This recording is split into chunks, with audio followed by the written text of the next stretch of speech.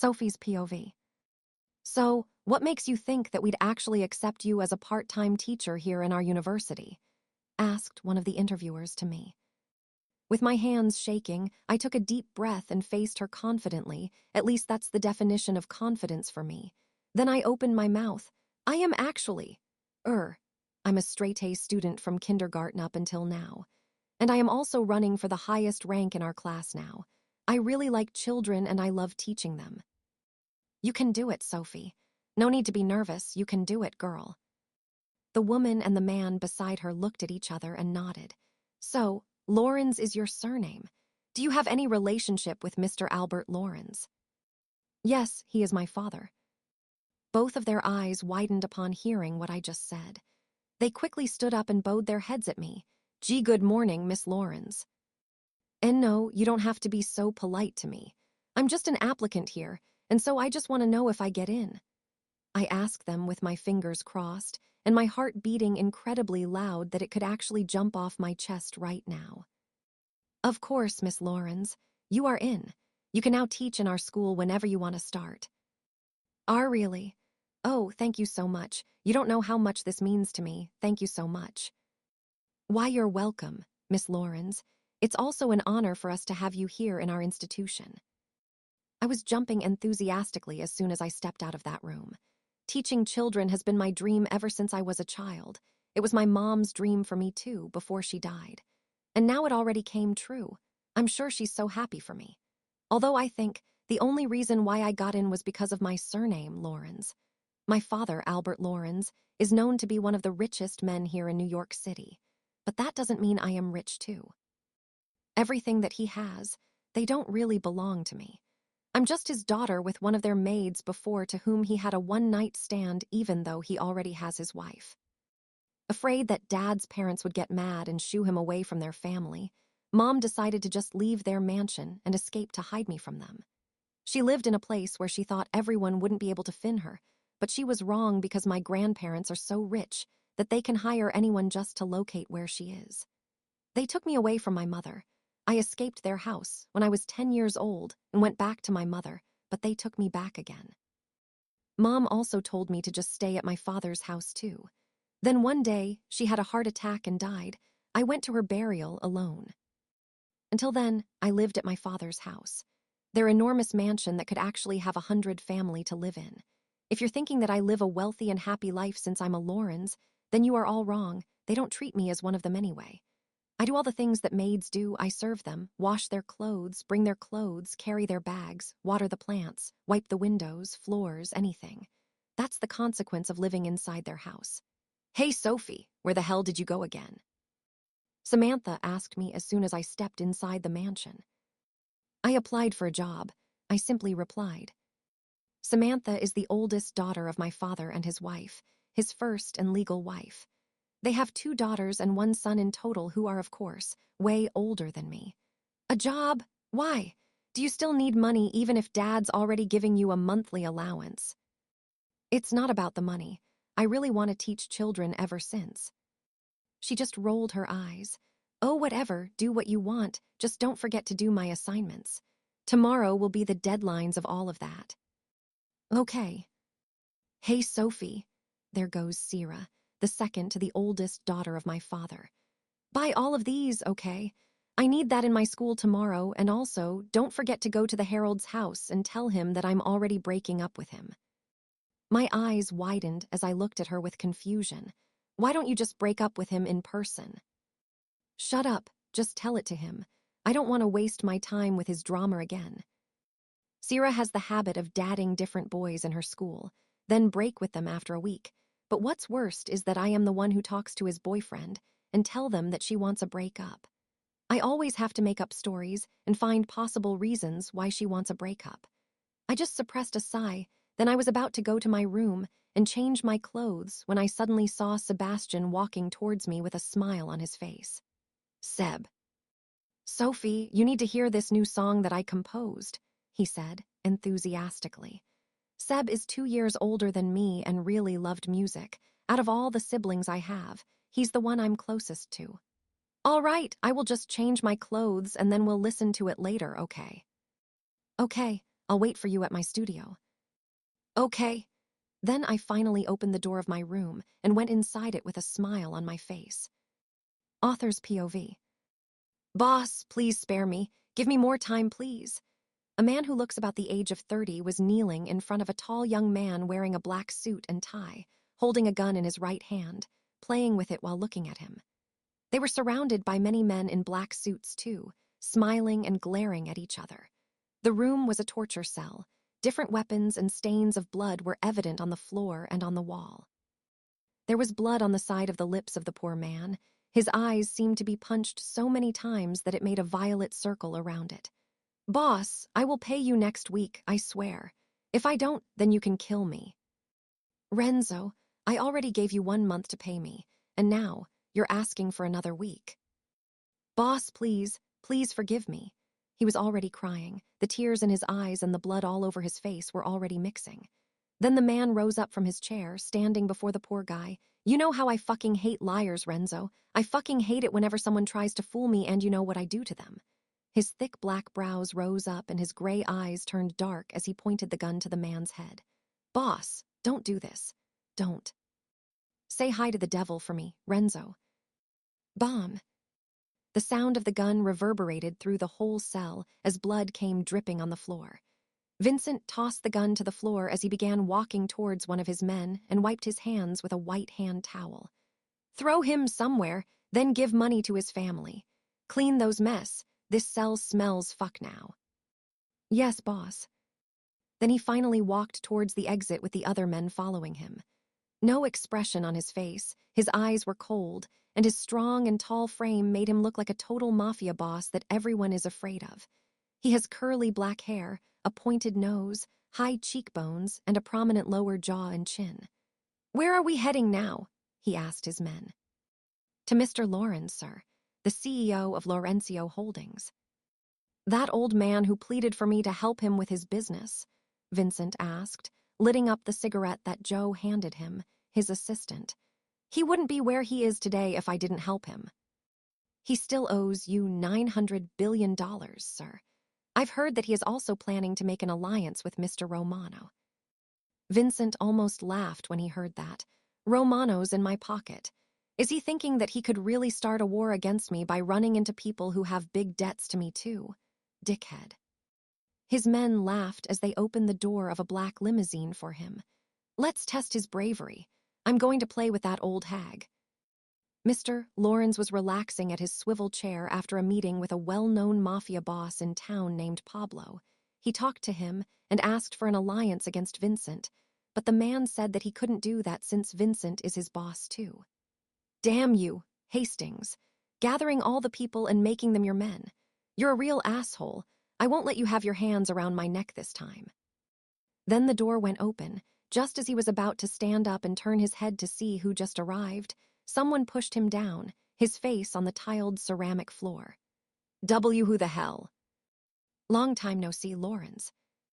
Upon hearing that cold, deep voice, Mr. Laurens already knew who it was. Vincent Hastings. Oh, so you still remember me, huh? What are you doing here? What do you need from me? Vincent laughed like a devil. Then he walked towards Mr. Laurens and grabbed him by the head, effortlessly lifting him up with one arm. What do I need from you? Are you even serious? Are you sure you don't know why the hell I am here? If it's about the debt that I owe you, I don't have that amount of money yet. I can only pay you $900 million for now. $900 million. What do you want me to do with that? Buy a candy. Vincent. I will pay you next month, I promise you. I will pay you next month. He pleaded, trying to take Vincent's hands off his collar, almost choking him. Please spare me. Vincent clenched his jaw as he pushed him on the wall, so hard that Mr. Hastings groaned with pain. How many times did I hear that line today? All of the people that I talked to pleaded to me too, and do you know what happened to them? And no, Vincent, please. I will definitely pay you. I can even do whatever you want me to do. By the way, I've heard that you tried to talk to Romano and Pablo. Is that true? Mr. Laurens' eyes widened. W told that to you. I didn't. Vincent suddenly punched the wall next to his face. He closed his eyes with his trembling body. You know what pisses me off the most aside from liars? He let go of him and took a step back, putting his hand inside his pocket. Traitors. I really hate it when someone's trying to make a move behind my back, especially when I helped them climb the stairs up to where they are right now. You should try being grateful, Laurens.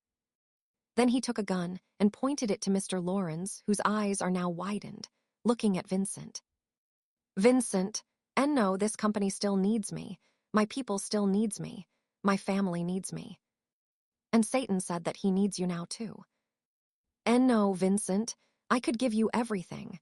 I can be your servant. I will give you everything, just not this company. Aside from this company, what else do you have? Vincent asked, playing with the trigger of the gun, still pointed at the poor man. I have 200 yachts, 300 mansions, cruises. I have 3 daughters. You can marry one of them if you want. Vincent laughed. You are offering your own daughter to me. Is that how desperate you are? Jay, just don't kill me. Vincent thought for a while before opening his mouth again. Are your daughters beautiful? Or they look like you too? His men laughed from behind him. T, the youngest, is the most beautiful among them. And you will give her to me. Why, yes. Okay, show her to me tomorrow. No, bring all of your daughters to me. Bring them to me tomorrow night. If you don't do what you promised, I wouldn't hesitate to kill you this time. Sophie's POV. As soon as the bell rang for the dismissal, I immediately took my backpack and was about to leave the classroom when my professor suddenly called me. Miss Laurens. Miss. Can you tell Mr. Jacobs to meet me at my office? She said, fixing her eyeglasses. She's a beautiful woman at her 20s, our professor in literature, my favorite subject. I quickly nodded as I clutched my books to my chest. Yes, miss. Thank you. Mr. Jacobs was our school doctor here in our university. He's handsome with his blonded hair slicked back, his deep emerald eyes that could melt someone who dares to stare at him. He also has the body of a Greek god, which make all of the girls here drool over him. And if you ask me if I like him, is it so obvious?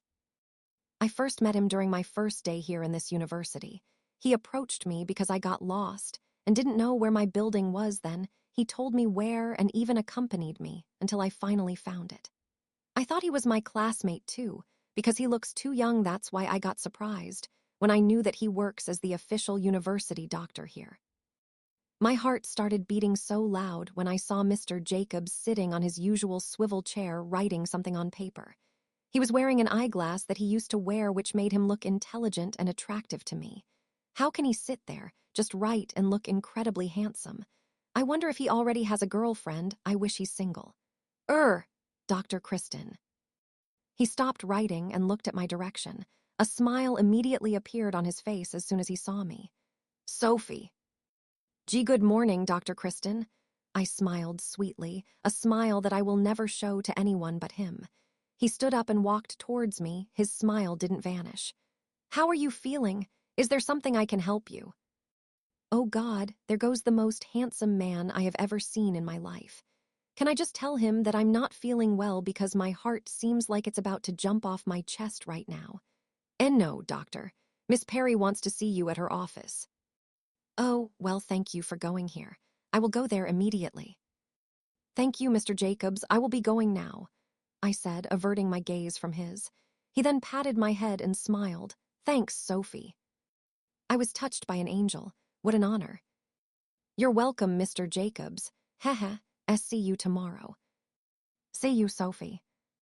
Then I finally started walking towards the door, still waving at him. I could just literally sit there and watch him breathe for all my life. Did that sound creepy? I heaved a deep sigh when I closed the door, smile still on my face. Oh, Mr. Jacobs, can you just be mine? If only I could have him, but that's impossible. I'm just a student. I don't have anything to boast about except from my grades. But I promised to myself that one day, when I finally have my own job and I finally have enough money, I will go back here and confess to him. I hope I have a chance. Teacher Sophie? Layla, one of my students, came running to me as soon as she saw me enter the kindergarten. She's always excited to see me. That's why I'm always excited to go here and see her too. I really love kids. Layla. Just when she was about to run towards me, a man suddenly walked past her, and so she fell onto the ground after bumping on the man's legs. Layla. I quickly ran towards Layla to see if she was okay. Layla, I'm so sorry, are you all right? Teacher, Sophie, Layla. She then began crying. SSSSH, stop crying, Layla, it's all right. Don't cry now, I will buy you an ice cream, okay? I guided her to a nearby bench and have her sit there as I glanced at the man to whom she bumped onto. He was just casually walking with his hands in his pocket as if nothing happened. What a rude man he is, not even apologizing to a kid. Is he even a human? With my blood boiling and my fist shaking with anger, I walked towards that man and grabbed him by his arm to stop him from walking. Hey, mister. He stopped walking when he heard my voice. He looked at my hand that was holding his arm and finally faced me. My eyes automatically widened as soon as I saw his face and realized how tall he was, that he's already towering me. His cold gray eyes stared intently at me. I can't even see any emotion on his face. Is he a robot? What do you want from me? He asked. Then I realized that I was still holding his arm, and so I immediately let go of it and stared back at him as I gulped. What is happening to me? Why does his aura feels intimidating? He's definitely not ugly because he is so handsome as hell, but I don't know why he looks fearful even though I don't really know him yet. Layla, the kid who bumped onto you a while ago. What about her? His brows are now furrowed as if he's turning impatient. Why didn't you stop and ask her if she's okay? She's a kid, you should have at least said sorry. He looked at me as if I was crazy, then a smirk appeared on his face. Hey woman, do you even know who you're talking to right now? Sophie's POV. I don't care who you are, but all I know is that you can't just leave a kid crying after hurting her. I said while maintaining eye-to-eye contact with the Greek god standing before me with his expressionless face. He looks only as young as me, but why is he so tall? His right brow raised as he looked at me. So you don't really know me? I don't know you, okay. Do I even have to know who you are? I don't even know where did I get that bravery. I just stared at him, although my hands were already shaking. His eyes were sharp, and I think I could already die with his glare. You're quite brave, huh? Well, let's see where your bravery would take you. Without any warning, the man grabbed me by the waist and pressed his lips on mine. My eyes widened and I froze in place. I placed my hands on his chest to push him off, but he was so strong that it became useless. He forcefully parted my lips with his tongue, and I just found myself closing my eyes as if I was enjoying it. When he finally let go of me, that's when I realized what just happened. I raised my hand and slapped him on his right cheek. Why, you bastard? Why did you do that? Thanks for the dessert. See you around some other time, he said as he turned around and started walking away. I badly wanted to stop him and punch him in the face, but my feet just won't cooperate. I was just looking at him with my mouth open until he finally stepped inside a black limousine together with his men laughing. I balled my hand into a fist as I yelled at the top of my lungs, "You perverted asshole." Teacher Sophie. I only stopped cursing that man in my head when Layla suddenly approached me. I knelt down and carried her in my arms. I am sorry, Layla. Are you all right? She shook her head. I'm fine, Teacher Sophie. Are you sure? Yes, the man kissed you a while ago. Is he your boyfriend, Teacher Sophie? Layla innocently asked, without even knowing how her question automatically made my face blush. I wasn't able to answer quickly. Layla, let's just go inside already, okay? For sure your other classmates are already waiting for us. I changed the topic. Okay, my ever-obedient student replied. I wasn't able to focus on what I was teaching the whole time because of what happened. Good thing my students didn't notice that. I rode the bus going home and went straight to my room as soon as I arrived. I lay down on my bed and closed my eyes. Erase that incident in your mind, Sophie. Just pretend that it didn't happen, okay? Then I snapped my eyes open. Did I just let a stranger kiss me? I let a stranger kiss me. How dare he do that to me? That was my first kiss. The kiss that I wanted to experience with Mr. Jacobs. Now it's gone. I already gave my first kiss to a stranger. I lay down on my bed and hugged one of my pillows as tears began running down my face. My first kiss, that bastard. Sophie, Are you already there? I suddenly heard Dad's voice coming from outside of my room. I hurriedly sat up and wiped my tears away before walking towards my door and opened it. Dad. I'm so glad you're already here, Sophie. Can we talk for a while? Dad asked. Sure, Dad, have a seat, please, I said as I pulled a chair for him. I sat on the couch and looked at him. What is it, Dad? Dad straightened his back before looking at me. Sophie, there's actually something that I want you to know. Wait, did you cry? Huh? And no, I didn't. My eyes just look like this whenever I feel sleepy. Why, yes, Dad. By the way, what is it you want to tell me? He heaved a sigh, then he looked at me. He seemed to be hesitating about what he was going to say. Sophie, listen very carefully. I think it's already time for you to get married. What? Get married? I know how hard for you to stay in this house, Sophie. Your step-siblings treat you like a servant. Don't you get tired with that? Don't you sometimes wish you could just leave here and be free? I mean, I just want you to be happy, Sophie. Dad, I'm still 17 and I am still studying. I don't have any intentions of getting married to someone, and I don't even have a boyfriend. I can suggest a man, he suddenly said, which made me look at him. I furrowed my brows. Dad, you're really planning to have me get married already. But I don't want to get married with anyone yet, Daddy. I want to finish my studies first. I want to fulfill my dreams. I want to make you proud. And I want to marry the man that I really love.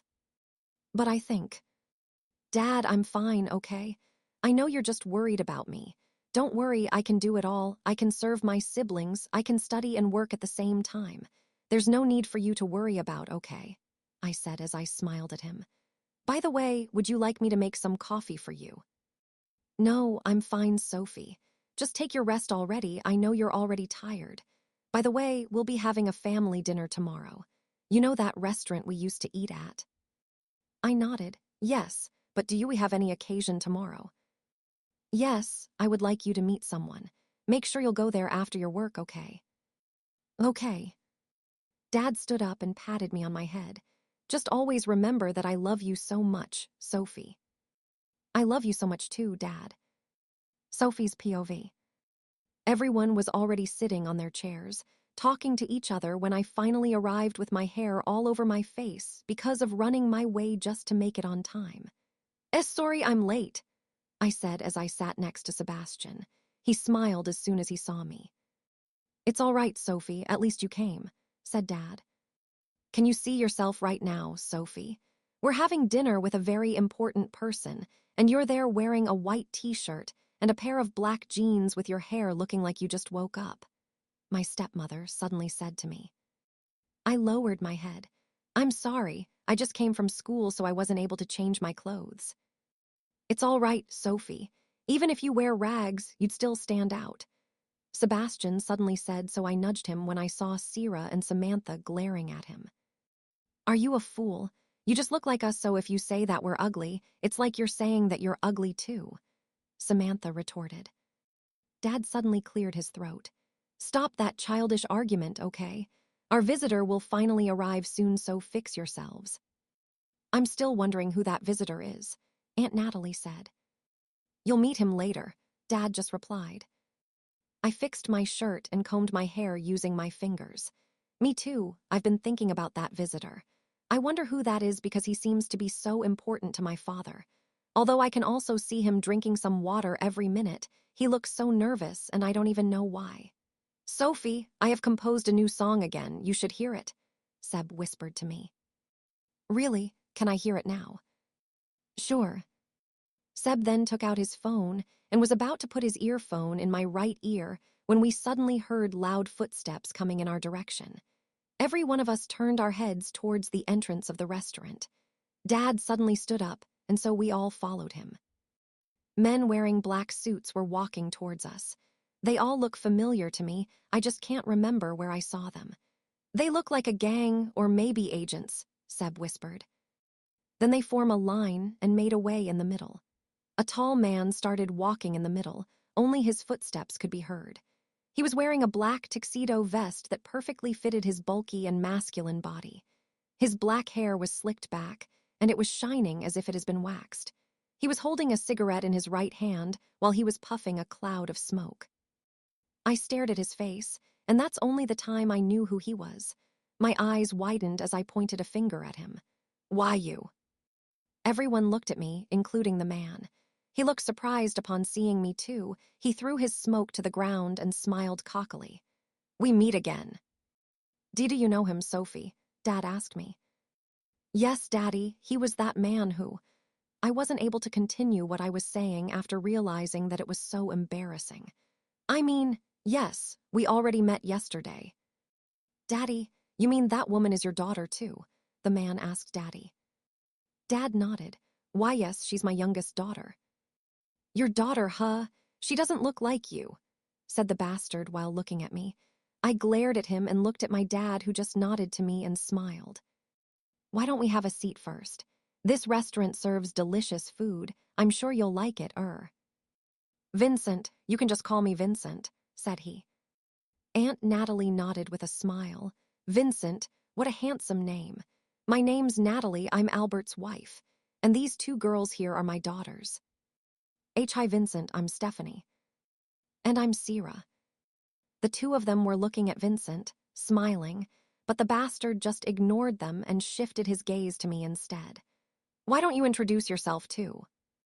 I'm Sophie, I said without looking at him. Sophie, beautiful name, he said. Dad cleared his throat again. Should we order some food already? That's right, let's call the server. Aunt Natalie agreed. Minutes have passed and we already started eating. I couldn't focus on my food because I can feel Vincent staring at me from his seat. That mere fact already makes my blood boil in anger. He looks like a mafia boss, don't you think? Seb whispered again to me. You're right, he looks like a nymphomaniac. I said, then we both laughed. By the way, Albert, have you told them already the reason why we're here? Vincent spoke again. Why does he talk like that to my father? He doesn't really have manners and respect. Dad almost choked, so I handed him a glass of water.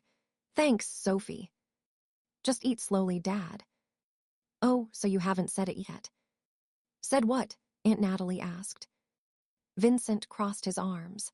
Your husband owes me a huge amount of money. He couldn't give me his company, so we came into a different agreement instead. Dad owes you money? I asked as I looked at my dad to confirm it. Is that true, Dad? Daddy looked at us, especially to me, before nodding. That's true. But that's impossible, Dad. We don't have debts. Why don't you just pay him? We have lots of money anyway, said Seb. So sorry to say, but even if you pay me with all of the money that you have, it wouldn't lessen even 50% of his debt. My eyes widened. Dad is. Yes, that is true. I owe him everything. Vincent was the one who helped me build our company. We got to build that because of him. Dad, but what agreement did you have if we can't pay you that huge amount of money? Aunt Natalie asked. Vincent leaned on his chair with his arms crossed. He said he's willing to give one of his daughters to me. All of us were shocked. We all looked at Daddy and he just lowered his head, confirming it. Albert, how can you do that to our daughters? Daddy, why did you do that? You agreed to this man, Seb yelled. I'm so sorry. I had no choice. I'm so sorry. Dad kept on mumbling. Vincent suddenly stood up. So, can I have the payment now? Vincent, can we just talk about this? I already changed my mind. I'll just pay you.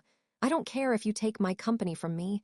Just don't take any of my daughters away from me, Dad pleaded. You should have said that earlier. I changed my mind now. I don't want money because I have that already. I want your daughter. Vincent said. Vincent. I'll get that woman beside you, Vincent said while looking at me.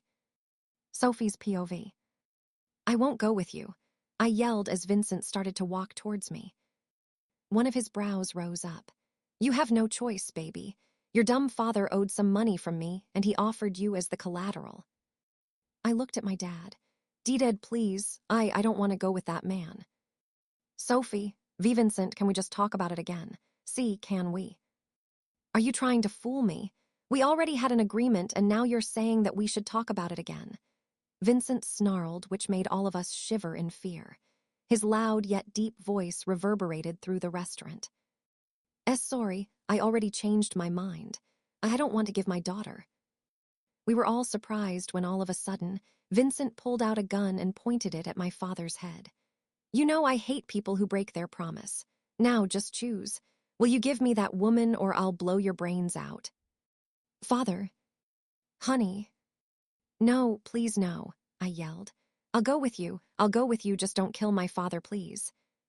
Vincent shifted his attention to me and smiled cockily. "Are you sure?" "Sophie," Seb was already crying. I will go with you, so please drop that gun." "Fine," he said as he put his gun back in his pocket. Aunt Natalie and my step-siblings ran towards Daddy and hugged him. "Let's go now," said Vincent as he grabbed me by my hand, but I stopped him. "See, can you just let me get my things in our house? Can I sleep there and be with them for one last time?" I asked, which made his brows furrowed. "What?" I bit my lower lip. "Please, I will go with you tomorrow, I promise." "And do you think I believe you?" he said. "You should believe I'm saying the truth. I'm not planning to escape. I just want to be with them for one last time, please," I pleaded as tears started to run down my face. Vincent stared at me for a while before he turned around and started walking. "I'll pick you up tomorrow morning. Just make sure I'll see you there or I'll surely kill your father. Even if you try to escape, I have my people to find you," he threatened. "I promise, just kill me if I lie," I said bravely. "Let's go," said Vincent to his men. We were just looking at them as they started walking outside the restaurant. I heaved a sigh of relief. "Sophie, are you really sure about this? You're going with that killer?" Seb asked me while we were inside my room. I was already preparing all the things that I will bring tomorrow. I looked at him. "I have no choice, Seb. That man could obviously do everything he said. He's a mafia boss. We don't have any chance to fight against someone like him. It's all Dad's fault. If he didn't agree to have an agreement with that man, then you won't have to do this." "No, Seb, don't blame Dad. For sure he just did that for us. He didn't have a choice. That's why he voluntarily offered you to that man. Sophie, you don't know that man. What if he does something bad to you? What if he kills you?" I shook my head. "I won't let that happen, Seb. I'm sure he won't kill me." "How can you be so sure? You don't even know that man." "I just know, and if he ever tries to do something bad to me, I'll make sure to punch his face or kick his precious treasure down there." I kidded thinking that Seb would laugh, but he didn't. He just looked at me with a sad look on his face. I then moved closer to him and gave him a hug. "Everything would be all right, Seb. You don't have to worry about me. I can take care of myself. And besides, you can always visit me, or maybe I'll ask him to let me go here to visit you, then we'll listen to all of your new songs." "I don't think he would even allow you to go back here." "He will, Seb, he will. Trust me." After a few minutes, someone started knocking on my room's door. "Sophie, are you still awake?" "Why, yes, Dad, I'm with Seb." Seb stood up and walked outside as soon as Dad entered my room. "Dad, is there something you want to tell me?" "Sophie, I'm so sorry. I'm such an awful dad. I'm so sorry, Sophie. I hope you could still forgive me." "No, don't forgive me. This is all my fault. I shouldn't have made a promise with Vincent. It's my fault. Sophie, I'm so sorry." I embraced him in my arms. "No, Dad. I understand you. It's not your fault. I know you just didn't have any choice. I don't want you to get hurt too. I should have just let him kill me. I should have just let him take everything that I have." "That will never happen. Please don't say that, Dad. I don't want you to get hurt. I'd rather suffer while living with that man forever than seeing you hurt." Dad gently moved away from me and cupped my face. "You really are the best daughter I could ever have. Just like your mother, you are so kind. I don't know what face can I show you. I'm sorry, Sophie. I'm really, really sorry." "Don't worry about me, Dad. I'm not mad at you." Tears started streaming down my face. I just want you to know how much I love you, Dad. I'll no longer be there beside you all the time, so please take care of yourself. Sierra, Stephanie, and Seb needs you. They are all counting on you. I will always be your daughter, right?" "Of course, honey. You will always be the best daughter I could ever have." Sophie's POV. "I already served the breakfast. Let's eat now." I merrily said as soon as I was done preparing our food on the table. They were already sitting at the table with no emotion on their faces. What's the matter? Why do you all look so sad? Are you really going there, Sophie? I mean, can't you just stay here? Seb said to me. Are you crazy, Sebastian? Do you want that man to kill us all? Aunt Natalie retorted. I heaved a sigh. Aunt Natalie's right, Seb. That guy is powerful. I think he'll really do what he said. I don't want you to get hurt. Come on, don't be such a pretender now, Sophie. We all know you were so happy when she chose you. That man is freaking hot and super handsome. Who wouldn't want to go with him? Samantha suddenly said. She's right. For sure you're so happy now because you wouldn't have to wash the dishes, prepare our food, and clean our rooms anymore, Sierra added. That's not true, Sierra, Samantha. I'll never want to go with that man. I just don't have any choice. Samantha rolled her eyes. Just say it and don't pretend. Your innocent facade won't fool us. Pretending to be so innocent and doesn't care about hot and good-looking guys when the fact is, you're such a flirt.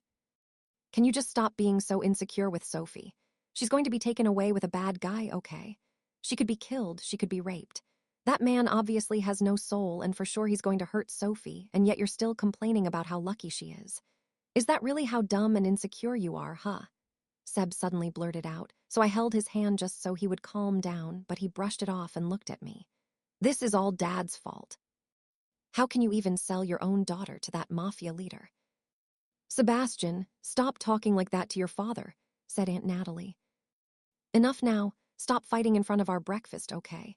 It's Sophie's last day here, so why don't you just at least show her some gratitude for serving you for so many years? Dad yelled. I know it's my fault, okay? But what can I do? We can't do anything about it anyway. We can't just let that man steal the company. Dad lowered his head. I didn't want this to happen, okay?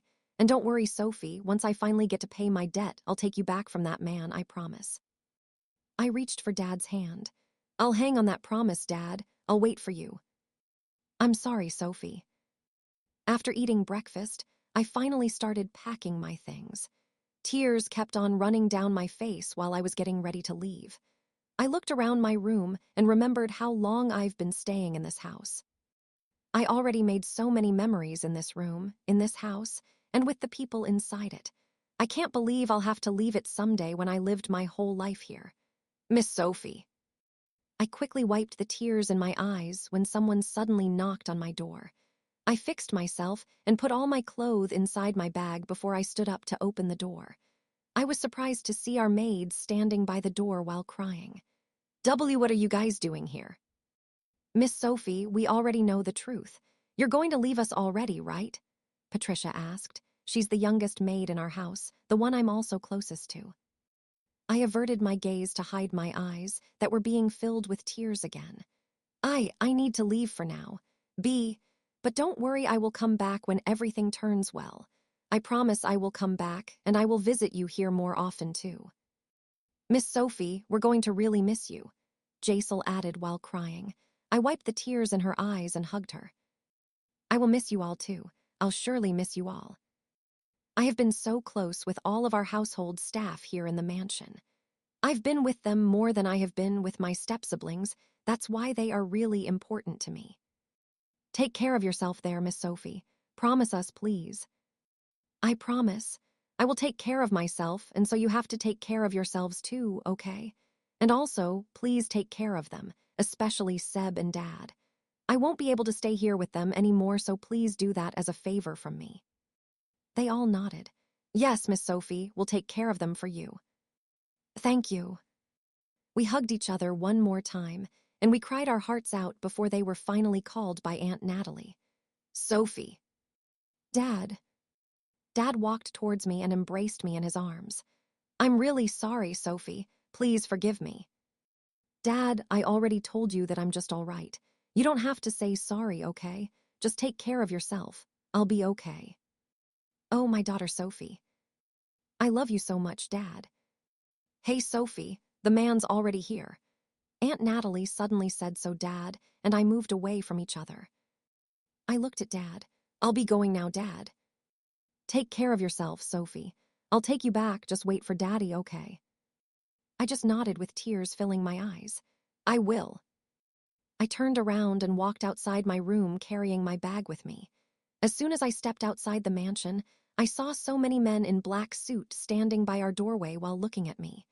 Two of them walked towards me and took my bag. "Please get inside the car, Miss Sophie. Boss is already waiting for you inside." "Okay." I was about to get inside the black limousine when Seb suddenly called me. "Sophie, Sophie, wait." "Seb."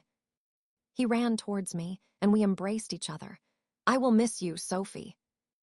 "I will miss you too, Seb. Take care of yourself, okay? I will visit here some other time."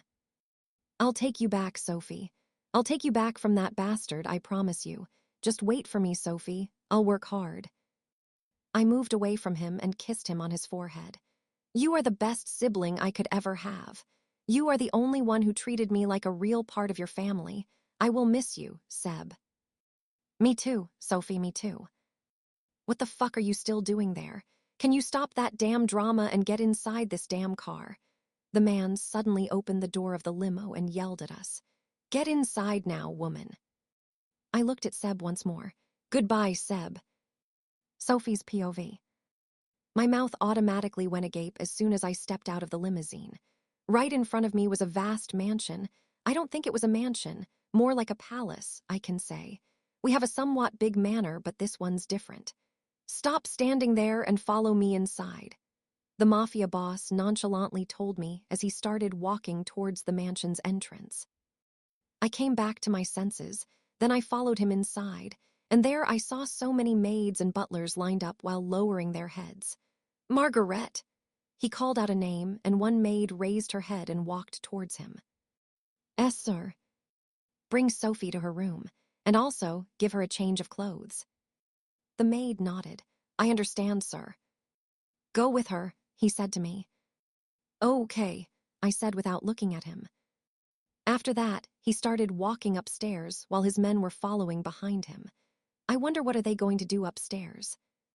Miss Sophie, please come with me," the maid said to me with a sweet smile on her face. "Okay."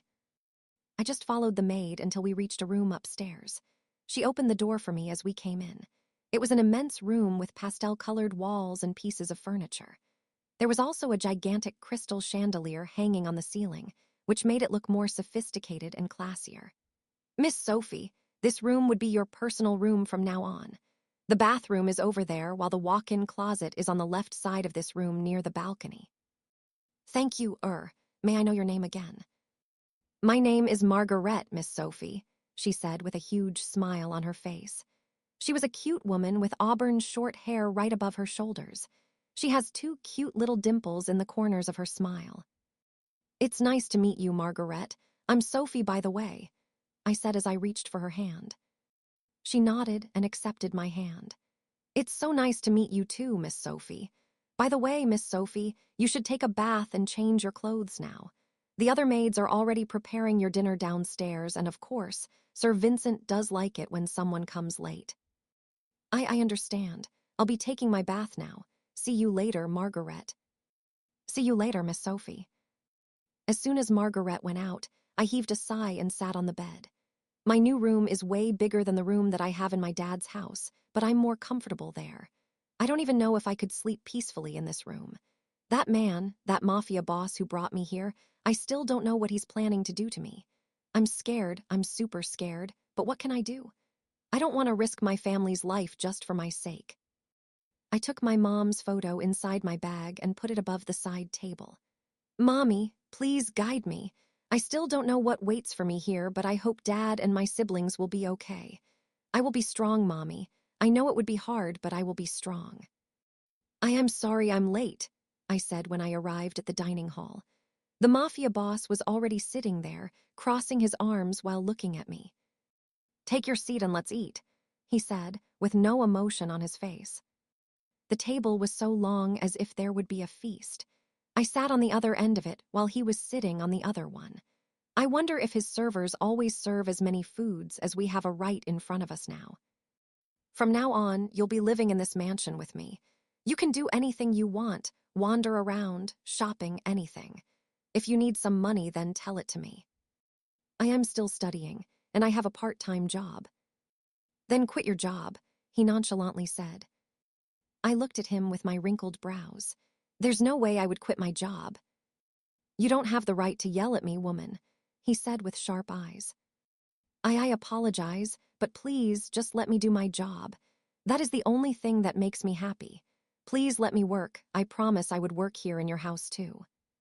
Call me Vincent, he suddenly said, which made me look at him. Huh? He put his cutlery down. Call me Vincent from now on. Fine, I'll let you work, but after that, go home straight here. I'll be assigning 2 bodyguards to look after you. I understand, thank you. And if it still isn't clear with you, I didn't bring you here just so you could live the life you had before. Once you become my wife, you will finally become my property. You have to stay beside me and follow everything that I'll tell you to do. What? Marry you. That's right, you'll be my wife.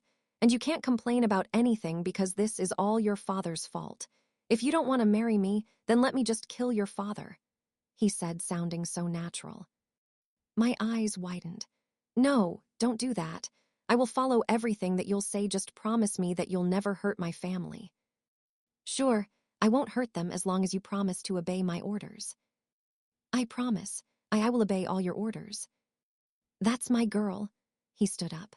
By the way, our wedding's already tomorrow, so some people are going to show up here tomorrow to get you dresses. Make sure you'll come home early. Tomorrow, but... That's an order, he said before he finally walked away. That night I just cried and cried inside my room. Tomorrow would be my wedding with that jerk, and I don't know what would happen after that. He said that I need to obey all of his orders or else he would kill my dad. Sophie's POV. Miss Sophie, which wedding gown here would you like to wear? Asked the bridal stylist to me, as the maids keep on bringing different wedding gowns. I looked at the gowns without any emotion on my face. You can just choose for me. The stylist looked surprised. Okay, Miss Sophie, I think the first one would look good on you. Okay. I'm going to marry a man that I don't even love. I've been dreaming about getting married since I was a kid. I don't care if it's simple. I don't care what place we're going to get married at, and I don't even care what gown would I wear as long as my groom is the man that I truly love. I've always dreamed of having a happy, loving family, but I don't think I would still be able to have that. The stylists permed my hair and turned it into a messy bun where some strands of it were falling on the side of my cheeks. They put a simple makeup on my face, a tiara above my head, and a simple square-neck wedding dress made of genuine diamonds. Miss Sophie, you look so beautiful. You are the most beautiful bride I have ever seen. Thank you, I mumbled. As soon as they are done styling me, a tall blonde woman wearing a white floral dress stepped inside. She walked towards me and spoke. Miss Sophie, please come with me. The wedding will start now. Okay. I stood up, holding the skirt of my dress to keep it from hindering me to walk properly. The woman held my hand as we descended the stairs going to the mansion's garden where the wedding will take place. Miss Sophie, don't be nervous, the woman blurted. What's your name, by the way? I asked her. Venom, I'm one of King Vincent's men. Starting from now on, I will be your bodyguard. Venom, can you help me? I don't want to marry that devil. I don't love him. I want to escape from here. Can you help me?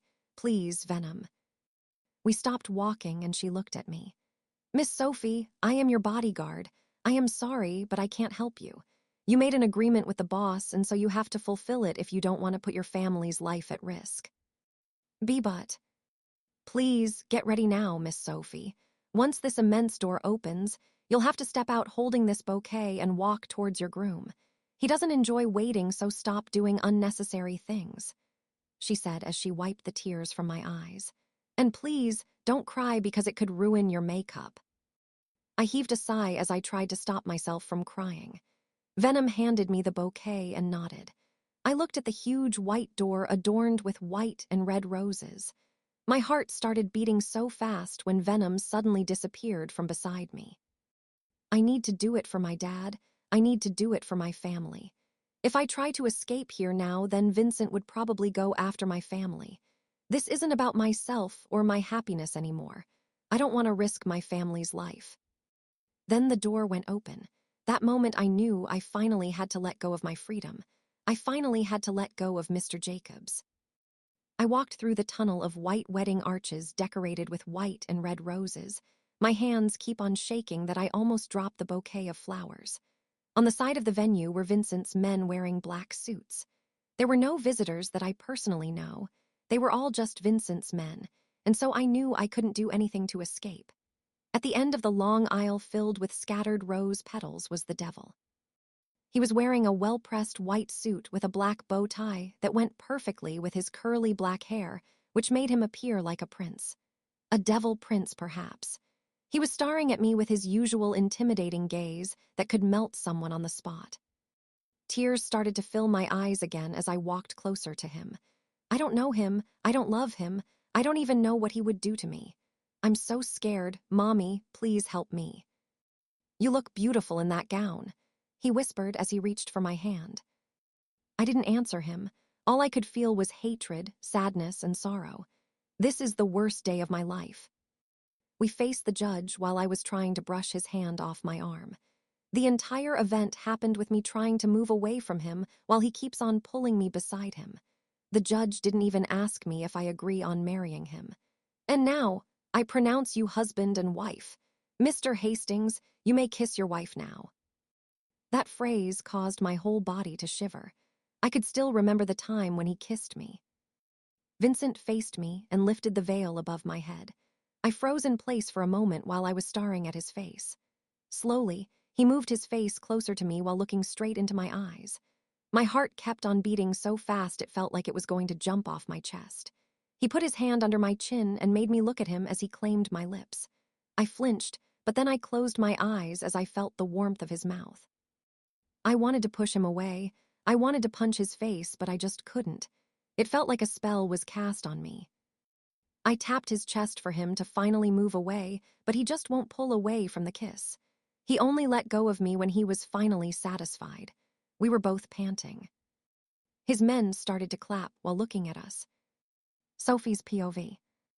"This will be our house from now on," said Vincent as he opened the door of the mansion where he took me after our wedding. It was a new mansion near the school where I'm studying at and the one where I work. It actually has no difference with the one where our wedding was held. It has high ceiling, glass walls, and gigantic crystal chandeliers hanging on the ceiling. Guards are everywhere in the house. There were maids. I think they are more than 50. Oh, and there were personal chefs too. "Why did we have to move here?" I asked him while we were eating our dinner. "Because it's closer to your university. Don't you want that since you told me that you still want to work and study?" "Why, yes, thank you for considering it. Tomorrow, Venom will go with you at your school. She will stay by your side throughout the day until you go home," he said again. I nodded. "I understand." "You need to be here as soon as you're done with your work," he said. "Okay." Then his phone suddenly rang. He grabbed it from the table beside his plate and answered the call. "Hastings." I stood up when I was finally done eating, and Venom guided me upstairs. She opened the enormous double doors and beckoned me to step inside. My eyes automatically widened upon seeing how huge and luxurious that bedroom was. It has high-end linens, decorative trim moldings, a raised ceiling, and an elegant headboard with tufted cushioning pleated bed. There was a wide screen hanging on the wall across from the bed. "This will be your room from now on, Miss Sophie. The walk-in closet is right beside the bathroom. If you need something, please don't hesitate to call me." "Thank you, Venom." After that, Venom went out and left me inside that bedroom. I looked around it and sat on the soft mattress. At least I'd still get to work tomorrow.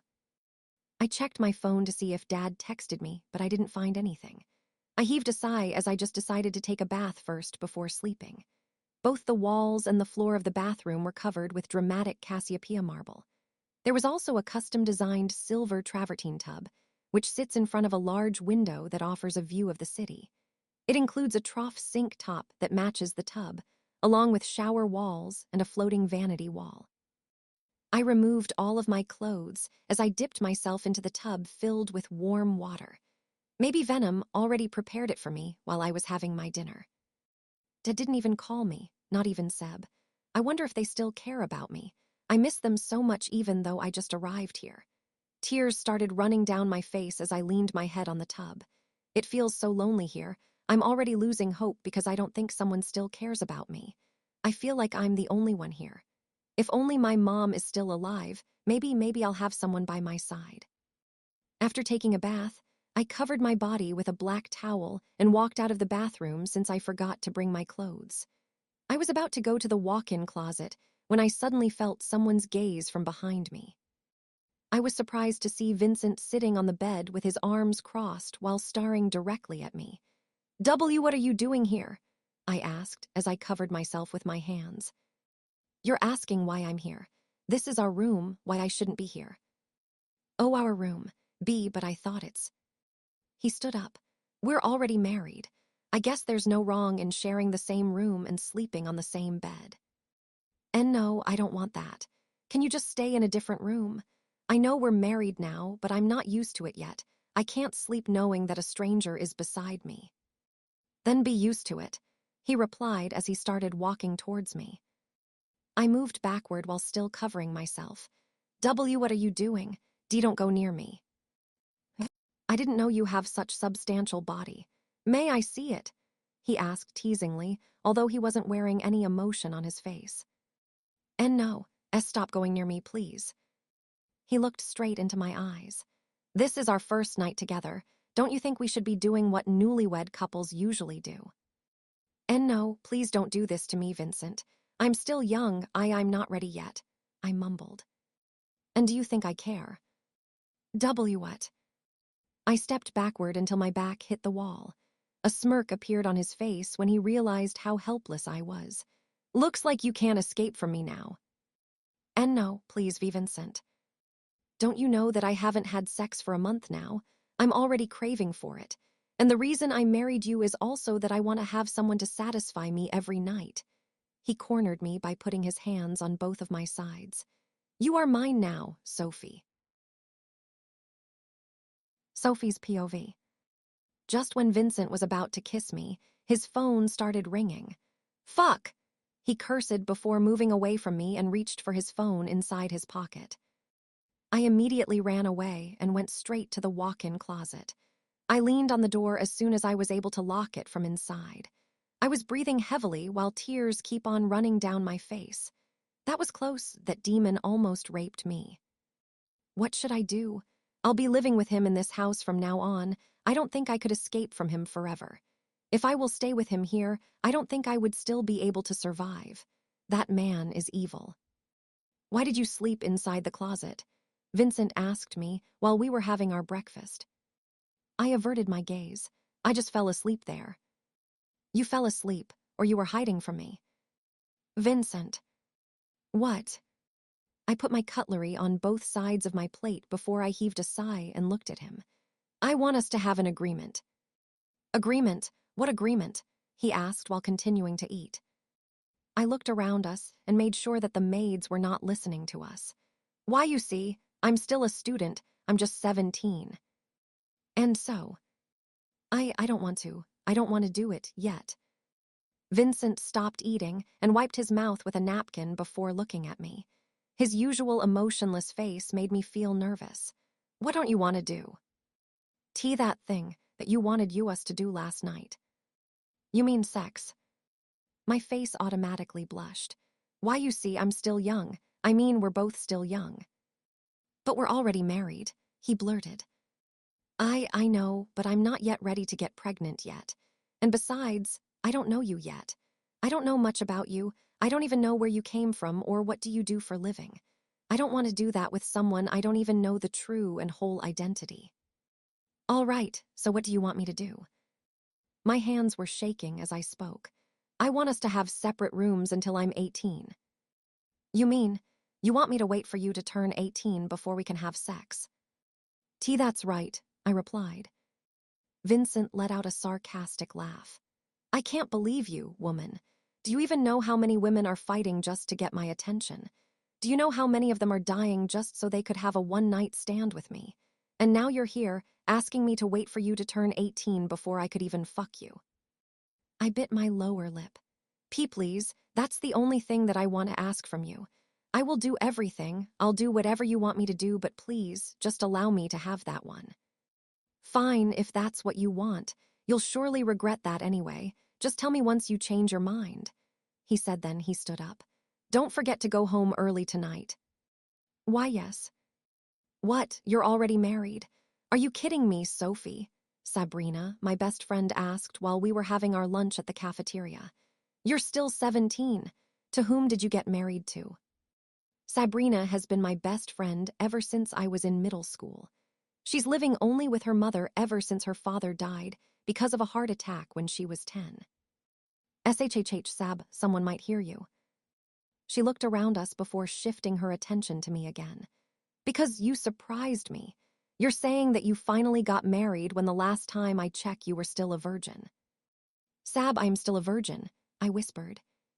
Oh, really? So to whom did you get married to? To Vincent Hastings. Sabrina's hazel brown eyes automatically widened upon hearing Vincent's name from me.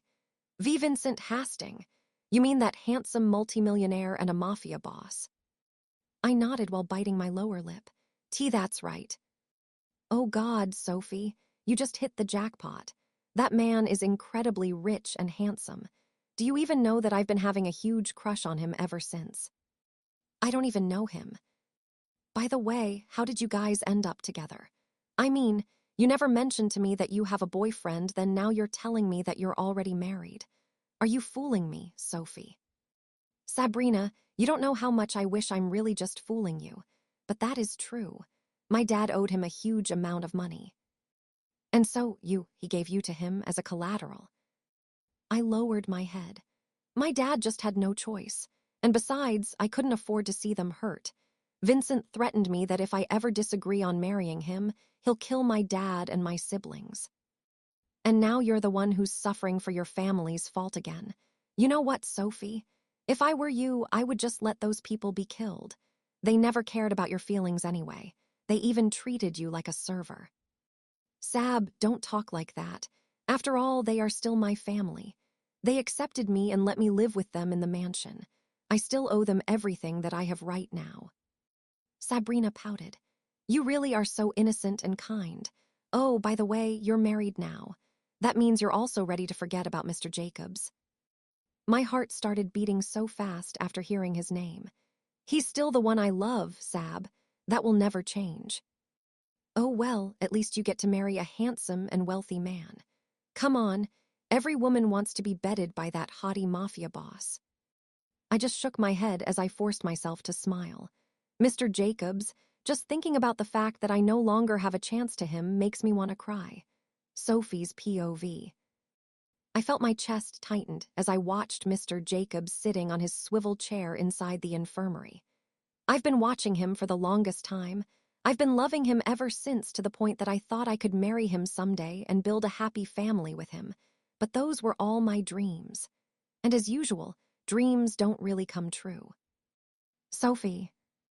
I flinched when he suddenly looked at me. My heart started beating crazily just by hearing him utter my name. Mr. Jacobs. Do you need something? He asked as he stood up. He walked towards me with a sweet smile on his face. And no. I just want to give you something. He tilted his head sideward. He just doesn't know how cute he gets whenever he does that. Give me something. What is it, Sophie? I showed him the can of coffee that I bought from the nearby vending machine. Tea, this one. He laughed as soon as he saw what I've been hiding behind me. His dimples showed and I almost died. That coffee, you really know my favorite, Sophie. Oh, of course, I will never forget about it. I smiled. By the way, I'm done with my duty now. Is your class done now too? Why, yeah. He nodded. Would you like to take a walk in the park for a while? Sure, I'd love that. All right, can you just wait for me outside? I'll just change my clothes and I'll follow you after. Okay. I walked outside the infirmary and decided to sit on a bench when Venom suddenly approached me. Miss Sophie, your classes are already done, right? We need to go home now, as what boss have told us. Venom, I would just like to have some coffee with my friend. That would only take us 30 minutes. Can you just wait for me here? I promised this would only take us 30 minutes. But Miss Sophie, Please, Venom. I know Vincent would understand. Besides, it's still early yet. Venom heaved a sigh. I will just guard you from afar, Miss Sophie. Please don't take longer than 30 minutes while talking to your friend. I understand. Thank you, Venom. With that, Venom started walking away while Mr. Jacobs just went out from the infirmary holding his physician bag. He was smiling at me as usual. Let's go now. Yes. Can you still remember the first time that we met, Sophie? Mr. Jacobs asked me while we were sitting on a bench at the park.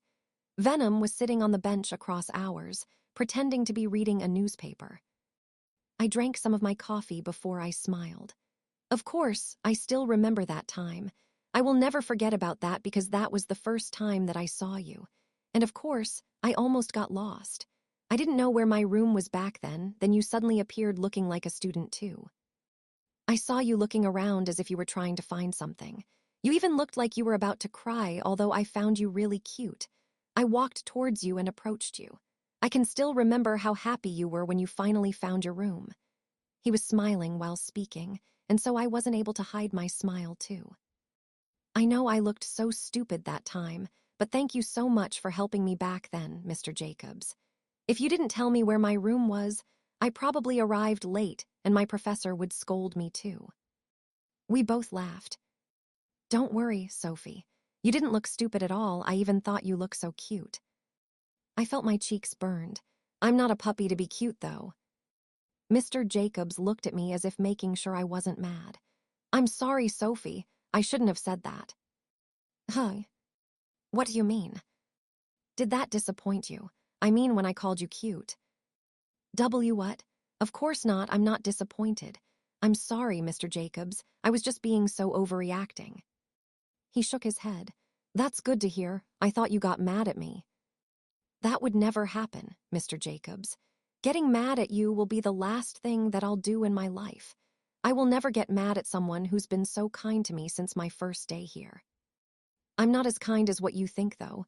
I may be selfish at times, and I like it when things go in my way. When I want something, I make sure to get it. He said, which made me look at him with awe. That was the first time that I heard him talk like that.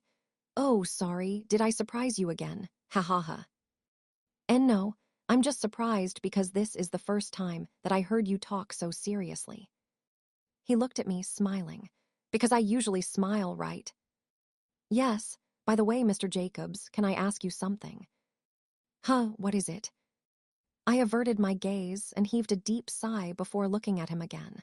Do you already have someone you like, Mr. Jacobs?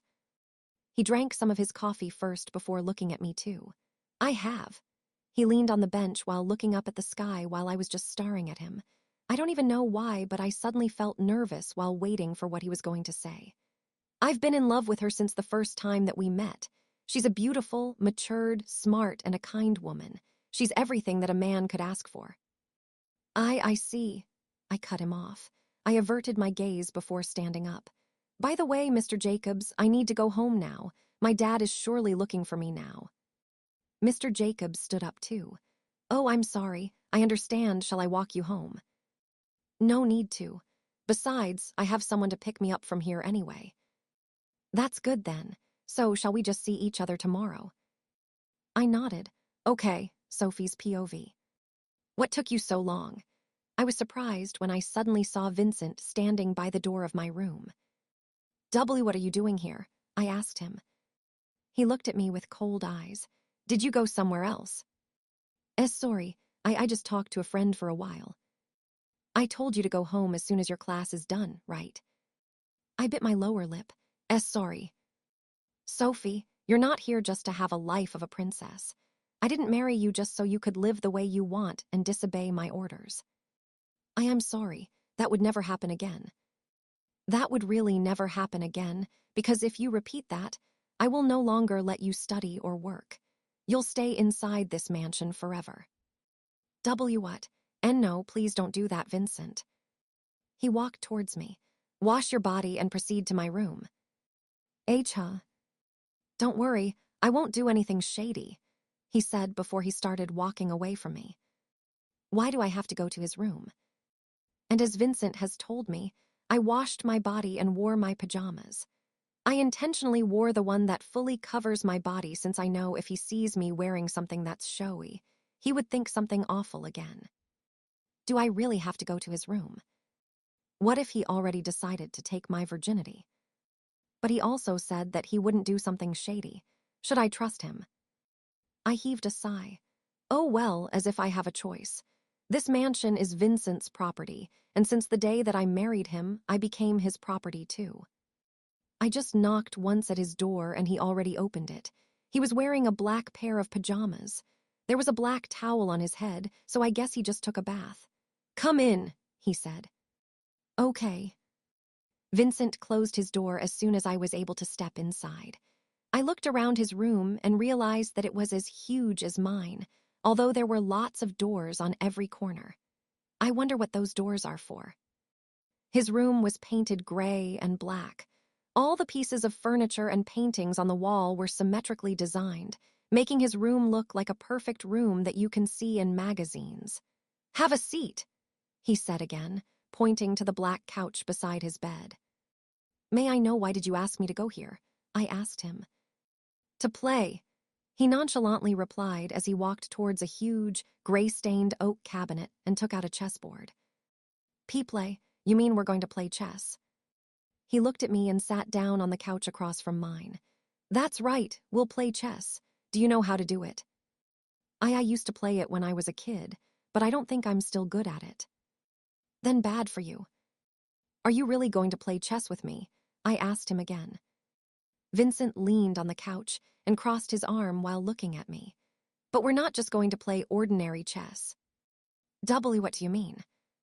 We'll play chess just like how people usually play them. The only difference is that we'll have a punishment to the loser. I wrinkled my brows. Punishment. Every time you lose, I'll conquer a part of your body. My eyes automatically widened at what he just said. What? I will choose a part of your body, and I can do whatever I want with it, and you are not allowed to complain, he repeated. What do you think of me, a map? You can't do anything about it, Sophie. What do you want me to do? Force you to have sex with me tonight or play a game of chess with you? He raised an eyebrow. What kind of condition is that? And how can he even say that word so casually? I bit my lip as I looked at him. All I need to do is to defeat you, right? What if I win? Then you can ask me anything. Anything, as in anything. He nodded. Right, you can ask me anything except a divorce. He knows what exactly I want to ask him. Oh well, as if I have a choice.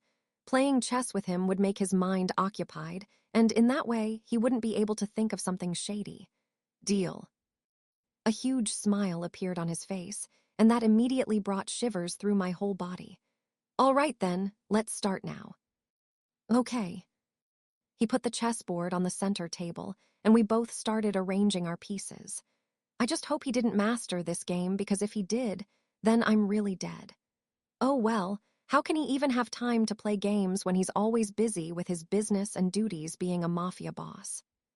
You can do it, Sophie. Sophie's POV. Checkmate, Vincent stated after winning our first ever game.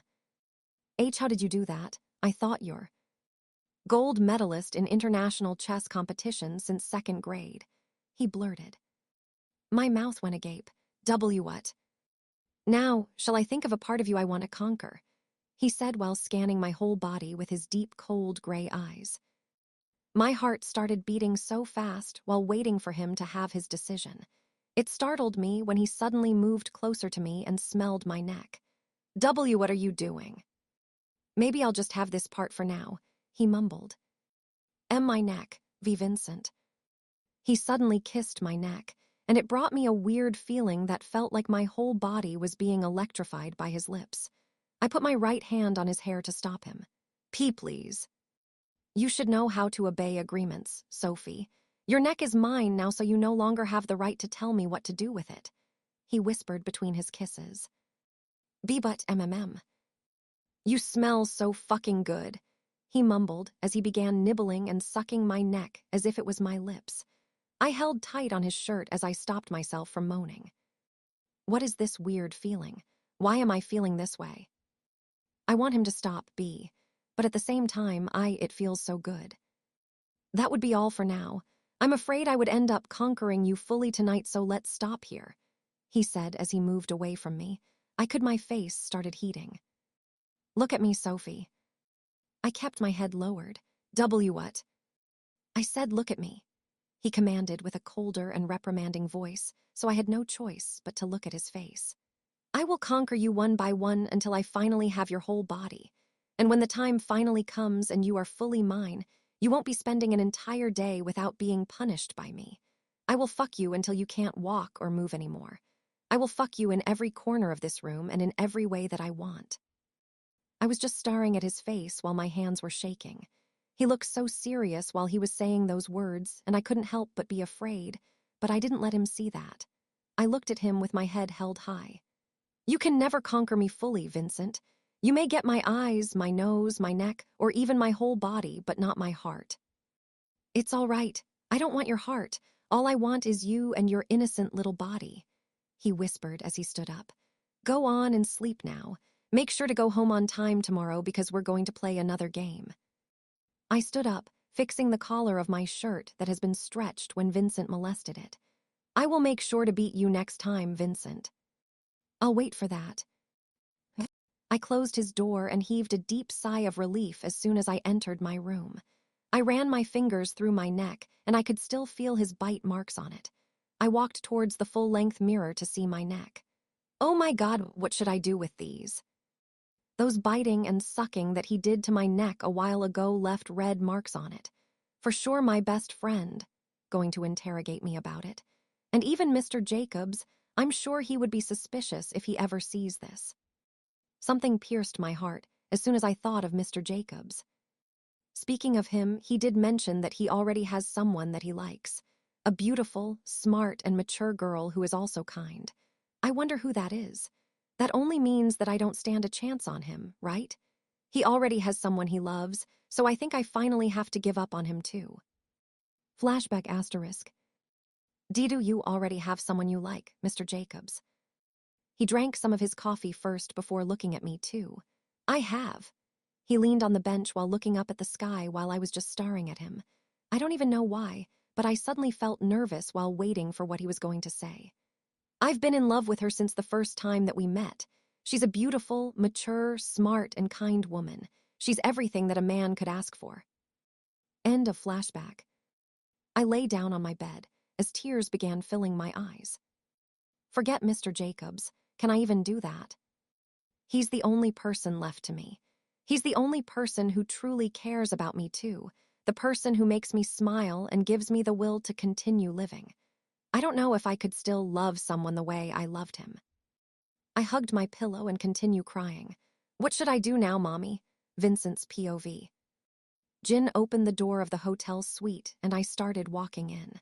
I looked around the room.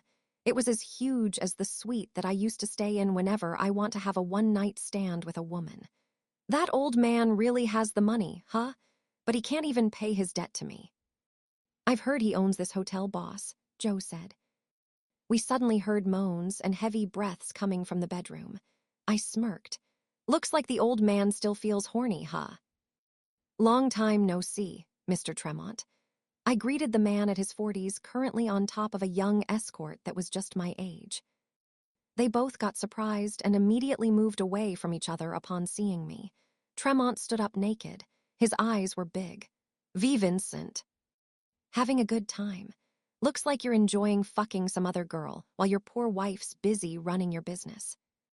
Vincent, I already told you I can't pay you yet, right? I raised an eyebrow. Really?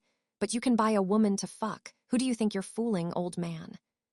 Vincent, I'm still planning to build a new business so that I can pay you, okay?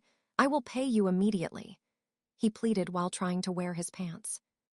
I already waited enough, Tremont. I don't really like waiting, so let me just kill you. But Vincent. I glanced at the woman who got dressed up already. Get the hell out of here if you don't want to see what's going to happen here. I will go now, she said, then she ran away. I looked at Tremont, who already looked so scared. Ready to die now. "And no, Vincent, please, I would pay you." "Joe." "Boss."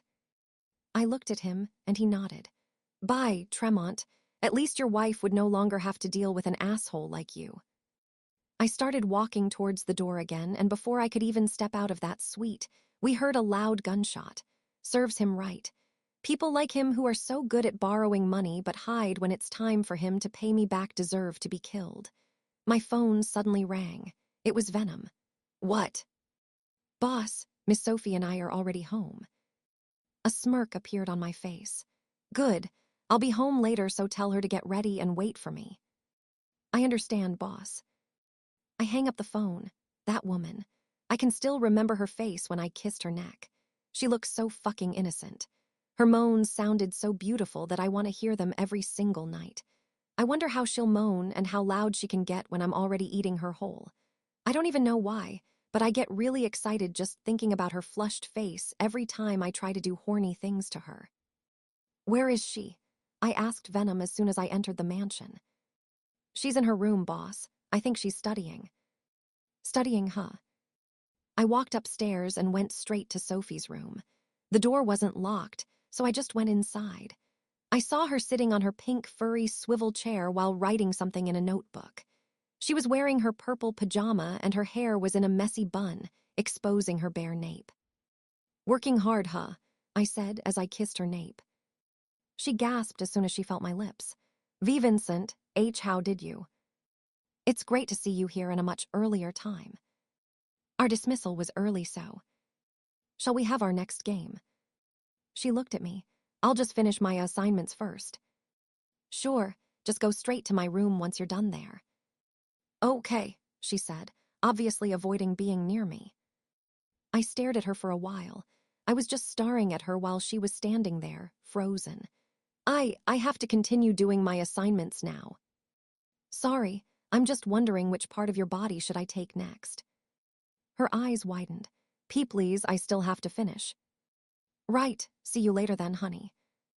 She just lowered her head as I started walking outside. Why does she look so fucking cute whenever she gets shy? She's so innocent, yet brave. She's good at hiding her real feelings. I bet she's only pretending not to like me, but she won't be able to hide it for a long time. I can no longer wait until when she gives up and volunteer herself to me. I will be the one to take her innocence. Sophie's POV. I won again. A cocky smile appeared on Vincent's lips. Damn this game. How can I even win against him? "Now come here," he suddenly commanded. I was hesitant, but then I couldn't disobey his order. He could kill me anytime anyway. I stood up and sat beside him on the couch. He leaned closer to me while looking straight into my eyes. My heart started beating fast as he drew me closer and closer to him. "I will take this tonight then." I flinched when he suddenly started caressing the outside edge of my ear with his lips. "V. Vincent, you tied your hair up tonight. Maybe you really wanted me to take this part of you," he whispered, and I felt his breath, which brought an instant hot sensation on both of my ear and neck. What are you saying? Oh." A loud moan escaped my lips when Vincent started kissing and gently biting into the lobe of my ear. I wanted to push him away, but my body just won't listen to me. "Why are you holding yourself back, Sophie? I know you want me to." His lips traveled down my neck, leaving small, sensual kisses on it, and I could feel my breathing becoming faster. His tongue and lips bring a ticklish, yet comforting feeling to my neck. I've never felt this way before. Just when I was about to close my eyes because of too much pleasure that Vincent is giving me, he suddenly moved away, so I looked at him with confusion. He smiled. "That's enough for now. I don't want you to think that I'm playing unfairly." My face was flustered. I moved my face away as I fixed my shirt. "The mere fact that you're a gold medalist in playing chess is already unfairness," I mumbled. "Well, that's why you should find a way to master it too, unless you want me to always win." He teased me. What? Oh, of course I don't want you to win. Just wait, I'll make sure to defeat you one day," I said as I stood up. "And when that time finally comes, you won't be able to win against me again." Vincent laughed. You're always telling me that, but you never won against me. Because you're playing unfair. Oh, honey, there's no such word as unfair. It's whether you learn the tricks or wanting to be defeated. He scanned my whole body with his eyes. I can't wait to conquer the next part of your body. You're not going to conquer anything from me again. I will learn this damn game and defeat you. I yelled before walking out of his room. That man, how can he even call himself a boss when all that he does is to be unfair? How can I win against him when he's using expert tactics from just a beginner like me? Vincent's POV. I couldn't help but laugh as soon as Sophie went out of my room with a flushed face. She's been complaining about me being unfair to her just because I'm a master at playing chess. As if I would really let her win against me. I'm just using that game to take it slowly, to kill time and to have some thrill as I slowly take her innocence and virginity away from her. Does she think she could really ask me to wait for her to turn 18? Well, she's wrong. My cock won't wait that long. I leaned on the headboard of my bed as I'm imagining Sophie on top of me, naked. She's moaning my name as if it was her favorite song. Her full, taut breast moving up and down while her face is showing me different expressions of lust, hunger, and horniness. I will crush her plump, red lips and suck until she couldn't talk anymore. I will fuck her little virgin pussy until she couldn't take it anymore. I reached for my cigarette on my side table. What a great imagination I have. I could come just imagining her standing in front of me naked. Damn. Sophie's POV. Sabrina looked at me with her mouth full of the sandwich that she was eating. Huh. Do you know how to play chess? Chess. Yeah. She drank some juice before speaking again. Honey, I'm not even interested in studying. What more in the game of chess? I sighed. Why? What's about the game of chess that makes you stress? Vincent. You're playing chess with the mafia boss. Yeah. Sabrina laughed. Oh my God, Sophie, are you serious? That dude knows how to play chess. He's a gold medalist when he was in 2nd grade. What? So he's that good at playing it? I nodded. He always defeats me. I couldn't even win a single game against him. Why do you want to win against him that much? Because he said he would grant any wish from me if I do. Her brows raised. Really? What would you ask him to do if you win? I'll ask him to give me freedom. I mean, the freedom to go home whenever I want. The freedom to go somewhere I want. Why don't you just ask a divorce from him? He said I can wish anything except for a divorce. He's really that wise, huh? And what does he do whenever he wins? I mean, you have your benefit when you do, so how about him? I could feel my cheeks burning just remembering how Vincent chose my ear last time. WL, he chooses a part of my body that he would like to conquer. I sipped some of my lemon tea, pretending to sound cool about it. Sabrina's eyes widened. Oh, what the heck? So you mean you're not a virgin anymore? Of course I am. What did he choose? I averted my gaze. My ear and neck. Your ear and your. Ha ha ha. So your ear and neck are not virgin anymore. Sab, don't be too loud. Sorry, ha ha ha. I just can't stop myself from laughing. I mean, he's such a tease, huh? Why didn't he choose to conquer your lips or your... Sab. Just kidding. But oh well, what if he just chooses that one of these days? That's why I need to learn the game of chess. I need someone who's good at playing it. She nodded. I understand, but I don't know anyone who's good at playing chess. Oh, wait, I know one. Who is it? Sabrina stared at me first, then a huge smile appeared on her face. Mr. Jacobs. Remember he told us before that he used to play it back when he was just a kid. But. Huh, but what?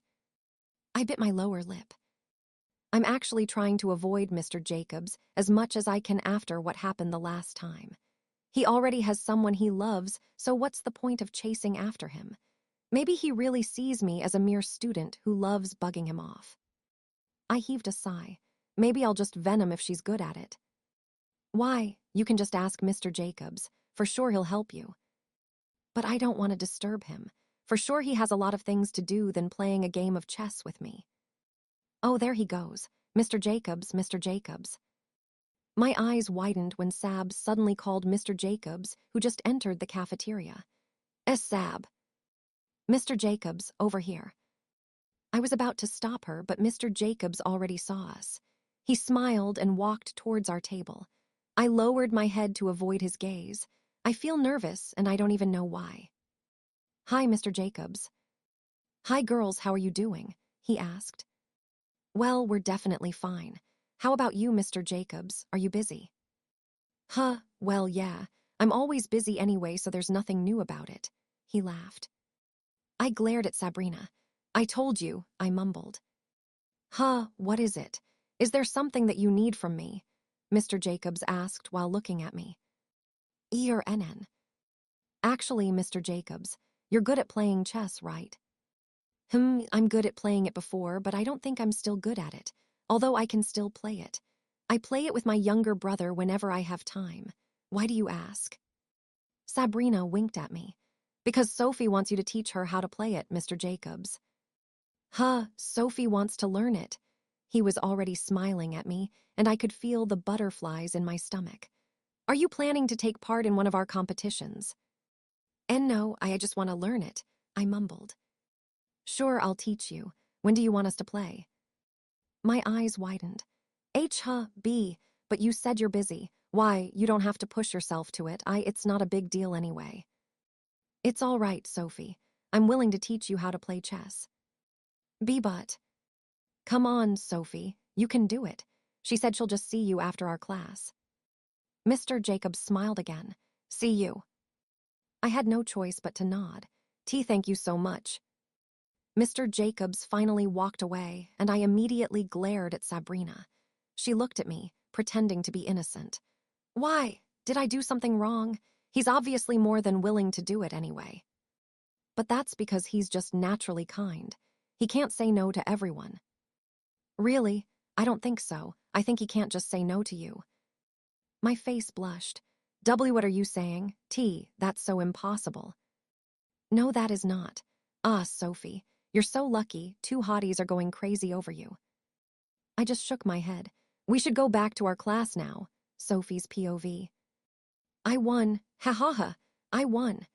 I yelled, as if I just won the lottery after winning the game of chess against Mr. Jacobs. Mr. Jacobs smiled as he looked at me. You learned it so fast. You're a good coach. Well then, thank you so much. He smiled. I squinted at my wristwatch.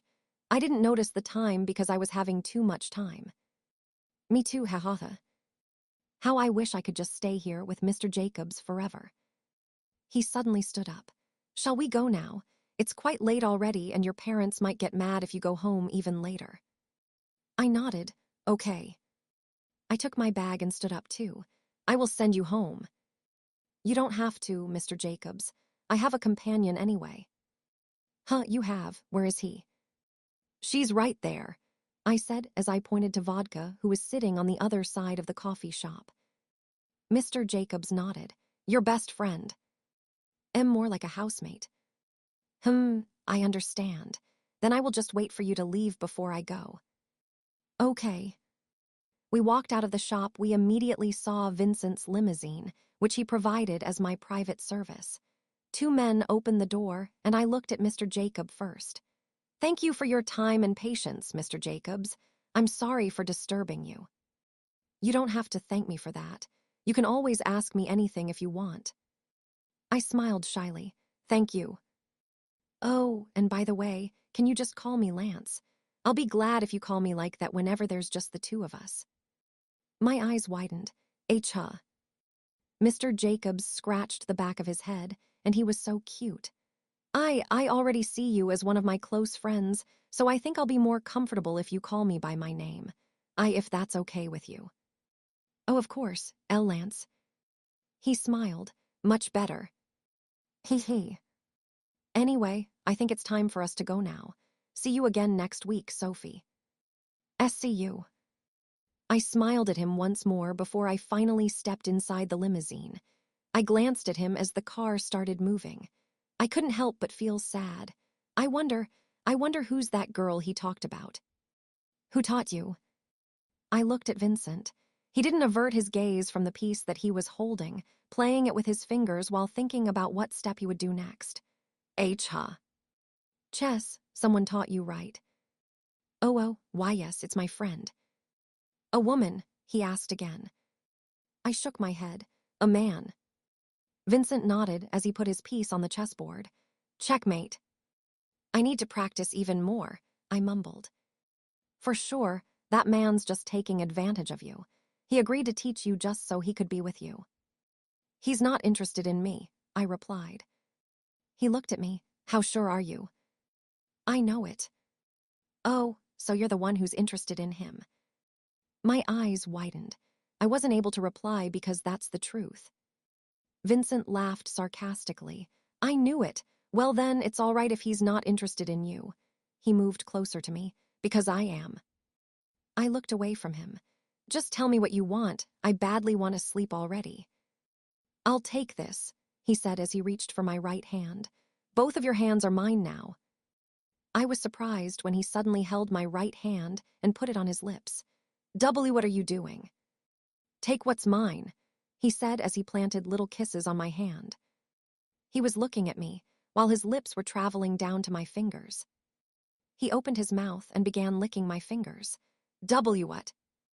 I bit my lower lip to stop myself from moaning as he started sucking my fingers while maintaining eye-to-eye contact. He was teasing me by playing with my fingers, using his tongue. My breathing was getting heavier, and I keep on gulping, just not to show Vincent that I was feeling good by what he was doing. He paused, and I didn't know why I felt a bit sad. What am I even saying? You're really good at holding it in, huh? W, what are you saying? I'm not holding back anything. He smiled cockily. It's fine. You can deny it for now, but for sure you won't be able to hide it when I finally conquered what I've been wanting to conquer the most. I'll go back to my room now, I said as I stood up. Just make sure you wouldn't let that guy touch you anywhere. You are mine, Sophie. Everything you have is mine. I didn't speak. I just continued walking towards his door when he spoke again. By the way. What? I asked without turning around. You'll go with me tomorrow. My brows furrowed and I finally looked at him. Go where? I want to spend some time with you.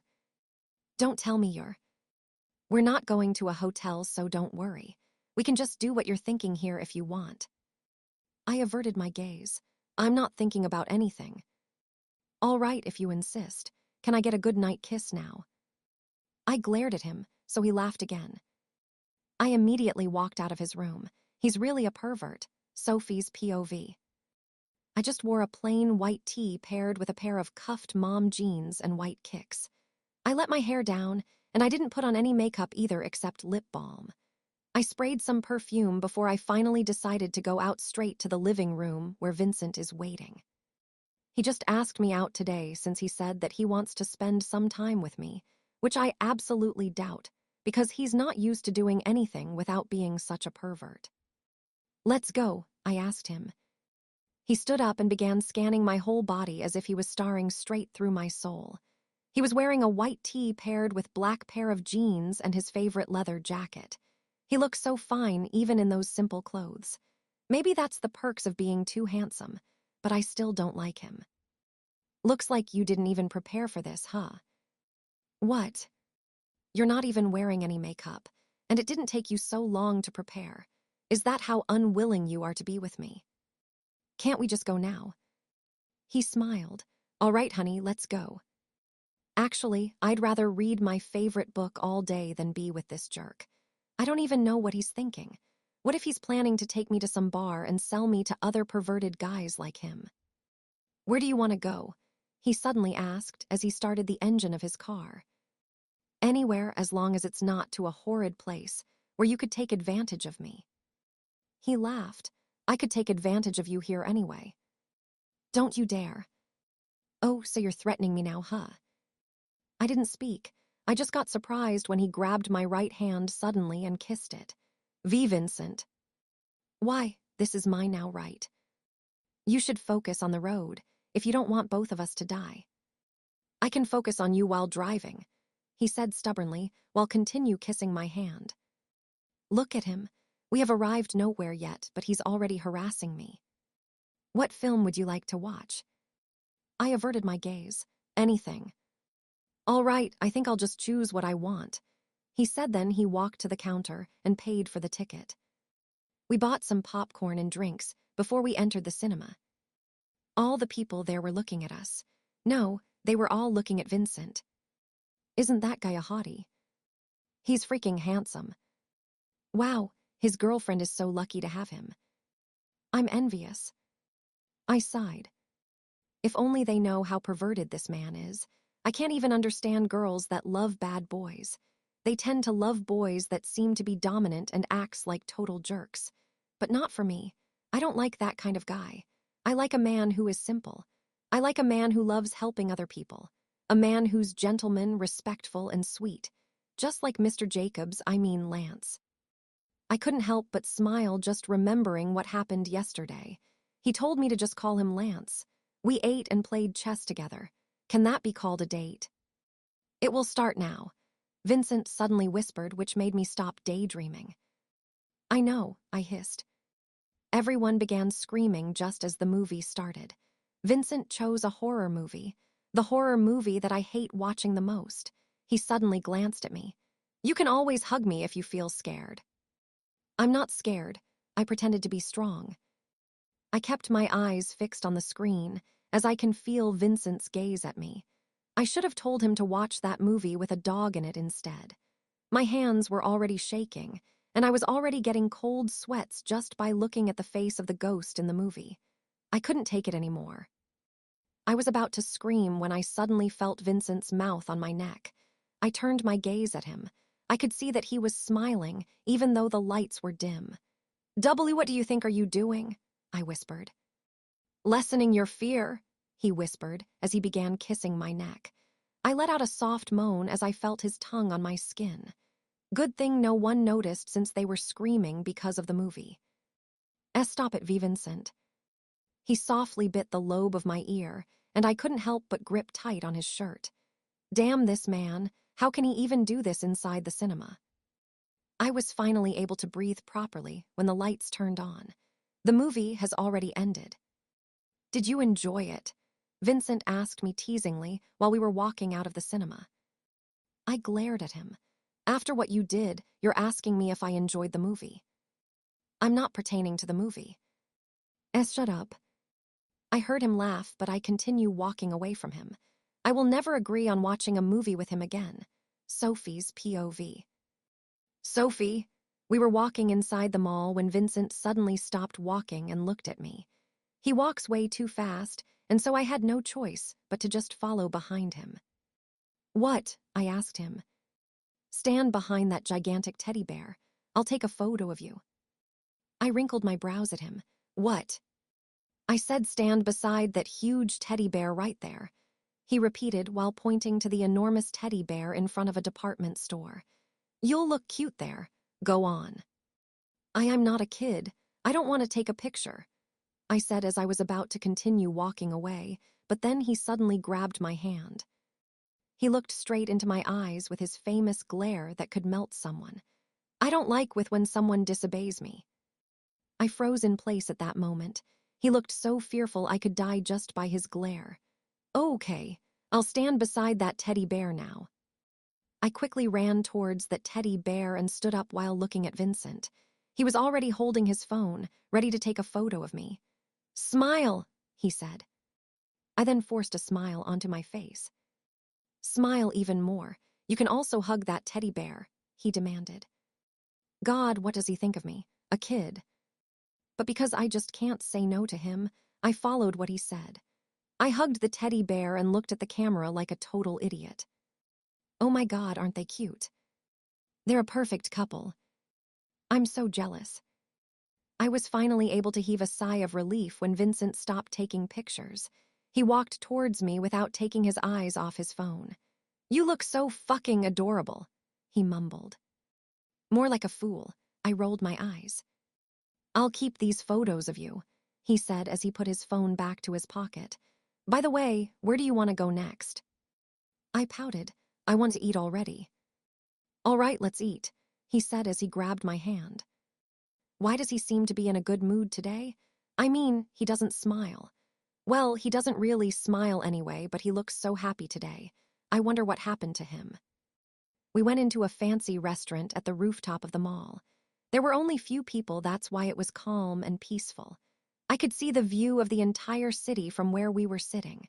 The walls were made of glass, and so it gave a soothing feeling to the customers. Vincent ordered some food, and I just kept on staring outside while waiting for our food to be served. "Where do you want to go after we eat?" he suddenly asked.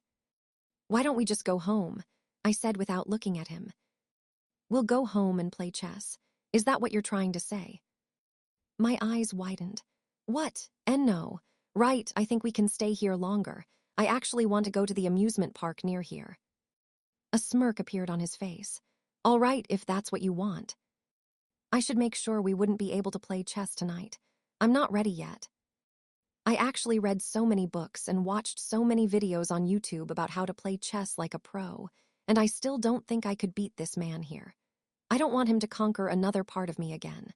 I mean, he was already able to conquer my ears, my neck, and even both of my hands. What would he conquer next? Just thinking about the possibilities gives me chills already. "Here, your order, Mr. and Mrs. Hastings," said the server who served our food.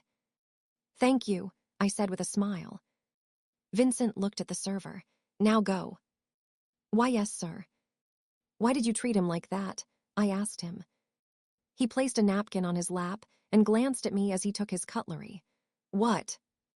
"You can just say thank you to him, but you still chose to be rude and said go instead. He was looking intently at you since we walked inside this restaurant." I looked at him. What? I might punch him if he keeps on doing that. "Vincent." "Let's eat now," he said. "Okay." We were so quiet while eating. I can even hear me gulping. It was so awkward, and I felt like I had to say something if I don't want to die of too much silence and awkwardness, knowing that Vincent keeps on staring at me as if I was the food that he was eating. Have you dated anyone before?" I asked him. He didn't respond quickly, so I looked at him. He drank some water before putting his cutlery down and looked at me. "What do you think?" I think you have dated no one yet. For sure you just grabbed them by the waist and walked them straight into your room," I said bravely, which made Vincent laugh. "Precisely. There's no need for me to ask them out. They will go with me even if I don't ask them, though. They will voluntarily undress themselves and beg me to fuck them." I almost choke. I reached for my water and drank it all. "But you're different, Sophie. You're giving me a hard time and you somehow encourage me to wait for you. I don't even know why, but I feel like I don't want to be aggressive with you. I want to take it slowly. I want to take you little by little until I fully conquer you." Sophie's POV. "What do you want to ride?" Vincent asked as soon as we arrived at the amusement park. I looked around. I couldn't help but smile since it was the very first time that I got to go there. "I want to ride the Ferris wheel." "I thought you would say you would like to ride me instead." I glared at him. "Can you just stop being such a pervert even once?" He shrugged. "I can't help it, especially when I'm with you." I rolled my eyes and walked towards the Ferris wheel. What a perverted man he is. I knew I wouldn't last a day without him being such a maniac. "Ma'am, please go inside," one staff of the amusement park said to me. "Okay," I said as I stepped inside the Ferris wheel. She was about to close the door, but then Vincent suddenly appeared and stopped her. "Don't close it yet. I'll go inside." The woman obviously got surprised by him. She was staring at him as she spoke. "Okay, sir." "I thought you don't want to ride it," I asked him. "I didn't say anything like that," he replied. I covertly rolled my eyes. It would be fun if he didn't go here. "I'll close the door now, ma'am and sir. Please enjoy the ride," said the woman as she finally closes the door. "I'm so excited," I mumbled. I almost grabbed Vincent when the Ferris wheel started moving. Sorry," I said. "It's all right. Go on and hold me as much as you want." "You wish." The wheel started moving slowly, and I was able to gaze down below, looking at the amazing view. I kept my back straight while looking around us as the car began ascending. I could feel my heart started beating faster as the people around us become smaller in sight. I love riding rides like this, but I am somehow afraid of heights. I could feel the sweat on my forehead and my hands started feeling cold. I thought I would freak out when we finally went higher, but then I was amazed by the view. I could see the nearby beach here, and the sun looking like it was about to set already. I stared at the sun while I was holding tightly on the railings of the car. This is the very first time that I get to go to an amusement park. Huh. Vincent got surprised when I suddenly started speaking out of nowhere. Well, my mother brought me to an amusement park once, but we never go there again after she died. I heaved a sigh. When she died, I had no choice but to live in my father's mansion. I didn't have so much time for myself. I didn't get to go outside more often because I'm always busy cleaning the house or serving them. Vincent didn't say anything. He was just looking at me. I could feel tears filling my eyes, so I wiped them immediately. Although I'm not complaining. After all, they are the reason why I had no problem when it comes to school expenses. They were the ones who helped me to go to a good school, even an expensive one. That's why I think I don't have any right to complain. If they care about you, why would they treat you like a damn maid? Are they even your family? He finally spoke. I'm just my father's daughter with their maid before. They had an affair while he was married to Aunt Natalie. Mom got kicked out of the mansion when my dad's family knew about it. She lived by herself and raised me. Then one day my dad just showed up and told her he wants to take me away from her. I sniffed. My mom didn't have a stable job, and so it was tough for her to provide me with all the things that I need. But I was happy with her. I was so happy to be with her. Vincent leaned on the car's wall. Then what happened? Then my dad took me away from my mother. And since my mom knows she couldn't give me anything that I need, she willingly gave me to them. Then she got sick. My father just told me she died one day. I was so devastated then. I didn't know what to do without her. So that's the reason why it was so easy for that old man to give you to me. I looked at him. My father didn't have a choice. He just did that because you'll kill him and his family. I never asked for his children. He offered you to me first. I just lowered my head. We went quiet for a moment until Vincent spoke again. Me too. I never experienced going here even once. Huh? This is the first time that I get to ride a Ferris wheel. The very first time that I went to an amusement park. I stared at him. I don't even know why, but I think I saw a glimpse of sadness in his eyes for a moment. My parents didn't care about me. They only cared about my older brother. Why, you have an older brother? I didn't know that. I asked him. It's not important anymore, he said. I don't even want to remember them anyway. I looked away. Okay. Guess he doesn't want me to inquire about his personal life. Sophie's POV. I've been staring at Vincent since we rode the Ferris wheel. He said this is also the first time that he got to go to an amusement park, and that makes me think that we somehow have the same past. He did mention that he has an older brother. I wonder who that is and what kind of person is he? Are they the same? Is he a pervert like Vincent? Is he a mafia boss too? I'm so curious. I wonder what kind of family Vincent came from and what leads him to be like this. Now that I'm looking at him, somehow, I can't even see a tinge of happiness in his eyes. I haven't even seen him smile. I wonder what he looks like when he smiles genuinely. Fantasizing me inside your mind, he blurted. What? Are you a fool? He smirked. I think it's enough for today. We already rode everything here. He was about to walk away, but I immediately grabbed him by the hand to stop him. He looked at me. What? We haven't tried the other booths yet. Huh. I want to play those, I said as I pointed to the booth where people are using water guns to shoot the cans, and they'll get an enormous teddy bear if they did. I want to get that teddy bear, I said with a huge smile on my face. He shrugged. Let me just buy you one. We'll buy something that is much bigger than that. No, I want that one, I insisted, then I dragged him towards the booth. Let's play it, V. His brows furrowed. V. Am I wrong? That's the first letter of your name, right? I almost whispered. A small smile appeared on his haughty face, but it quickly disappeared. All right, just call me V. Okay, I said. Then I suddenly realized that I was still holding his hand. Although he seems not to mind it since he was busy looking at the people playing in the booth, I let go of it, feeling the heat on both of my cheeks. "Get out of my way," Vincent said to the people playing there. My eyes automatically widened, and even the people there were surprised and looked so terrified. I tapped him by his shoulders. That's not how you approach them. You should wait until it's our turn." "But they already left anyway," he said. Then he stood up near where the guns were. I just heaved a sigh. This guy doesn't really know the word patience. I took one of the water guns and was about to shoot when I just heard Vincent shooting already. I looked at him, and I was surprised when I realized he was able to shoot all the cans already. Even the woman who watches the booth got surprised. "Now give me that teddy bear," he said with a crisp voice to the woman. "Why, yes, sir," the woman said as she took the teddy bear and handed it to me. I looked at Vincent. How can you even do that?" I was able to shoot one of my enemies at a distance of 550 meters before, so this distance is just. I quickly covered his mouth. I looked at the woman. Thank you so much for this teddy bear." I dragged Vincent away from that booth while I was still covering his mouth. I just got startled when I suddenly felt his tongue on my hand. What the? "Huh," he said, pretending to be innocent. Why did you lick my hand? You're gross," I said while wiping my hand. "Because you covered my mouth." I glared at him. "Because you were saying inappropriate things in front of that woman.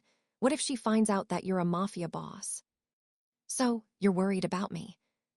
"Oh, of course I am not. I just think that she might get scared if she knew." "You don't have to worry about that.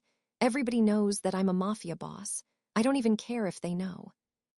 I sighed. How can I even go with a man like this? He's even proud to tell everyone that he's a mafia boss. "Let's play the other games," he suddenly said. "Huh. That one." He pointed to a booth where people were trying to catch a fish from a huge aquarium. They were all using a small thing that looks like a net, although the center of it was quite soft, making it hard for someone to catch any fish unless you're fast. Vincent walked towards that booth.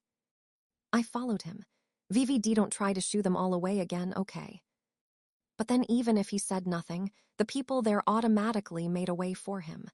Vincent looked at me. "See, I didn't even do anything." Maybe because his own existence is just as intimidating as the way he looks at me. He was so tall that he was towering us all there. I just watched him as he started trying to catch a fish. During his first attempt, he wasn't able to catch anything, so he tried again. But still, he didn't catch anything. He tried 10 times, but he didn't get any fish. "This game is quite hard, right?" I whispered. "Sophie."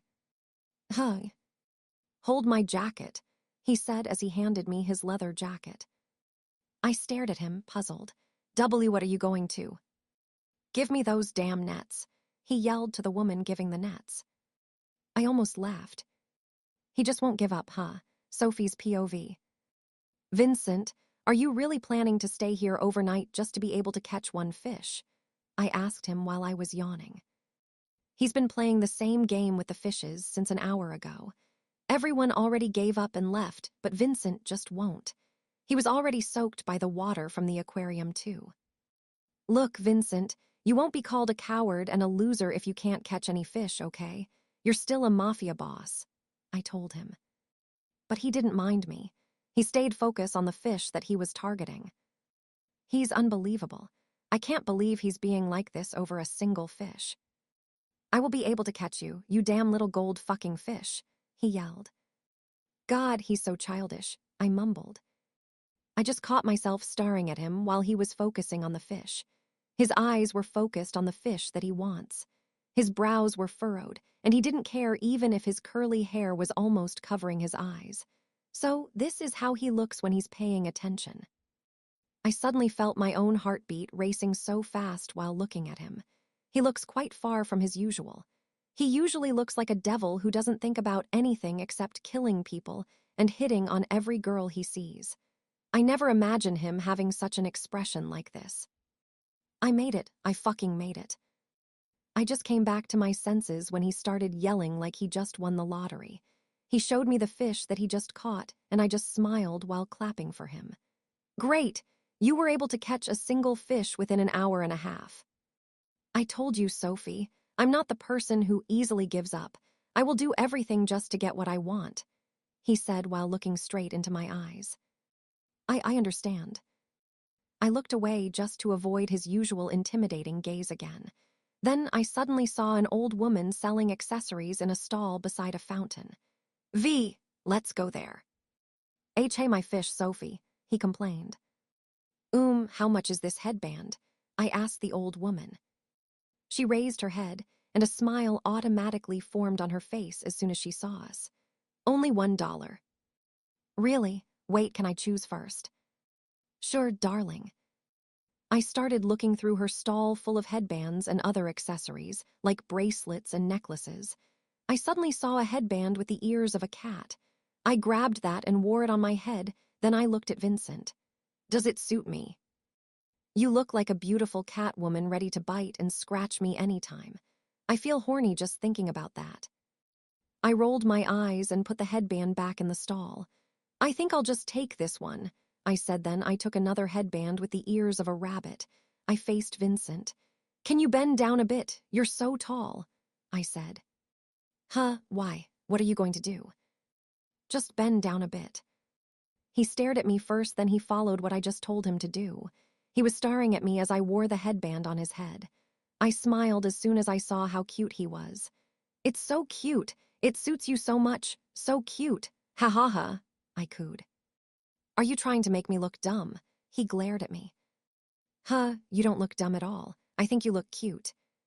He raised an eyebrow. All right then, you should do the same. What are you? Vincent picked a headband with koala's ears and wore it to me too. You're insanely adorable. I felt my cheeks burn. What are you saying? You look adorable together. I think you'll really end up with each other. The old woman suddenly spoke while smiling at both of us. She's my wife, old woman, said Vincent. The old woman nodded. Oh, really? But I don't think you have genuine feelings for each other yet. You're being confused. You'll be confused countless times, but I can see that you'd still fall back to each other. This is $10. Thank you so much, I said to the woman before I followed Vincent, who already started walking away. Are we going home now? I asked him. Yes, he replied. I don't know why, but I suddenly felt sad. We were about to walk towards his car when I suddenly remember something. Wait, Vincent. Huh. I took my phone from my bag. Have a remembrance. What? I pulled him towards the fountain. Let's take some pictures. We took some pictures together while people were walking past us. They were actually looking at Vincent, and I could hear them mumbling how cute he is. Looks like even them finds you cute in those bunny ears, I whispered to him. I'm not a puppy to be cute, he said. Vincent. He faced me. What? Thank you for bringing me here. I really had so much fun, I said with a smile on my face. A smile suddenly formed on his face, although it didn't reach his eyes. I'm glad you had some fun. Then the sound of the fireworks was heard. We both looked up at the sky and saw how beautiful it was as different colors scattered on it. Sophie's POV. Did Vincent leave already? I asked Venom as soon as I arrived at the dining room for breakfast. We don't have any classes, that's why I will also stay here in Vincent's mansion. He already left early this morning, Miss Sophie. He told me to go with you to the mall. I sat on the chair and looked at her. I already have enough clothes in my closet anyway. I will just stay here, I guess. Oh, maybe I'll just call Sab and ask her to come over. Venom just nodded. I understand, Miss Sophie. By the way, you can take your leave if you want, since I won't be going anywhere. No, Miss Sophie. I don't have anything to do, so I'll just stay here with you. Oh, is that so? Okay. By the way, have you eaten yet? Let's have our breakfast together. I saw the surprised look on her face. Huh. Have our breakfast together. There are too many foods here, I can't eat them all. But, come on now, Venom, I said as I forced her to sit beside me. And you can just call me Sophie. For sure we're the same age, so you don't have to be so formal to me. Boss told me to treat you the way I treat him, so I should not. I reached for her hand. It's all right. I want us to be friends, Venom. Can I be your friend? And Miss Sophie. Is that means you do? I pouted. And no, Miss Sophie. It would be a pleasure for me to be one of your friends, but I don't think you should befriend someone like me. And why shouldn't I? She averted her gaze. Because I'm not like you, Miss Sophie. I'm just one of Mr. Hastings' men. I don't care about that, Venom. I want to be friends with you. I would like to know you more too. Besides, I didn't get to talk to anyone when I'm here, at least if you become my friend. I would be able to have someone to talk to. Why? You can talk to me whenever you want, Miss Sophie. I smiled at her. Thank you. That means we're friends now, right? Venom hesitated at first, but then she nodded shyly. If that's what you want, Miss Sophie. A huge smile then appeared on my face, and she got even more surprised when I hugged her. I'm so glad to be your friend, Venom. It tastes so good, Miss Sophie, Venom said when he took a bite of the apple pie that I made. I didn't have anything to do, and Sabrina also told me she'll be going somewhere today, that's why she wasn't able to come over. I heaved a sigh of relief. That's good to hear then. I thought it would taste bad. No, it's so delicious, Miss Sophie. For sure Boss would love it. Really? Of course. I smiled as I leaned on the sink while looking at her. You know what, Venom? I tend to cook or bake whenever I feel sad or lonely. After doing it and seeing the smile of people as they taste what I cooked gives me happiness. That means you feel lonely today, Miss Sophie. I always feel lonely. Even when I was still at my father's house, I don't even know why, but I always feel like I'm alone. Ever since my mother died, it feels like I was never whole again. There's always something missing. I think I understand what you feel, Miss Sophie. I looked at her. My father died when I was just 10. Because of that, my mom remarried again to a clerk. We were okay at first, and I almost thought I could already have a new father, but turns out that my stepfather has been watching me since the first day that we met. He tried to rape me one night when my mom was away. Good thing I was one of the taekwondo players in our school back then. I could see the sadness in her eyes while she was telling me her story. I tried to tell to my mother, but she didn't believe me. She even accused me of lying and being paranoid, thinking that I'm just making up stories. Because of that, I just decided to leave our house and find a job at a very young age. Poor Venom, I whispered. Then I met Mr. Vincent's parents when I was 15. They took me in and made me one of their maids. Then later on, when Boss knew that I'm good at fighting, he then decided to take me as a member of his mafia gang. Without any hesitation, I joined them. I blinked. Vincent's parents, are they kind? I mean, what kind of people are they? They're kind people, Miss Sophie, although they are not that close with Boss. They treated me as if I'm one of their family. I'm sure they'll like you too. But then the only problem is that. What? Venom hesitated at first. They don't agree about Mr. Vincent being a mafia boss. Well, if I'm his mother, I probably won't like it if I find out that my youngest son is a mafia boss, I said. I understand, Miss Sophie. Sophie's POV. What are you doing? I almost dropped the ladle that I was holding when Vincent suddenly peered behind me. I looked at him. Why, you're already here? Yes, I already missed you. I cooked some sheet pan honey mustard chicken and vegetables. He looked at the food that I was cooking. Looks good. Well, I hope it tastes good too. I know it will, he said with a smirk. I was surprised when he suddenly sniffed my neck. God, you smell so fucking nice. I quickly moved away from him. I will prepare our dinner. I think you should change your clothes now. All right, if that's what you want, honey. But I would just like to also remind you we will be playing another game tonight before you sleep, he said before he finally warded off the kitchen. Why is he so early today? I mumbled. The maids helped me prepare the dinner and I asked them to call Vincent upstairs. We all waited for him to go down. Shall we eat now? He asked me. Sure, but wait, Vincent. Huh.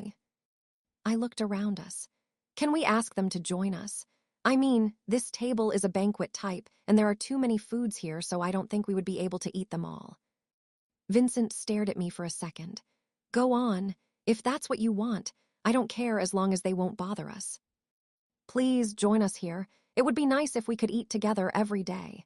I smiled at the maids, which made them all feel shy. Please take your seats. They were all hesitating at first, but then they sat down after I pleaded with them to do so. I can't help but smile just seeing them all eating with us. After all, being surrounded by many people feels great.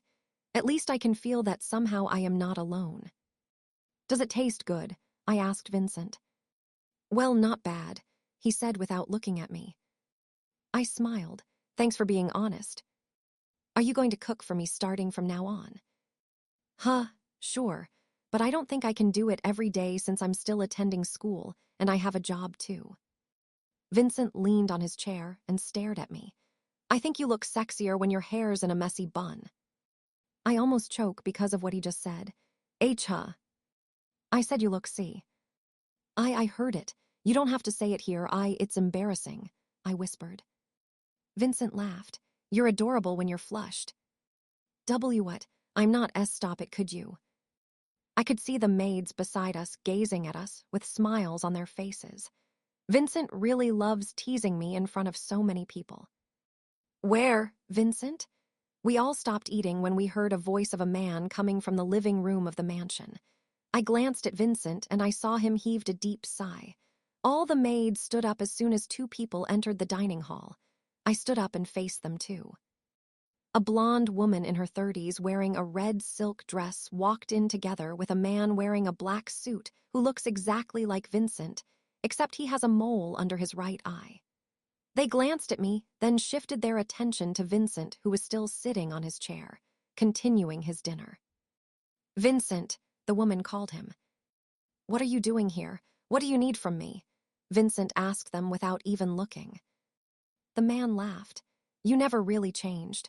Won't you at least ask us to join you for dinner? You have your own house. Why don't you eat there? I've heard you got married last month. Where's the girl? The woman then asked, then she looked at me. Is it her? Vincent stood up. I told you not to care about my life anymore. You asked me to leave your house, and now you're here for what? You still don't know how to respect your parents, Vincent.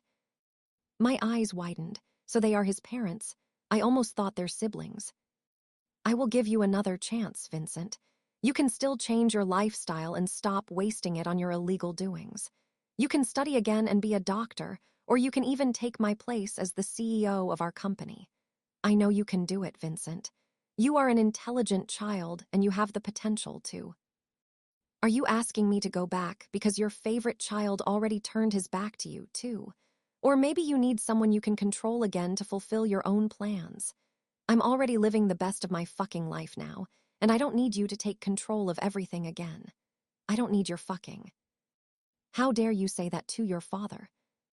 We were all shocked when the woman's right palm suddenly landed on Vincent's right cheek. It was so hard that the sound of it reverberated through the whole dining hall. You really are the worst son we could ever have. If you want to waste your life and be a bastard forever, then be it. You are really nothing compared to your brother. You know what? I regret being your mother. From now on, forget that you even had us as your parents. Mrs. Hastings yelled at Vincent, then they finally walked away, leaving us all in shock in the dining hall. Sophie's POV. Checkmate, Vincent declared with a serious tone of voice and without any smirk on his face like he usually does. I heaved a deep sigh.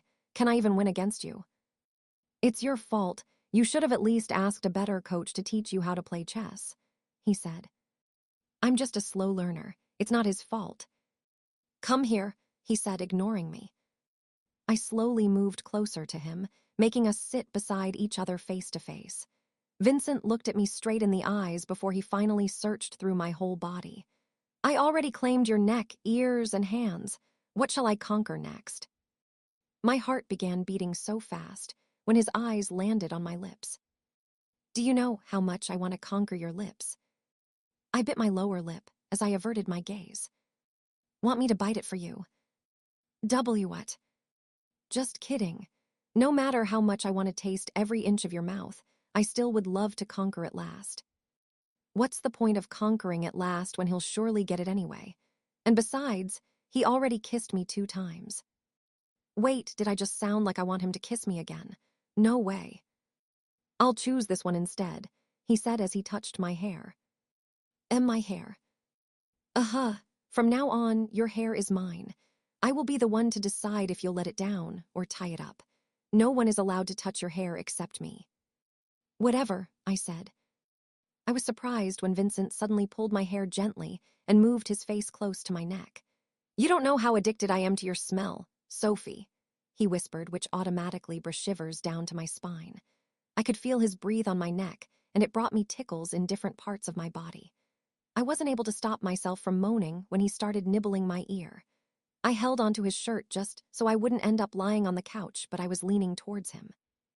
His lips traveled down my neck, kissing and biting it gently while caressing my hair.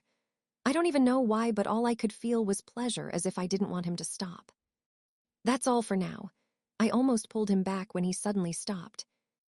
Okay, I said, hiding my flushed face from him. You should go to sleep now, Sophie. I nodded.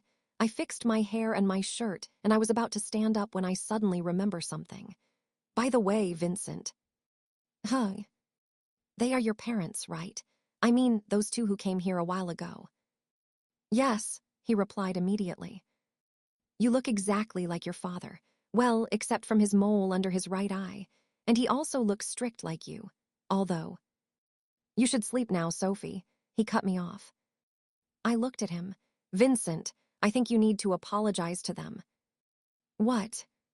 Those words that you said to them, you should take them back.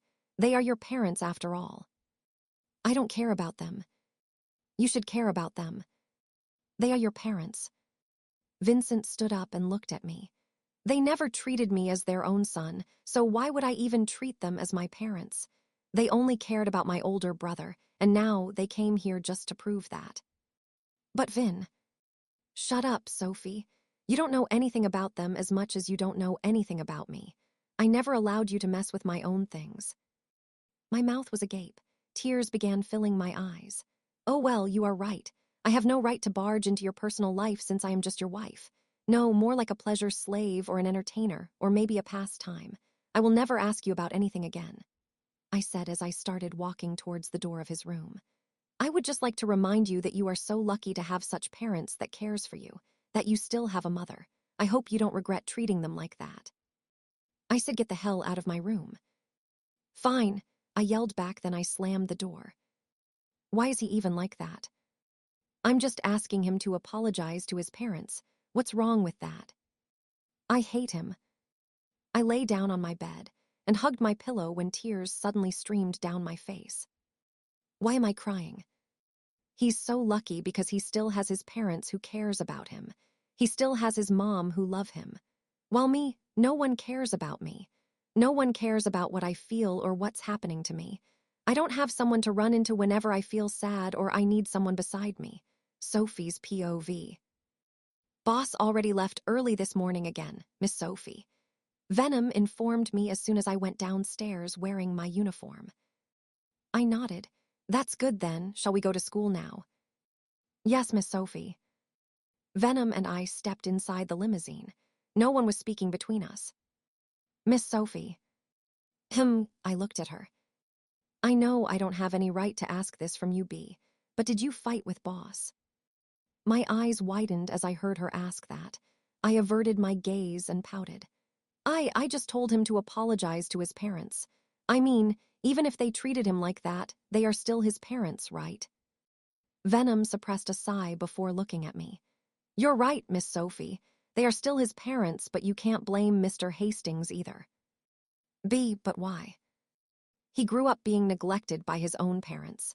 They never cared about him ever since he was a child. They only cared for his older brother.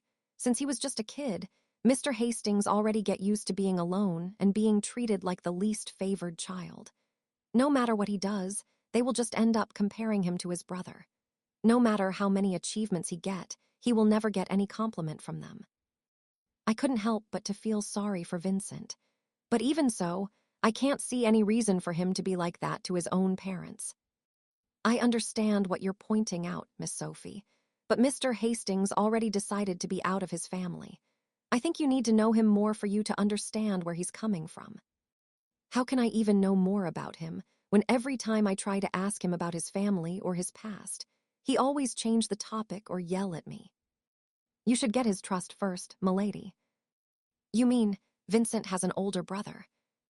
SSSH Sab, don't be too loud. I'm sorry, Sophie. I just can't believe that the mafia boss has an older brother. I mean, can you imagine how hot his older brother could be? Oh my God, I'm already drooling. I shook my head. Sab, that never crossed my mind. For sure his brother, like him too. Maybe he's also cold and domineering. And that actually, what makes a man hot. His parents came yesterday and asked him to go back and work at his father's company, I said. His father's company, but Vincent already has his own company, right? I nodded. That's right, but maybe what his parents are pointing out are for him to stop being a mafia boss. But why? I don't know. Maybe because they want him to have a better future. Or maybe because they saw how good Vincent is in making a company successful. That's why they want him to work for them instead. It's for their own good, Sophie. I wasn't able to speak because of what Sabrina just said. She actually has a point. You know what, Sophie? Don't you think you and Vincent are somehow alike? I mean, both of you came from a bad family. A family that doesn't even care about you and what you want. I heaved a sigh. Speaking of which, I think I have to visit Seb and Father tomorrow. It's been a while since the last time that I saw them. I miss them so much. And do you think they missed you too? Sab. Just kidding. For sure they missed you too. They miss the person who does the laundry, cooking, cleaning, any other things for them. For sure they missed you. I shook my head. By the way, I think I need to go to the infirmary. My head's been aching since I woke up this morning. Oh my God, Sophie, I knew it. What else do you feel? Do you feel dizzy? Did you vomit this morning? Sab, nothing happened between me and Vincent. Nothing will happen between us ever. Sabrina looked at me skeptically. Oh, really? It's not too late to take that back, honey. And why would I even take that back? Maybe you'll regret saying that in the end, you know. I stood up. I will never regret saying that, Sab. I will only give up my virginity to the man I truly love. Oh, really? You mean to the main reason why you're going to the infirmary right now? She teased. My face automatically turned red. Whatever, Sab. I'm going now. Just wait for me in the classroom. All right, bye, beautiful. Sab really loves teasing me. She's been like that ever since. Sometimes I can't even understand how we get along with each other. Oh well, she wouldn't be my best friend if she's not like that. Hi there, Sophie. I immediately saw Lance smiling at me as soon as I stepped inside the infirmary, and I think I didn't need any medicine anymore. His smile could really make someone feel better. Mr. Jacobs, see, can I have some medicine? I think I'm about to have a fever. He stood up and walked towards me. Really? May I see? I was surprised when he suddenly put his right palm on my forehead. God, his palm felt so soft, and he was so near to me I almost melt in front of him. I heaved a sigh of relief when he finally moved away. You have a mild fever. You need to take some rest and drink a lot of water, Sophie. I have a medicine here that you can take. You should at least stay here for a while. But we still have classes. It's all right. I'll be the one to tell your lecturers. I had no choice but to just agree since I was not really feeling well. Okay. Dr. Jacobs helped me take a medicine and let me lay on the infirmary's bed while he was working at his desk. I looked around the infirmary just to keep myself entertained. I wanted to sleep, but I just can't, so I just stared at Dr. Jacobs. He looks so handsome when he's serious. The woman that he loves is so lucky. Sophie. My eyes widened when he suddenly looked at me. Mr. Jacobs, see, can I ask about your younger brother? Sophie's POV. Mr. Jacobs, see, can I ask about your younger brother? It came out of my mouth automatically. Lance smiled. Sure, what would you like to know about him? Are you close with him? He thought for a while. He put his pen on his desk and crossed his arms. We're actually close when we were kids, but one day he just became a rebel. When we became teenagers, I always scold him, and I think that pisses him off. He got mad at me, and he was mad at our parents too. Is he still living with you? No, our parents kicked him out of our house when they found out that he was leading a gang. I don't know what they call that. Seems like mafias are all over, huh? I mumbled. I sat up on the bed and looked at him. Are you mad with your brother? Huh, mad? Never. Actually, I'm still waiting for him to come back. I hope he changes his mind and realizes that we just want what's best for him. He's my only younger brother, that's why I care so much for him. He just has so much pride in his body. He laughed. But I'm still waiting for him to reach out to me. For sure he'll reach out to you soon. I hope too. By the way, may I know the name of your younger brother? I asked him. He smiled. His name is... Excuse me, Mr. Jacobs. A woman suddenly peered inside. I and Lance looked at her. Yes.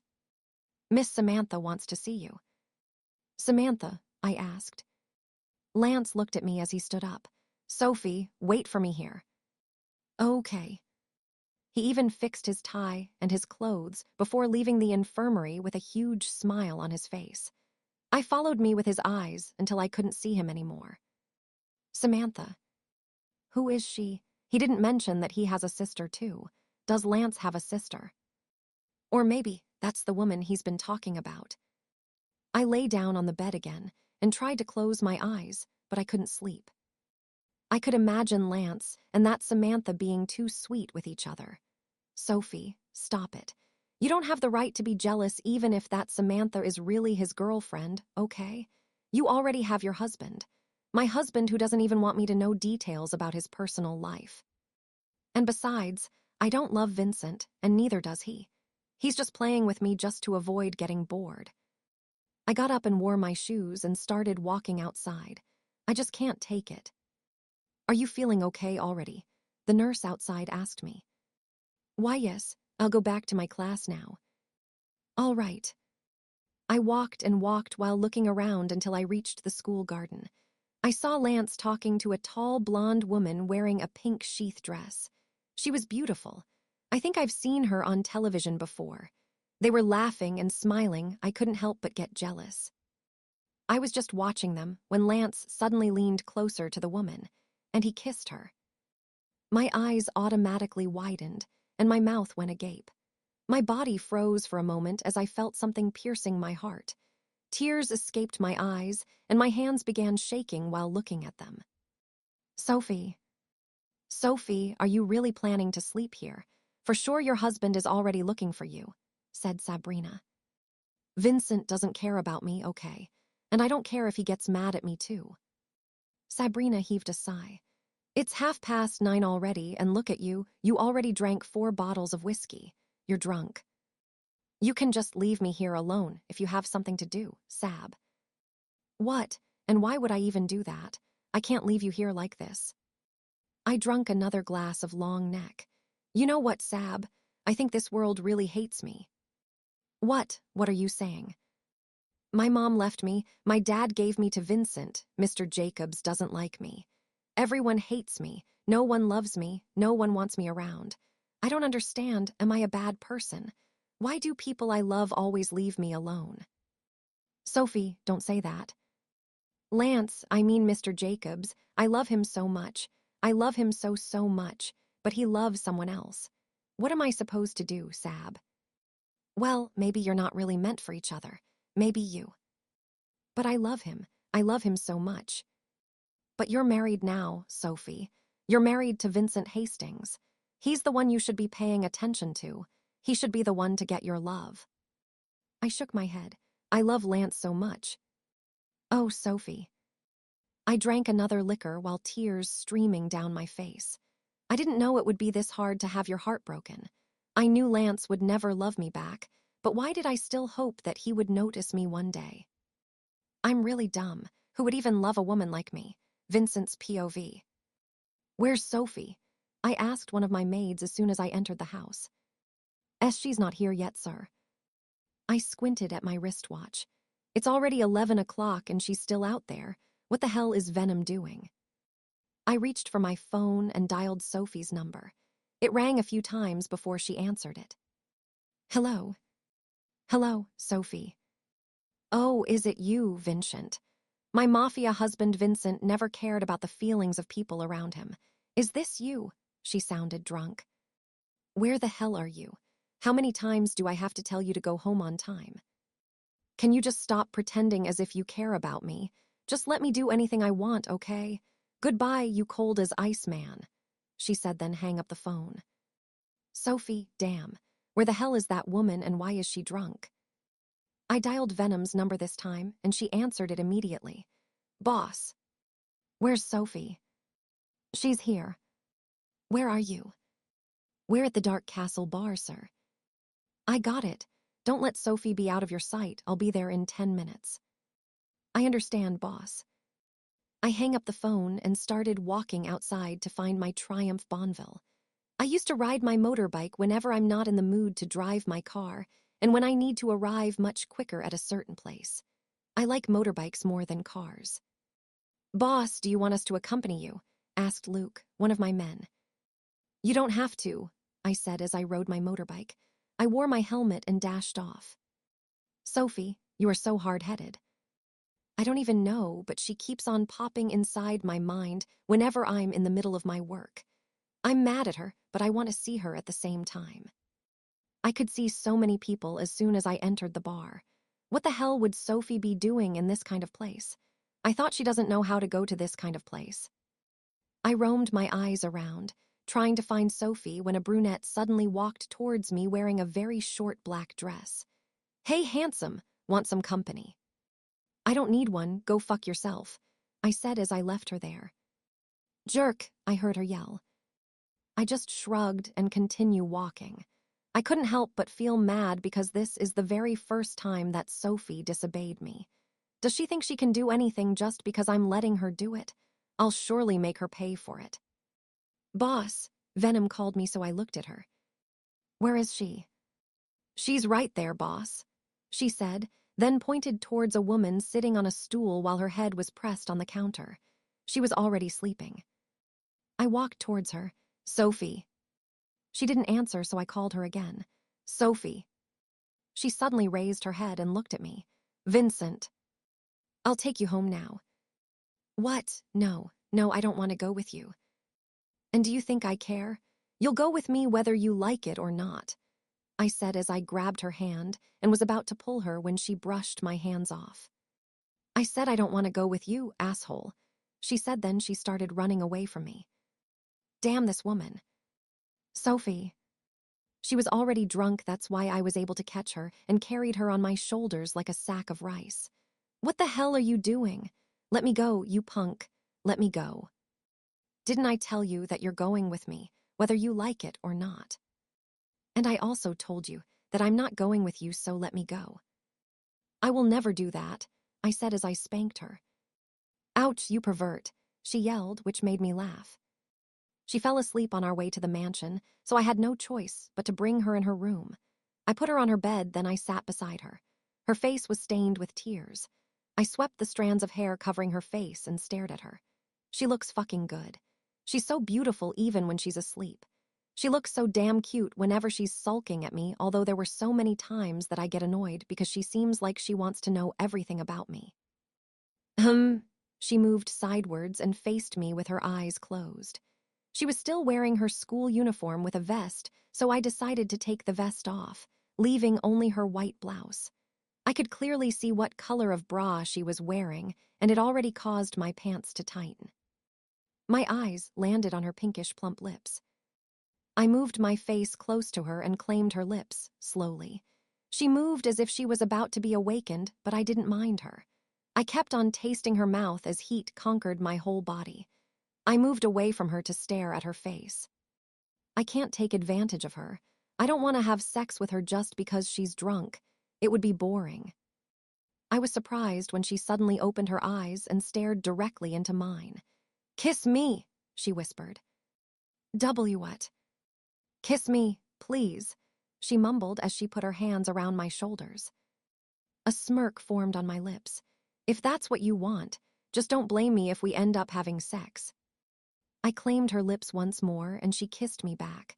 I bit her lower lip just so I could have a free entrance inside her mouth. You don't know how addicted I am to your lips, Sophie. Kiss me more. You're impatient, huh? I was about to kiss her again when I suddenly noticed the tears running down her cheeks. Lance. W.L. Lance, Sophie's POV. I woke up with my head hurting so much as if it would break. I sat up and looked around me and realized I was already inside my room in Vincent's mansion. I can't even remember what happened last night. But I still can't forget how my heart broke when I saw Lance and that woman kissing. I didn't know he already has a girlfriend when he never mentioned it to me before. Oh well, he did mention to me about the woman that she likes. Miss Sophie. I was surprised when Venom suddenly went out of the bathroom. Venom, God, you surprised me. I apologize, Miss Sophie. I already prepared your bath for you. Please have your bath now because boss said that he wants to eat breakfast with you. Huh, you mean Vincent is still here? She nodded. Yes. I stood up and walked towards her. All right, by the way, Venom, thank you for taking me home, remember what happened last night, but I remember having you there beside me. I was not the one who brought you here, Miss Sophie. Huh, then who? Don't tell me. Yes, Miss Sophie. He called me and asked me where you are, then he went straight to the bar and brought you here last night. My eyes widened. What? I looked at myself and realized that I was already wearing different clothes.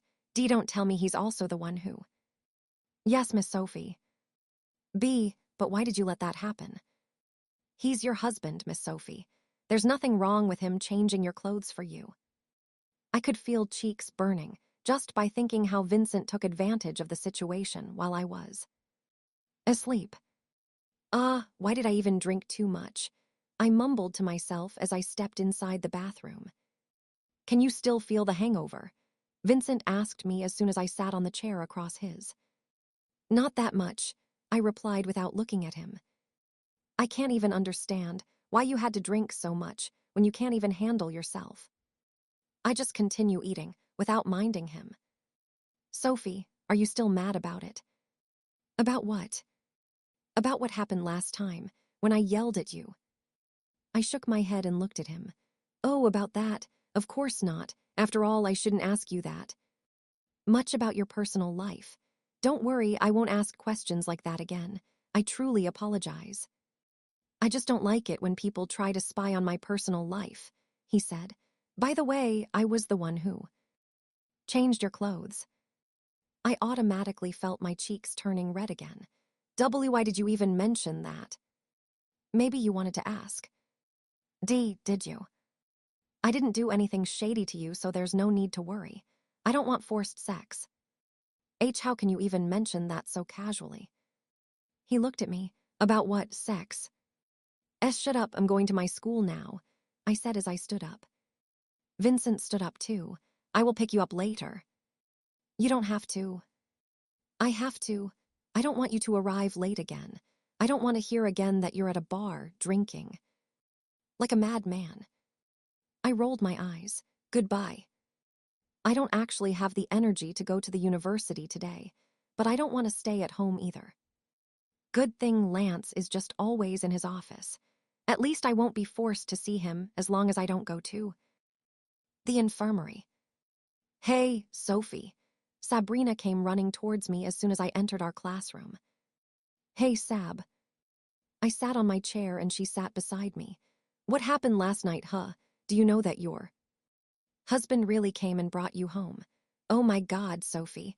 If only you saw how cool he was when he grabbed you by the hand and asked you to go with him. You didn't even want to go with him at first. But he lifted you up and carried you on his shoulders like a sack of rice. You shouldn't have let him do that, Sab. And do you think I could stop him? He could kill me using only his one hand, you know. Sab sarcastically said. Why did something happen? Did he do something bad to you? Oh my God, Sophie. Don't tell me he took advantage of you while you were drunk. I told you that will never happen, Sab, as in never. Oh, really? Well, you can't even remember what exactly happened at the bar, can you? So how can you say that he didn't do anything? I looked at her. I don't feel any changes or anything strange in my body. Oh, really? Oh, well. For sure you wouldn't even be able to walk if something really happened. Sab, can you even imagine how big he is, Sophie? Oh my God. What's big, Miss Sabrina? Sabrina and I got surprised when our lecturer suddenly spoke, only for us to realize that she was just standing right behind us. Heh, and nothing, miss, we were just talking about how big the eagle was, Sab said, and I almost laughed. Eagle? Yes, eagle. Actually, miss, Sophie has a very big eagle in their house. Our lecturer looked at me. Really? Is that true, Miss Sophie? Huh, why yes. May I see it some other time? No, you can't see it.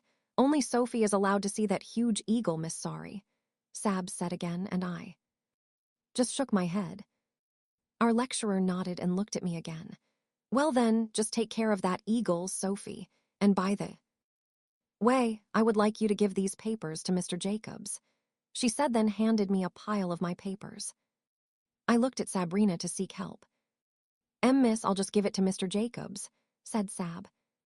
I said Miss Sophie, right? Not Sabrina. Mr. Jacobs also said that he wants to talk to you, so hurry up before our class starts. I just heaved a sigh. Okay.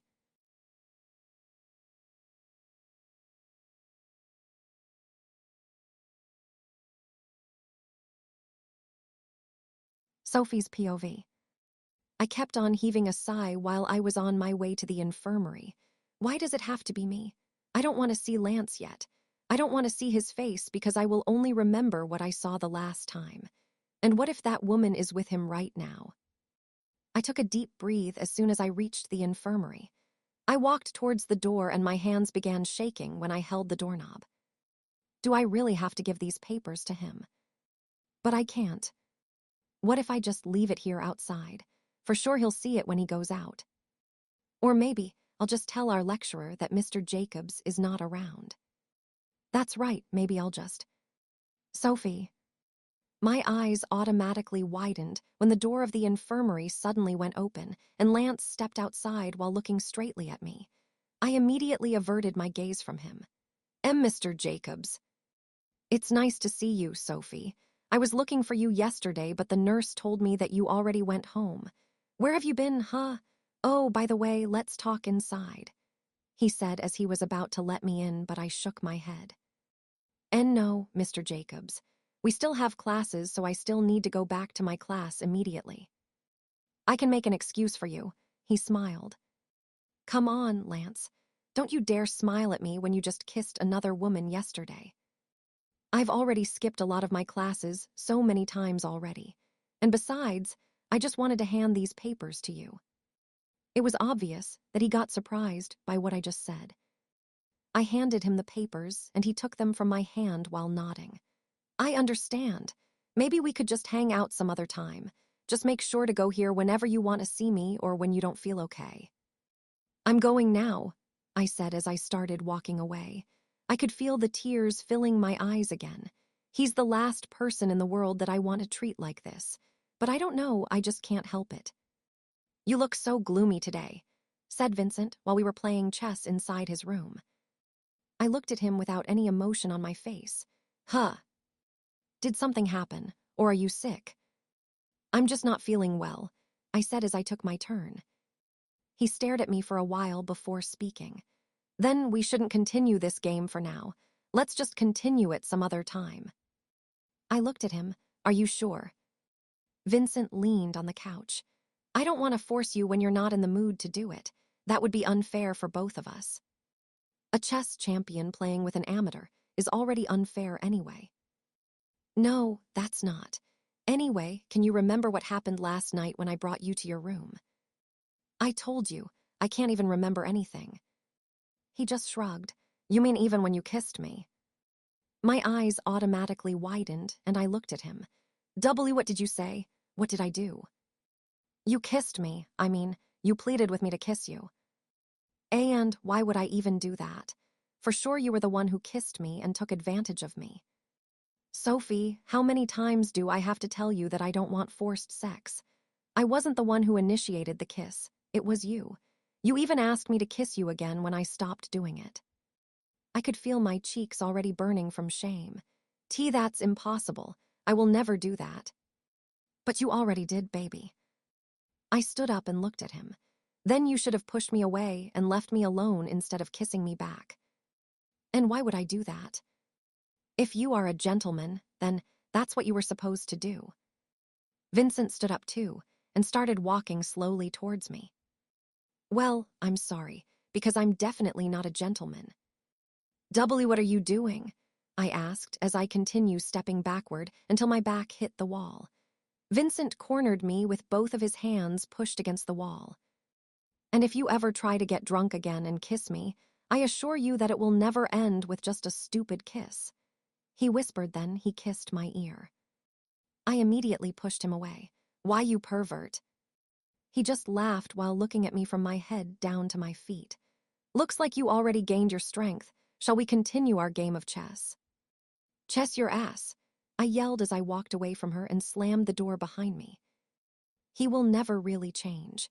He's the most perverted man that I have ever seen in my life. I swear I will never get drunk again. Sophie's POV. Sophie, will you go to the mall with me on Sunday? There is a dress that I badly wanted to buy since last month, but I couldn't find a time since Mom always wants to see me studying, even if I can't even understand what I am studying. Sabrina pouted while we were walking towards the school cafeteria. I don't know. Maybe I should ask Vincent first. Sabrina looked at me with a teasing face. Having a husband is quite hard, right? You have to tell him everything that you want to do and where are you planning to go. It's not because he's my husband, but because we both agreed to it when he took me from my father. Oh, I understand now. Speaking of my father, I wonder how is he now? For sure they're already having the time of their life, since they don't have a debt to pay to Vincent anymore. I lowered my head. Maybe Sabrina is right. Dad promised me that he would take me back from Vincent, but I don't think he still has the intention to do it. Sophie, Sabrina.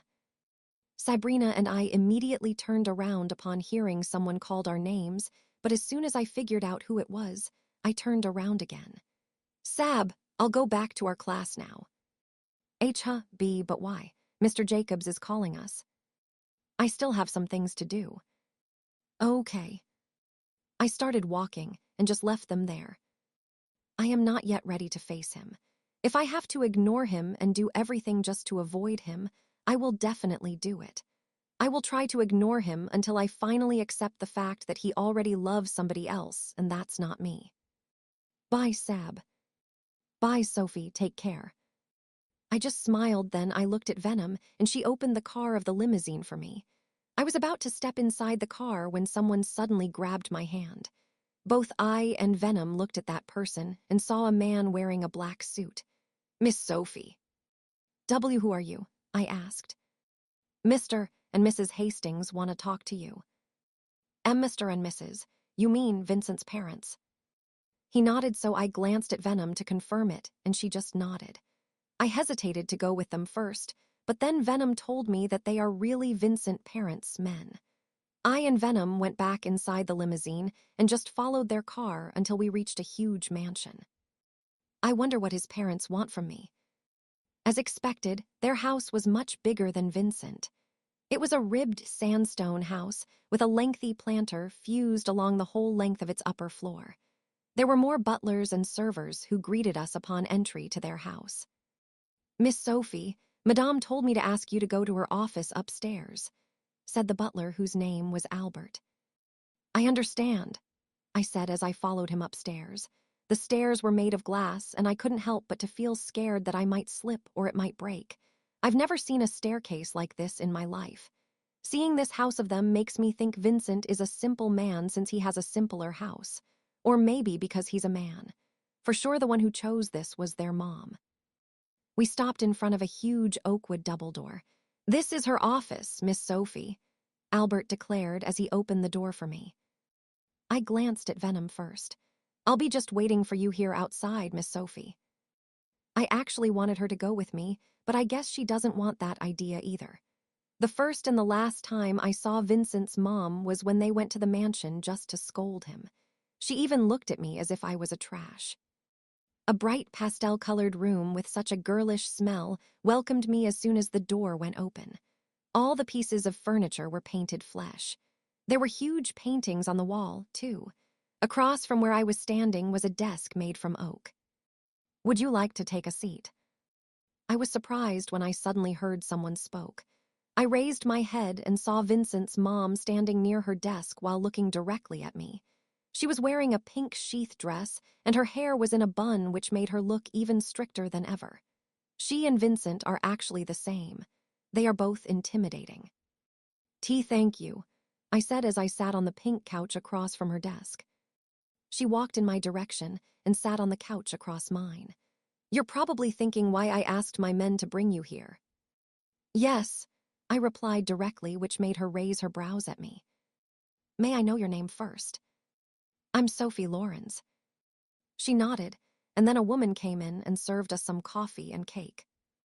"So, Sophie, I've heard that you got married to my son, Vincent." "Why, yes." "How long do you know each other? Were you friends?" "Oh, I doubt that." "Vincent never had a single friend." I looked at her. "Actually. Or perhaps he forced you to marry him. Am I right?" "So I'm right," she said, then sipped some of her coffee. "Who's going to be in love with that kind of man, anyway?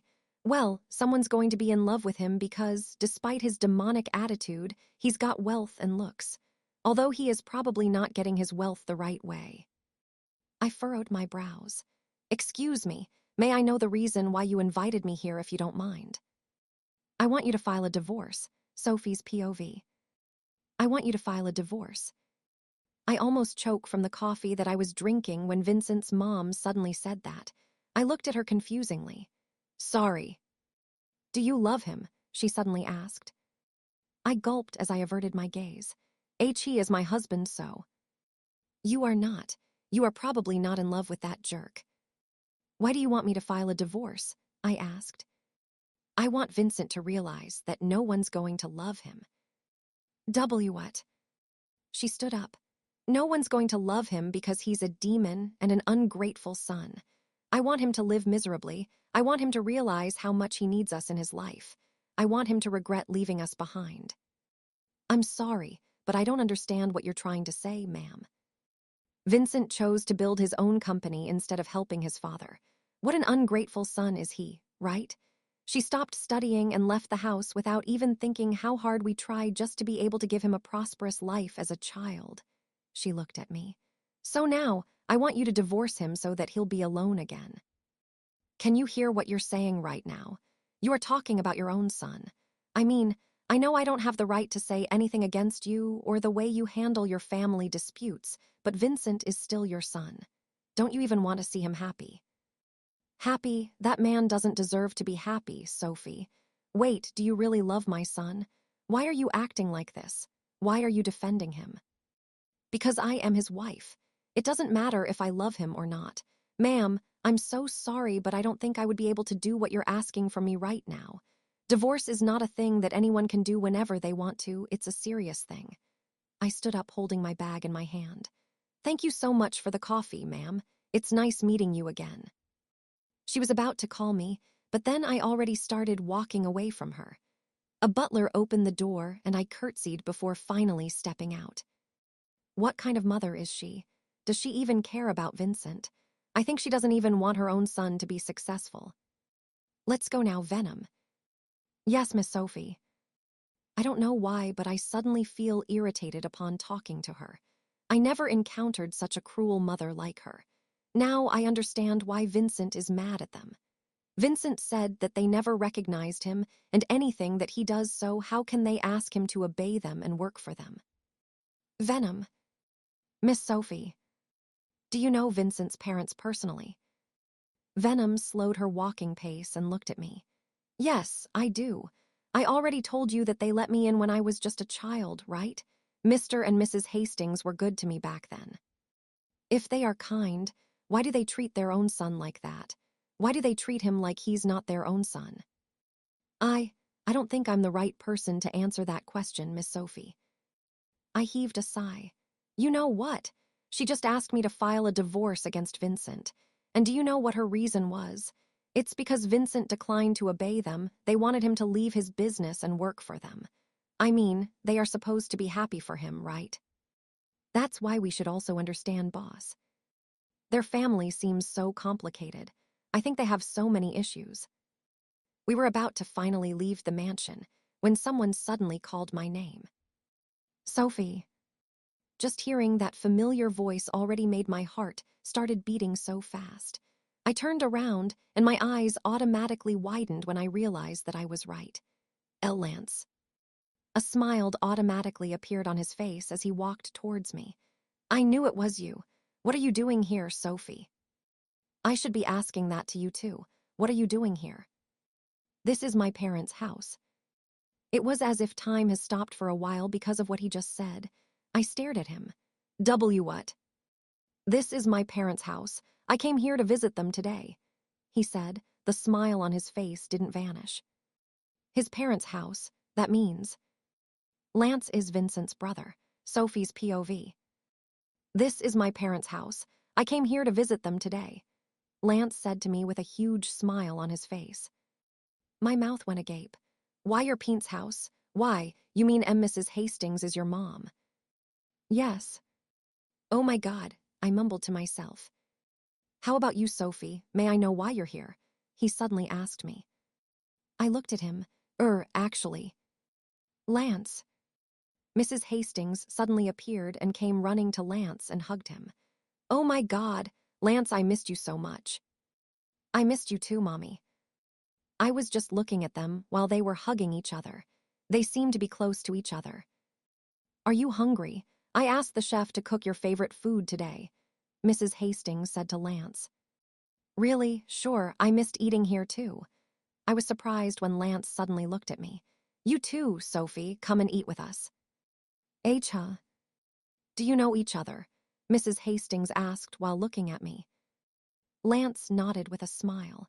She's a student from the university that I'm working at. Oh, I see. Yes, you can invite her over too. And no, I'm. Come on, Sophie. Don't worry, I'll send you home after we eat, Lance said as he grabbed my hand. I was just looking at his hand holding mine, and my heart started beating incredibly fast already. I didn't say anything until we reached the dining hall. Lance pulled a chair for me beside him. This is where I usually go during weekends or during class vacations. I didn't know that. I'm living alone, so I miss my parents more often. I go here whenever I miss my mom's beefsteak. I just smiled, and we continue eating. I could see Mrs. Hastings staring at me whenever I talked to Lance. I don't know what she's thinking, but that made me feel nervous. Lance. Lance looked at me while he was driving. He insisted to send me home, so I let him. About the younger brother that you mentioned before, may I know his name? My brother, his name is Vincent, but I used to call him V before. Now that I thought about it, Vincent got surprised when I called him V before. Maybe he remembered his brother. Why did you ask? Nothing, I'm just curious. Maybe he looks exactly like you too. I saw a smile on his face. Actually, people often ask if we're really brothers because we don't look like each other. Vincent is much more handsome than me. He's more popular with girls in our university before too. Really? But you are popular with girls in our university right now too, even if you're not a student anymore. Ha ha ha, I'm popular because they need me when they're sick. By the way, Lance, I think you're so close with your parents, especially with your mom. Yes, I'm her favorite son. She told that to us so many times before. She always dreamed of having a doctor's son, that's why she asked me to be one. You mean, she was the one who told you to be a doctor? It's not your personal choice. He shook his head. At first I was forced to do it even though I really wanted to a pilot, but then as I go to school and know more about medicine, I began loving it too. Our mom just wants us to either be a doctor or a pilot, because that's what our grandparents' occupations are. She wanted to continue their inheritance. So, that's why even if you don't really want to do it, You'll be forced to just do it for them. I am the oldest. That's why I wanted to succeed our family. I stared at him for a while. I know Lance for quite a while now, but I didn't realize that there are lots of things that I don't know about him. By the way, Sophie, may I know the reason why you left the infirmary? You weren't feeling good, that's why I got surprised when I didn't find you there. I was feeling better when I got to rest. That's why I already left. I forgot to inform you about it, that's why I just left. He nodded. That's good to hear then. I thought you got mad at me for some reason because you seemed to be avoiding me too when you brought those papers to me. And no, I'm not mad at you. I'm so sorry if you felt that way. You don't have to apologize. Just knowing that you're not mad at me makes me feel at ease, he said, then he smiled. How can he be Vincent's brother? Why of all people? I will never get mad at you, Lance. Thank you, Sophie. He opened the door of his care for me when we finally reached the gate of Vincent's mansion. He doesn't know that Vincent lives here too, that's why it's just all right. I just have to make sure that they won't be able to see each other. I'll be going inside now, I said. Okay, see you tomorrow, Sophie. See you tomorrow, I said as I was about to walk inside when he called me again. He was hesitating to say it at first, but he spoke after a while. Can I ask you to go with me somewhere tomorrow? My eyes widened. I just think that. It's been a while since we last go out with each other. Why? You can ask Sabrina to go with you too if you want. Sure. Thanks, good night. I smiled. Good night, Sophie's POV. Where have you been? I was surprised to see Vincent sitting on my bed as soon as I opened the door of my room. What are you doing inside my room? I asked. Waiting for you. He stood up and walked towards me. You didn't answer any of my calls. Didn't I tell you to go home early? Are you really that bullheaded? I'm sorry, I didn't notice the time. I just went to the mall with my best friend. Oh, really? Why, yes. By the way, I'll be going to Sabrina's house, too. I'll be helping her cook for a party for her mother, I said. He stared at me for a while with furrowed brows. Do you think I believe you? Are you seeing some other guy? Do you have a boyfriend, perhaps? And no, I don't have one. I'm telling you the truth. If that is true, then good for you. But if you have a boyfriend, make sure that I won't be able to see him. I don't like sharing what's mine. He said, then he suddenly tucked the strands of hair behind my ear. You should always remember that I already conquered some parts of your body. Vincent pressed his lips on my neck and started nibbling it. Vincent. I tried pushing him away, but he suddenly closed the door behind me and pinned me on it. It's time for another game. But before that, I would like to taste all of the parts of you that I already conquered. He whispered then. He bit the lobe of my ear gently, which caused my whole body to shiver. He put his arms around my waist as he pulled me even closer to him without his lips leaving my neck. I wanted to push him away, but my own body just won't listen to me. I was panting when he finally moved away. He moved his face closer to me, his lips almost touching mine. Do you want me to kiss you? I gulped, staring at his red lips. Why are you holding back so much? He whispered. That's when I realized that he was just teasing me. I immediately pushed him away. What are you talking about? I thought we're going to play chess. Let's hurry it up now, I want to sleep already. Fine, if that's what you want. Let's go to my room, he said. I'll just change my clothes, then I'll follow you there. He gave me a smirk before leaving me there. I suppressed a sigh as I sat on my bed. Why can't I even move whenever he tries to do those things to me? He almost kissed me too. And I can feel that he's going to choose my lips this time. If I were you, I would hire a better coach than the one you have now. You never win against me. Do you really suck at playing chess, or you're doing it on purpose? Vincent said as soon as he won our game again. I wrinkled my brows at him. What are you saying? Why would I let myself be defeated on purpose? Because you're excited about what I'm going to get next. Why, you're crazy. I will defeat you one of these days, Vincent. Just wait for that day to come. I threatened him, but he just gave me a smile. Then do it, he said. But before that, let me conquer another part of you first. My heart started beating so fast as soon as he mentioned conquering another part of me. He moved closer while scanning my whole body. How about this one? What? Your right leg is mine now, he whispered as he yanked my right leg up on the couch, causing me to lose my balance and fell onto the couch. My legs were facing him. What are you doing? Your right leg is mine now, from your right toes up to your thigh, Vincent said, slowly pulling up the right leg of my pajama until it reached my thigh. I was pulling it away, but he gripped tight on it. He moved his lips close to my leg and started planting kisses on it. My breath was starting to get heavier as his lips traced my leg up to my thigh. I clawed on the soft covering of the couch as I bit my lower lips to stop myself from letting out a moan that would only make Vincent continue teasing me more. I shouldn't let him see that I am enjoying the shit that he's doing. He looked at my eyes, but her lips were still on my thigh. You can moan if you want. Shut up. All right, lie to yourself even more and hold back, he whispered, then gave me a smirk.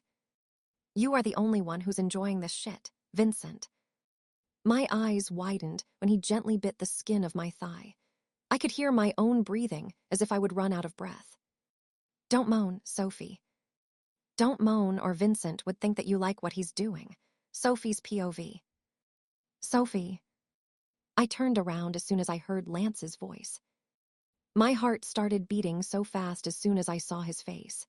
He was wearing a black turtleneck with a pair of black jeans, wearing his signature black round glasses. Now that I look at him, he somehow resembles Vincent. Wait, why am I thinking about that jerk? He almost touched me down there last night.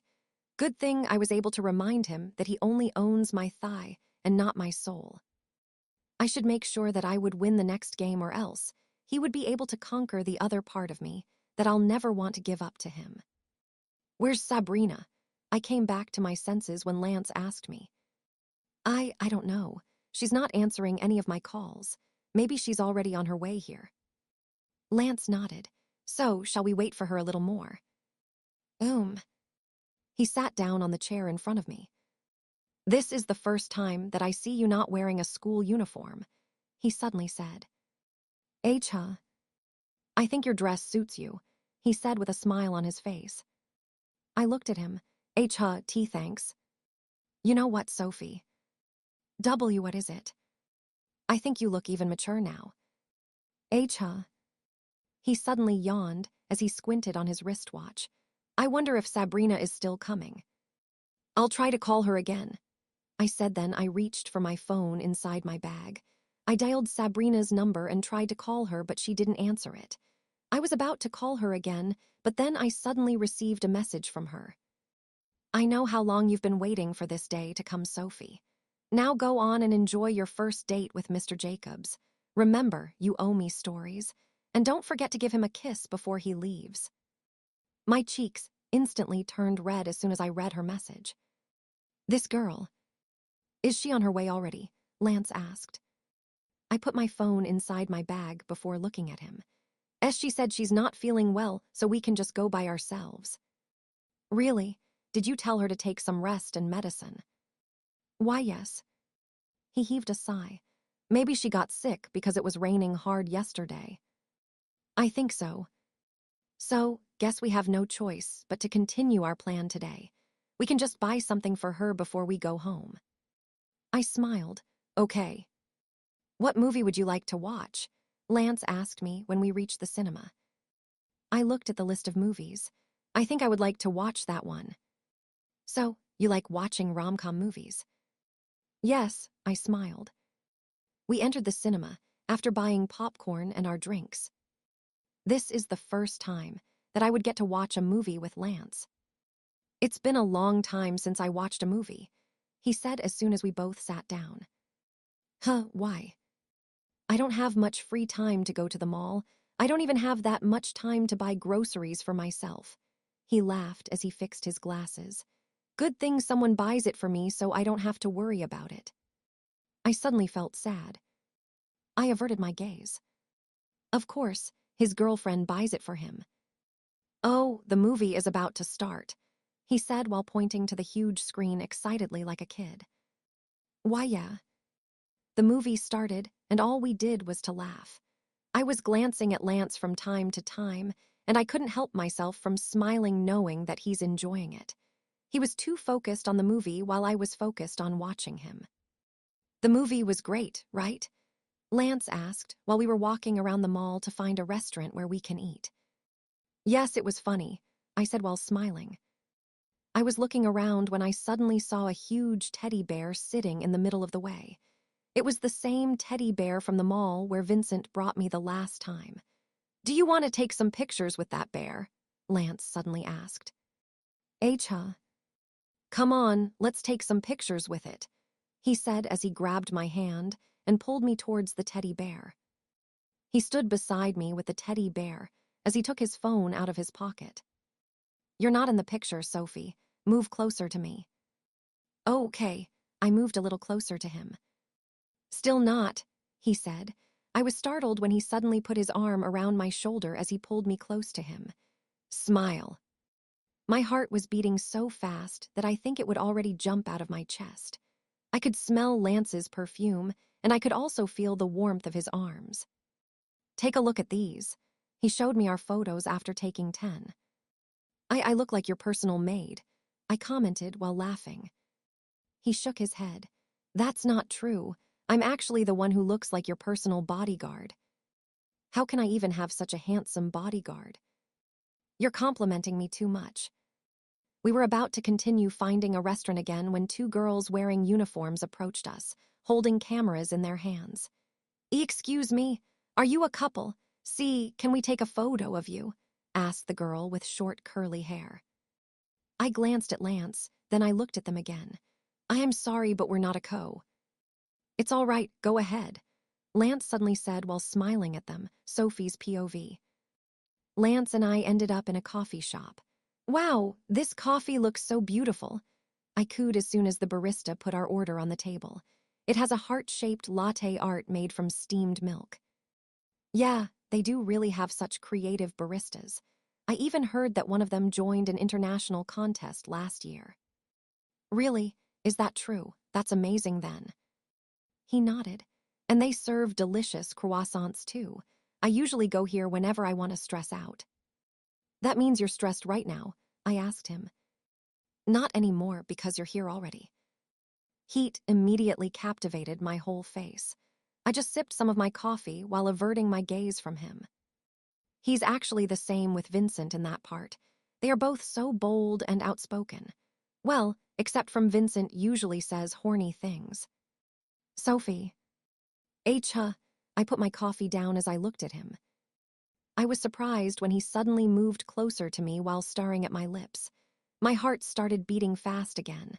I was frozen from where I was sitting and I just found myself looking at him.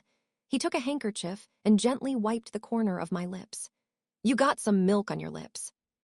I'll let me do it, I said as I tried to take the handkerchief from him, but he just shook his head and started wiping the corner of my mouth for me. It's all right, I'll just do it. He was so close to me that I could already see every mole on his face. I could also smell his sweet yet manly scent, which caused me to feel even more nervous. Why is he doing this to me? He already has a girlfriend. Why is he still doing things that would only make me fall even deeper into him? I moved away from him and he was surprised by it and looked at me. I am sorry. I'll just do it. Okay, he said as he handed me his handkerchief. Thank you. Sophie, you're such an idiot. You'll only make it awkward for both of you.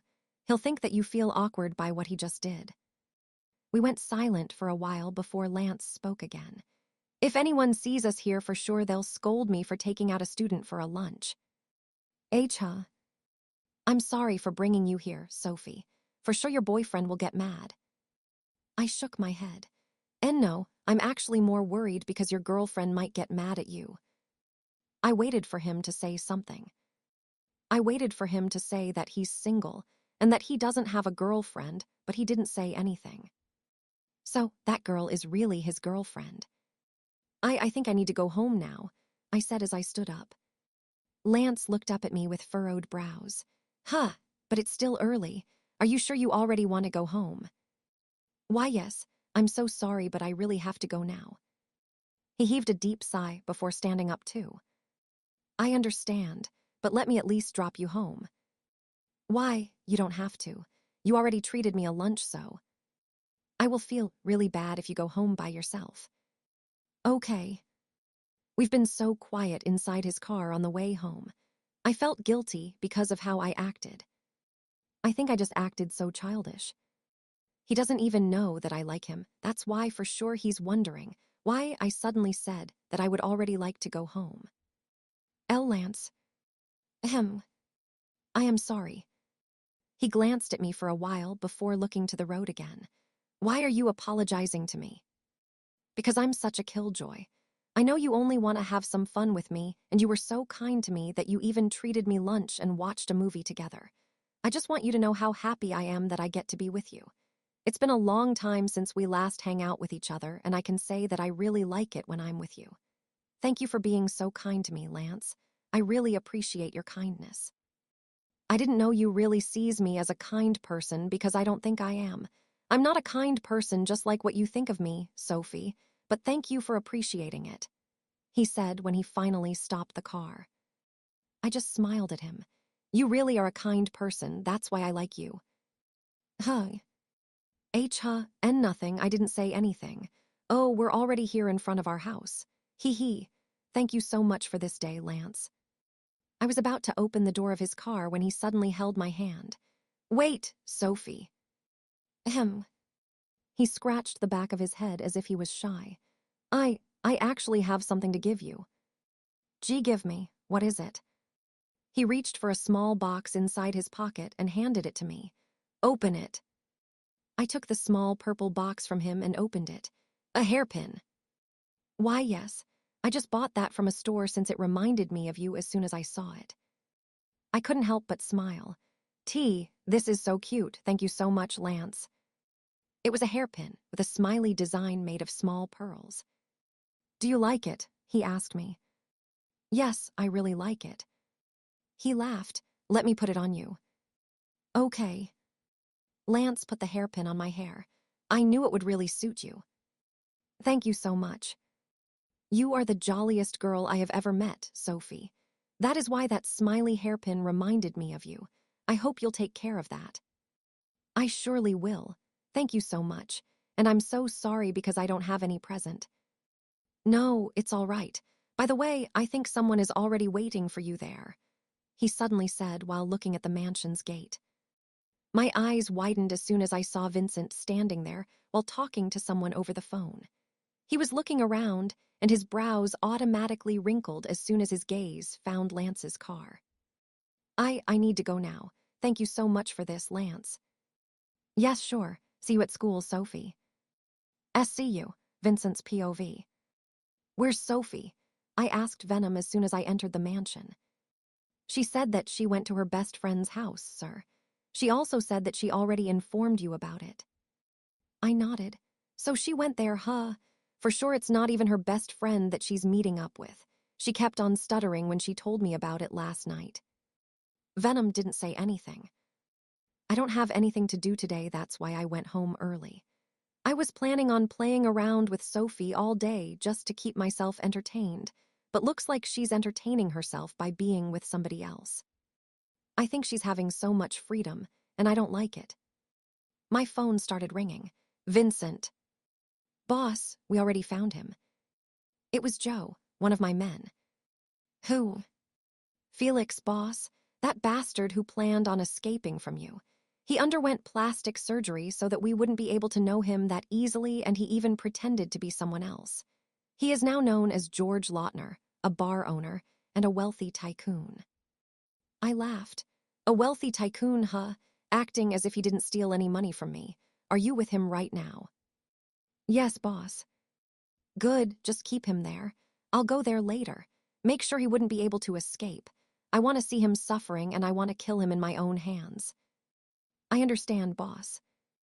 I went outside the mansion, only for me to see a familiar car outside. I walked out of the gate and glanced at the car. Boss, I would also like to inform you about our company's collaboration with Mrs. Portman. She said that she wants to meet you as soon as possible. That car is familiar to me. Boss. What? About Mrs. Portman. What about her? She said she wants to see you as soon as possible. I held my phone in my other hand while my eyes were still locked on the car. Tell her that I would meet her tomorrow. I understand, boss. Is that all? Yes, boss. I hang up the phone and was about to walk towards the familiar car when Sophie suddenly stepped out of it. She ran towards me, clutching her bag to her chest. Vincent. You look beautiful. Where have you been? I already told you about it, right?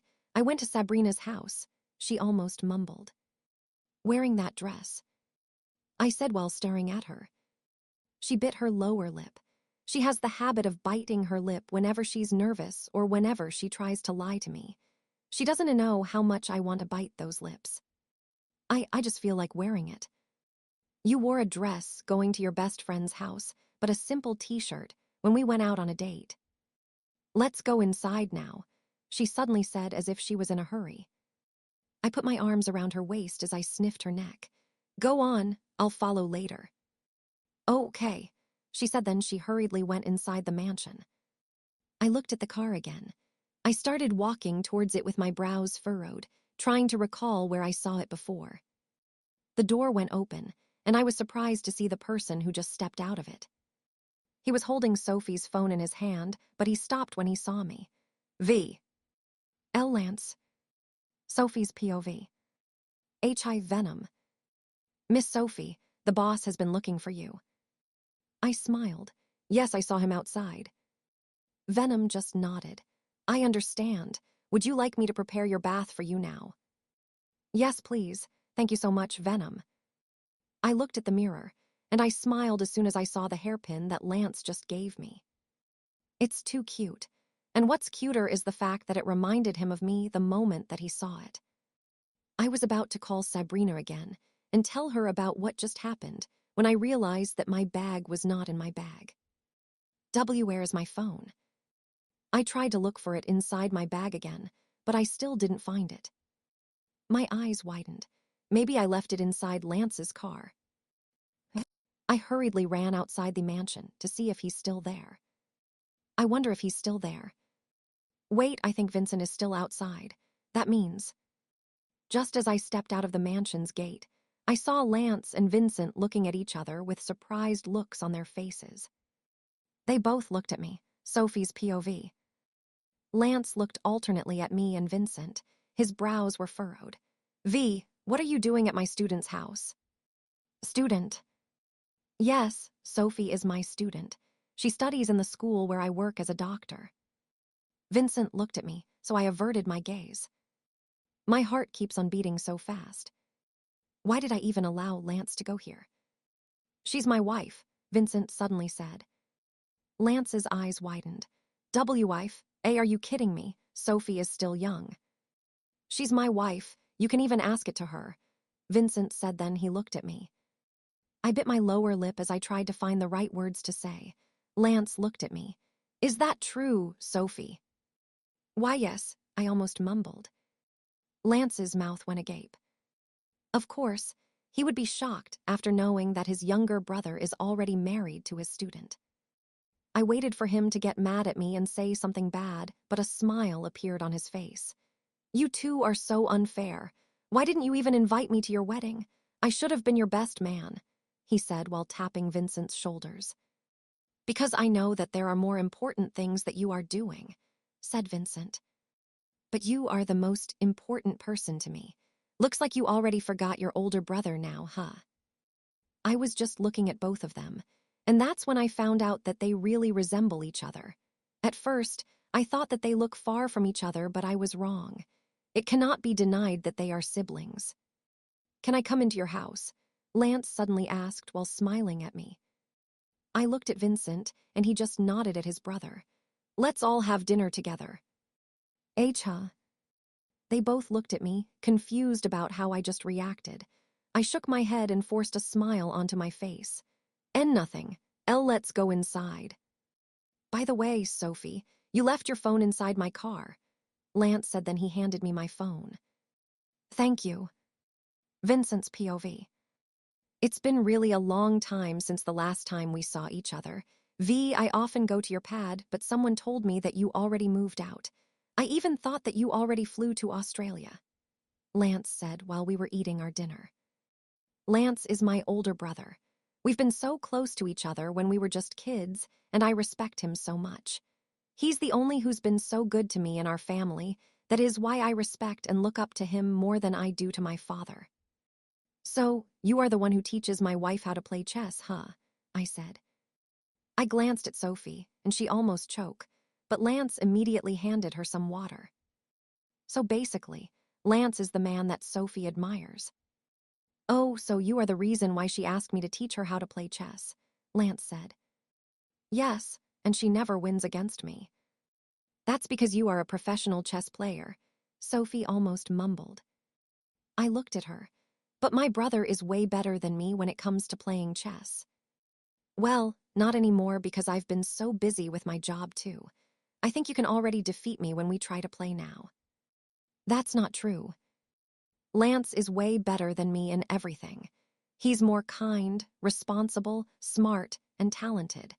That's also the reason why he is the favorite child. But despite being favored the most, he never treated me as someone who is inferior to him. He was always the one who defends me from our parents. By the way, V, how have you been now? I mean, aside from being married to my favorite student, what do you do for a living? He suddenly asked. I drank some of my wine before speaking. I'm a mafia boss and a CEO. Oh, I see. I'm so glad that you finally found something that would make you happy. How about you? Do you still have a connection with our parents? I asked him. Yes, I always go to their house whenever I have time. Actually, why don't we go there together some other time? For sure Dad would love that. But Mom won't, I replied, which stopped him from speaking for a while. He heaved a sigh. By the way, I have something to tell you, V. Sophie suddenly stood up. Excuse me, I'll just go upstairs for a while. Lance, please enjoy yourself. I followed her with my eyes until she finally disappeared with her flushed face. What is it that you're going to tell me? I asked Lance. He looked straight at me. I know you may not care about it anymore, but she already came back. What, who? Monica. The moment that she mentioned that name, my heart started beating so fast. The name that I haven't heard for 5 years. The name that I already wanted to forget. Sophie's POV. Miss Sophie, Sir Lance already left, Venom said to me as she opened the door of my room. I didn't take the blanket off me. Okay. I will go now, Miss Sophie. Okay. I don't know why, but I don't feel good after what just happened. Lance finally knew about my marriage with Vincent, and that also means that we'll be having much smaller time with each other. For sure, he'll be more distant to me now since his brother is my husband. I don't want him to stay away from me. Him knowing that I am already married to somebody only validates the fact that we don't have a chance to be together anymore. I know it's wrong for me to feel this way, but I feel so sad and hurt. Lance is my first love and the one I love until now. I don't want to be away from him. I want to be with him for a long time, but I guess that won't happen again anymore. Then I suddenly heard someone knocking on my door. I wiped the tears in my eyes and stood up, walking towards it. I also forgot to tell Venom to go with me to the mall tomorrow. I was surprised when I suddenly saw Vincent standing in front of me while holding a bottle of whiskey in his hand. He was still wearing his tuxedo, but the first 3 buttons of his white shirt were unbuttoned already, and his curly hair was in a complete mess, although he still managed to look handsome. W, what are you doing here? Let's play chess, he said. I furrowed my brows at him. Huh. I want to play chess with you, Sophie. I think you're drunk, and besides, I'm not also in the mood to play chess with you. Let's just sleep already, okay? I'm already tired, I said as I was about to close the door, but then he stopped it and grabbed me by the hand. Please, Sophie, let's play chess. But Vink, please. He was looking directly into my eyes as if he was pleading. That was the very first time that I saw him like that. He looked so miserable, tired, and sad at the same time. Sad. And why would he even feel sad? I took a deep breath. Fine, but just one game, okay. Let's go, he said, then he finally dragged me to his room. I think that's a better way to cope with the sadness that I feel. I rolled my eyes and poured myself some whiskey as soon as our game ended. And as usual, the one and only chess master won. It tastes bitter, I said. But it does taste delicious, right? Yes, it does. I drank another glass of whiskey and tried to pour another one when I suddenly realized that there's nothing left already. There's nothing left. Sophie. I said while licking the rim of my glass. You like my brother, right? I looked at him as I put my glass on the center table. So much. I love him so much. He's my first love, and he's also the man that I will always love. I knew it, he laughed sarcastically. That's why you looked so ashamed when he found out about us. I'm not ashamed. I'm just sad because it only proved that he doesn't really care about me. He doesn't care if I like or even if I marry another guy. Oh well, he never really loved me anyway. It was just a one-sided love all along. Tears began streaming down my face as I recalled how Lance used to be so good to me. Also, the reason why I end up falling in love with him. Vincent didn't speak for a while. He just continues drinking the whiskey in his glass until nothing was left too. One-side love, huh? I think we're both drunk, I said. Being in a one-sided love is so stupid, right? That's right. He put his glass on the table and looked at me. Sophie. What? Do you want me to erase your sadness? I laughed. Oh, really? You can do that? Of course. And I also forgot to tell you the part of you I want to conquer tonight. I think I already know. I was just staring at his face while as he started moving closer to me. His eyes were locked on my lips. I knew what he was going to do, but I just stayed sitting there until he was already able to claim my lips.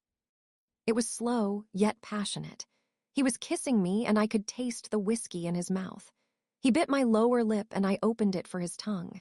He sucked my tongue as his hand traveled down to my thighs, slowly massaging them. I put my arms around his shoulders and kissed him back. We just found ourselves lying on the couch while our lips were still playing with each other. I could feel the heat all over my body, and I know he feels the same way too. Monica, I heard him whispered.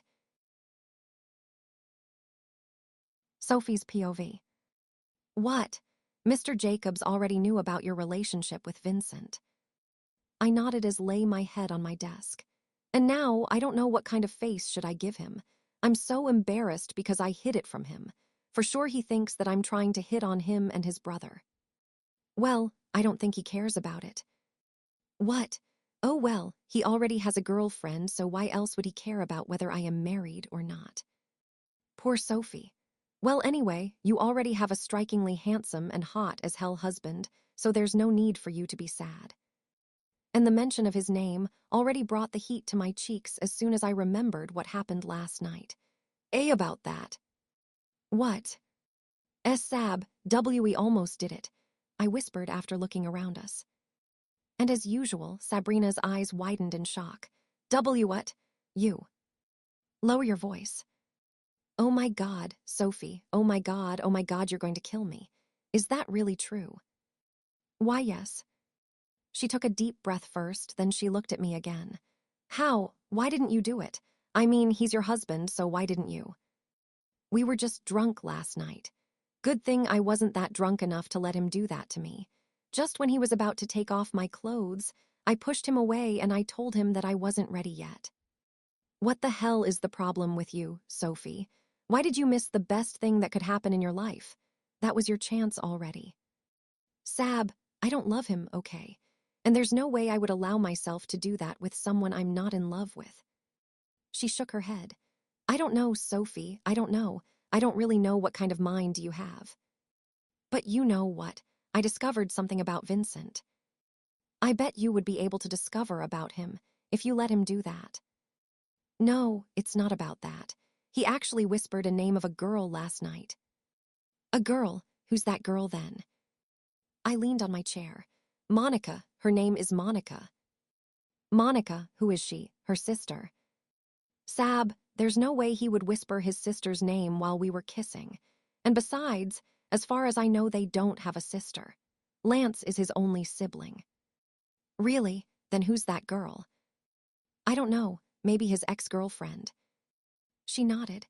I think so. Well, that only means that you're not the only one who's in love with another person. That's right. Sophie, Mr. Jacobs is looking for you, one of our classmates suddenly said. Sab and I looked at each other first, before I finally stood up and walked towards our classroom door. What does he want from me? I can feel my hands getting colder as I glanced outside, only for me to find him standing there while leaning on the wall with his hands in his pocket. I heaved a sigh. Mr. Jacobs. Sophie, he smiled. I'm so sorry to disturb you, but can I talk to you for a while? Sure. Sophie, can I ask a favor from you? Lance asked me as soon as we reached the university's garden. I looked at him. Favor. You know that it's V's birthday tomorrow, right? It's Vincent's birthday tomorrow. You do know. I shook my head. I almost forgot. It's all right. Maybe he hasn't mentioned it yet. Are you planning something? I asked him. I'm actually planning on surprising him.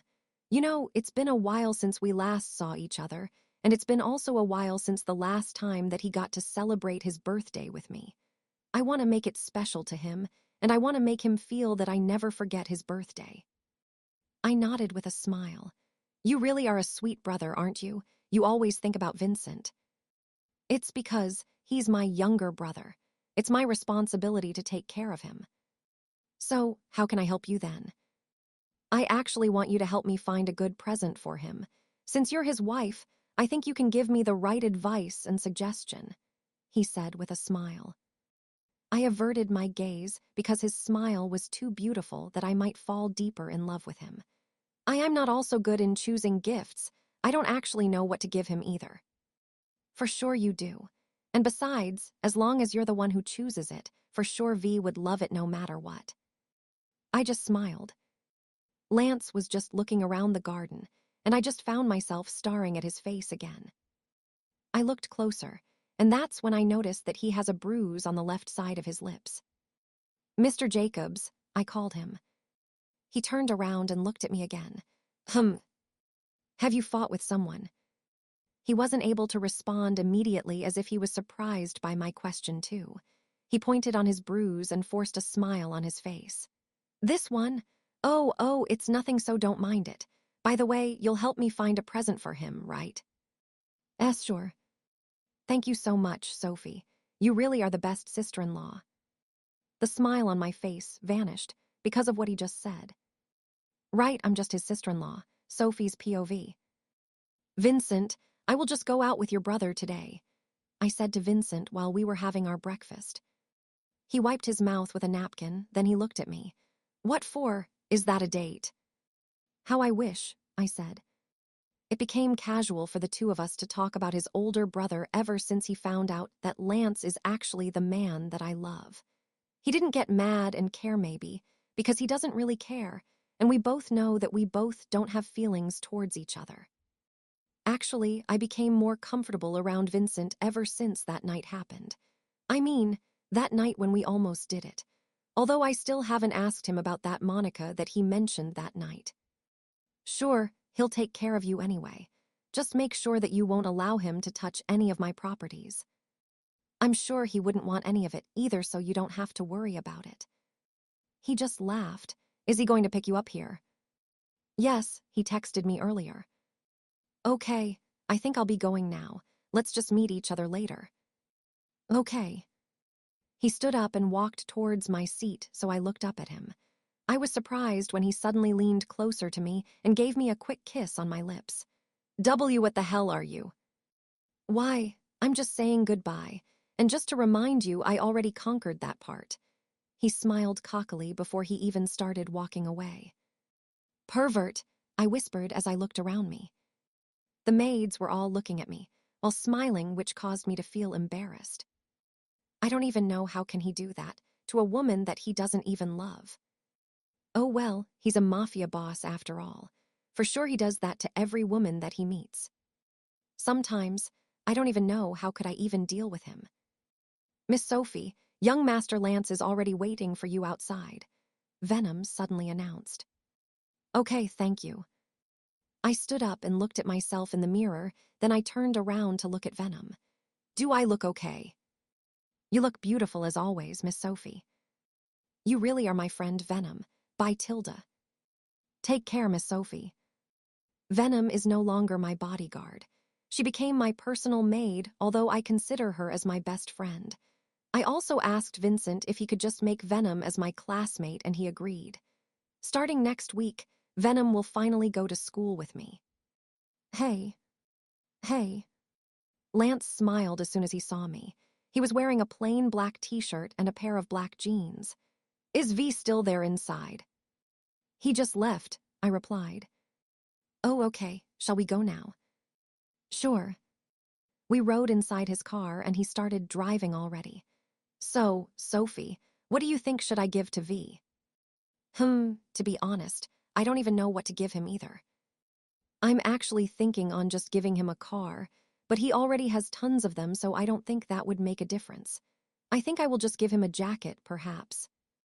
I leaned on the seat. I think he would like it. He actually wears jacket a lot. I think so too. How about you?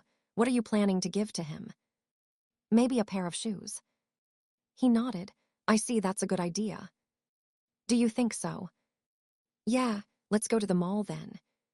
Sophie, what do you think about this one? Lance asked as he showed me a black denim jacket.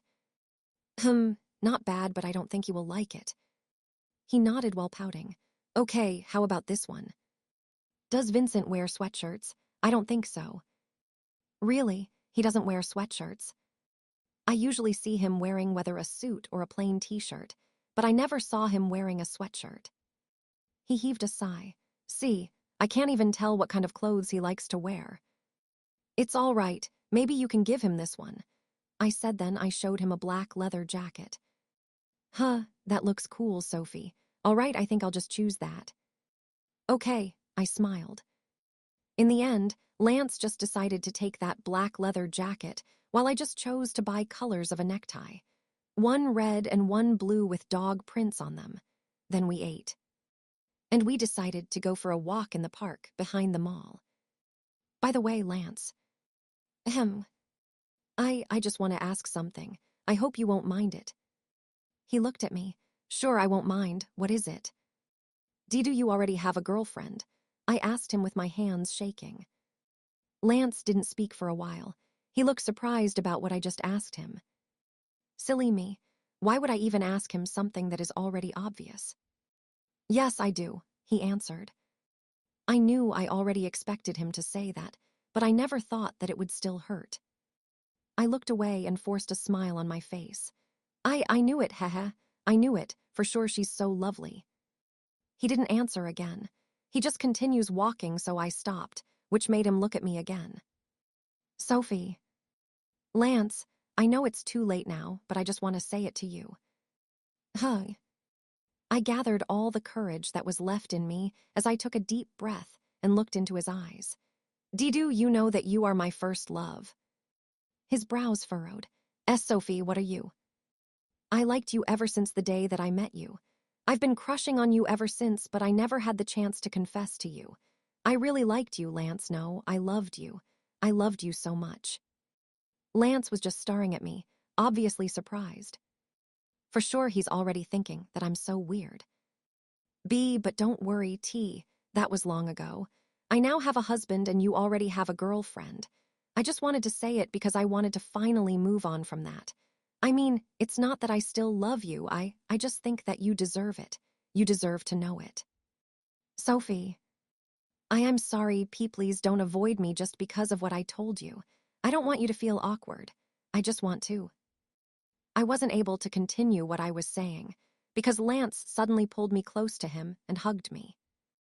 You don't have to apologize, Sophie. Thank you for saying it. I felt the tears filling up my eyes. I hugged Lance back as tears began running down my face. I hugged him tightly. A hug that would make him feel how much I loved him for so many years.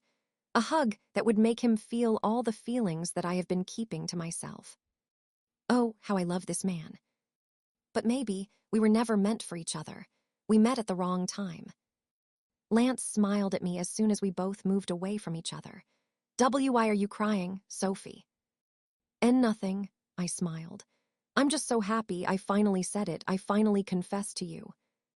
Thank you, he smiled back. I stared at his face. We can still be friends, right? Lance stared at me for a while before he finally nodded. Friends.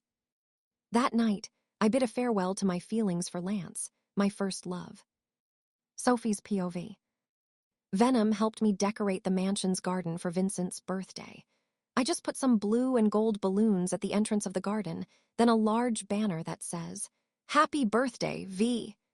There were Christmas lights that we hang around the trees and on the pathways. I was also the one who chose the food to be served and even the drinks. I also helped to bake his cake and decorated the tables and chairs for the visitors. After I confessed to Lance, I cried so hard when I went home. But then I realized that maybe it's the best time to move on already and let go of my feelings toward him. I just decided to practice focusing more on Vincent. Starting from now on, I'll try learning to love Vincent. After all, I am married to him. Speaking of Lance, I wonder why is he still not here? I tried calling him a while ago, but he didn't answer any of them. He usually goes here early, so I'm worried. But maybe he's still asleep or he's busy doing something. Miss Sophie, where do you think should we put this chocolate fountain? Venom asked me while 3 men were behind her, holding the huge chocolate fountain that I ordered myself to. I think you can just put that there, I said, pointing to the long table placed under the ornamental cherries. I looked around the garden and smiled when I realized how beautiful it is. I just hope Vincent likes it. I am sorry I'm late, Sophie. I'm really sorry I didn't notice the time. Lance, I smiled. It's all right, look, I'm almost done. What do you think about it? Lance looked around the garden. It's beautiful. I didn't know that you're so good at this, Sophie. Really? It doesn't look like a child's birthday party. Not at all. For sure V would love it. Thank you. Your eyes look puffy. Did you cry last night? I kidded. Really? I don't know. I just watched a heavy drama last night before I sleep, and this is what it brought me. We both laughed.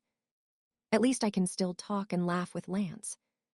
Miss Sophie, Sir Vincent just arrived. One of the maids yelled, which caused all of us to panic. I looked at Lance. What should I do? Go greet Vincent and make him go here, he replied. Okay. I looked at myself and fixed my dress, then I took a deep breath.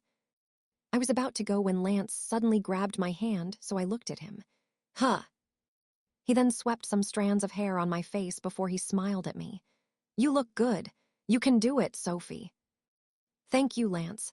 I smiled, then I started walking away. I went out of the mansion and saw Vincent as he parked his car in front of it. I waited for him to step outside before I ran onto him. V. Why are you still awake? I was waiting for you. He furrowed his brows, but then later on a smirk appeared on his face. Waiting for me? Why, don't tell me you want to play chess tonight. Do you know what part of you would I claim next? I told you to wait for me till I turned 18. I almost whispered. He suddenly grabbed my waist and pulled me close to him. Aren't that next month? My eyes widened upon realizing that what he said was right. All right then, I'll just wait for you, he said. I'm hungry, would you like to eat outside? No, I mean I have something to show you. V, come with me. Show me, what is it? I grabbed him by the hand. Let's go. He was hesitating to go with me at first, but then he let me pull him until we finally reached the way to the garden. We saw 2 of his men standing by the doorway. What's in the garden? Vincent asked me. I don't know, let's see. I was still holding his hand as we walked inside. The lights were dimmed at first, but as we continue walking, the lights turned on one by one. Isn't it beautiful? I whispered to Vincent. It is. We continue walking until all the lights turned on. Happy birthday, Vincent. All of us yelled, including Vincent's me behind us. I glanced at him and I saw how surprised he was. He was looking at all of us, then he looked around him. A smile suddenly appeared on his face. My mouth went agape while I was looking at him. What a beautiful smile he has. Sophie's POV. Surprise, I said to Vincent with a smile on my face. He looked at me without removing the smile that he was wearing the moment that he saw all of us. Did you do it? I mean, you're the one who planned this all. I was the one who designed it, but Lance was the one who planned it. I replied as I glanced at Lance, who was walking towards us. He patted Vincent on his shoulder. Happy birthday, my dearest younger brother. Thank you, said Vincent, then they hugged each other. Everyone started greeting him, and he just smiled at them and asked them to eat already. I didn't know you know how to smile, I joked when he came back to me. And it's because of you, he suddenly said, which automatically caused my heart to flutter. Why is he smiling so beautifully? This is the very first time that I see him smile. This pasta tastes so fucking good. Really, I was the one who cooked it, I said. You really are a good wife to me, Sophie. My cheeks felt hot. I just thought that it would be more special if I'll be the one to cook the food. Really? Yeah. Then I should thank you for that. He suddenly smiled while staring at my face. V, I know exactly what you're thinking. He raised an eyebrow. What? I haven't even said anything. But your eyes tell it all, I said while narrowing my eyes at him. Vincent didn't take his eyes off me. You look so fucking beautiful tonight, Sophie. Why do you always have to add a curse before your compliments? Because a simple adjective isn't enough to describe how wonderful you look. You're so beautiful that I can already feel my pants getting tighter here. My eyes widened. Vincent, you're a pervert, I whispered to him while looking around, trying to know if anyone heard what he just said. Good thing no one did. I am, he said. I just reached for a glass of wine, then I drank it all when I suddenly felt Vincent's hand on my right leg. I glared at him, and he just smiled at me as if he did nothing. His hand traveled up to my thigh, gently stroking and squeezing it without taking his eyes off me. I gulped and tried to look the other way and pretended that I didn't care, but Vincent moved his hands again that he almost touched the most intimate part of me. I widened my eyes at him. What the hell are you doing? Thanking you. I put my hand above his hand that was touching my thigh and tried to brush it off, but he kept on coming back and touch it again. I think you forgot that I already own this part of you, he said as he continues caressing my legs. But someone might see us, I said while looking around. And so what? You're my wife after all. I heaved a sigh. I don't think I can even stop him. Good thing he finally stopped and laughed. You don't know how cute you are whenever you're making that face. What face? The face that you give when you're being turned on. Heat automatically invaded my whole face. How could you? Vincent. Lance suddenly walked towards us, so I straightened my back and looked at him. I'm sorry, did I disturb you? I shook my head. And no, not at all. What is it? Vincent asked him. You have a visitor. Vincent furrowed his brows. Who is it? Lance then smiled as he looked in a certain direction. Vincent and I then turned our heads to the entrance of the garden. My mouth went agape as soon as I saw the person that Lance told us about. She was walking in our direction wearing her pink small dress. She was a tan-skinned woman with perfect curves and blonde hair. She literally looks like a doll. Everyone in the garden followed her with their eyes. She was looking at Vincent with a smile on her face. Long time no see, V, she said as soon as she was able to stand in front of us. Even her voice sounded so beautiful. I was just staring at her, thinking where I saw her before because her face looked somewhat familiar. Monica, Vincent mumbled. Monica. That woman that Vincent mentioned that night. She's that girl. I told you she just arrived here last week. She visited me at our university too, Lance suddenly said. Now that I think of it. That's you. I yelled so loud while pointing at her.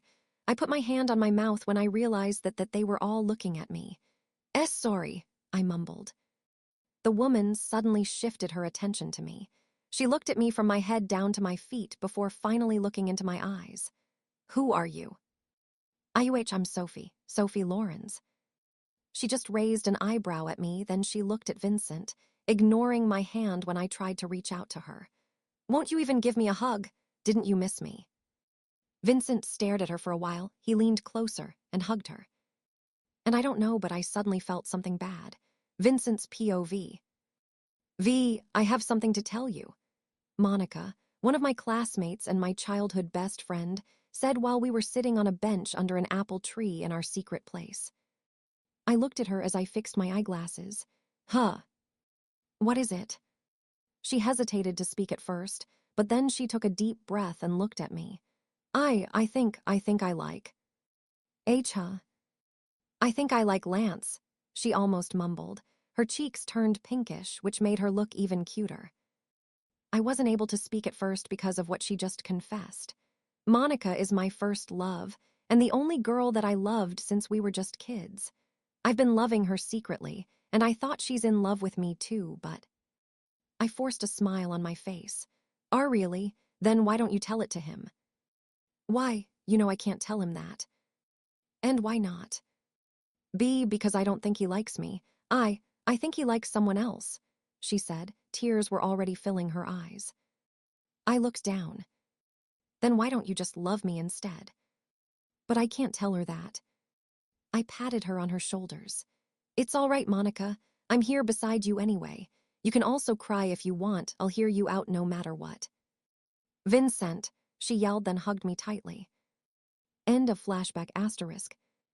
Why didn't you tell me that you already arrived? I asked her. Monica smiled as she leaned in her seat. Because I wanted to surprise you. I wanted to see your reaction when you finally see me. How do you expect me to react? You didn't even tell anything to me when you left. You just left and I just knew it from Lance. I said I know the tone of my voice surprised her, but that's how I really feel. She left the next day that I confessed to her. Is it because I confessed to you? I asked her. She shook her head. That's not because of that, Vincent. Besides, I knew from the start that you loved me. Then why did you leave us? Why did you leave me? Because I needed to do it. Why? Our company got bankrupt and Dad had no choice but to send me to New York. I had no choice, Vincent. I wanted to help my dad. I wanted to help my family. Then you should have told me about it. I could help you. She shook her head as she runs her fingers through her hair. No, Vincent. I wanted to solve it all by myself. I don't want to be a burden to any of you. We never treated you like somebody else. I know that. I'm truly sorry, Vincent. That's the reason why I'm here, because I wanted to apologize to you. I took a deep breath as I stared at her face. Nothing actually changed with her. She's still as beautiful as the Monica that I used to love back then, except from her hair is longer now than before. Are you going to stay here in New York? Yes, definitely. I'll stay here and I won't leave anymore, she said with a smile on her face. The smile that I've always longed for. The smile that I've always wanted to see. Happy birthday, V, she said again, as she handed me a box wrapped with a blue glittery paper. What is this? I asked as I reached for her gift. She smiled. Open it. I started unboxing her gift until I finally saw 2 folded neckties. The other one was red and the other was blue. I laughed when I saw that she even put a little bear on it as a design. Thanks, Monica. Do you like it? It's cute. That's a relief then. I made those neckties by myself, by the way. Oh, so you're still good at doing things like this, huh? She nodded. Yeah. I knew it, I said, then we started laughing together. Monica knows me better than anyone else. Aside from my older brother, she was the one who's always been there for me whenever I wanted someone to understand me. And it makes me feel so happy now that I finally see her again, Sophie's POV. I've been glancing at Vincent and that Monica for a while now. And ever since she arrived, Vincent seems to forget about me already. It's not that I'm complaining, I can't blame him because he never really get to see her for years. I can smell jealousy. I was startled when Lance suddenly sat next to me. I looked at him. Lance, do you want me to call Monica so that you will get to be alone with your husband already? My face automatically turned red. And no, you don't have to do that. I'm not jealous. I turned my gaze away from him. I already know that they are childhood friends. And she's also V's first love. I know. But you don't have to worry about anything, Sophie. V is your husband now, and I don't think he would marry you if he still loves Monica. He just married me because my father couldn't pay his debt to him. How I wish I could tell him that. I am not jealous. Lance smiled. Vincent and I met Monica during our kindergarten. Her father was the owner of that school, and so our parents became their business partners. Monica was a nerd back then. She always gets bullied, and Vincent and I always save her. One time when she was kidnapped, Vincent really did everything to find her. She fought with the kidnappers by himself that he almost got comatose. Good thing our father's men and the police officers came. I just nodded. Then we grew up and decided to go to the same university, but then Monica suddenly left without saying anything. She went to Australia, and after a month we just knew that their company got bankrupted. Vincent also told me that Monica likes me. And Monica likes you. Lance nodded. I didn't actually know that. I thought that she was in love to Vincent too, that's why I just kept my feelings to myself. So you loved her too? Yeah, but my brother is more important to me. Did Vincent confess to her? He was about to confess to her, but then Monica suddenly admitted that she likes me. I glanced at Vincent, who's still talking to Monica on the other table. He must get hurt. I'm sure he did. Monica was the only woman that V loved. I don't even know why, but it felt like something pierced my heart. But good thing you came into his life, because he finally found someone who loves him too, someone who would make him happy, Lance said. I smiled at him. I wish I could really do that. Of course you can, and you already did. V smiles way better now than he usually before when he was still living with us. He became happier when you came to his life. That's why you need to promise me, Sophie. You need to promise me that you will remain by his side no matter what happens. I know my brother is not a perfect husband. He's stubborn. He loves being involved in any type of trouble, and he is sometimes selfish, but he has a good heart. I swear you won't regret loving him. Lance, why are you saying these things to me? Because I know that you're the one for him. I know that you're the woman that he needs in his life. I gave him a smile. Lance, do you even know that Vincent is so lucky to have an older brother like you? Lance shook his head. That's not true. I wasn't even able to stay beside him when he needed me the most. That's why I think that the only thing that I can do for him is to help him find a girl that would change him for the better. Someone who could make him feel completely happy. You are the best brother. That's not true. Lance.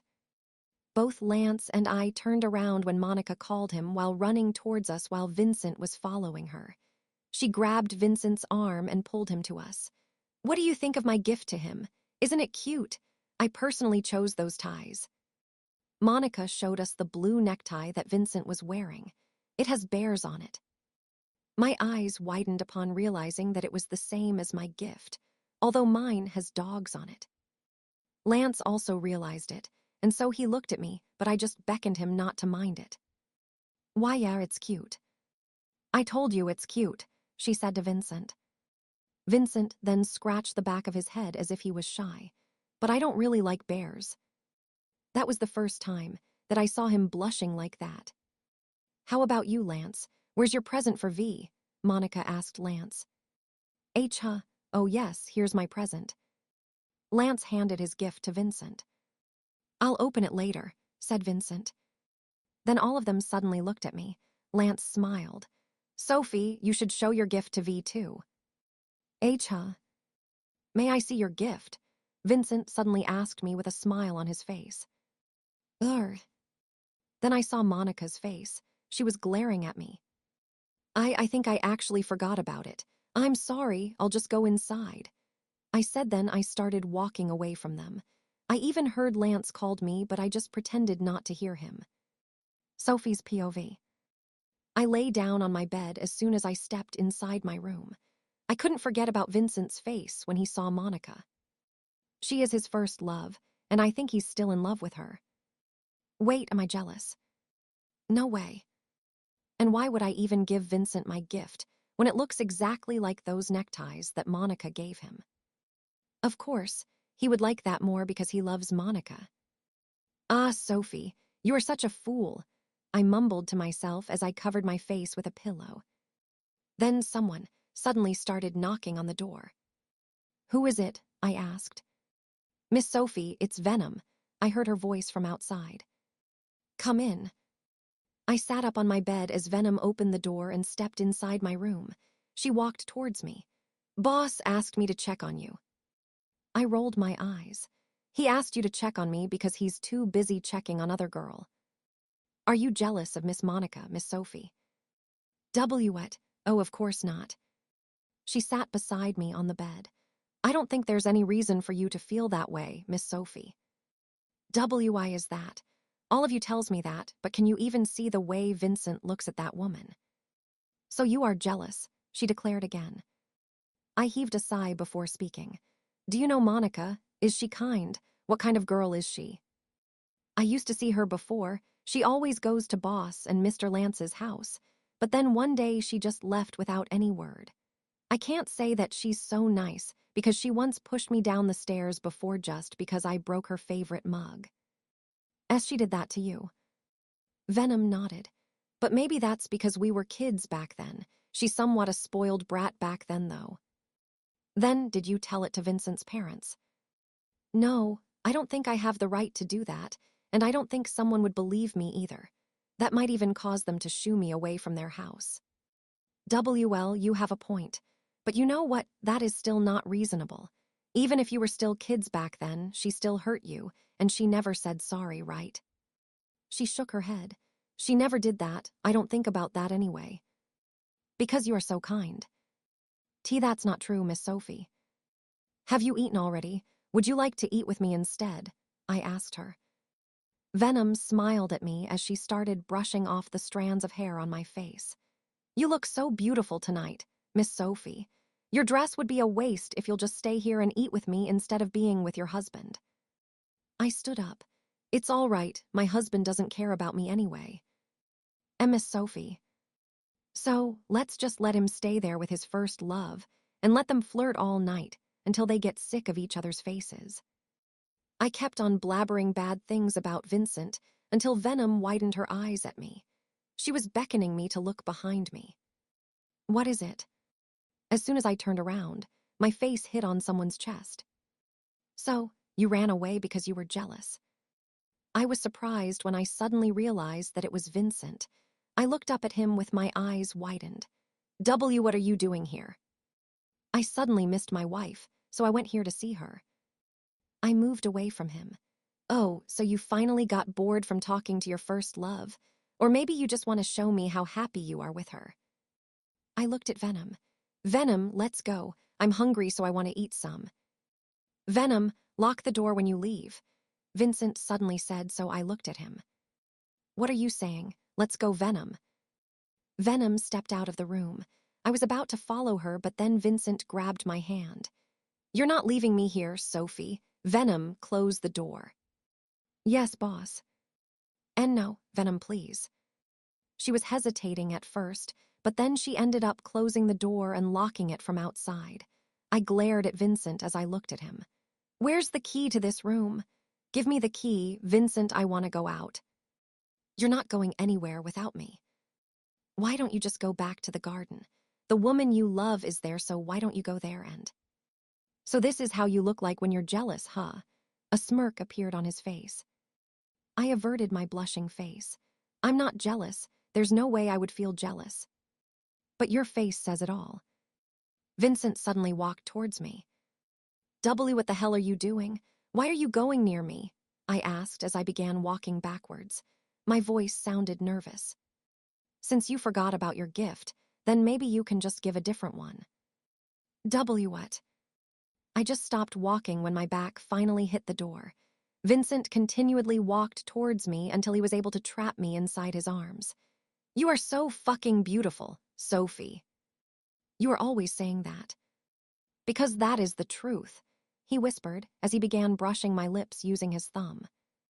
"But Monica is more beautiful, right?" I finally looked at him.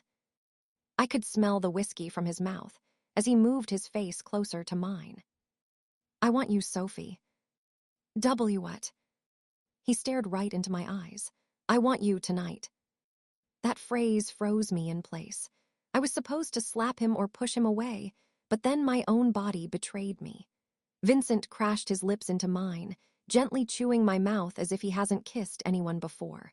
I opened my mouth to let his tongue in as I put my arms around his shoulders.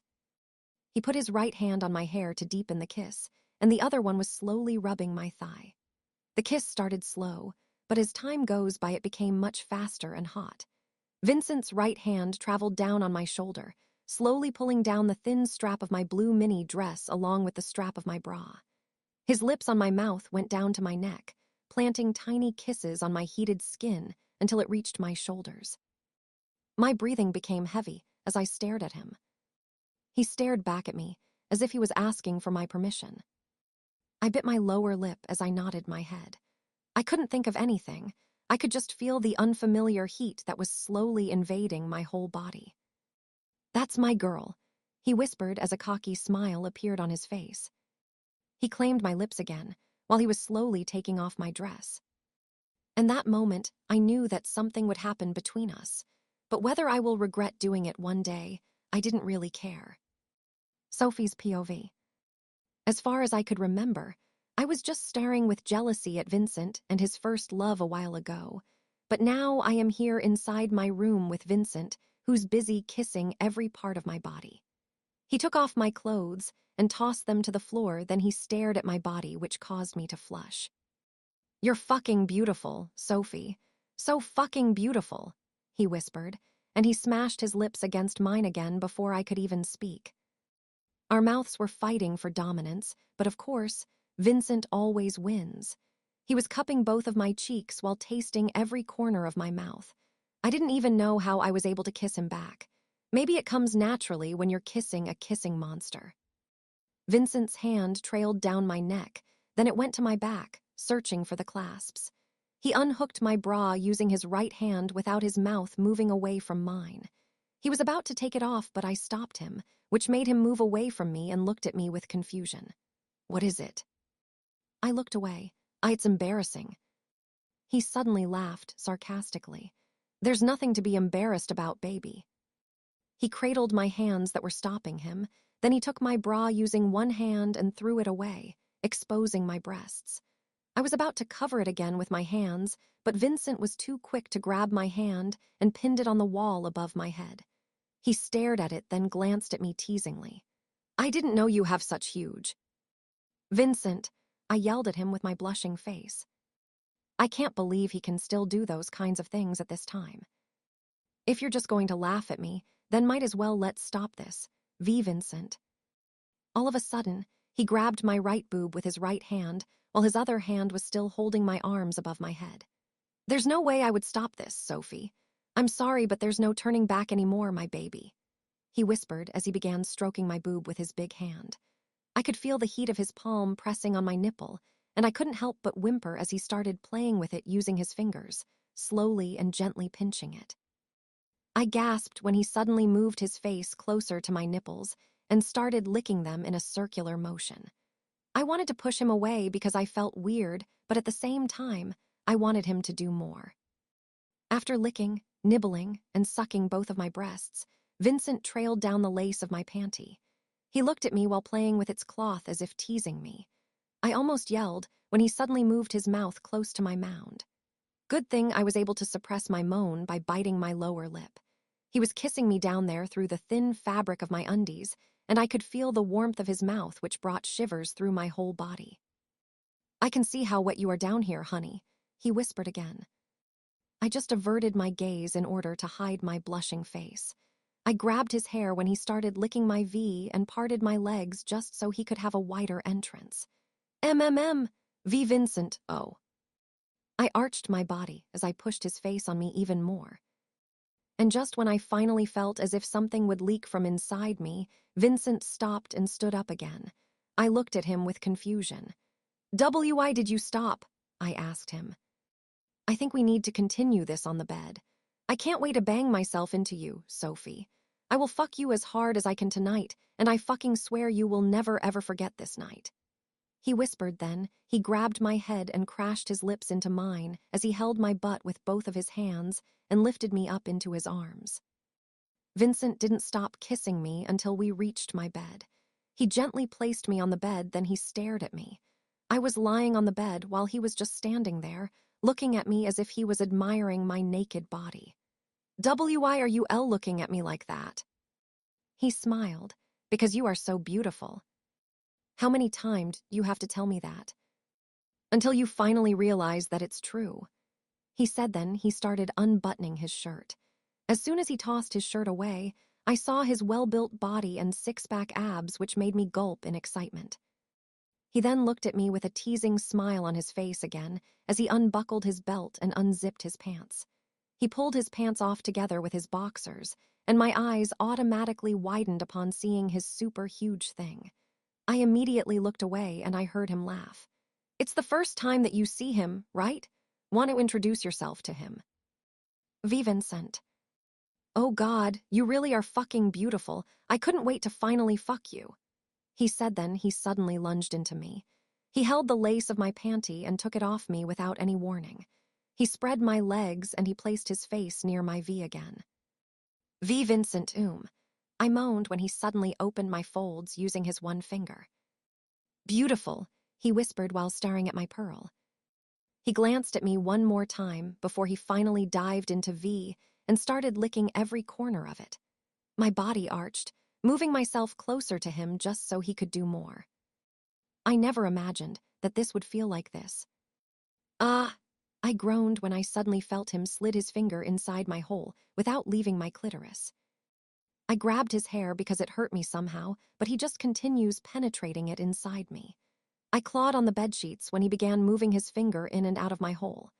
I almost got crazy when he slid another 2 fingers and started moving them in and out of me in a much faster way. Sophie's POV.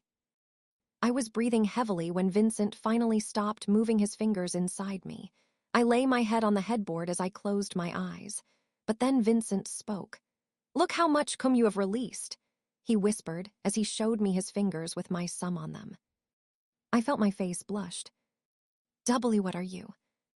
He suddenly moved his fingers near his mouth and licked them while looking at me. What is he doing? Why is he?"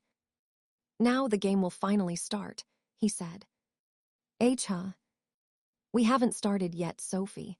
Those are just our appetizer." I was surprised when he began crawling on top of me. "Are you ready now?" I looked back at him. "You said I can't go back now, right?" "Uh-huh. There's no turning back because I won't let you go without letting me taste every inch of you." "Vincent."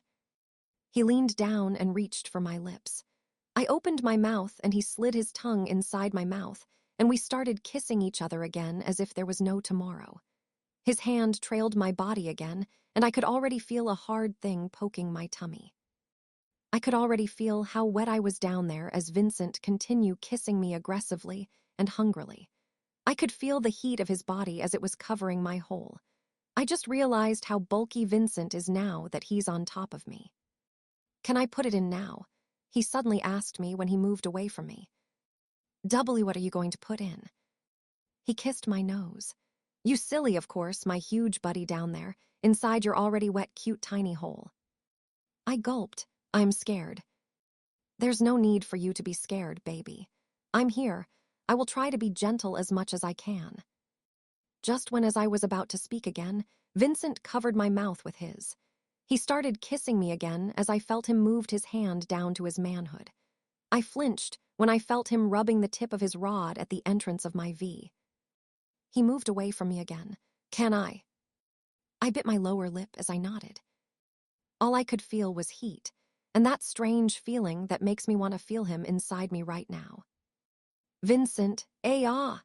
I scratched his back when he started moving his manhood inside of me. "It hurts." SHHH, it's all right, honey. Don't cry, I will just put all of it in, okay?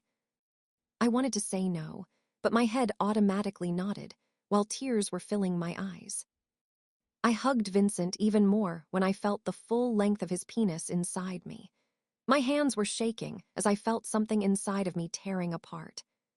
I'll start moving slowly, he whispered in my ears as he began nibbling my neck. I put my arms around his shoulders and moved his face closer to mine just so he could kiss me. He then followed me and kissed me as he began moving inside me slowly. I could feel the hurt, but Vincent made sure to distract me with his tongue inside my mouth, and his hands gently stroking both of my boobs. Can I move much faster now? He asked again after a while. Why, yes, please, I pleaded. And as if on cue, Vincent pulled his manhood from my inside and banged it back again with full force that I screamed so loud. Fuck! He groaned as he started moving faster inside me. He grinds against me faster and faster, which made me lose my mind. I put my legs around his waist just so I could draw him closer to me. Ah, Vincent, Vincent. Fuck, Sophie, you're fucking tight.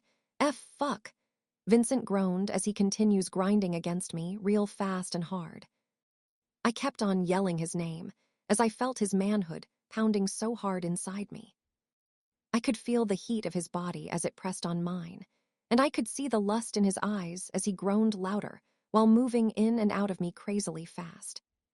Vincent, I think I'm going to come now, I whispered, trying to catch my breath. Come for me. Baby, come for me, Sophie, fuck. He went in and out much faster, and I didn't know how I did it, but I moved my hips to meet his pace. We slammed into each other until we both finally reached our climax. We were drenched with sweat and both panting when we finished. Vincent was still on top of me. Did you like it? He suddenly asked me while catching his breath. I nodded. I did. Ready for round 2. What? He smiled, then all of a sudden, he grabbed my leg and hanged it on his shoulder as he positioned himself to me again. I already told you, there's no way I would let you go sooner. We still have so much time, till the sun rises. Sophie's POV. I woke up with the sunlight on my face. I don't even know why, but my head felt lighter, and I feel so good as I opened my eyes. Good morning, Mommy, I mumbled while looking at the ceiling of my room. I turned beside me and was about to hug Vincent when I realized that I was lying there alone. My brows furrowed. Where is he? I moved my eyes around my room as I sat up on my bed.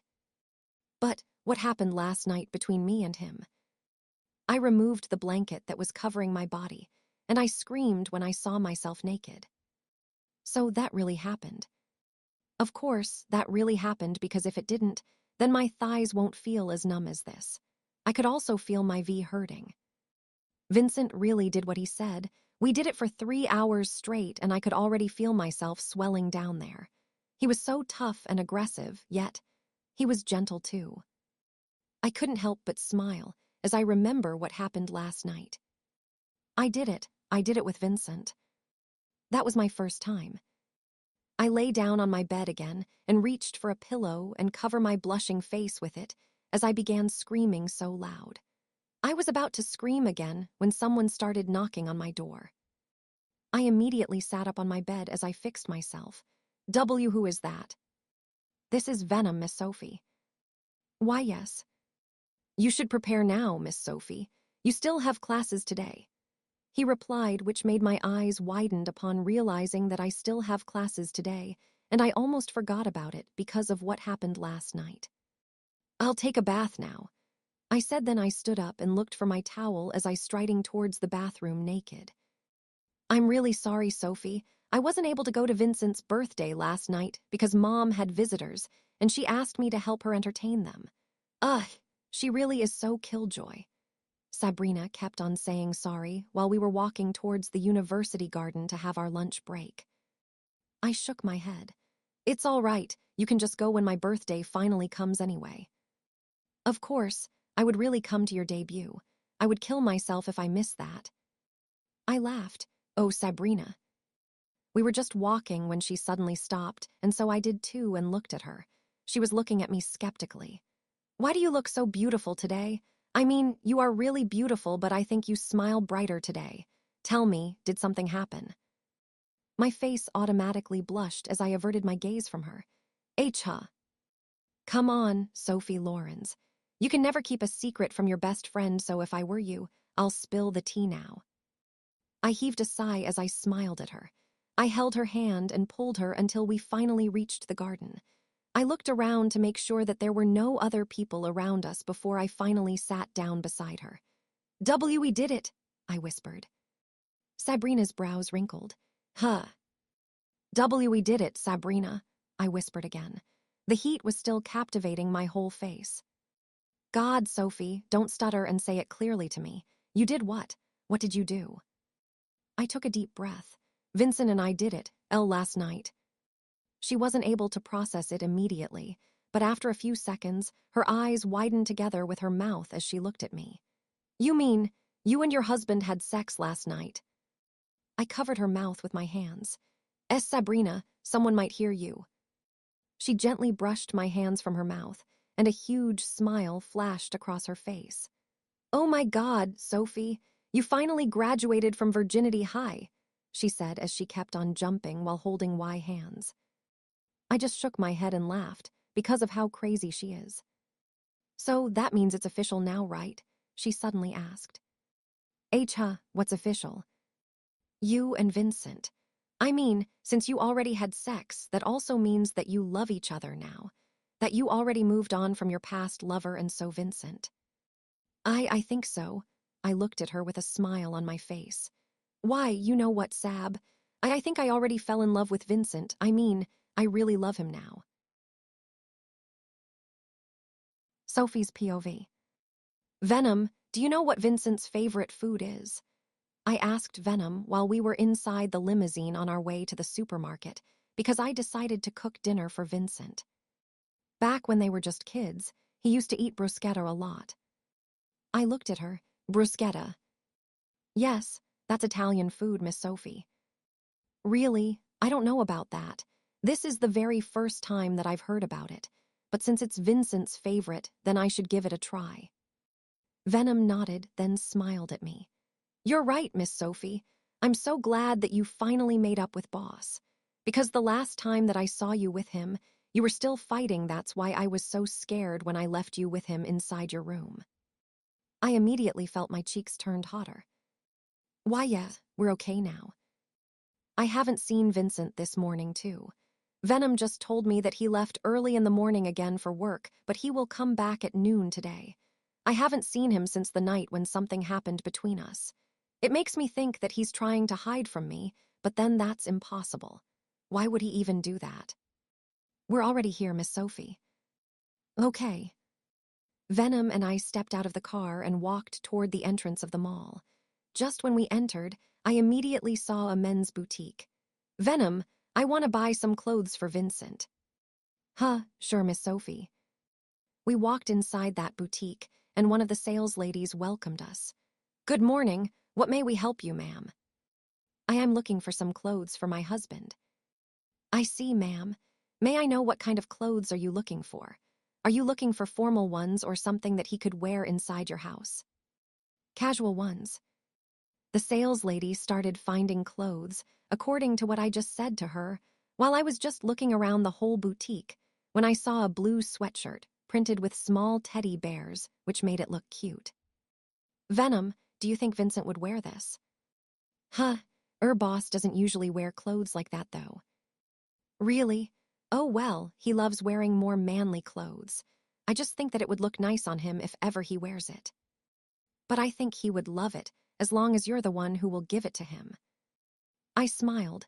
You think so? Of course, Miss Sophie. Okay then, I'll buy this one. This is the very first time that I'll be making bruschetta for my husband. I think this is the very first time that I'll act as his wife. I mean, I tend to yell at him and push him away a lot because I thought he was just a typical perverted mafia boss. But you ended up loving him. Am I right, Miss Sophie? Venom asked while looking at me. I took a deep breath. Yeah, I ended up falling for the mafia boss. I fell in love with the man who forced me to marry him. I'm also glad that you're the woman that boss chose, Venom said. You're flattering me too much. We were just looking around the supermarket when I suddenly bumped into someone. I am sorry, I didn't mean to. God, why aren't you even looking in your way? You. We were both surprised as soon as we saw each other's faces. Oh, it's you, Sophie, right. It was Monica. Why, yeah, Hi Monica. She flipped her hair graciously before looking at me and Venom. What are you doing here, by the way? We're just buying the ingredients for bruschetta, since that's Vincent's favorite food. She nodded. I see, that's really his favorite food. I used to make bruschetta for him before and he always loves it. Really? Really? Do you want me to show you how to make it? I assure you Vincent would love it. I glanced at Venom before looking at Monica again. Actually. Let's go, she yelled as she put her hand around my arm. I don't know why, but I feel so nervous whenever she's around. Sophie's POV. You know what, Sophie? Vincent has been really a hard-headed boy back then. He only listens to me, and I was the one who always tells him what to do. He was so dependent on me back then, but look at him now. He's all grown up. I can't even recognize him anymore. Monica has been talking a lot since we arrived here at Vincent's mansion. She volunteered to help me make bruschetta, but it turned out that I was just her apprentice because she did it all, and she didn't even give me any task to do. She put the bread in the oven and looked at me again. V never loved other girls except me. Before I left, he confessed to me and said how much he loved me. He was so shy. But at that time, Lance was the one I love, so I dumped him and told him the truth. Why is she saying those things to me? What do you think are the reasons why V loved me back then? She asked me all of a sudden. Huh? She raised an eyebrow. What do you think? I think because you're beautiful. And what else? Do you think Vincent would fall in love with me because I'm beautiful?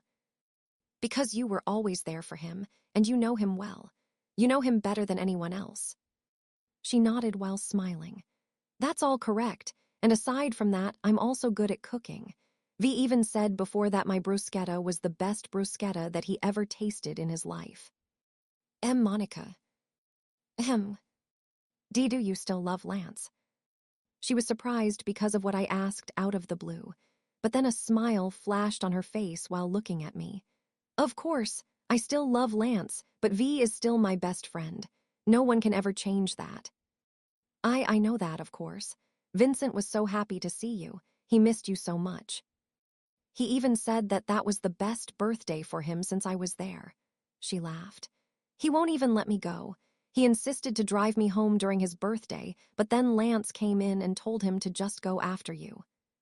So that night, Vincent just went to my room because Lance told him so. He even planned on driving Monica home, when it was so obvious that I got so offended. Sophie, can you be honest with me? I know you feel somehow intimidated by me because I was V's first love, and as the saying goes, first love never dies. I know it won't be easy for you since for sure he keeps on comparing you to me. But that's all right. Just do your best and make him fall in love with you if you can. I wrinkled my brows at her. Monica, why are you saying those things to me? I mean, I'm Vincent's wife. And yes, I admit that I envy you because he wasn't able to forget you easily. But don't worry, I think he has moved on from you already. What? He married me. That means he loves me, right? I asked her, pretending to be brave. Monica suddenly laughed sarcastically. Oh, come on, Sophie. Don't use your marriage to tell me that he already moved on. What if he just married you so that he would be able to forget about me? Maybe he just wanted to have someone by his side so that he wouldn't be able to think about me.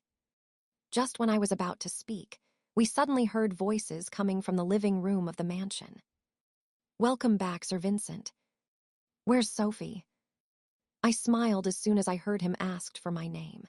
I fixed my dress and the apron that I was wearing before I finally decided to run towards the living room to see him. Vincent. He looked at me and smiled as soon as I got to stand in front of him. Why are you wearing an apron? I was about to make some bruschetta for you, but... V. Vincent automatically shifted his gaze to Monica. "Hey, Monica, what are you doing here?" They hugged each other, and I even saw Monica glared at me. Sophie's POV. "This is really delicious. Did you make it by yourself, Sophie?" Vincent asked me when he finally tasted the bruschetta that Monica made by herself with my small assistance. "Actually, I was the one who made it," said Monica. Vincent looked at her. "Really? That's why it tasted so good. Your recipe never really changed." "Oh, you king of compliment man. If there's someone who never changed here, it's probably you. You're still good at complimenting me." "Because it's true, right, Sophie?" Vincent suddenly looked at me. "Huh? Did you taste it too? Try it tastes super good." I forced a smile on my face. "Why, yeah, it tastes really good." See, even Sophie liked it. I just watched them have a good time with each other while I was feeling like an outcast once more. Whenever I see Vincent looking so happy with Monica, I can't help but really think that he still loves her. He never really smiles at me, I mean, he does, but in a teasing way, but when he's with Monica, his smile is different. It's more genuine, and it looks like real happiness. "I will just go upstairs," I said as I stood up. I was about to leave both of them, but then Vincent held my hand, so I looked at him. "Don't leave, Sophie. Just stay here with us." "But, please." I glanced at Monica and heaved a sigh before I finally sat down again. "I guess I have no choice. Do you still remember those times when I used to make bruschetta for you? You always go to our house just so you could some of the ones that I make. During your 13th birthday, I even made a huge bruschetta for you, and you were so happy. You were so happy that you didn't even give some to your brother." Monica was laughing, and so Vincent laughed with her. "Because that was my birthday and your gift to me. There's no way I would give him some when he already has you." "Relax, Sophie. Just pretend as if you're not jealous of her." I just drank some juice while looking around the living room, trying to entertain myself. "Sophie is also good at cooking. Maybe you can also teach her some of your recipes. I swear, she's worth teaching because she learns easily." Vincent was looking at me while he was saying that, and I could sense that he was talking about a different thing. My face blushed. "Sure, I'll go here more often so that I could teach her my recipes." "That's right," Vincent just replied. "Monica really cooks well, am I right?" Vincent asked me as soon as Monica left. I just nodded without looking at him. "Why, you're right. Maybe that's also the reason why you loved her." "Right, that's the reason why I loved her. And aside from that, she's a sophisticated one." "I see. And you're jealous about that, am I right?" My eyes widened. What? It's so obvious. You even planned on running away again when you saw us having so much fun." "Oh, of course not. You can always deny it, Sophie, but your eyes never lie." I averted my gaze. "I'm not jealous, okay? I'm not jealous of her. There's no way I would get jealous over someone from your past." "That's good then. I don't want you to get jealous of her. I know Monica since we were just kids, and she is so important to me. You need to remember that, Sophie," he said to me. Then he began walking upstairs. I followed him with my eyes. Did he just tell me to know my place? She's so important to him. Then what about me? Don't I have the right to get jealous as his wife? Oh well, after all, I'm just a girl that he forced to marry him. His first love will always be the best for him. Monica will always be the one for him. Sophie's POV. My eyes are swollen. Can I even go to the university like this?" I mumbled as I stared at myself in the mirror inside my room. This is what I've got from crying all night, because of what Vincent has told me last night. I don't think I can still look straight into his eyes either. "Miss Sophie, boss already left," Venom informed me as she opened the door. I smiled at her as I nodded. "Thanks, we can go to the university now." "Yes, m'lady." I told Venom to inform me once Vincent leaves. I don't want to see his face because I will only remember what he has told me last night, and I would only end up crying again. Venom and I just went to the university as usual. I'm actually planning to go home early tonight and go to bed as early as I can just so Vincent wouldn't have the chance to talk to me. Damn, Sophie, your husband is such a playboy. He just had sex with you and now he's telling you to stay away from his past lover. So, what does that mean? That he can just ask you whatever the hell he wants, but you don't have to complain whenever something hurt you. I don't know, I can't even understand him too. I mean, W. We just made love to each other and now it's as if nothing really happened between us. I don't know, I don't want to see his face after what he has told me. That's right, Sophie. Make him regret what he has done to you. He likes that bitch more than you. Then prove to him that it's his loss, not yours. You're far beautiful than that bitchy snake. I took a deep breath. What do you think should I do, Sab? You should have your revenge. Our revenge? Make your husband jealous. I shook my head. But how can I even do that? Don't go near him. Don't even talk to him, and try flirting with some other guy in front of him. For sure he'll die of jealousy and realize his love for you. Make him realize you are better than his ex and you can do better without him. Do you think that will work? Of course, I assure you, Sophie. Vincent will take you back and he won't let you go again. And that bitch from his past, she'll just be nothing to your husband. Actually, the thought of Vincent getting jealous really excites me. I wonder how he'll act if he ever sees me with some other guy. Sabrina was right. It's not fair that I'm the one who feels jealous. It's not fair that he can just boss me around and tell me what to feel when I am the legal wife. Monica is his ex. I am his present and he married me. I looked at Sabrina with a determined look on my face. I agree with your plan, Sab. I will start ignoring Vincent now, and I will make him realize my worth. That's right, that's my girl, she cooed while patting me on my shoulders. But wait. Huh. I looked around the whole cafeteria before looking at her again. How can I even make him jealous? Do you think he'll get jealous of you? What? And how can he even get jealous of your best friend? We need a man. Then maybe you can pretend as one. She glared at me. Sophie, are you even serious? No way. I pouted. Then who's going to help us? Sabrina thought for a while before speaking again. What about one of our classmates? Sab, I don't even talk to any of the boys inside our classroom. I can't mingle with someone I am not comfortable with. If I will make Vincent jealous, then I should at least do it with someone I feel comfortable with because if not, I don't think Vincent would even believe it. Well, you're actually right. All right then, we should think of someone who can act with you. Someone who is willing to help you, someone you feel comfortable with, and someone who will surely make Vincent jealous. Her eyes suddenly widened and I felt nervous. I knew it. I already know who can help us. Who? None other than his brother, Mr. Jacobs, Sophie's POV. Come on, Sophie. Just go inside already. Sabrina kept on pushing me towards the infirmary. She suggested Lance as the person who could help us with our plan, and I think I regret agreeing with her now.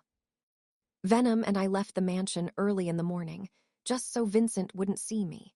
He was even trying to call me, but I didn't answer any of his calls, and I'm just planning to tell him that I was in our class when he called.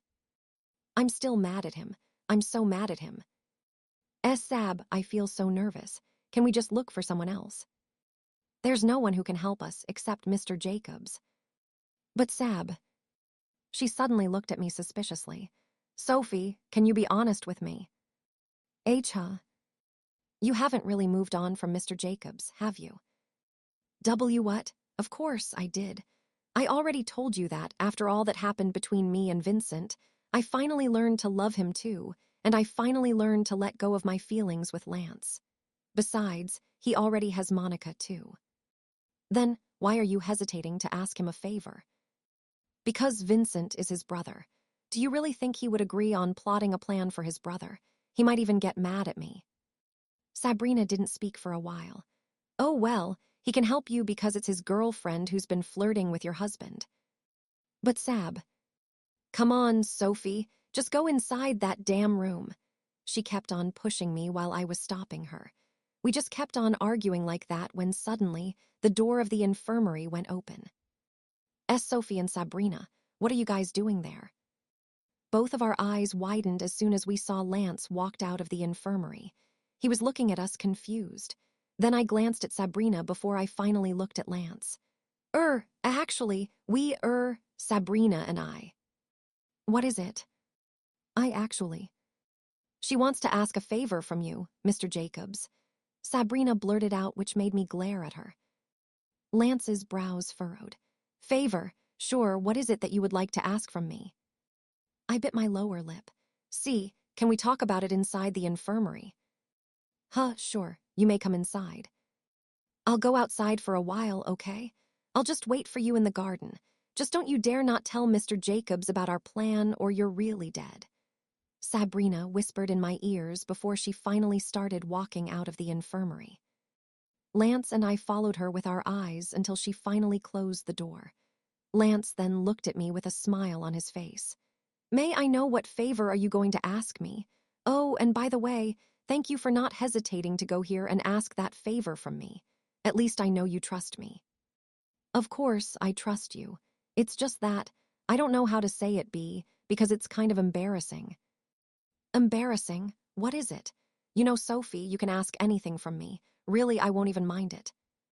I gulped. You can do it, Sophie. You can trust him. You can trust Lance. You can say if you don't like the idea, okay? Sure. I took a deep breath before I looked at him again. Actually, I know for a fact that Vincent's first love is Monica, and I know how much close they are. I can see it. I can see how happy Vincent is whenever he's with Monica. He even smiles wider whenever he's with her than when he's with me, and... You feel jealous, he suddenly said. I looked at him, but then I immediately looked away with my blushing face. I can't help it. I'm jealous of how Vincent takes care of Monica. I am jealous of how Monica can make him smile without even doing anything. I can even say that maybe if Vincent has to choose between me and Monica, he'll definitely choose Monica over me. That's not true, Sophie. Vincent wouldn't even marry you if he doesn't love you. Lance. Can I say something to you? Sophie's POV. Lance. Can I say something to you? Lance stared at me for a while as if he was guessing what I would say next. Oh, of course. I looked down as I started speaking. Actually, Vincent married me, not because he loves me. We didn't marry each other because we love each other. What? My father owed Vincent a huge amount of money, and he wasn't able to pay him on time.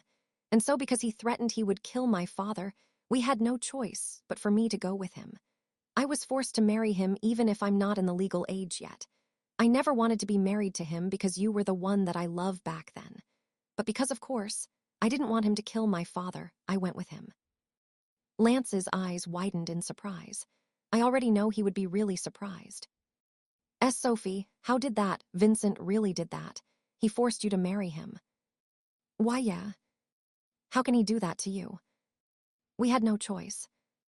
He shook his head. You should have told me about that, Sophie. You should have told me in the first place. I could have helped you. But I was so scared back then. I wasn't able to think of anything. All I wanted was to save my father. You should have thought about me, Sophie. I am always willing to help you. I'm sorry. Lance heaved a sigh as he started patting my shoulders. It's all right. It's all right, Sophie. I should be the one to say sorry because I was not aware that my brother threatened you and your family. I truly apologize, Sophie. I hope you can still forgive me. And no, Lance, you don't have to say sorry to me. You have no fault. You were so good to me and I thank you for that. We stayed quiet for a while. I could see that Lance still feel mad at himself because he wasn't able to help me, so I talked first. But then, as time goes by, I learned to love him. Maybe because I became used to be by his side, that's why I learned to love him. I fell in love with him, but then I'm still not sure if he feels the same way, especially now that his first love already came back. May I know about the favor that you would like to ask from me? I told Sabrina about all that I feel. I told her I feel jealous whenever I see Vincent with Monica. I know it's so rude of me to think this way, but I really feel that she's trying to take Vincent away from me. Or maybe I'm just paranoid because I don't really know if Vincent liked me in the first place. And you are planning to do something that would make him jealous too. Am I right? My eyes widened. How did you? Actually, I could also see how close they are. Monica even goes more often with Vincent than with me. I know how you feel, Sophie. I know how much it hurts to see the one you love happy with someone else. I know that it's so heartbreaking to see the person you love hurt because of someone else. I stared at him. I could see the sadness in his eyes. So, he feels the same way as me. I just want Vincent to realize that I'm still his wife, and I was the one who's been there for him when Monica wasn't there. I just want to know if he even cares for me or if he's even scared of losing me. I just want to know if he loves me. I understand you, Sophie, and I am willing to help you with it. I wasn't able to help you when you needed me the most, so I will do my best to help you this time. You don't have to force yourself, Lance. Don't blame yourself. I know it's so shameless of me to ask this favor from you since it's between your younger brother and your girlfriend. No, you don't have to worry about anything. But Lance, just think about this, Sophie. If we start acting with each other, then most probably Vincent would get jealous of me and Monica will get jealous of you. We're just both trying to get their attention. You don't have to worry about anything because we'll both benefit from it. I forced a smile on my face. Thank you, Lance. You are always welcome anytime, Sophie. Sophie's POV. I almost jumped from where I was standing when Vincent suddenly appeared in front of me as soon as I opened the door of my room. Where are you going? He asked while looking at me. I looked at him. He was still in his pajama, so I guess he just woke up. How can he even manage to appear so handsome, even when he just woke up? No, Sophie. You can't fantasize about Vincent so early in the morning. You can't because you are still mad at him. I averted my gaze as I spoke. To the library. What are you going to do there? What do you think? Of course, to study. He stared at me intently as he ran his fingers through his hair. It's been a week since the last time that I got to talk to you like this. I always wake up knowing that you already left for school, and then I'll go home to see you deeply asleep. Are you trying to avoid me, Sophie? I gulped. Oh, of course not. Why would I even avoid you? There's no reason for me to do that, right? He nodded, but his brows were still furrowed. Yeah, I don't think you have any reasons to do that. From now on, I'll be the one to send you to the university. I will also pick you up and we'll go home with each other. Do you understand that? No, I don't understand why you pretend like you care about me when all you care about was your ex. Why, yeah, sure. I ended up saying that. Good. I'll go to the library now. I was about to started walking when Vincent suddenly held my right hand and pulled me towards him. He grabbed my chin and crashed his lips into mine. I was surprised and tried to push him away, but he didn't let me go. He was still holding my face with his right hand as his other hand started roaming around my whole body. I suddenly felt his hand on my right breast. He started massaging it as his tongue played with mine. I closed my eyes. That's when Monica's face appeared in my mind again. I suddenly remembered how happy Vincent was while talking to her, and that gave me the urge to reach for his hand that was unbuttoning my blouse. I stopped kissing him back, and that made him stop too. He looked at me confusingly. What's the matter? I buttoned my blouse again. It's so early in the morning. I have some things to do, and by the way, your brother is coming over here to teach me. You mean Lance? Lance is coming over. Why, yeah. Can't he just go next week? Huh, why? He raised his right hand again and began brushing my hair with his fingers. I want to stay alone with you all day, inside my room. That made me gulp so hard. Even that idea is tempting me. I shouldn't agree with him. I shook my head as I brushed his hand off me. No, our exams are already next week, so I really need to study hard for me to be able to pass. Then let me just teach you, he insisted. No, I prefer Lance because he's great at teaching. Fine, just make sure to end it early, okay? I shrugged.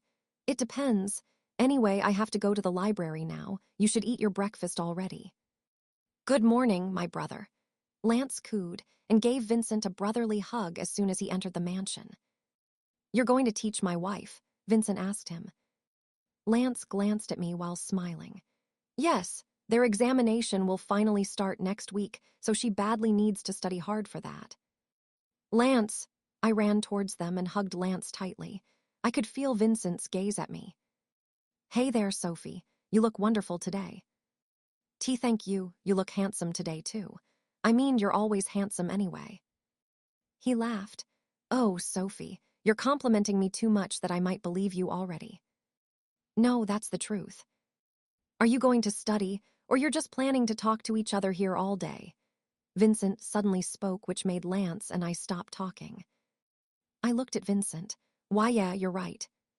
Should we just stay here in the living room, or you'd like to study inside the library? Lance asked me. I think we should just go to the library room just so no one could disturb us. I replied. You're right. Shall we go there now? Why, yeah. We were about to go to the library when Vincent suddenly spoke again. Can I go there too? I glanced at Lance first before I faced Vincent. Huh, what are you going to do there? He shrugged. I actually feel like reading a book today. But we are going to study there. Can you just read inside your room? I said. I'll read quietly. But let's just let him, Sophie. Besides, he already said that he won't make any noise. I smiled secretly. All right, I guess I have no choice then. Sophie's POV. What about this one? Can you answer this one? Lance asked me while pointing to a certain part of the book that we were using to study. I actually finished studying all the topics last night, but of course, since we badly need to make Vincent jealous, I'll pretend like I don't really know anything. No, I actually don't know how to answer that yet, I said while scratching the back of my head, trying hard to act cute. Really? Then let me just teach you. Thank you. Lance intentionally leaned closer to me while explaining the problem in the book. I also leaned closer, which caused our faces to almost touch each other. I could feel Vincent's glare from the other table. This is how you do this, okay? You just have to divide it here, then multiply it by its quotient. Sorry, can you repeat that again? I didn't quite understand it, I said while pouting at him. Lance laughed, then he pinched both of my cheeks. You really are so cute. And that made Vincent stood up. Lance and I looked at him. He was glaring at us with his arms folded over his chest. What the hell do you guys think you're doing? Huh. Lance, is that how you really treat your student? Do you really have to touch her like that? As far as I know, you're not allowed to touch your student, right? Vincent said. I could sense that Lance was just holding back his laughter as he spoke. Yeah. Then why are you touching Sophie? Huh, you mean why I pinched her cheeks? Oh, I'm sorry. I just find her really adorable, that's why I unconsciously did that. I didn't really mean to touch her in a malicious way. It's all right. Lance is my friend too, and pinching my cheeks means nothing anyway. Vincent heaved a sigh as if he realized my point. Fine, go ahead and continue what you're doing. I swear I'm not going to interrupt you, just make it quick. Thanks. Then Lance and I started acting again. We kept on acting so flirty with each other, which obviously irritates Vincent, but we just continue doing it anyway. I could see that he was just holding back even though he badly wanted to interrupt us. Bye, Lance. Thank you for helping me out today. I really learned a lot because of how good you are. By the way, you can come here anytime you want, okay? Just tell me and I'm more than willing to cook something for you. I intentionally made my voice louder just so Vincent would be able to hear it. Lance smiled at me. Really? Then I should go here more often. Yeah, I think you should go here more often since I'm always alone here. Is that so? Then I might really go here. You are more than welcome, you know. Lance and I just waved goodbye to each other before he finally left. I smiled as I stepped inside the mansion again. I could still recall how Vincent looked while I was flirting with Lance. He really looked jealous. Sophie. Vincent was standing by the doorway, with his arms folded while looking at me intently. Vincent. Lance already left. He said he will come back here. Do you still like my brother? I looked at him with wrinkled brows. What? You like him, right? You still like him. What if I do? Will you get mad at me? He didn't speak for a while. He just stared at me, then after few seconds he finally spoke. I won't. I just don't like it when you're flirting with him in front of me. Are you jealous? Huh. I mean, that's why you don't want to see me flirting with him, right? Because you feel jealous. I almost smiled while I was saying that. Vincent shrugged, wearing no emotion on his face. I'm not. I just don't like the fact that you are allowing another man to touch the parts of you that I already own. You can like him in any way you want. Just don't do it in front of me. Why? Because it's hurting your ego. Yes, he straightforwardly said. I balled my hands into a fist. That's the most important thing to you, right? Your damn ego. What if I tell you not to flirt with Monica too because it's also hurting my ego? Will you not flirt with her whenever I'm around? Why are you suddenly bringing her up here? Don't involve Monica here, Sophie. She knows nothing about it. I laughed sarcastically. Oh, so you don't want me to involve your ex? Oh well, she's the most important to you anyway, while I'm just your wife who doesn't have the right to be jealous and complain. I'm just a woman that you forced to marry just so you could move on from your ex. I said fucking stop it, Sophie, he growled at my face. You told me you're not jealous of her the last time that I asked you, right? Then why are you suddenly acting like this? Because I am jealous. Are you happy now? You know what? I hate you, Vincent. I really, really hate you. I yelled at his face before I finally ran away. Sophie's POV. Get inside the car, Vincent said as soon as he saw me stepped outside of the mansion. I didn't give him a glance. No, I can go there with Venom. Get inside the car, Venom. Venom immediately followed him. I glanced at Venom and was about to sit next to her, but then Vincent suddenly grabbed my hand, which made me look at him. You are going to sit next to me. I'm not your driver. I didn't speak anymore. I just went inside his car and I didn't speak until we reached the university. I'll pick you up later, so don't go without me. Let's go, Venom. I said, then I quickly stepped out of Vincent's car, ignoring what he was saying. Miss Sophie, wait. I just continue walking and Venom was able to walk beside me. Miss Sophie, is there a problem? Did you fight with the boss again? Please don't even mention that asshole, Venom. I don't even want to hear his name. I don't want to see his face. I don't want to hear his voice. I don't want to hear or see anything about that asshole who can't move on from his ex. Venom got surprised because of what I just said, but she just nodded and remained quiet. If only I can just leave that mansion and go somewhere else, I would really do that. How can he even act like he was jealous when he doesn't really care about me? He only cares for his stupid ego and that woman. I really hate him. Sophie. Just when I was about to go to our building, Lance called me. I turned around to see him running towards me with the usual smile on his face. Good morning, Mr. Jacobs. Good morning, Sophie. He stared at my face confusingly. Why do you look so sad? Did something happen? Is there a problem? In that moment, I knew I would burst into tears any moment, but I bit my lip just so I could avoid it. He doesn't really care about me, Mr. Jacobs. He only cares about his ego. He doesn't like to see me flirting with somebody else, not because he's jealous, but because it's hurting his ego. What? Wait, please tell me what happened last night, Sophie. Let's go to my office. He got mad last night and told me to stop flirting with some other guy whenever he's around. Then that's good news. That only means he feels jealous, right? I told you, Sophie. Vincent really loves you. I shook my head. He doesn't get jealous. He said it's hurting his ego to see me with someone else. Oh, really? He said that? Yeah, he's a total asshole. A jerk. I badly want to punch him in the face. Lance thought for a while before talking again. Please don't get mad at him, Sophie. You know, Vincent is really like that. He tends to say some things that contradict his real feelings, but believe me, he felt jealous and he cares about you. That will never happen, Lance. Now I'm wondering why I even fell for that scumbag. I mumbled as tears began filling my eyes. No, believe me, my brother loves you, he just can't admit it. By the way, your birthday is already next week, right? It's your debut. For sure he'll have something for you. That's impossible. He doesn't even know my birthday. He doesn't care about me. Don't say that. I'm sure he'll prepare something. Sophie's POV. You are so beautiful, Sophie. Sabrina cooed as soon as she saw me wearing my off-shoulder lavender beaded gown. We were inside the dressing room in the hotel that Vincent owns. Yes, he was able to know my birthday because Venom told him.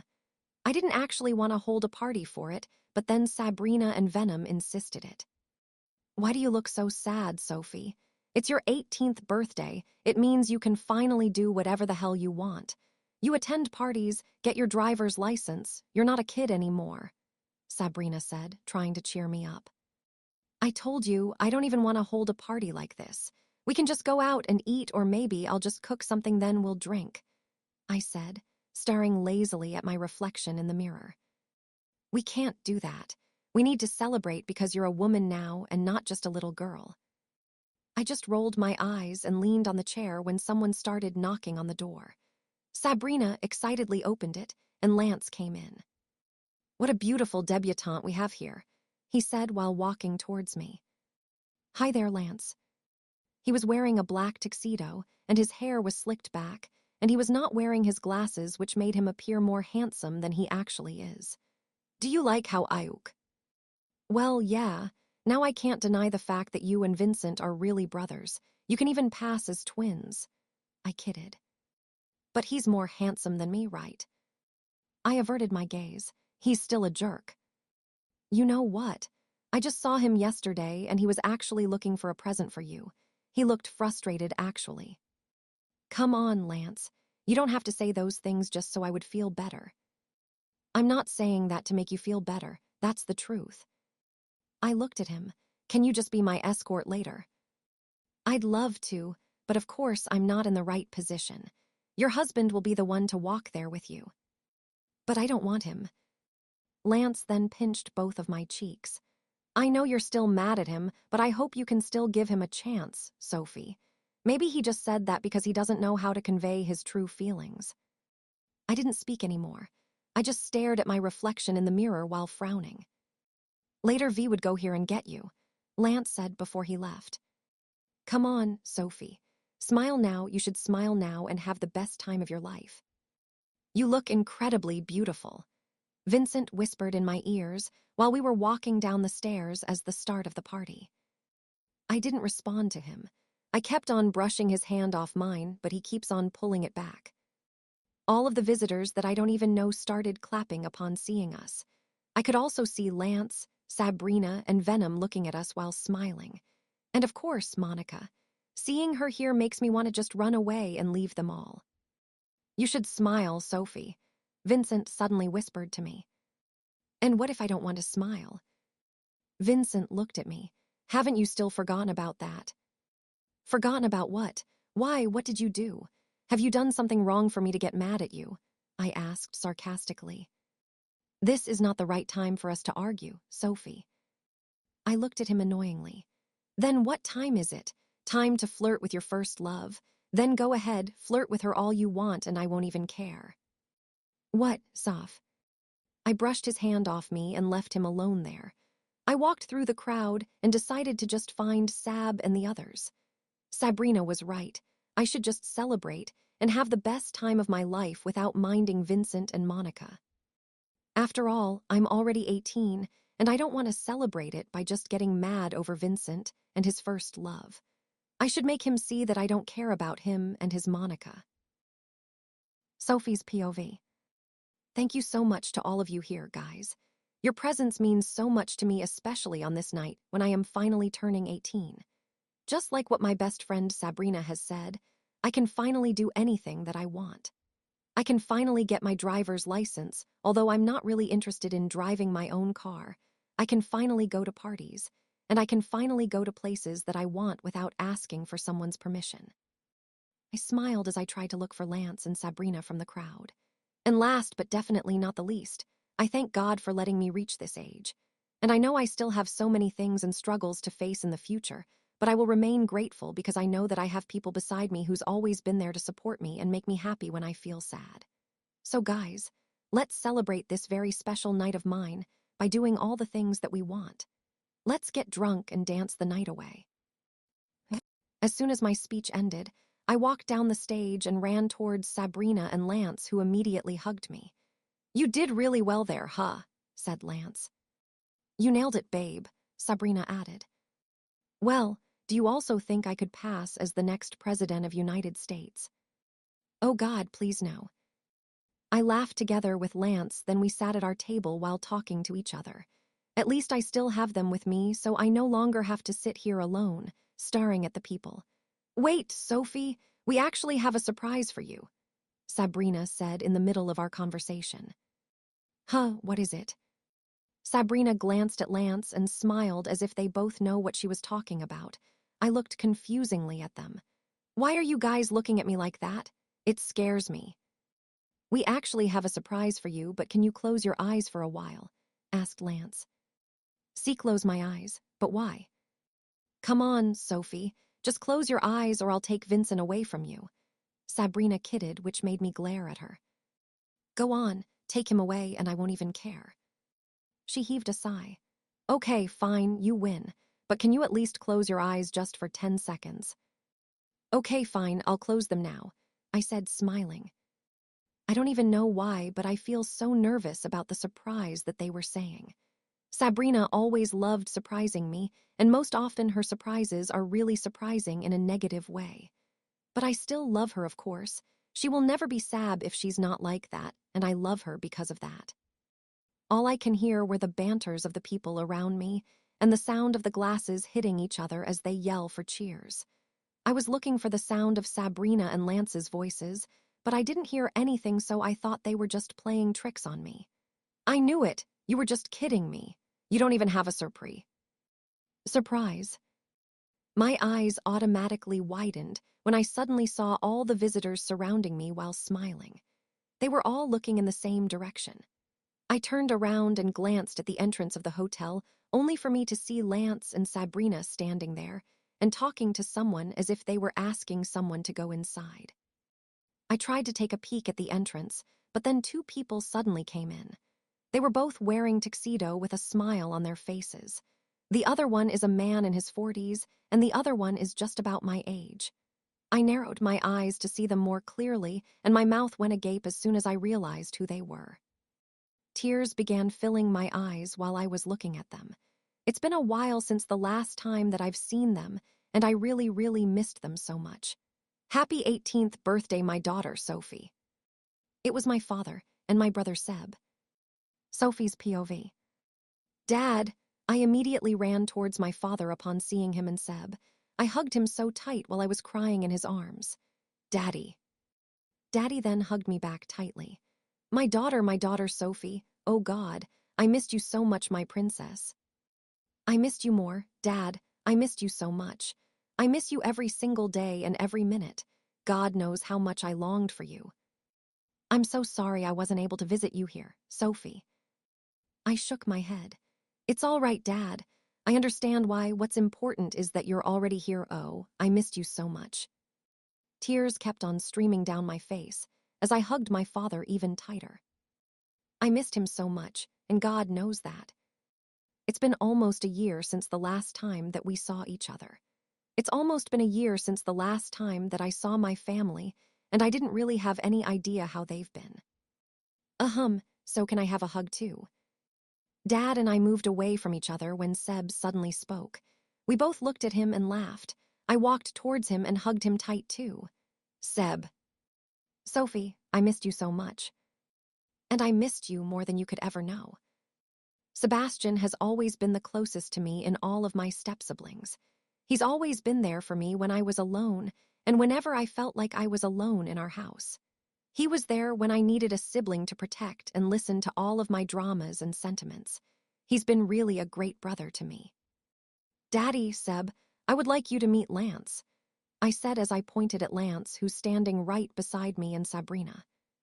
"Lance," Seb looked at me skeptically as if asking me who Lance is. I smiled and glanced at Lance. He's Vincent's older brother and also our university's doctor. "You mean your crush? That guy you've been telling me before. Oops, I didn't mean to say that. I'm sorry, Sophie," Seb said. Lance, Sabrina, and I laughed. "Yep, he's that guy." "It's so nice to meet you," Sebastian and Mr. Laurens, Lance said as he reached for Dad and Seb's hand. It's so nice meeting you too, Lance, said Dad.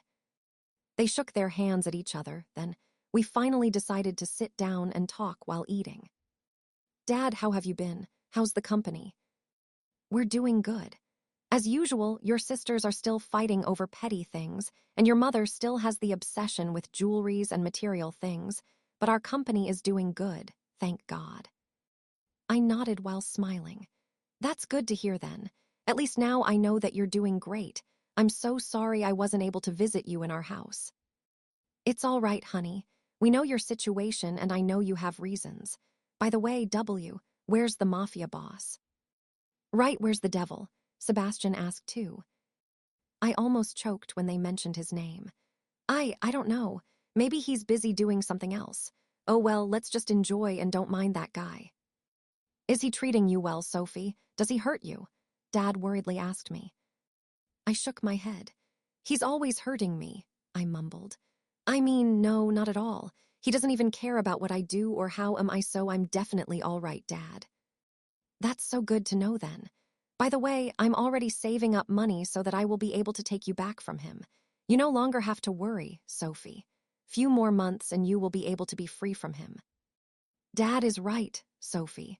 I'm also selling some of my self-composed songs and an agency already contacted me and asked me to sing for them. In that way, I will be able to save money and take you back, Sophie. I stared at both of them as I felt the tears in my eyes. You don't have to do that, Seb. You should save for yourself and your future. You don't have to worry about me. But I want to take you back, Sophie. I don't want you to stay with that mafia boss. I understand you, Seb, but you don't have to go that far. Besides, Vincent doesn't hurt me at all. Seb looked at me. You mean you already want to stay with him? You no longer want to be with us again? No, of course I want to be with you guys again, but... Then let us do that for you. We'll take you back here, Sophie. I just heaved a sigh. I don't want them to think that I no longer want to go back to our house, but Sophie's POV.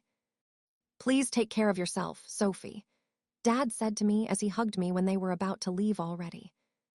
I patted his shoulders and smiled. You too, Dad. Take care of yourself for me, please. Please take care of my sister. We won't be able to look after her again, so please take care of her for us, Seb said to Lance and Sabrina. You don't have to worry about anything because we will always take care of her, Lance said to them. I hugged Seb for one last time, then he finally left with Dad. Seb has really grown up, right? Sabrina said to me as we sat down. You're right, Sab. And Dad, too. I think he's been stressing too much just to save some money for me. Maybe he's been working a lot. At least they still care about you. I sighed, but I don't want them to get hurt because of me. Sabrina suddenly moved next to me and patted my shoulders. You don't have to worry about anything, Sophie. They are just doing those things for you. It's your birthday, Sophie. You have to be happy, not sad. Lance suddenly said to me. I can't help it. I feel really sad whenever I see Dad like that. He patted my shoulders. But it's your birthday, and you deserve to be happy too. But, then how about dancing? I looked at him confusingly. Dancing. Lance stood up and he suddenly lay his hand in front of me. Shall we dance? What? Come on, Sophie, just take his hand, said Sabrina while smiling at me. I looked around us and saw that everyone was watching. I glanced at Lance and he was still smiling at me. I took a deep breath and reached for his hand as I stood up. But how are we going to dance? There's no music, I whispered to him. Just wait and see, Lance said while smiling. Then we started walking towards the center of the hall. Everyone was looking at us, so I could feel my cheeks turning red. I don't really like getting the attention of many people. Lance stopped, and so did I. He raised his right hand and moved it as if signaling someone somewhere. And with his one click, the lights turned dimmed and lively music suddenly played. All the visitors stood up and joined us in the middle. What is this? We're going to have fun, said Lance, then he started dancing to the song. I just watched all of them dancing there until he held my hand. Dance with us, Sophie. Nobody would even care if you can't dance. Come on. Lance continues dancing like crazy, and I was so shocked to see him like that. I couldn't help but to laugh because he's not a good dancer either. I knew it. You're not a good dancer too. I yelled at him while laughing. But you know, I really love dancing, he said while laughing too. We just danced to the lively music like we were crazy, and we didn't really care about the people surrounding us. Lance and Sabrina are right. I should be happy. I should enjoy this night. The lights suddenly turned dimmer, and the lively music a while ago turned into a slow one. Everyone looked for their partner and prepared themselves to do the slow dancing. May I? I smiled at Lance as he lay his hand in front of me again. Just don't get mad at me if I step on your foot, okay? I won't mind, I promise. Okay then, I said as I reached for his hand. He pulled me close to him, and we faced each other. Lance held my right hand while he put his left on my waist. A new sweet song started to play as we readied ourselves. Actually, Sophie, I somehow know how to dance because our mother used to bring me to formal events where dancing is a part of the ceremony. Lance started talking. Really? He nodded. Yes, so don't be surprised if I suddenly make moves that would make you realize that I'm actually a pro dancer. Mr. Jacobs, I never know that you're actually humorous guy. Hahaha, why is that? I smiled. Because you used to be so serious in all situations. You're a smart, formal, respectful guy who knows nothing but to be kind and study. But now, I discovered another trait of you. And does that makes you less interested in me now? Of course not. You are still the Mr. Jacobs that I know. You are still the Lance that I loved. We went silent for a while after that. We were just dancing while staring at each other's eyes, and for a while I saw my old self. I saw the simple Sophie who didn't have any serious problems aside from thinking about how she could take a glimpse of Mr. Jacobs inside the infirmary. Lance. Ahem. Do you remember the time when I intentionally fell to the stairs, just so I could stay with you in the infirmary for a long time? His brows furrowed. You intentionally did that. Yeah, I laughed, because I badly wanted to see you and be with you, so I asked Sab to push me to the stairs. Sophie, that's so dangerous. That's crazy. That's how much I like you. Lance laughed while I was staring at him. Now that I think of it, Lance has always been there for me. He's always there whenever I need help, and he's there whenever I feel sad. He serves as my happiness and rest whenever I go to school. But maybe we were just destined to meet each other. And no matter what may happen, no matter to whom I'll end up with, Lance will always have a special place in my heart. He will always be my soulmate. Sophie's POV.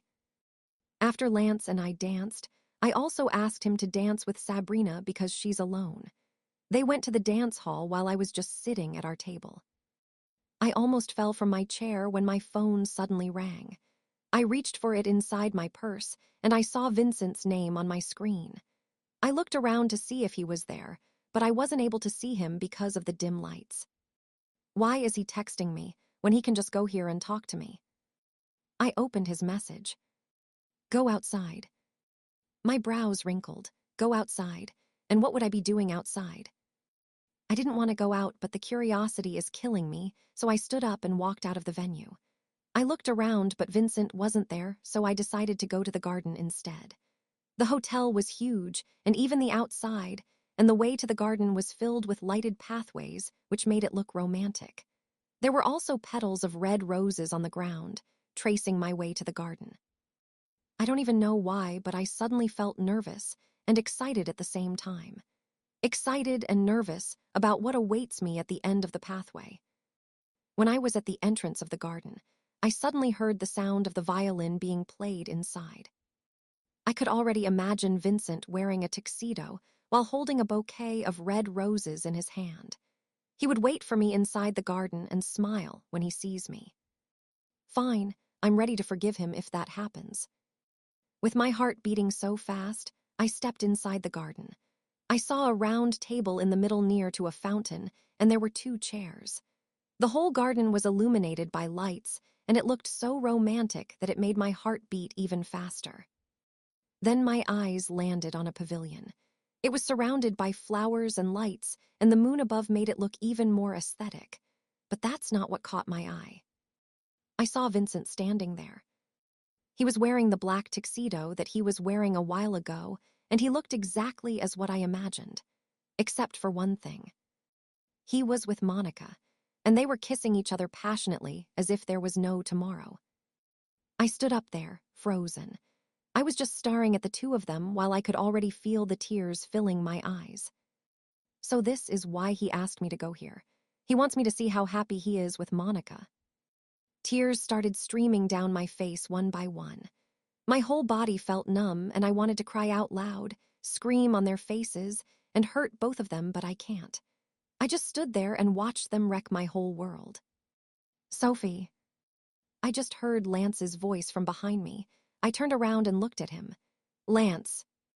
Why are you crying? Why are you here? What happened?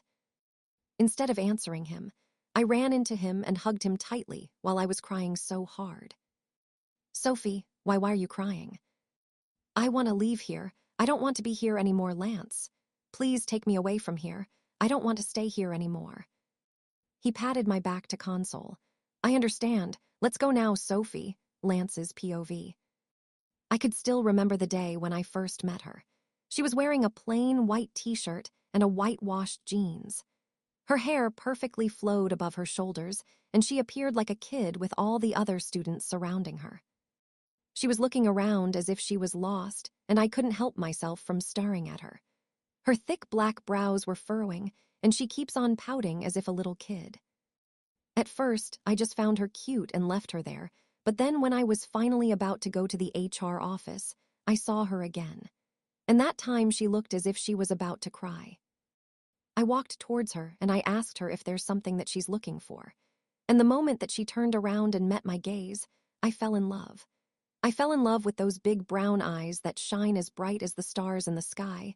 I fell in love with her cheeks that turns easily red when she's embarrassed and shy. I fell in love with her beautiful smile that makes my day every single time. When I helped her find her room, she was so happy and she began jumping like a little kid that I couldn't help but smile. Flashback asterisk.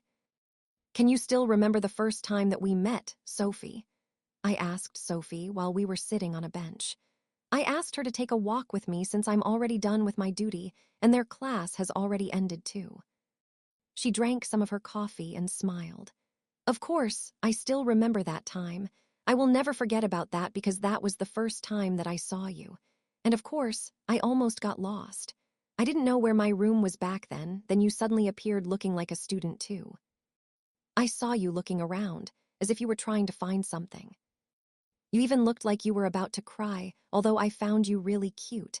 I walked towards you and approached you. I can still remember how happy you were when you finally found your room. I was smiling while narrating that because I could still feel the happiness that I felt when I first met her. I know I looked so stupid that time, but thank you so much for helping me back then, Mr. Jacobs. If you didn't tell me where my room was, I probably arrived late and my professor would scold me too. We both laughed. Don't worry, Sophie. You didn't look stupid at all. I even thought you looked so cute. Her cheeks turned red. God, why is she so adorable? I'm not a puppy to be cute, though. I looked at her to make sure if she was mad.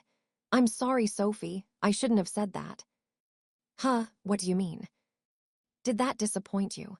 I mean when I called you cute. What? Of course not, I'm not disappointed.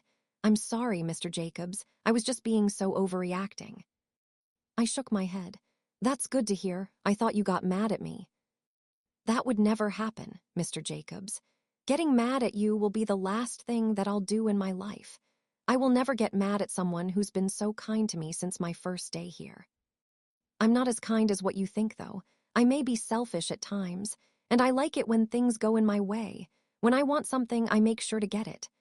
Sophie looked at me as if she was really surprised of what I just said. Oh, sorry, did I surprise you again? Ha ha ha. And no, I'm just surprised because this is the first time that I heard you talk so seriously. I smiled at her, because I usually smile, right? Yes, by the way, Mr. Jacobs, can I ask you something? Huh, what is it? She looked away and took a deep breath before looking at me again. D, do you already have someone you like, Mr. Jacobs? My heart suddenly started beating so fast because of what she just asked me. I drank some of my coffee before I looked at her too. I have. I leaned on the bench and looked up at the sky. I could feel her staring at me. I've been in love with her since the first time that we met. She's a beautiful, matured, smart, and a kind woman. She's everything that a man could ask for. I see. She suddenly cut off. She looked away before standing up. By the way, Mr. Jacobs, I need to go home now. My dad is surely looking for me now. I stood up too. Oh, I'm sorry. I understand. Shall I walk you home? No need to. Besides, I have someone to pick me up from here anyway. That's good then. So, shall we just see each other tomorrow? She nodded. Okay. I just waited for her to finally step inside a limousine. I watched as her car started moving. There is a girl I like, Sophie. A girl that I've been loving since the first day that I met her. And that is you, Lance's POV. I love Sophie. I've been loving her ever since the day that we first met, but I never told her about it because she's still my student. And I never wanted her to stay away from me if ever she knew that I like her. I said to myself that maybe I'll just wait for her to graduate first. I'll wait for her to finally achieve her dreams, then I'll finally confess to her. But then I suddenly knew that she's married to my younger brother. My younger, who I love the most too. I found out that they were married and my heart automatically broke into pieces. Now, I know I'll never have the chance to confess to her. They are both important to me. I tried to move on and was about to abandon my feelings for Sophie, but then... Flashback asterisk. By the way, Lance. Ahem. I just want to ask something. I hope you won't mind it. I looked at her. Sure, I won't mind. What is it? Do you already have a girlfriend? She suddenly asked out of the blue. I didn't speak for a while. I was surprised by her question. Can I just say that I was busted? Yes, I do. I ended up saying that. She looked at me and smiled. How I wish to see that smile every day. I knew it, haha, I knew it. For sure she's so lovely. I didn't answer her. I just continue walking while holding myself back from the urge of confessing to her any moment now. But of course, I can't do that. She's already married to my brother. She suddenly stopped walking, so I looked at her confusingly. Sophie. Lance, I know it's too late now, but I just want to say it to you. Huh. She took a deep breath before looking at me again. I don't even know why, but I suddenly felt nervous. Do you know that you are my first love? My whole world stopped when she said that. It was as if everything and everyone around us stopped. I looked at her with my furrowed brows. Maybe I heard it wrong. Sophie, what are you? I liked you ever since the day that I met you. I've been crushing on you ever since, but I never had the chance to confess to you. I really liked you, Lance. No, I loved you. I loved you so much. I was just staring at her, surprised. She looked so beautiful that I already wanted to kiss her. But don't worry, T. That was long ago. I now have a husband and you already have a girlfriend. I just wanted to say it because I wanted to finally move on from that. I mean, it's not that I still love you. I just think that you deserve it. You deserve to know it. Sophie. I am sorry, please don't avoid me just because of what I told you. I don't want you to feel awkward. I just want to. She wasn't able to continue what she was about to say because I pulled her close to me and hugged her tight in my arms. You don't have to apologize, Sophie. Thank you for saying it. Sophie hugged me back. She hugged me tight, and I hugged her even tighter. I hugged her while hoping that I could tell her that I loved her too, and I still do. I wanted to tell her everything. I wanted to tell her to just go with me instead. I wanted her to be mine instead. But I never did any of that. I smiled at her as soon as we both moved away from each other. I was surprised to see her crying. Why are you crying, Sophie? And nothing, she smiled. I'm just so happy I finally said it. I finally confessed to you. Thank you, I smiled back. She stared at my face. We can still be friends, right? I love you, Sophie. I nodded. Friends. Friends. That night, I did the most stupid thing that I will ever do in my life, and that is to be friends with the woman I love the most. Lance's POV. I gently put Sophie in the backseat of my car. She got so drunk and lose her consciousness afterward. She was also crying a while ago, and I don't even know the reason why. I just found her near the hotel's garden and she was crying. Everybody also went home already, and we couldn't find V either. Sabrina got a call from her mom too, so I'll be the one to bring Sophie home. I couldn't help myself from wondering why she got drunk and cried so hard a while ago. I wonder what she saw in the garden that made her like that. Young Master Lance. Venom welcomed us as soon as I entered Vincent's mansion while carrying Sophie in my arms. May I know where Sophie's room is? You upstairs, sir. I nodded. I'll just bring her there. Okay, sir. Carrying Sophie in my arms, I went upstairs going to her room while Venom was following us. I lay her down on her bed as I removed her shoes and covered her with a blanket. She drunk too much, I mumbled. Sir, did something happen to Miss Sophie? Venom suddenly asked. I just found her outside the hotel, crying, and when I asked her why, she just hugged me and told me to take her away from there. We went back to the hotel and she got drunk until she passed out. Venom shook her head. I wonder what happened. Is V home already? Young Master Vincent is not yet home, sir. Okay, then I'll just look after Sophie while he's not here yet. I understand, sir. I stood up. By the way, can you change her clothes first? I'll just change mine too. Yes, sir. Sophie's POV. I woke up inside my room, and I saw Venom sitting beside my bed. Her eyes widened upon seeing me awake. Miss Sophie. Venom. I was touching my head as I sat up on the bed. Then the door went open, and Lance came in wearing a black V-neck shirt and pants. He walked towards me, and so Venom stood up. I'll just get some water for you, Miss Sophie. Thank you, Venom. When Venom finally left, Lance sat down on the chair beside my bed while looking at me. I asked Venom to change your clothes. Thanks. Sophie. Ahem. His brows wrinkled as he spoke. If you don't mind, can I ask about the reason why you were crying when I saw you in the garden?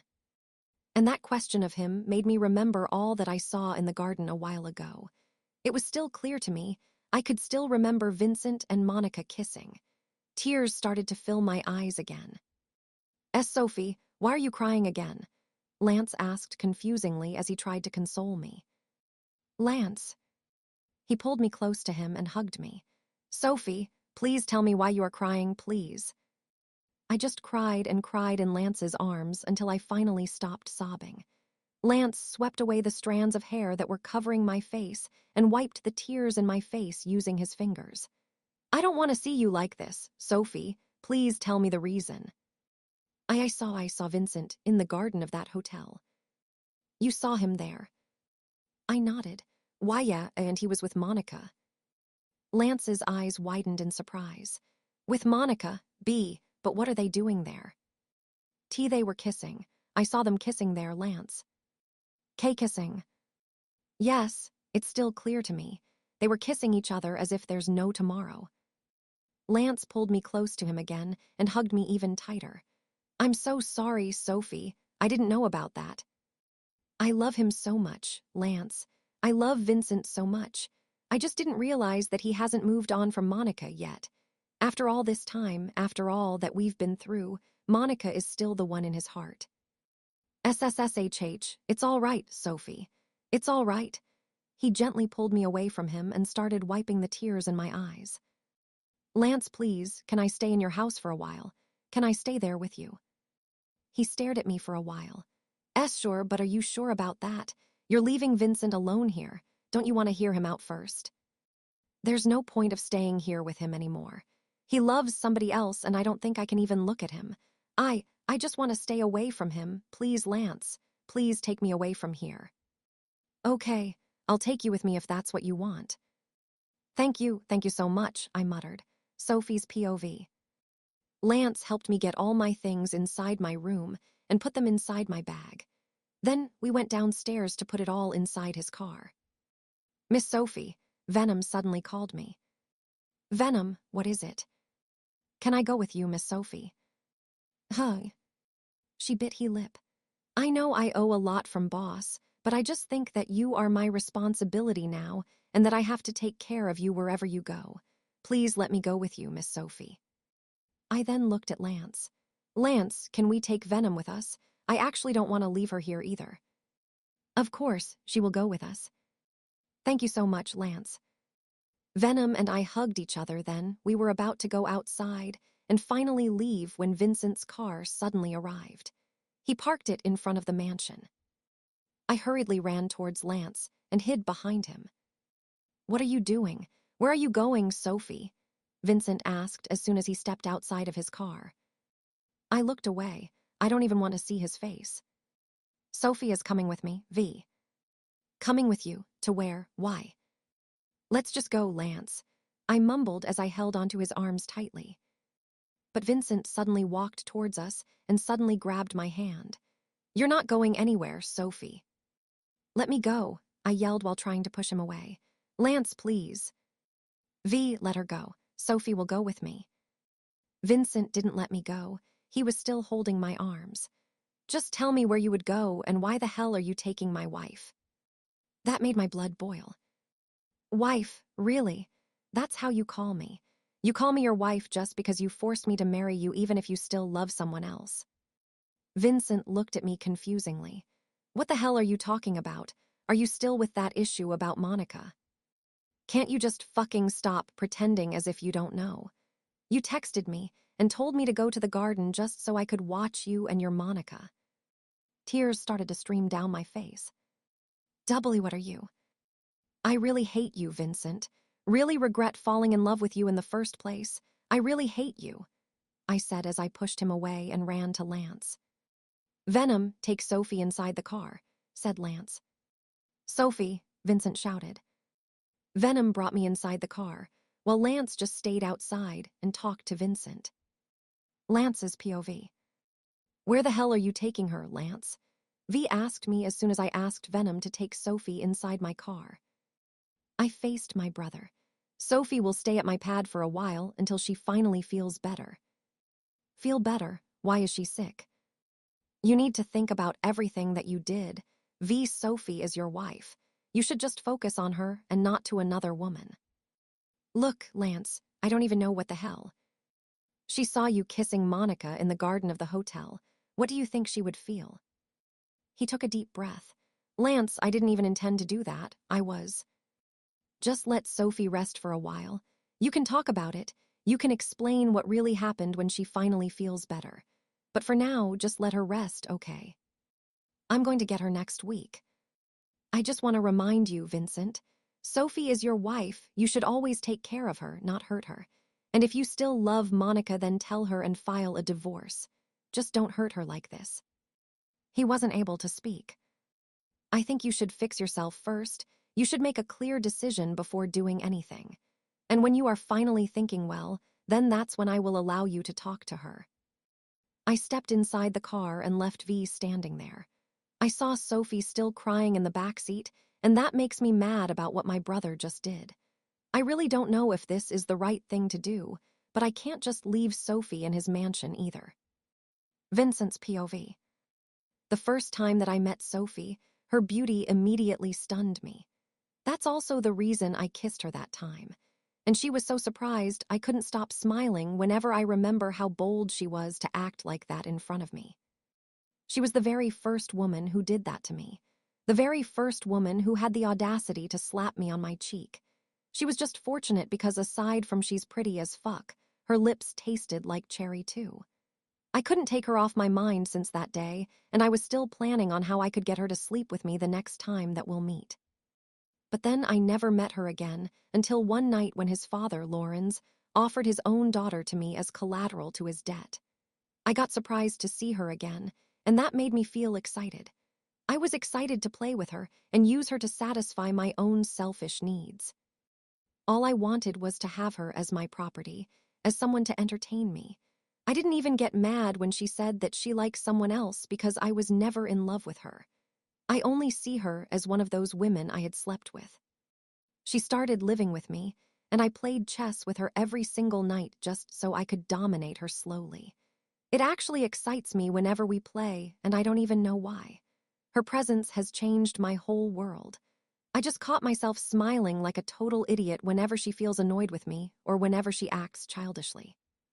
And that night when I had sex with her, I admit I only did that because I was so hurt when I saw Monica. I wanted to erase Monica in my mind. I wanted to hurt her and prove to myself that I was already able to forget her. And I succeeded.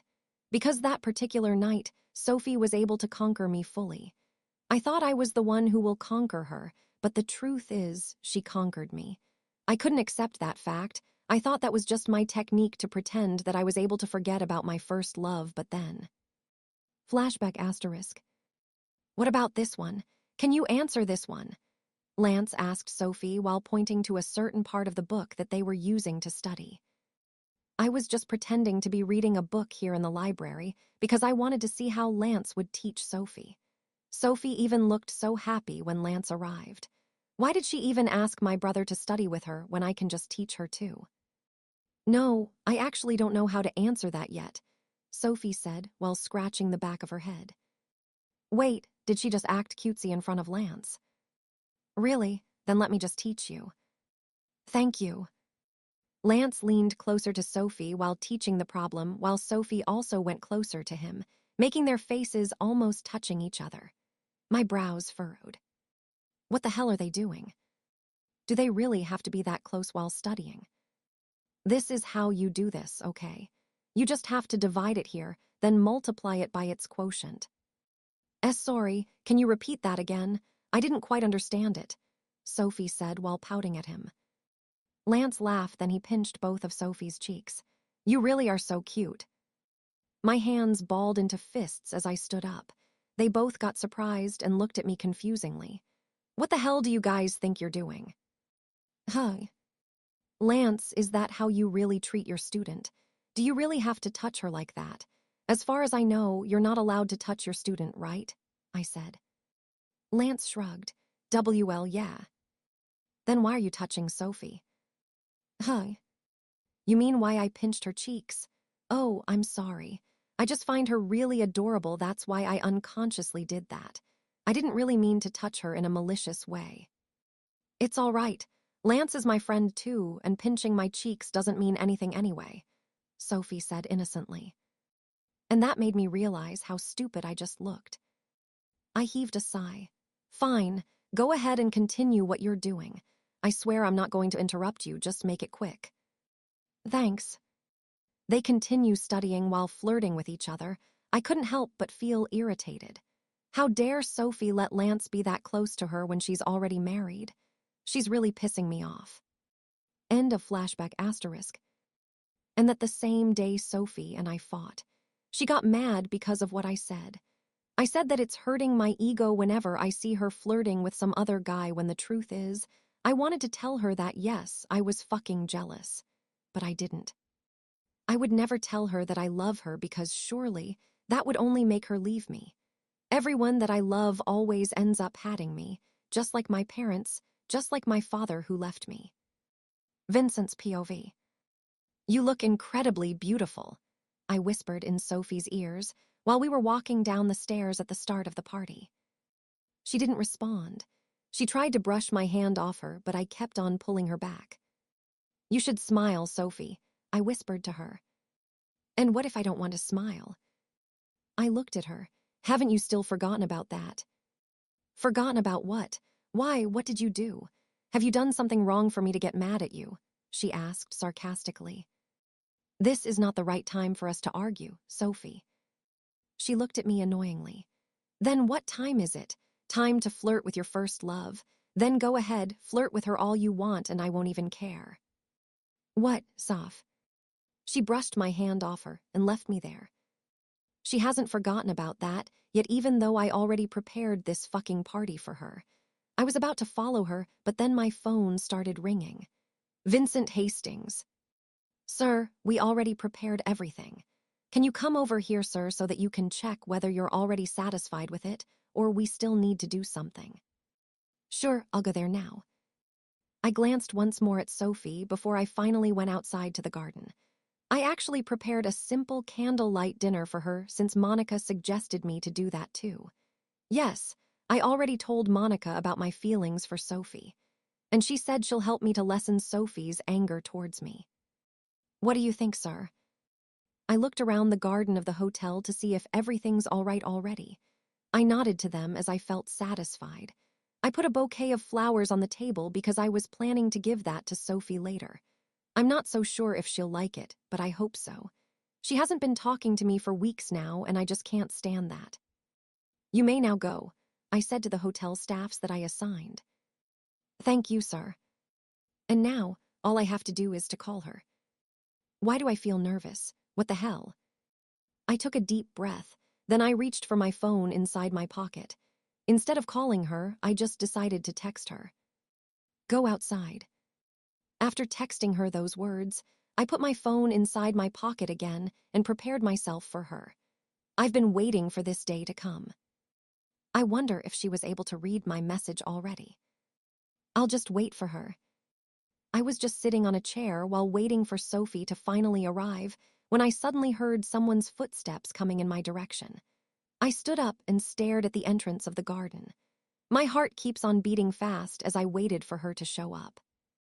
This is the very first time that I feel so nervous like this. I kept on heaving sigh when I suddenly saw Monica walking towards me with a smile on her face. I glanced behind her to see if she's with Sophie, but she was alone. Hey, I greeted her. Is this the surprise that you prepared for Sophie? I nodded. Yeah. She looked around while nodding. It's beautiful. Thanks. Monica suddenly looked at me. I was surprised when she suddenly reached for my necktie. W, what are you trying to do? I asked her. I'm just fixing your tie. I just let her do that. I'm still so glad that Monica stayed the same. She's still as kind as the girl she was before. Then later on, we heard footsteps again, and this time, I know that was Sophie. I was about to tell Monica to leave already, but then instead of doing that, Monica suddenly grabbed me by the necktie and started kissing me. Sophie's POV. I woke up inside a huge room that I was not even familiar with. Miss Sophie, you're finally awake. Venom immediately sat next to me on the bed. I sat up on the bed and looked at her. Venom. Miss Sophie, we are here at Sir Lance's house. Yes, I remember. Then the door suddenly went open and Lance stepped inside. His eyes widened upon seeing me. Sophie, are you all right? How are you feeling? I feel fine, I said with a not-so-energetic tone of voice. Lance looked at Venom. Please, kindly help the maids to prepare some food downstairs. Yes, sir, said Venom before leaving us there inside the room. V has been calling me. Lance started the conversation. Just hearing his name makes my blood boil already. I don't want to hear his name, I said to him. Oh, sorry, I understand. Lance, can I stay here while I'm looking for a job and have enough money to rent a pad? He looked at me, then he shook his head. You don't have to look for a job anymore, Sophie. You can stay here no matter how long you want. I promise I won't mind it. Thank you so much, Lance. You don't have to thank me, Sophie. He sat up straight. By the way, if you don't mind me asking, what are you planning to do now? I heaved a sigh. I just don't want to see Vincent. Please, if he ever try to go here and take me back, please don't let him. But Sophie, he's still your husband. Please, Lance. Lance hesitation for a while. I understand, but you have to understand that you can't just hide here forever. You need to face him too and talk about things. I don't even want to see him ever again. He's still your husband, Sophie. I shook my head. I want a divorce. His eyes widened. Sophie, don't say things like that. You know it's not that easy to do that. You are married, you need to talk things out first. We don't have anything to talk about anymore, Lance. Vincent loves Monica, and I've been just someone who serves as a hindrance between them. That's not true, Sophie. Believe me, I can see that V really loves you. You are just saying that to make me feel better. I saw him kissing Monica in the garden during my debut. How will I even interpret that? Lance didn't speak anymore. I'm so sorry for what happened, Sophie. Vincent's POV. I immediately pushed Monica away when she tried to kiss me. Monica, what do you think are you doing? What's wrong with what I just did? Didn't you like it too? My brows furrowed. What are you saying? I'm a married man, Monica. You already have my brother. But I'm the one that you love, right? I am the only woman that you ever love in your life. What is wrong with you, Monica? I think you're already drunk. She shook her head. I am not drunk, Vincent. I know what I'm doing. I'm the one that you love, and I love you too, Vincent. I'm so sorry for taking this long to admit my feelings for you. Believe me, Vincent, you are the one that I ove and not Lance. No, that cannot be, Monica. That's the truth. That's why you need to stay away from Sophie. Let's just live together. I love Sophie, Monica. Yeah, I know I was so crazy over you before, but everything has changed when Sophie came. She's the one that I love now. She's the only one that I want. No, that's not true, Vincent. That's not true. That's the truth, Monica. I'm so sorry. I was about to finally walk away, but then Monica held my hand and tried to pull me back, so I quickly brushed her hands off me. Please, stop this, Monica. I still need to find my wife. Please excuse me. No, Vincent, I'm the one that you love. No. Damn it, I yelled when Lance and Sophie left.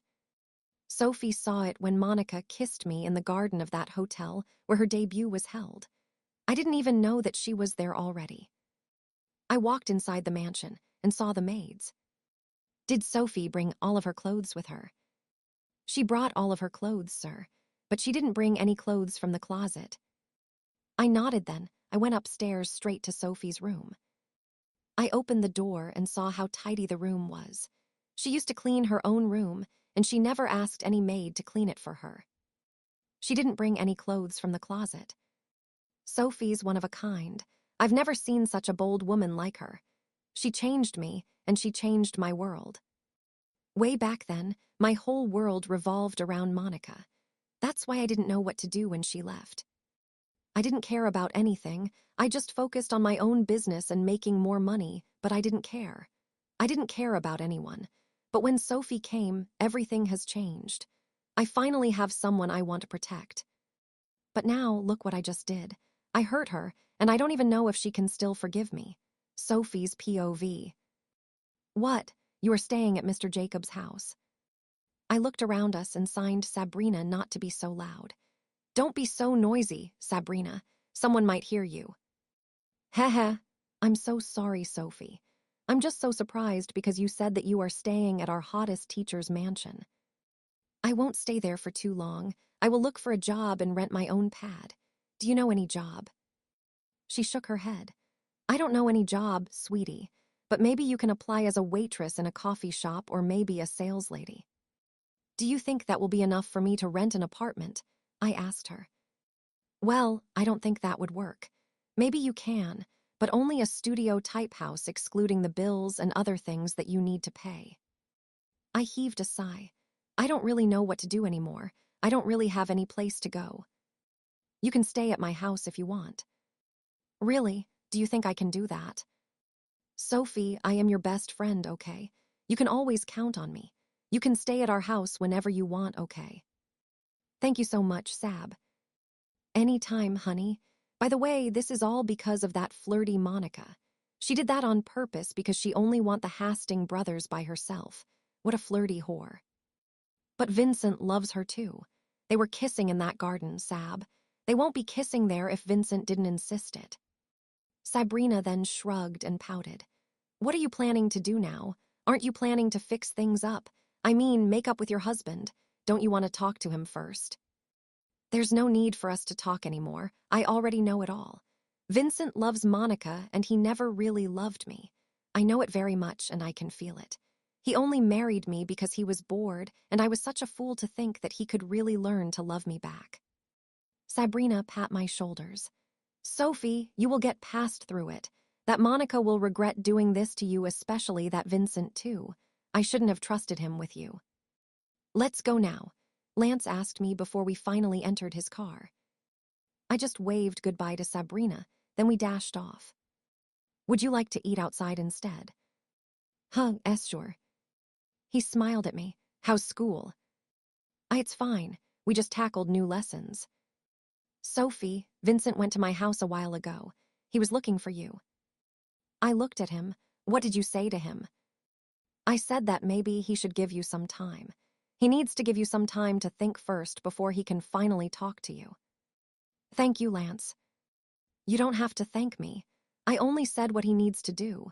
He can't just talk to you when both of you is not ready yet. He needs to think about everything that he did first. He needs to regret all of it and realize his wrongdoings. I won't tolerate my brother, Sophie.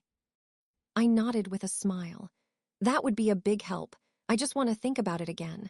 I want to take a rest and reflect on all the things that I did too. That's right. You can do it, Sophie. Because you are always here for me. By the way, I will just go to the rest room. Sure. I stood up and grabbed my purse going to the restroom. I stepped inside one of the cubicles and I cried. Damn it, why can't I even forget about what happened that night? It's all Vincent's fault. He never really did anything good to me. All that he do is to hurt me. I hate him so much. Just when I was finally able to go back to my senses, I wiped the tears in my eyes and went out of the cubicle to wash my hands at the sink. Look at myself. For sure Lance would notice those puffy eyes. If you don't want to lose something, you have to fight for it. Even if it hurts, it will be worth it. I almost jumped from where I was standing when the woman beside suddenly spoke. I looked at her, and she looked so beautiful. It was obvious that she's a lot older than me, but that didn't ruin her beauty and the pink chiffon dress that she was wearing. Excuse me, madam, I said to her. Because it's obvious that you just cried. For sure it's about someone that you love, right? It's about someone who doesn't love me, someone who will never learn to love me. Her brows furrowed. Then you don't have to waste your tears on him. If he makes you cry and all he does is to hurt you, then he doesn't deserve you at all. You deserve someone who will love you and would make you feel loved. You deserve someone who makes you feel that you are enough. She just smiled at me before walking out of the rest room. Who is she?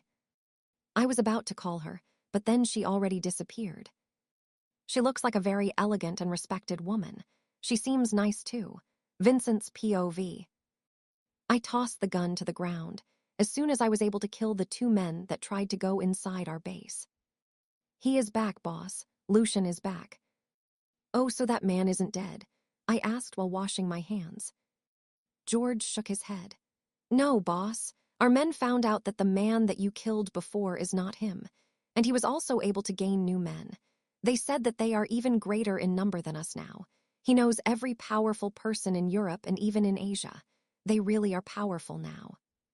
And why do you sound so scared? I asked him with my brows raised. And no, boss, I am not scared. It's just that I think Lucian has been preparing for your meeting once again. I think he and his men are now fully equipped. No one dares to go against me, George. Everyone who tries to betray me or fight me will always be put in hell. And Lucian, I was able to defeat him before. That only means I will be able to defeat him again. Do you understand that? He nodded. Yes, boss. Prepare the car. I will go to Lance's house. Yes, boss. Lucian Servano is my ultimate enemy. He's a middle-aged man who did nothing but to interrupt in every dealings that I do. He wants me to join his clan, but I refused him. That's also the reason why he got mad and just decided to go against me. He's a popular mafia boss and the richest among all of us. He has been known as the boss of all the bosses, but I don't really care about that. I will kill him with my own hands, and I will show it to everyone. But for now, I want to take Sophie back first. I went inside my car and started the engine. I will never stop chasing her. If she thinks that I will just let her be with Lance, then she's wrong. She's still my wife. Where's Sophie? I asked the guards at Lance's mansion. She hasn't came back yet, Sir Vincent. She's still at school. I squinted at my watch. She's supposed to be here already. And speaking of my wife, Lance finally arrived. I waited for him to step out of his car. What are you doing here, V? He asked. I will get my wife back. His brows wrinkled. V, we already talked about this, right? I told you to give her some time first. She is my wife, Lance. Sophie is my wife, so she needs to go with me. I need to see her right now. Where is she? I said while trying to find Sophie. She's not going to talk to you. She will talk to me. I said. Then I walked towards his car and forced his car door open. There I saw Sophie sitting. She got surprised upon seeing me. I grabbed her hand and pulled her out of the car. Sophie. What are you doing? Let go of me, she yelled. V, let go of her. You will go with me, Sophie. She kept on pushing me away. No, I will not go with you. I don't want to go with you. I don't fucking care. You will go with me because I am your husband. V, you shouldn't force her to go with you. Shut up. I was about to finally throw Sophie inside my car, but then she started crying. I don't want to go with you. Please don't do this. Lance, please don't let him take me away. I don't want to go with him. I let go of her hand and looked at her confusingly. Are you that mad at me? Look, Sophie, that thing that you saw in that garden, that is not what you think it is. That was. Shut up. You don't have to explain any more, Vincent. I know it all already. I know from the start that you love Monica and you are just using me to forget about her. I'm such a fool to give meaning to every single thing that you do. Sophie. Tears were still running down her face. Please, I don't want to see your face again, Vincent. Just please stay away from me even for a while. I don't want to see you. I don't want to hear your voice or remember all the things that you have done to me. Just stay with Monica, okay? I don't really care anymore. Sophie, listen to me first. There's no need for you to explain anymore. I don't want to hear another lie.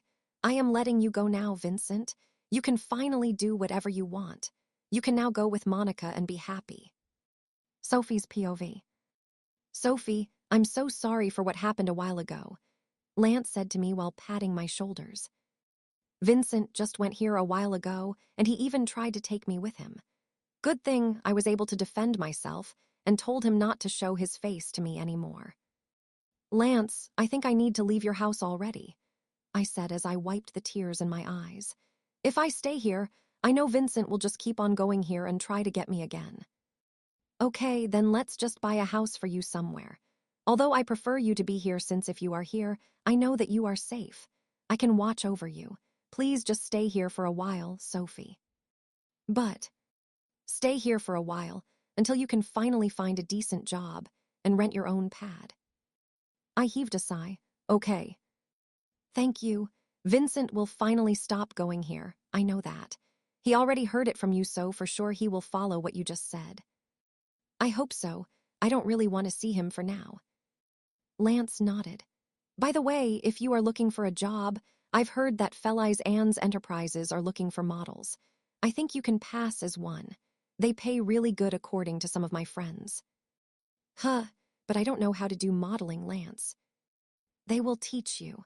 At least by that you will be able to save some money and later on you will also be able to buy your own pad. I know you can do it, Sophie.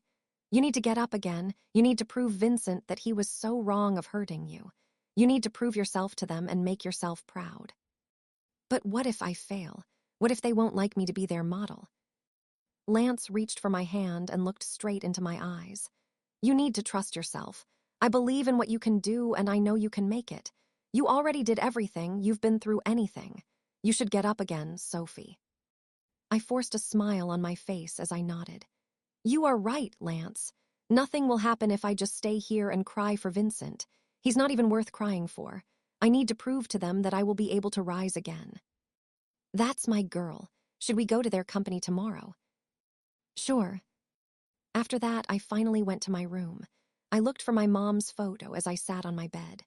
Mommy, tell me what to do, please. Tell me if what I will be doing is right. Please guide me, Mom. I know I can do it. I will do my best and rise again. I will start a new life without Vincent. I will no longer be the Sophie that he met before. Vincent's POV. Enough, Vincent. Please let me go. I kept on punching the stomach of the man who tried to kill me a while ago. Who asked you to go here and kill me, huh? Is it Lucian? It's Lucian, right? He was already lying on the floor with blood in his mouth. He looked at me with tired eyes. You are right. It was Lucian. He wanted me to sneak into your base and asked me to kill you. That fucking coward, I whispered. I let go of the stupid man and looked at George. I will go now. I will just entrust you this stupid man, George. Yes, boss. Then I finally left our base. That Lucian really wants to kill me. He doesn't even know how to fight fairly, and still, he wants me to join his coward clan. I will really kill him once I see him. He won't show his face to me, and I don't even know where the hell he is hiding. But he has too many men, and for sure they are secretly watching us and our every move. I tried calling Sophie again, but she just won't answer her phone. She told me not to show my face to her again. She also told me that she already sets me free, and that made me really mad. She no longer wants me. But I won't let her go. I will keep on chasing her, but for now, maybe I just have to let her take some rest. I know she got hurt so much. I badly want to take her back already, but know her condition right now. I don't think she would even want to see my face. Then my phone suddenly rang again. I thought it was Sophie, so I quickly pressed the answer button without looking at the name of the caller. Sophie. It's Monica. I squinted at the name of the caller, and it was really Monica. I sighed. Monica, what do you want from me? Can we meet at the garden coffee shop? I badly want to see you right now. Why don't you call your boyfriend? Vincent, you are the one that I want. Please go here, go here. I'm sorry, but I still have lots of things to do. I said then I finally hang up the phone. Sophie's POV. She is Sophie Laurens. Lance introduced me to a brunette in her 30s wearing a pink chiffon dress. Based on Lance, her name is Thea, and she is the one who assesses the new models who wants to be part of their team. I quickly smiled at her and bowed. Hi, I am Sophie Laurens, and I would like to be one of your models here. Do you have any experience in modeling before? She asked without wearing any emotion on her face. I haven't done it before. This is actually my first time, I answered. She nodded as she continued scanning my whole body. Can you turn around? Why, yeah. I turned around as what she has said, and I couldn't also help myself from trembling, since it feels like she was assessing every inch of me and my soul. I like your face, your height, and the way you dress. You are in, your training will start tomorrow. My eyes widened as I looked at Lance. Then I looked at Miss Thier again. Really, I can work here in your company. Of course, especially because you are recommended by Lance. She smiled. I nodded while smiling too. Thank you so much. You'll never know how much this means to me. You are very welcome, Miss Laurens. You just have to go here tomorrow at 8 o'clock, and you'll finally start training. Thank you so much. I will go here tomorrow, I said. Okay, see you tomorrow then. After that, Lance and I decided to finally leave the company. I told you you are going to get in, he said. We are not sure. Maybe they will assess me even more tomorrow. He shook his head. You are already in, that's what she said. That means you are already their official model. All you have to do is to train. Lance, thank you so much. I already told you that you no longer have to thank me, right? You still have to be the best model in town. I will wait for that to finally happen first. I laughed. You are dreaming too big for me. Sophie. Ahem. And nothing. Should we celebrate now? Maybe let's have some coffee. I nodded. Sure, I'd love that. Let's go. Vincent's POV. Boss, won't you go near her?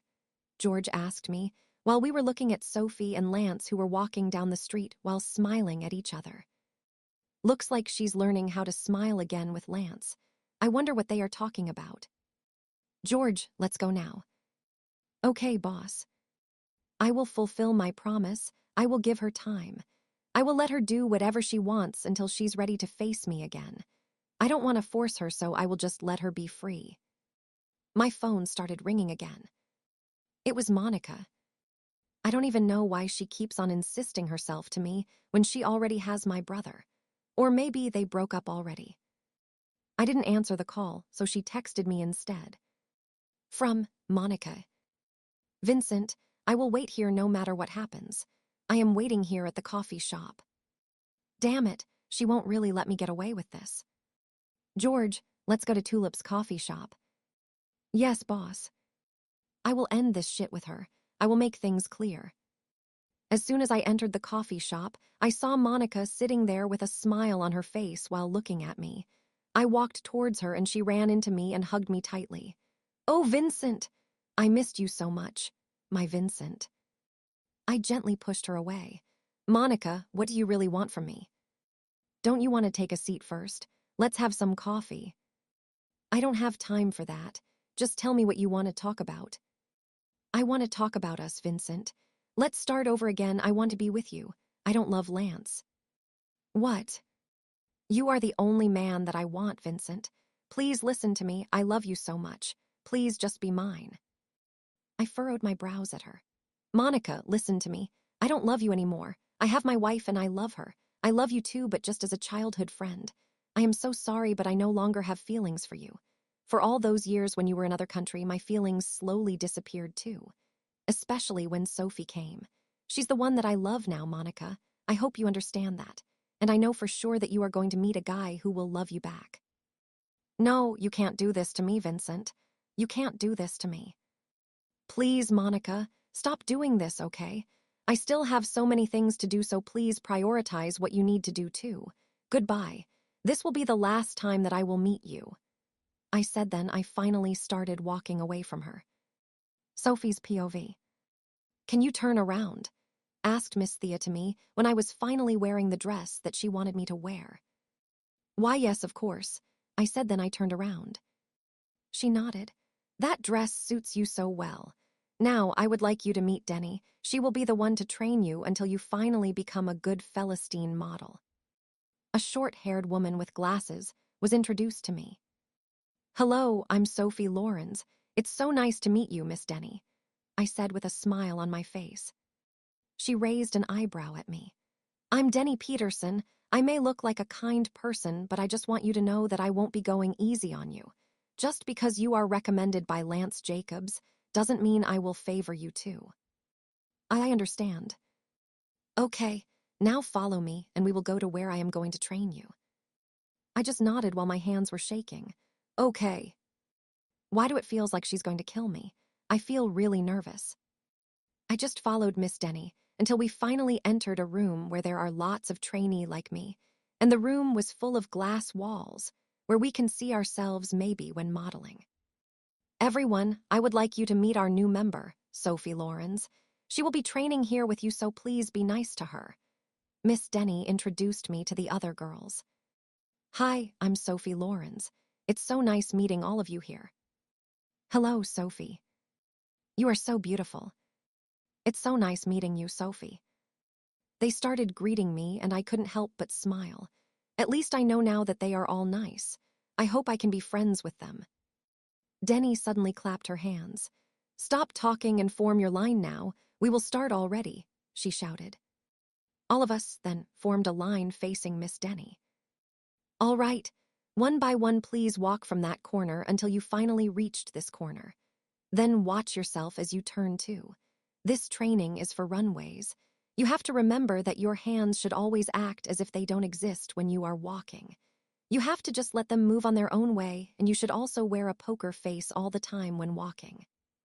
We were just nodding while listening to her. I think Miss Denny is really strict, but I also think that I will learn a lot from her. After an arduous training with Miss Denny, she finally let us take a break. She was really strict, and she kept on yelling at us whenever we do mistakes. She often yells at me too, since I am the only one there who doesn't have any background when it comes to modeling. Now I am here, sitting on a chair on the lounge area of the company. I was looking at my feet who got really hurt from wearing high heels the whole day. I wear high heels, but not every day. That is why I am not so used to it yet. So this is what modeling is like. I never thought that it would be this hard. I whispered to myself. Modeling is really hard, right? I almost jumped from where I was sitting when someone suddenly sat next to me and spoke. I looked at her, and I was surprised to see that woman that I saw at the coffee shop when I went there with Lance. It was that beautiful woman. Excuse me, ma'am. She smiled. It is always hard in the start, but when you finally get used to it, you will finally learn how to have discipline and endure things. You know what? Back when I was starting as a model too, I used to always complain too, and I almost gave up. But then my situation always reminds me that I have to strive hard. Because I wanted to prove to myself that I can do it, that I can rise again. You are always here to advise me, ma'am.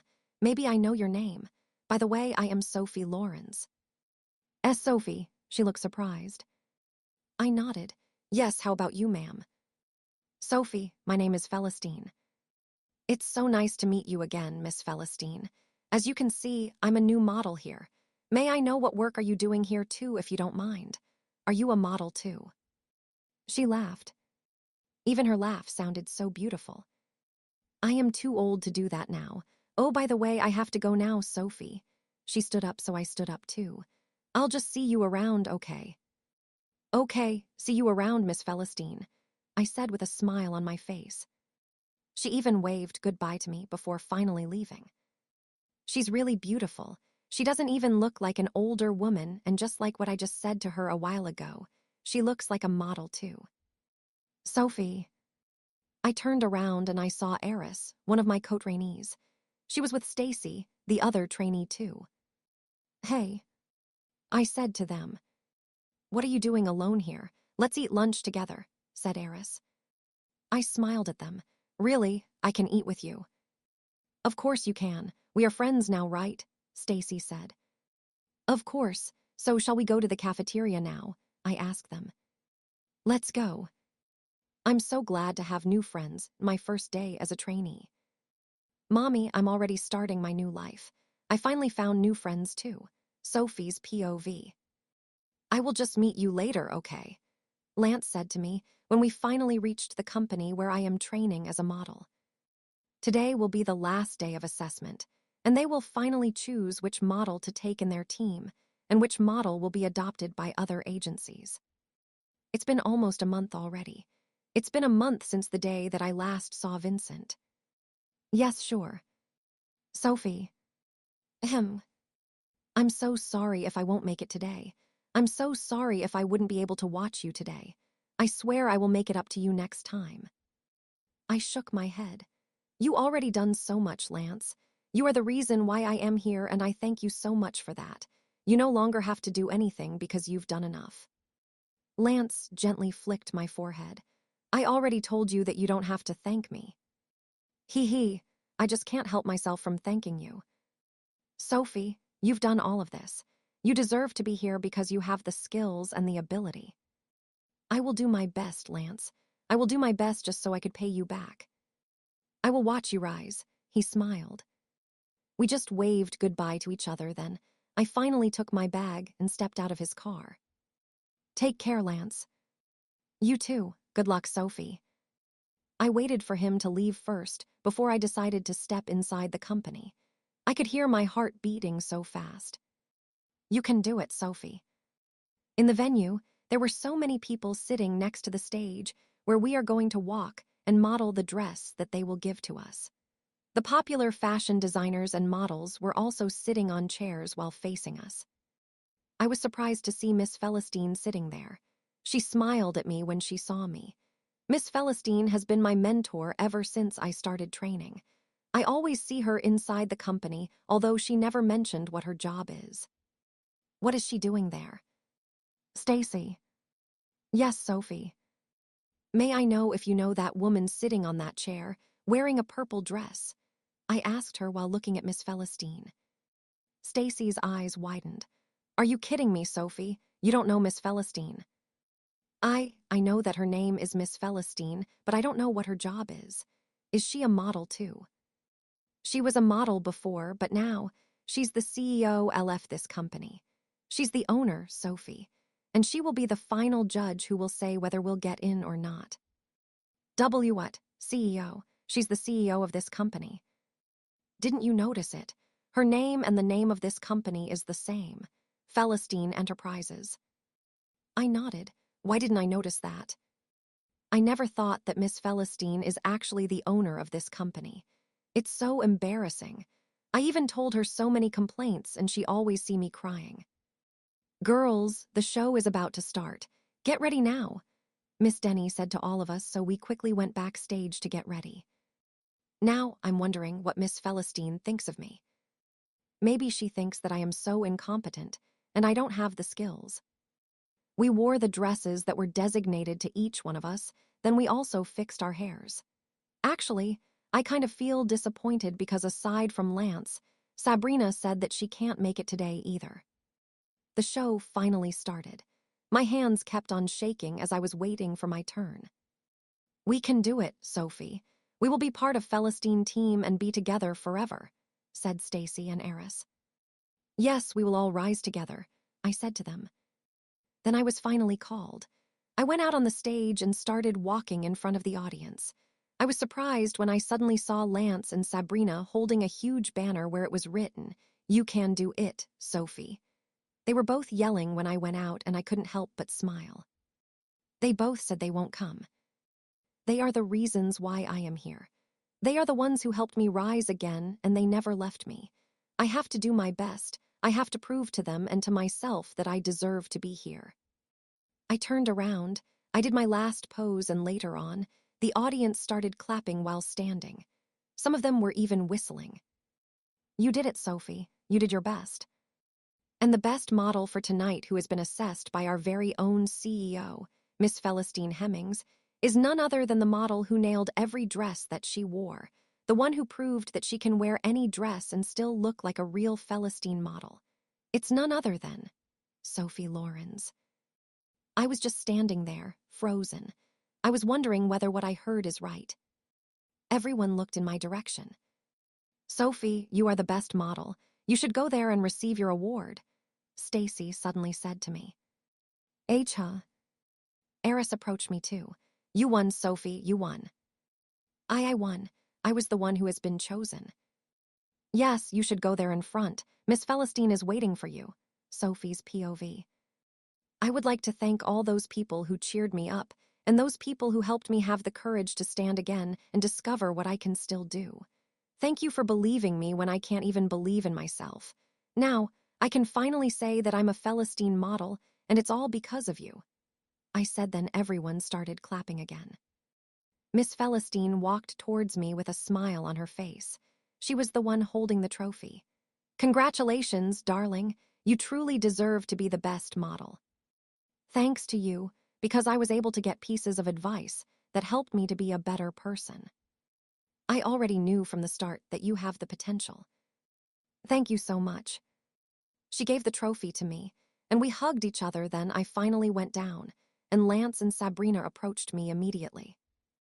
Congratulations to my beautiful best friend and the new Celestine ambassador, said Sabrina. Lance handed me a bouquet of red roses. Congratulations, Sophie. I glared at both of them. You told me you can't go here. I almost got mad at you. I felt so alone. Come on, why would we even miss seeing your success? We would love to watch you here, of course, said Sabrina. We just pretended that we wouldn't be able to make it to see your reaction, Lance said while laughing. I hit his shoulder gently. You are so rude. The three of us decided to just eat somewhere, Lance's treat after the event. Sophie, we are so glad that you finally made it. You are an ambassador of Celestine Enterprises now, Sabrina kept saying while we were eating. I smiled. I am so happy too. I can't believe that I finally made it here. We are so proud of you, said Lance. Thank you so much. What are you planning to do now? Sabrina asked again. I took a deep breath before looking at them. I'm actually planning on looking for a pad. I no longer want to be a burden to Lance. You know, you never became a burden to me. I know that, Lance, but I want to be independent. I want to stand on my own. Of course, I will still meet you. I just want to have something that I can call my own. I understand. I will help you find one. Thank you, I smiled at him. We just continue eating then. We finally decided to go home, since I will finally start working tomorrow. I was busy reading magazines while lying on the couch when Lance appeared and sat on the couch across mine. Sophie. I sat up properly and put the magazine on the center table for a while as I looked at him. What is it, Lance? I know this isn't the right time to ask this to you, but do you have any plans on talking to my brother?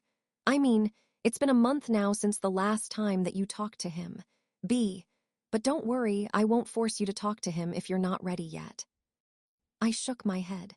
You are right, Lance. It's been a month already. I should learn how to face my fears. I should learn how to finally talk to him. Sophie, I will talk to him. You don't need to force yourself. You can just talk to him when you're fully ready. You don't have to worry about anything, Lance. I am now ready to face him. He still looked so worried, so I sat next to him. Believe me, I can do it. I was able to get what I wanted now. I was able to face all the obstacle, and I even doubted myself at first too. But look at me now. I'm the new ambassador of Philistine Enterprises. I can do it, Lance. Especially because I know that you're always beside me. I trust in you, Sophie. You just have to always remember that no matter what happens, I will always be here for you. I know that. After our conversation, we already said goodnight to each other, and I went upstairs straight to my room. I sat on my bed and reached for my phone. I scrolled through it and tried to find the name of the person who I haven't contacted for a month. My heart started beating so fast as soon as I saw his name. With my shaking hands, I dialed his number and called it. I pressed the phone on my ears and waited for him to finally answer it. Sophie. His deep voice felt like a melody in my ears. I've missed him. I've missed him so much. I wasn't able to speak at first because I could feel the tears filling my eyes again. Sophie, is that you? Why did you call me, Sophie? I held back my tears. I wiped the tears in my eyes and pulled myself back together as I spoke. Meet me at the Golden Tower on Friday night. Hi. I will wait for you there at 8 p.m. Okay, I will go there, Sophie. I hang up the phone. I still want to hear his voice, but I stopped myself. Voltaire's POV. Sophie asked me to meet her. It's been a month now since the last time that I get to see her, and I admit that I missed her so much. Finally, maybe she's no longer mad at me. I will apologize and ask her to live with me again. I will never let her go again. I will definitely explain things to her. Did Lucian make a move? I asked George while I was choosing a coat to wear later when I finally got to the tower where Sophie asked me to meet her. He hasn't made any move yet, boss. I think he is plotting something again. Whenever his gang is quiet, that only means that they are planning something. I nodded. I know, that's probably the reason. That old man's really taking his time to plan something against me, as if I would let him succeed. I stood up and looked at George. I will just go and meet my wife. I will let you handle things here, George, while I'm not around. I understand, boss. Good. I'll get back here tomorrow and let's continue talking about our plan when I come back. My men just nodded, so I started walking away from them. I can't really wait to see Sophie. Sophie's POV. Are you really sure about this, Sophie? Lance asked me when we arrived in front of the tower where Vincent and I will meet. I nodded. I know I have been a coward for a long time, Lance. It's time to finally face him. Do you want me to go there with you? No need. You can just wait for me at your house. Lance smiled even though it was obvious that he was worried. I understand. I will just wait for you to come home, Sophie. Okay. I stepped out of Lance's car and waited for him to finally drove off before I entered the tower. I took a deep breath as I stepped inside the elevator. This is it, Sophie. When I reached the top floor where I asked Vincent to meet me, I saw a few people busy talking and eating with each other. It was actually an outdoor restaurant located on top of a tower. You will be able to see the view of the city and even the nearby river. It was breathtaking, especially at night. Hi, miss, are you alone? Do you want some company? A man suddenly approached me. He looked like as if he was drunk. I'm sorry, but I'm waiting for someone. I said, then I averted my gaze from him. I thought he already walked away, but then I was surprised when he spoke again. I can make you happy, miss. I swear you will never regret going with me. Come on now, I don't think your boyfriend will even come. I said I don't want to go with you. Please leave now or I will call the security. I won't leave unless you go with me. he whispered, then he suddenly grabbed my arm. I looked at him and tried to brush his hands off me. What are you doing? Let go of me. I said you should go with me, miss. Let go of me. Help, someone help me, please. Just when I was about to shout again, I just saw the man suddenly fell to the ground while touching his cheek. Who they? Get the hell out of here, or I will kill you. My eyes widened. That voice. I turned around only for me to see Vincent standing in front of me while glaring at the stranger. Vincent Hastings, the man shouted, then he came running away. Sophie, are you all right? Vincent asked me when the man finally disappeared. I nodded without looking at him. I'm all right. Thank you for saving me. Have you been waiting here? Did I make you wait? No, I just arrived here. By the way, would you like to sit down? I haven't actually eaten yet. Sure, where do you want to eat? Here. Okay. We sat on one of the chairs, and we also ordered some food. Just as we started eating, someone started playing violin as if it was on cue. I focused myself on eating, trying to avoid an eye contact from Vincent. Just sitting here in front of him already makes me feel really nervous. You've changed a lot, he finally spoke. People do change. You too, you also changed. You no longer have your curly hair. He chuckled. How can he chuckle and look so incredibly handsome at the same time? I thought about it, and I just realized that curly doesn't look good on me. How about you? You cut your hair short. Why did you do that? I just wanted to have a new look. I wanted to look different. He leaned on his chair and stared at me. My heart started beating really fast. He still has that impact on me. You still look the same. You're still stunning as ever. By the way, I've heard that you are now the new ambassador of Philistine Enterprises. Why, yeah. Congratulations. Thanks. Then we were captivated by silence again. I can still feel him staring at me as if he was waiting for me to speak first. You're still living at my brother's house. Yes, but I'm already planning on moving out. I already found a place. You can always go back to our house if you want. I mean, we're still married. You are still my wife. I took a deep breath. I put my cutlery down and I looked straight in his eyes. Vincent. Hi. I want to tell you something. I noticed that he got surprised. He also put his utensils down and sat properly. He looked nervous. Sure, what is it? Sophie's POV. I took a deep breath before finally looking into Vincent's eyes. I want a divorce. His mouth went agape. He blinked, obviously trying to make sure if he heard it right. What? C, can you repeat it? I'm sorry, I don't think I've heard it right. I want a divorce, Vincent. I repeated. I tried very hard for my voice not to crack. For 1 month, I have thought of it deeply. I think it's time for us to finally let go of a relationship that never really existed. I stared at him. I was waiting for him to speak. Sophie, I can explain it all to you.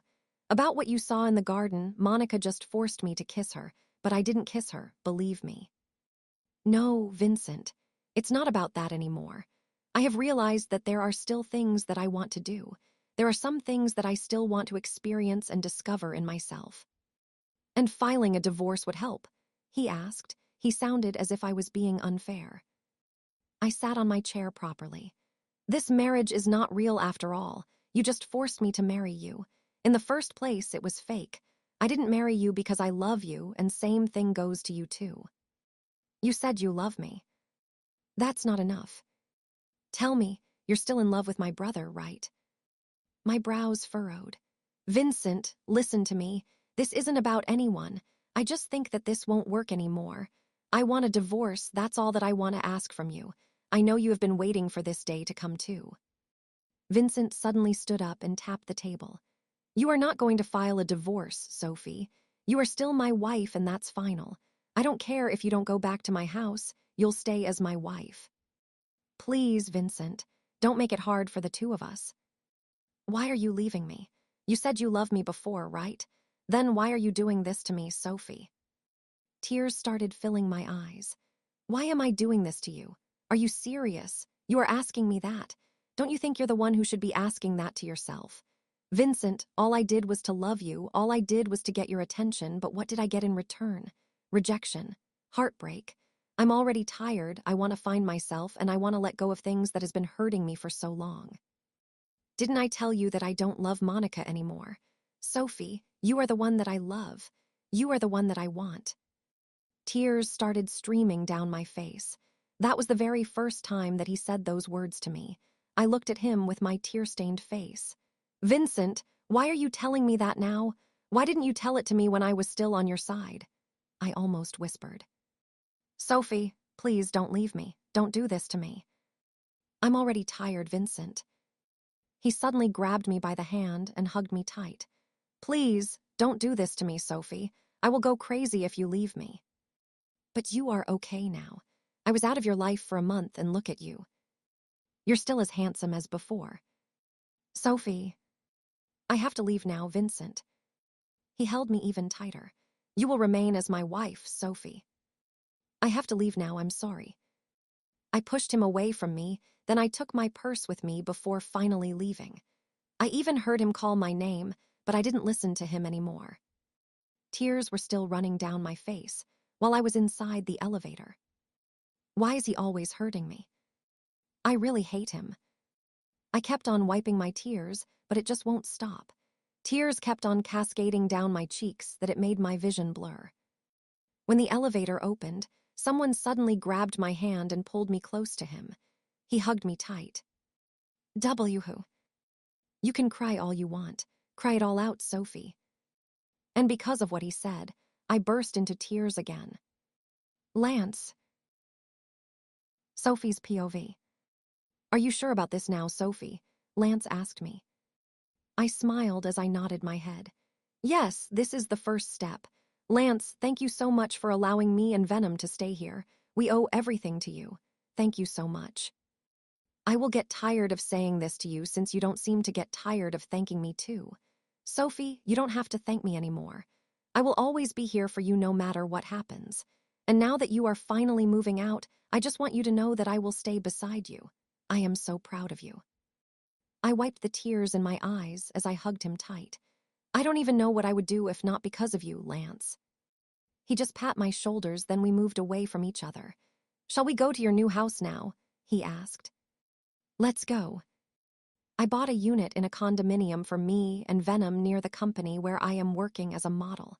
I still go to school, but they only give me worksheets to answer, then I usually pass those during weekends. Venom still goes to university physically. I now treat her as my real sister. Older sister since she's 2 years older than me. This is so beautiful and spacious, Sophie, said Lance when we finally reached our unit. I really chose this one because of the view outside.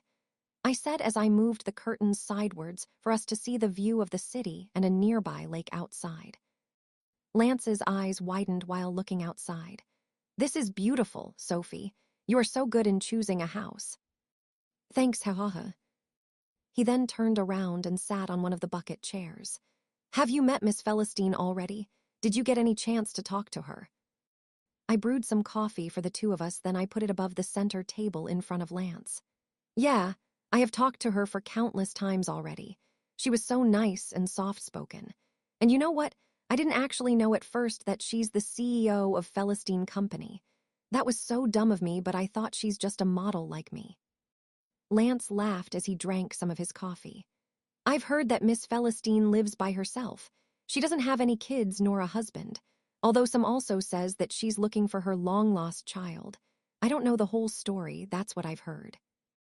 Really? So that means that her life is somewhat sad. But she was so nice to me, now I feel sorry for her. By the way, speaking of Miss Celestine, I will be meeting her after lunch later. That's good. At least you'll get to know her even more. I think it will be easy for you to deal with her. You will be working under her, so you really need to have a good relationship with her. I nodded. And aside from that, I am actually curious about her. It feels like I want to know her even more. Lance volunteered to send me to the company. Then he finally went to school. Miss Sophie, please kindly follow me, said B, one of the company trainee. I smiled at her. Okay. I just followed her as she started walking towards the company elevator. I will be meeting Miss Celestine, that's why I kind of feeling nervous. I feel so comfortable with her before, but when I finally found out that she's the CEO of Celestine Company, I suddenly felt the gap between us and I felt so embarrassed. We stopped in front of a huge oak there, where the CEO were engraved. "We are already here, Miss Sophie," she said to me. "Okay."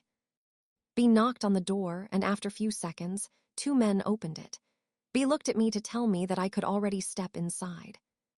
I took a deep breath before finally nodding. "Okay, I will go inside now." With my shaking hands, I slowly walked inside Miss Celestine's office. As soon as the door went close, I smelled the familiar sweet scent of her perfume. I raised my head up and roamed my eyes around the peach-colored office. It was neat and very girly. It looked as if I were inside someone's house. At the end of the room, a desk made of oak was located. There, sitting on a purple swivel chair, was a beautiful woman in a white formal dress. She was looking outside, looking as if she was thinking so deeply about something. Miss Celestine," I almost whispered. She was obviously startled upon hearing my hearing voice. She turned around. A smile flashed on her face. For that moment, I think I saw a familiar face. That smile, the smile that I haven't seen for so long. My mom. Sophie's POV. Miss Celestine stood up. The smile on her face didn't vanish. "Sophie." "Gee, good morning, Miss Celestine." "Please take a seat, sweetheart." "Thank you." I sat on a couch and she sat next to me.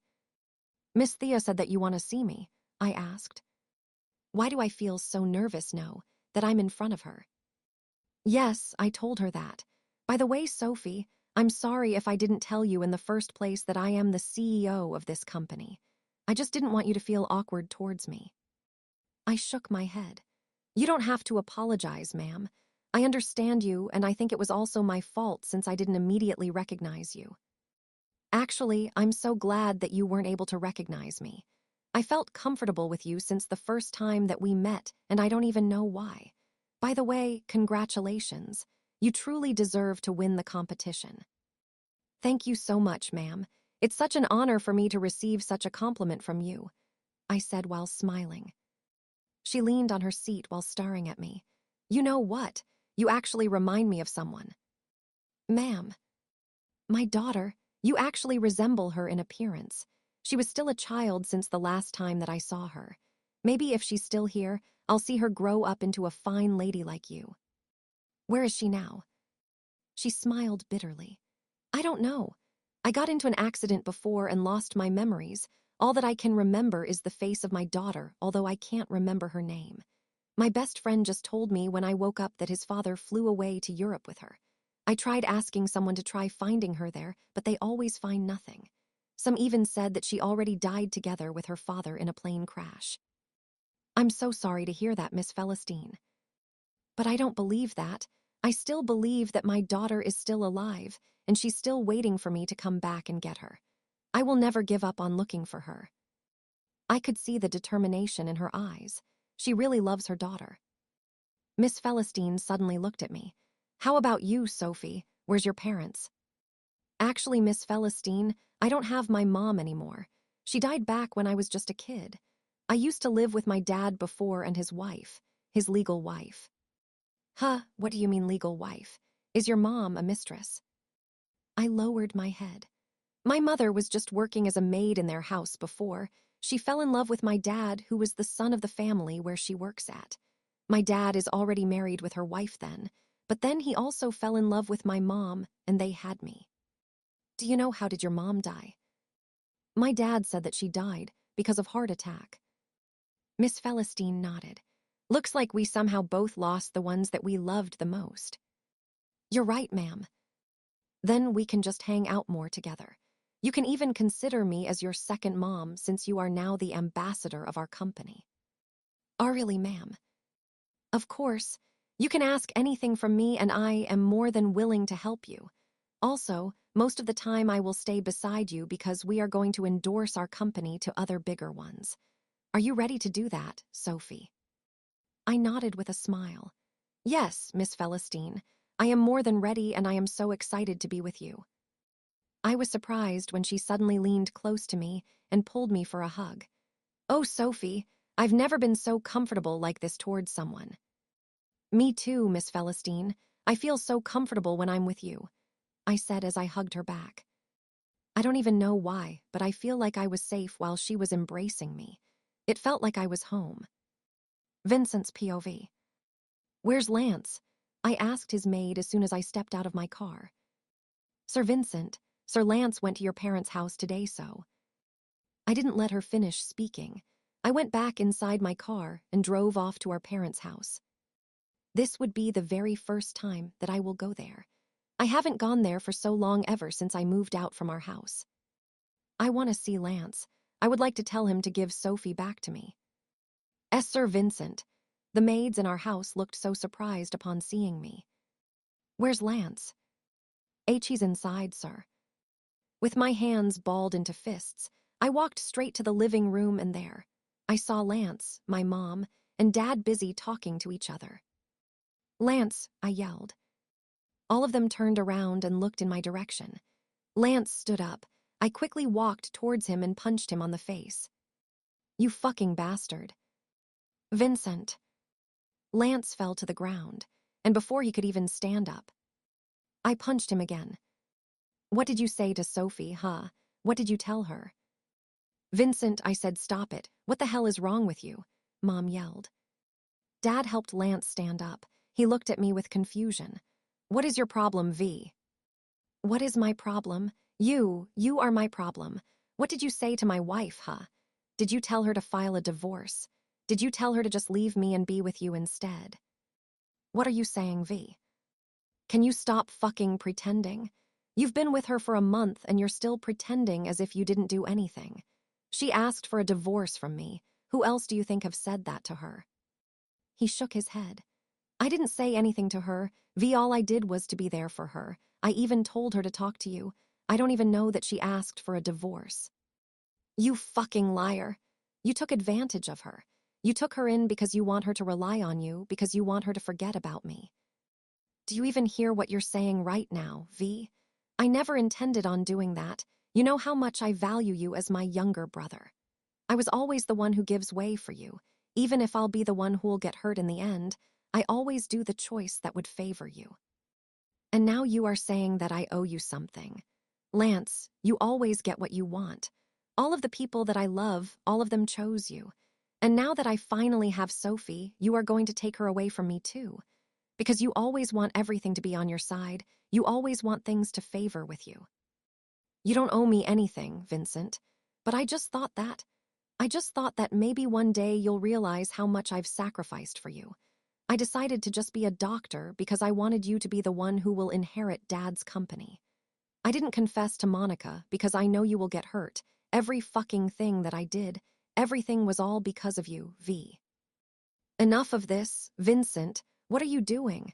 Why did you punch Lance, and what the hell are you talking about again?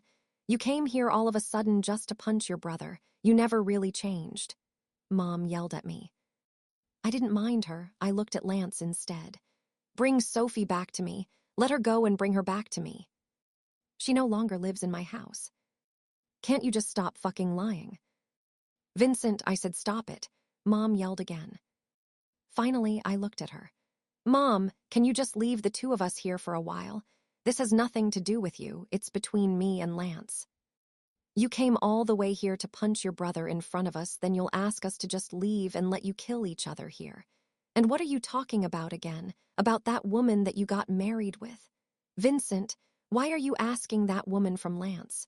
You are the one who married her. Why are you asking Lance? Because your perfect son just stole my wife away from me, I sarcastically said. What? Is that true, Lance? Lance shook his head. How many times do I have to tell you that I never stole Sophie from you? You are the one who caused her to be like that. You and your stupid feelings for Monica. You've hurt Sophie so much and you're thinking that she will forgive you so easily. Are you stupid? You. Vincent, stop. This time, Dad was the one who yelled. I glared at Lance. Mom then stood between the two of us and looked at me. I can't believe you are going to fight just because of a nonsense woman. You, Vincent, you never really changed. You just go here whenever you got some trouble with you. Blame your favorite son. He keeps on acting like the good guy when the truth is, he's just waiting for his right time. That's not true, V. You know why people leaves you. Because of your behavior. People leave you because you keep on blaming other people on things that you yourself has done. Mom yelled. Mom, can you just stop interrupting here? I said this is between me and... That is why even your stupid dad left you. That made all of us quiet. Mom, Lance whispered. I clenched my jaw. That's right, that is the reason why you never treated me like your own son, right? Because I am just the son of that bastard who raped you. The son you never wanted. The sound of my mom's palm, as it hit my face, reverberated through the whole mansion. Right, that's why whenever I see you, all I can remember is the face of that monster. That stupid mafia who raped me. Sophie's POV. Venom, do you think my decision is just right? I asked Venom while we were drinking wine while watching a movie. Miss Sophie. I looked at her. I asked Vincent to file a divorce. You did. Yeah, he got so furious and told me that he loves me. It seems like he will never allow me to divorce him. Do you still love him? She asked. I drank more of my wine. My feelings for him never changed. You know, the moment that I saw him, my heart started beating so fast. I wanted to hug him, kiss him. I wanted to run into him and tell him how much I missed him, but I didn't. I understand you, Miss Sophie. If that is the case, then I think you really have to think first. Don't file a divorce yet or you'll regret in the end. I think you should give Boss a chance to prove how much he loves you. If he said that he loves you more than Miss Monica, then I think he is saying the truth.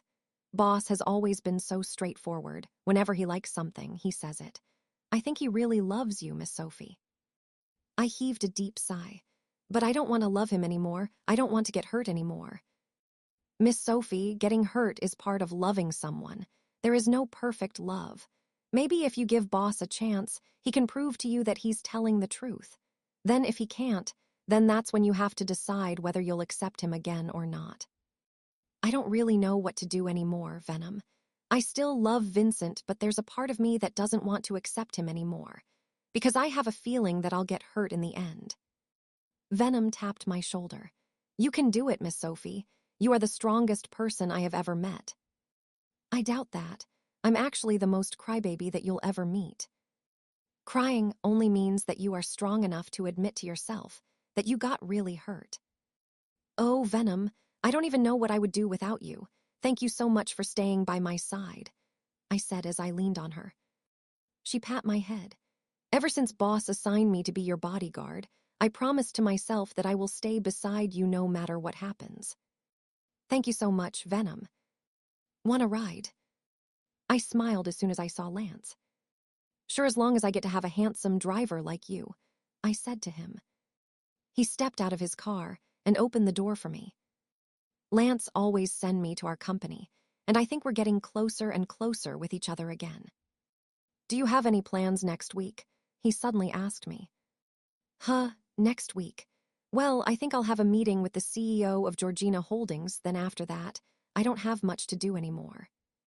That's good to hear. Then maybe we can go out and eat somewhere. I stared at him before I spoke. Sure. He just smiled and continued driving. I'm just wondering why he suddenly asked me to go out with him. I wonder if there's something that he wants to tell me. V went to our parents' house yesterday. Huh? He glanced at me. He was asking me to give you back to him. He was so desperate, Sophie. I think there's no way he would agree on filing a divorce. I know, I will just let him do what he wants for now. I think I'll just ask him again when he's already thinking right. Wait, Lance, did Vincent hurt you? What's that bruise on your face? I said as I tried to go touch the bruise near his lips, but he suddenly looked away. It's nothing. It doesn't hurt anymore, ouch. I touched the bruise on his face. It doesn't hurt anymore, huh? I said sarcastically. And no, I already treated it. You don't have to worry about me, Sophie. I'm all right. Lance, I'm so sorry. Because of me, the two of you are already fighting. It's all my fault. You're getting hurt because of me. He stopped the car and looked at me. Sophie, I won't mind getting hurt as long as it's because of you. Sophie's POV. You did really great, Sophie. I was really impressed, said Miss Celestine while we were heading to the company lounge. I was really nervous a while ago. I thought I would start stuttering while presenting, I said. We sat down on the couch. I didn't actually notice that you were feeling nervous. You look so confident, sweetheart. You are complimenting me too much, Miss Celestine. She shook her head. No, honey, I'm just telling the truth. You did really great and I am so proud of you. Thank you. By the way, I saw that handsome guy who sent you here this morning. Is he your boyfriend? No. He's a very close friend of mine.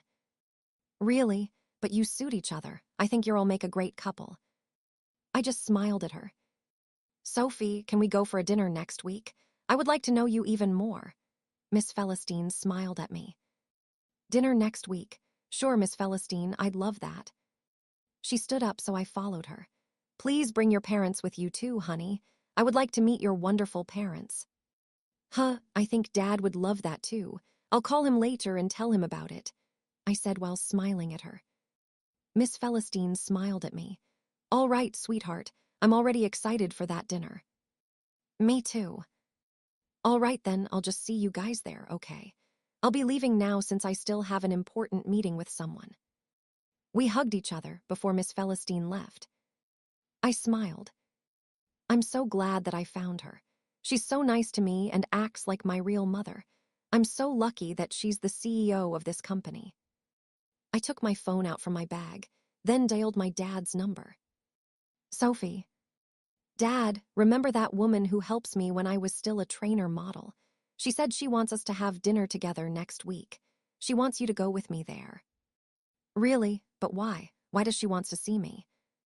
Because she wants to know about me more, Dad. She wants to know what kind of dad you are and what kind of daughter I've been to you.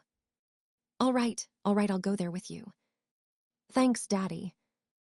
I was about to call a taxi when my phone started ringing inside my bag. I quickly rummaged through it and took my phone out. The caller's number was unknown. Hello, may I know who's? Meet me at Adeline Coffee Shop. Excuse me, may I know? I'm Lance and Vincent's mother. My eyes widened.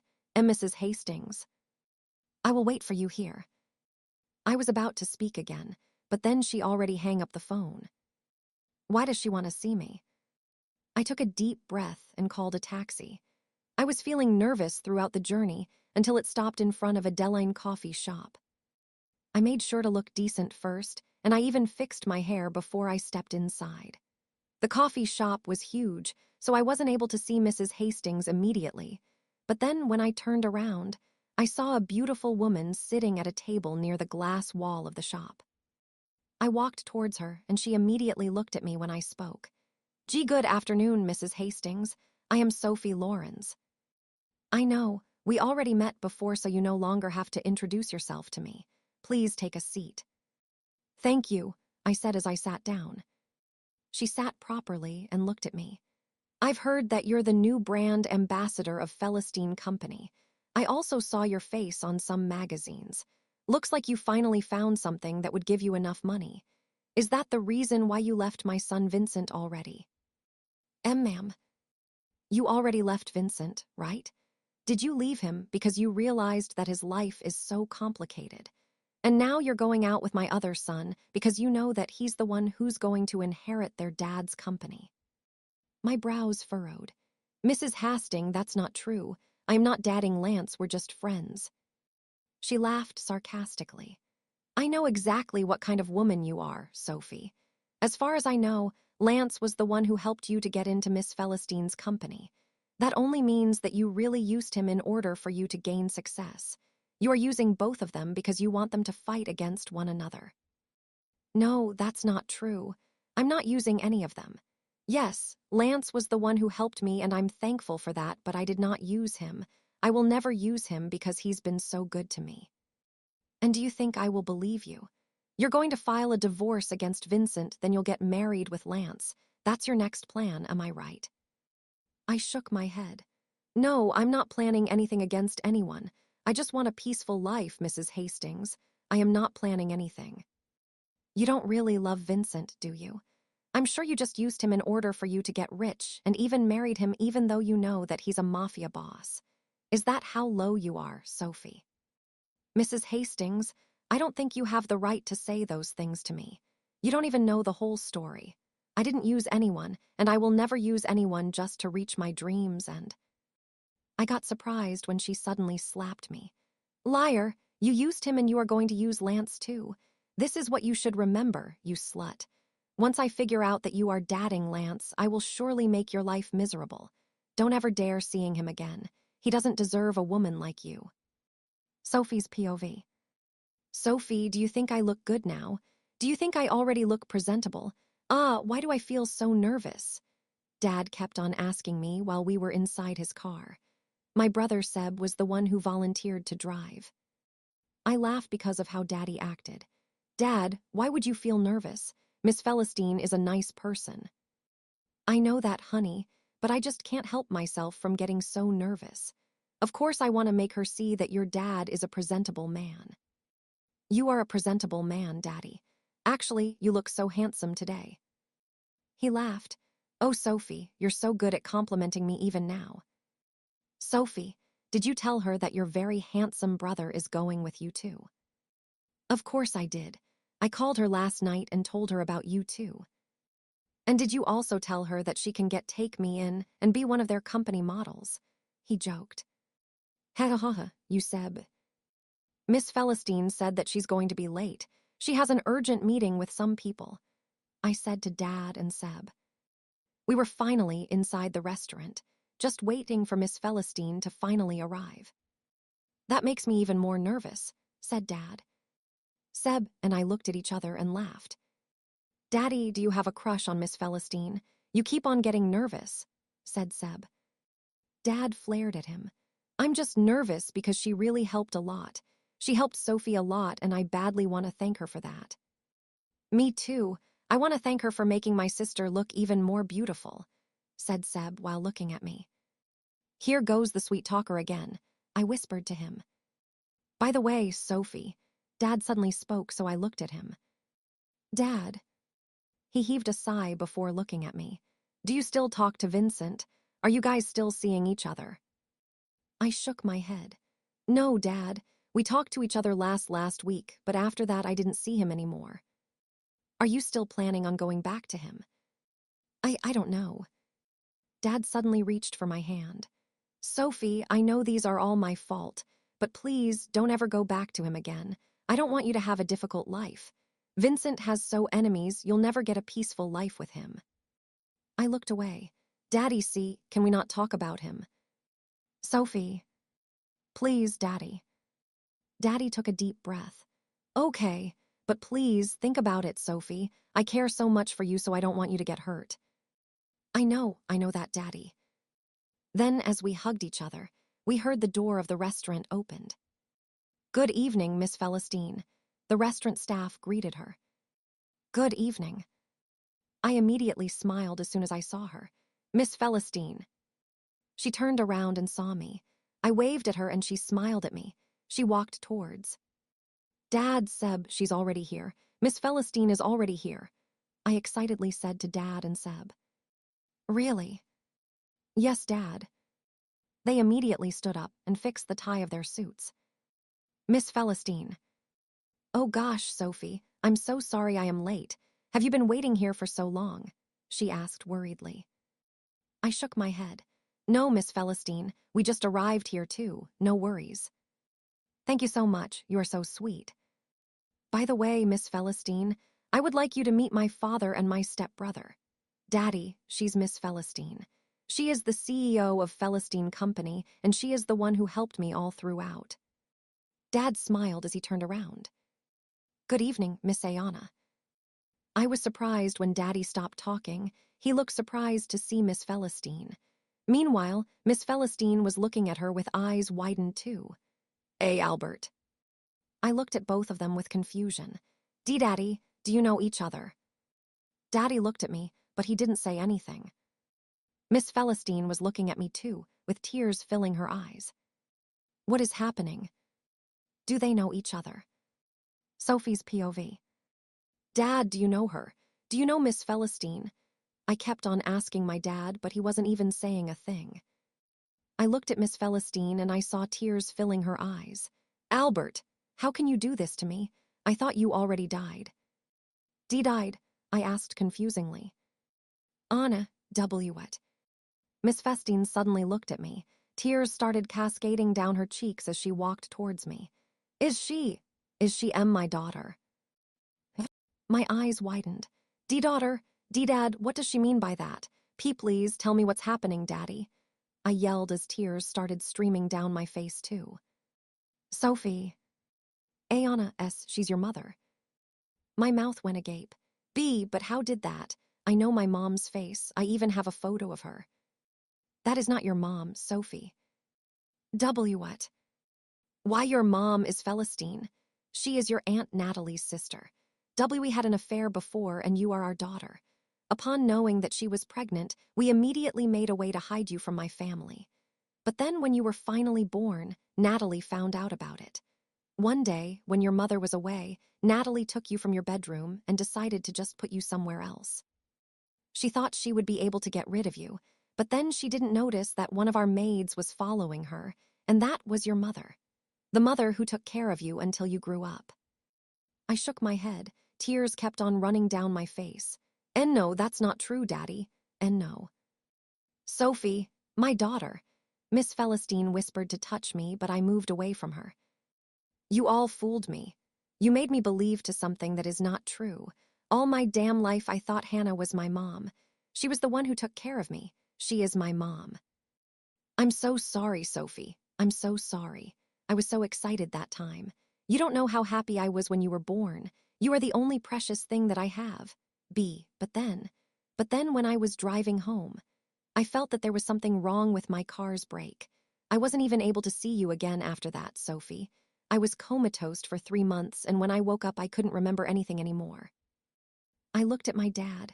Why didn't you tell me about this, Dad? All my life I saw you as the most perfect dad that I know. I loved you so much. I thought we were so honest with each other, but then... Why did you do this to me, Daddy? I'm so sorry, Sophie. I'm so sorry. I looked at Miss Celestine. And you, why didn't you even look for me? I was away with you all this time, but you didn't even look for me. You didn't even care to look for your own daughter when you already have all your sources. Sophie Albert's family didn't even allow me to see you. They keep on hiding you from me. I don't even know how they did that, but I kept on searching for you. I kept on looking for you, Sophie. I shook my head. I don't know who to believe anymore. I hate all of you. I hate all of you. You are all liars. I walked away while wiping the tears in my eyes. Venom. As soon as I saw Venom walking towards me, I quickly ran towards her and hugged her tightly. Miss Sophie, why are you crying? I hugged her even tightly. I cried and cried while Venom was just trying to console me. She brought my car, and she drove us home while I was still crying at the backseat. Miss Sophie, here's some water. Venom said, then she handed me a glass of water. I quickly drank some water. Venom sat next to me on the couch and looked at me. Do you want to take a rest now, Miss Sophie? Miss Celestine is my real mother. Or you can Miss Sophie. I looked at her. Dad, Seb and I were about to meet her a while ago, but then as soon as they saw each other, they were able to recognize each other. Then they told me about the truth. Your mother is Miss Celestine, but how about that woman, the maid who... She just took me in when Aunt Natalie tried to get rid of me. Miss Sophie. Venom, all my life I believed them. And now I suddenly found out that Miss Celestine is my mother. I don't even know if I'll believe them again. Venom suddenly hugged me. It's all right, Miss Sophie. My daddy, he's the person that I trusted the most. How can he lie to me? Do you hate him now? I hate him so much. I hate him for lying to me. How about Miss Celestine? Do you hate her too? I wasn't able to speak. I don't know. Then my phone started ringing. It was from Miss Celestine. Don't you want to answer it? Asked Venom. I feel scared, Venom. I don't want to talk to her right now. Then after a few minutes, the ringing suddenly stopped. Miss Celestine just left a message. Sophie, please let me talk to you tomorrow. Meet me at my office, please. Venom suddenly pat my shoulders. Miss Sophie, I can go with you there. Thank you so much, Venom, but I think I will just go there alone. I want to ask her so many things. I want to tell her so many things. You can do it, Miss Sophie. Sophie's POV. I decided to visit my mother Hannah at the graveyard to give her some flowers. Mommy, I don't know what to do anymore. I don't know who to believe. If you are here, you'll probably tell me the truth. I will only believe you. I quickly wiped the tears in my eyes. How are you now, Mommy? I hope you're doing well there in heaven. I love you so much, Mom. I stayed there for a little bit longer, until I finally decided to stand up. I will go back here, Mommy. I was about to finally leave when someone suddenly arrived, holding a bouquet of flowers in her hands. It was Miss Celestine. Sophie. Miss Celestine. She smiled, then she walked towards me. She kept down on the ground and put the bouquet on my mom's grave. I would like to thank you, Hannah. I would like to thank you for taking care of my daughter. I've been away from her for so long. I almost thought that she already died. If you didn't take her with you when Natalie tried to get rid of her, I don't even know what could have happened to her. I owe everything to you, Hannah. Thank you so much. Miss Celestine was crying while staring at my mother's grave. I couldn't stop myself from crying too. I finally found her, Hannah, after so many years. I was able to find her, she mumbled.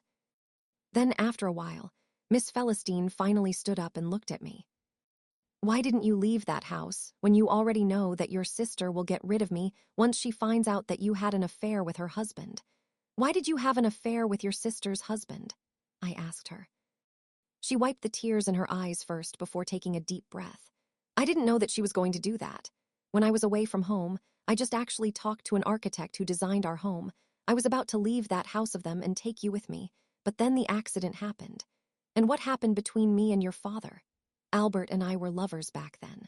I met him first. We were so in love back then, but then my mother didn't want me to marry him. Instead, she arranged Natalie and Albert's marriage. I felt so sad when I found out that they were getting married. I thought I would be able to forget about him and move on, but then one night when I got drunk, Albert saw me and tried to ask me what was wrong. I told him that I still love him, and that night, something happened between us. And you didn't think about what could happen after that night. You didn't think about what could happen to the child. She shook her head. My doctor once told me before that it would only be miracle if I get pregnant. I had a problem with my ovary, and so I thought I would not be pregnant, but then you came. I was actually planning to kill myself after that night when I realized what I just did to my sister, but then I suddenly found out that I was pregnant. You are the one who saved me, Sophie. The first time that I saw your face, it was as if all my sadness disappeared. You brought me hope, Sophie. You gave me real happiness and contentment. Then why didn't you look for me? Why didn't you go to my parents' house? I tried to, but then I couldn't remember where it was. All I could remember was your face. I just remembered everything when I saw Albert's face again. Do you even have any idea about what happened to me? Do you have any idea about how Aunt Natalie treated me while I was at their house? Sophie. Tears started streaming down my face again. They treated me like a maid. Aunt Natalie. She hurts me whenever I do something wrong. She never treated me right. And guess what? I even had to marry someone I don't love just so I could save their family. Miss Celestine's eyes widened. W what? Why you are married? B but why? To whom?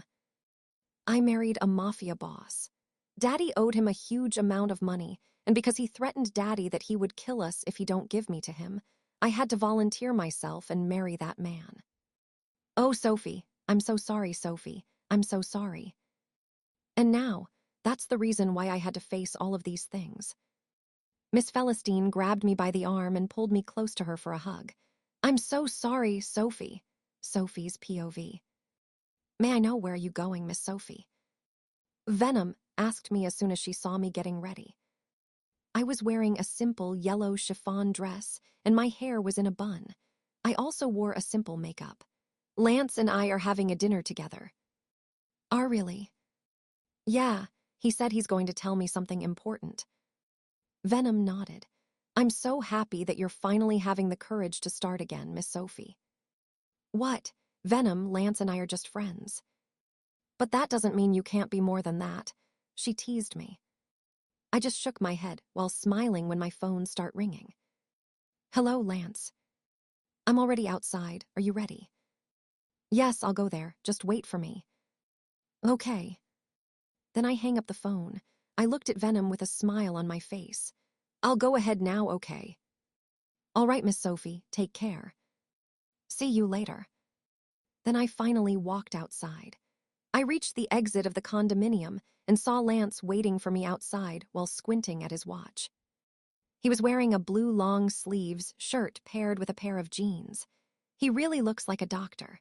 He looks so formal and respectable while Vincent always looked so dominant and dark. Sophie, he smiled as soon as he saw me. Hi, have you been waiting here for so long? He shook his head. I won't mind waiting as long as it's for you. Lance, I think you've been watching some romantic movies these past few days. Did you get all those lines from there? Ha ha ha, maybe I did. We just laughed, then we finally stepped inside his car. How's your day? He asked me. I put my bag on my lap. It's been an arduous but fun day.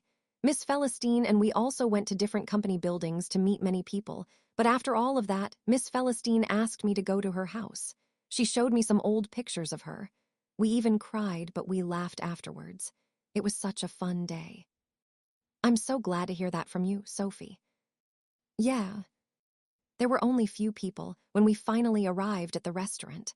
Lance pulled a chair for me. Thanks, I said. He sat down, then called one of the servers, then he ordered some food for us. We just talked about some random things while eating. Are you happy now because you already found your mom? Lance suddenly asked me. I am. I'm so happy that I was able to finally find her. At least now I can feel that I am not alone. I already have someone to guide me in every choices that I will make. And it's so nice because we're just working together. He just nodded while smiling. Actually, Sophie, the reason why I asked you to have dinner with me is because I wanted to tell you something important. I mean, I want to ask you something. I put my cue down for a while before looking at me. What is it? I saw he heaved a deep sigh before sitting properly on his chair. He looked straight into my eyes as he began speaking. Sophie, I'm so happy that you finally able to find a job that you love. I am so happy that you were also able to finally know the truth about your real mom. I could see that slowly, your whole identity is being completed. And I want to be a part of your journey. I want to stay beside you no matter what happens. I was just listening to him. I could see the sincerity in his eyes as he speak. Lance. Sophie, can I be a part of your life? Can you be my girlfriend? Lance suddenly asked while looking straight into my eyes. I already knew this is where it was going, but I still got surprised. Lance. He suddenly reached for my hand. Sophie, all my life I've always been ignoring my feelings for the person I love just so I could save my younger brother. All my life, I didn't have the bravery to confess my real feelings. But this time, it's different. I don't want to be a coward anymore. I love you, Sophie. I've always loved you. Ever since the day that we met, I already fell in love with you. Tears started filling my eyes. Please, Sophie, give me a chance and I will prove to you how much I love you. I will prove that I am deserving for your love. Just give me a chance. Sophie's POV. Sophie, are you sure you're going to be all right alone there? Asked Miss Celestine. I still call her Miss Celestine because I still can't address her as Mom or Mommy. She said that she can wait until I can finally call her that. I smiled. I want to practice talking to our company investors. You always go with me and you always save the conversation for me. I think I wouldn't be able to practice my marketing skills with that. I will forever rely on you. But I like it when you rely on me. She smiled. All right then, I would let you talk to our biggest investor today. He would meet you at the conference room at 10 a.m. today. B biggest investor. B. But Miss Celestine, what if I wouldn't be able to convince him? Then we lose our biggest investor. She just said as if it wasn't a big deal. But I trust you, Sophie. You can do it as long as you believe in yourself. Trust me, you can do it. I wanted to complain, but the smile on her face was enough to calm me down. Later on, I went out from Miss Celestine's office and called Venom. Miss Sophie. Venom, I feel so nervous. What should I do? Huh, why do you feel nervous, Miss Sophie? Did something happen? I will be talking to our biggest investor later. Miss Celestine asked me to do that. You mean, your mom asked you to go there alone? Yes, I feel so nervous. What if I fail? I suddenly heard Venom heaved a sigh. Miss Sophie, you don't have to feel nervous. There's no need for you to feel that way because you already made it. Remember, next week your mom will finally announce that you are her one and only heiress. You will be announced as the new president of this company next week. And that is why I feel more nervous. If I fail in convincing our biggest investor, then I won't be deserving enough to be the next president. Calm down, Miss Sophie. You can do it, okay? Just trust yourself and say all the things that you want to say. We all trust in you. No matter what happens, you are still the best for me, Miss Sophie. I smiled because of what Venom has said. Thank you so much for being always there for me, Venom. You never really fail to make me smile. You can always count on me, Miss Sophie. I just stayed at the company lobby while I was waiting for the clock to strike 10. My hands kept shaking, but I just kept on convincing myself that I can do it. And when it was time for me to go to the conference room, I stood up as I took a deep breath. You can do it, Sophie. Don't feel nervous. Don't feel nervous. My hands kept on shaking as I held the doorknob. You can do it. Then I pushed the door open. I closed it behind me and roamed my eyes around the conference room. He's not here yet. I sat on one of the chairs as I heaved a sigh of relief. Good thing I was the one who came first. I could still practice the things that I should say to him. I wonder what he looks like, and if he is an old, bald man. I bet he's an old, bald man. If he's our biggest investor, then he must be very rich. That only means that he has accomplished many things already. By the way, the name of the man is Dylan Jacobs. I wonder if he's related to Lance. I will probably ask him later. 30 minutes more have passed. How can make me wait for so long here? Just because he's our biggest investor, he's already thinking that he can arrive here anytime he wants. What a very irresponsible man he is. I won't even regret if I wouldn't be able to convince him. If he can't follow the said time, then how can he even assure us that he will be worthy for us? Miss Sophie, Mr. Jacobs is finally here, said Pepper, one of our staff. I stood up and nodded. Okay, let him in. Then the door finally went open. I made sure that I look presentable, so I fixed my hair before finally lifting my chin up to look at the man who just came in. My eyes widened as soon as the door went close. Good morning, Miss Laurens. The smile on my face vanished as soon as I saw his face.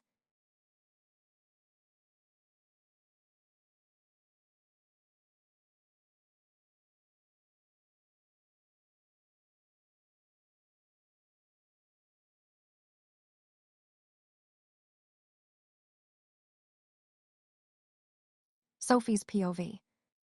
Good morning, Miss Laurens. My eyes widened, and the smile on my face vanished as soon as I saw him. It was him. Vincent. Why are you looking at me like that, Miss Laurens? Is there something wrong?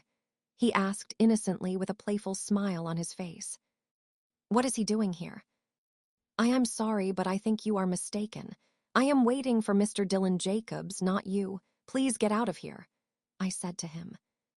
He just sat on the chair across mine and folded his arms on his chest. I am Dylan Jacobs. Vincent, I am not playing with you.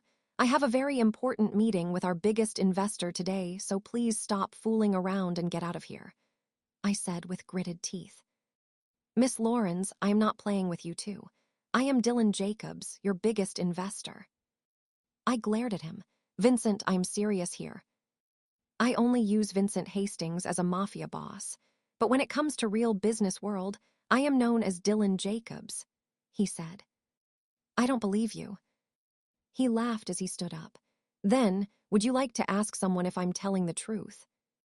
All of a sudden, Vincent grabbed me by the arm and dragged me out of the room. He called one of the staff outside. What's my name? He asked the blonde woman near the reception. The woman then looked at us. Mr. Dylan Jacobs. How about you? He asked another one. Why, you are Dylan Jacobs, sir. Then Vincent dragged me back inside the conference room again. If you still don't believe me, then try to search Dylan Jacobs on the internet. I brushed his hands off me. Let go of me. I believe you now. He sat on one of the chairs again. He looked at me directly in the eye. So, shall we proceed to our discussion now? I looked away as I sat across him. What is he doing here? Why does it have to be him? Miss Sophie, he asked me again. And what pisses me off the most is that he was pretending as if nothing happened between us before. I took a deep breath and looked at him. I was not wearing any emotion on my face as I started speaking about our company and why does he have to invest to us. Although I feel awkward since he keeps on staring at me with that smile on his face. Miss Sophie, aside from all the things and pieces of information that you have told me a while ago, can you tell me more things and please, also tell me the reason why I should invest in your company? He said as he leaned on his chair. Our company is quite famous not only in our country, but also internationally. Our fashion designers and models already competed in many competitions before, and we always win. He raised an eyebrow. I see, what else? I furrowed my brows at him. Mr. Jacobs, I already told you everything. What else do you want to know? I'm so glad to see you again. My heart skipped a beat as soon as I heard him say that. Mr. Jacobs, if you don't need anything anymore, please excuse me. I was about to leave the conference room, but then he spoke again. We are not done yet, Miss Laurens. I mean Mrs. Hastings. I already told you everything that you have to know about our company, so I don't think we still have things to discuss. It's just up to you whether you're still going to invest or not. Vincent suddenly laughed. You are so bold. You don't really care if I invest your company or not. I don't care. We can just find another investor. Really? I looked at him as I stood up. Really? I got surprised when he suddenly started walking towards me. I took some steps back until I was already leaning on the glass wall of the conference room. Do you still live at my brother's house? He asked. Mr. Jacobs, I have to. He put both of his arms on my sides to corner me. He was looking straight into my eyes. Sophie, I missed you so much. My heart started beating so fast as soon as he said that. He was standing so close to me, looking directly into my eyes, and I could already feel my knees getting weak. But I don't want him to notice that. I looked away. Mr. Jacobs, we are done with our meeting already. Please move away from me. Didn't you even miss me? Do you love Lance more than me now? Mr. Jacobs. He was staring at my lips as if he wanted to kiss me. Please don't. I thought he was going to kiss me, but instead, he just leaned closer to me and whispered in my ear. We're not done yet, Sophie. If you think that I already gave up on you, then you are wrong. I am back, and I will make you mine again. Sophie's POV. What? Your biggest investor is boss, said Venom when I told her about what happened that morning. I nodded. Yeah, I actually got surprised too. Is it really true that he uses the name Dylan Jacobs? Yes, he uses that whenever he's dealing with businessmen. However, he uses Vincent Hastings more often. Really? I didn't know that. Maybe he just didn't tell you. By the way, Miss Sophie, how did you feel when you saw him again? I quickly averted my gaze from Venom. And nothing. I didn't feel anything. Really? I sighed. Fine, I missed him too, and I admit that he looked handsome a while ago. Venom looked at me while smiling. But that doesn't mean that I want him back. I'm still mad at him. I just found him handsome and I just missed him, but that's it. You know, it's normal to miss your ex after a long time that you haven't seen each other. Miss Sophie, you don't have to hide your real feelings anymore. I know that you really missed Boss Vincent and you want to see him again. My eyes widened. What? Who said that I want to see him again? I don't want to see him again. I don't even care if he chooses to decline our offer or not. I don't want to see his face ever again. But what if he accepts it? That means that you'll see each other more often again, since he'll be one of your investors now. And most especially because he is your biggest investor. I know that, but I also doubt it. I bet he won't even think about it after all the things that I have said to him a while ago. I noticed Venom smiled. Let's sleep already, Venom. All right, Miss Sophie. I know that you are so excited to go to your company tomorrow, so it's better if we sleep early. V Venom. Good night, Miss Sophie. She teased me, then she lay down on the bed beside me. I just shook my head as I lay down on the bed and turned my back at her. Venom has changed too. She knows how to tease me already. But actually, that makes me happy because that only means that she already feels comfortable when she's with me. She's been with Vincent for so long, but she still chose to be with me. My eyes widened as soon as I remembered about our encounter a while ago. Make me his.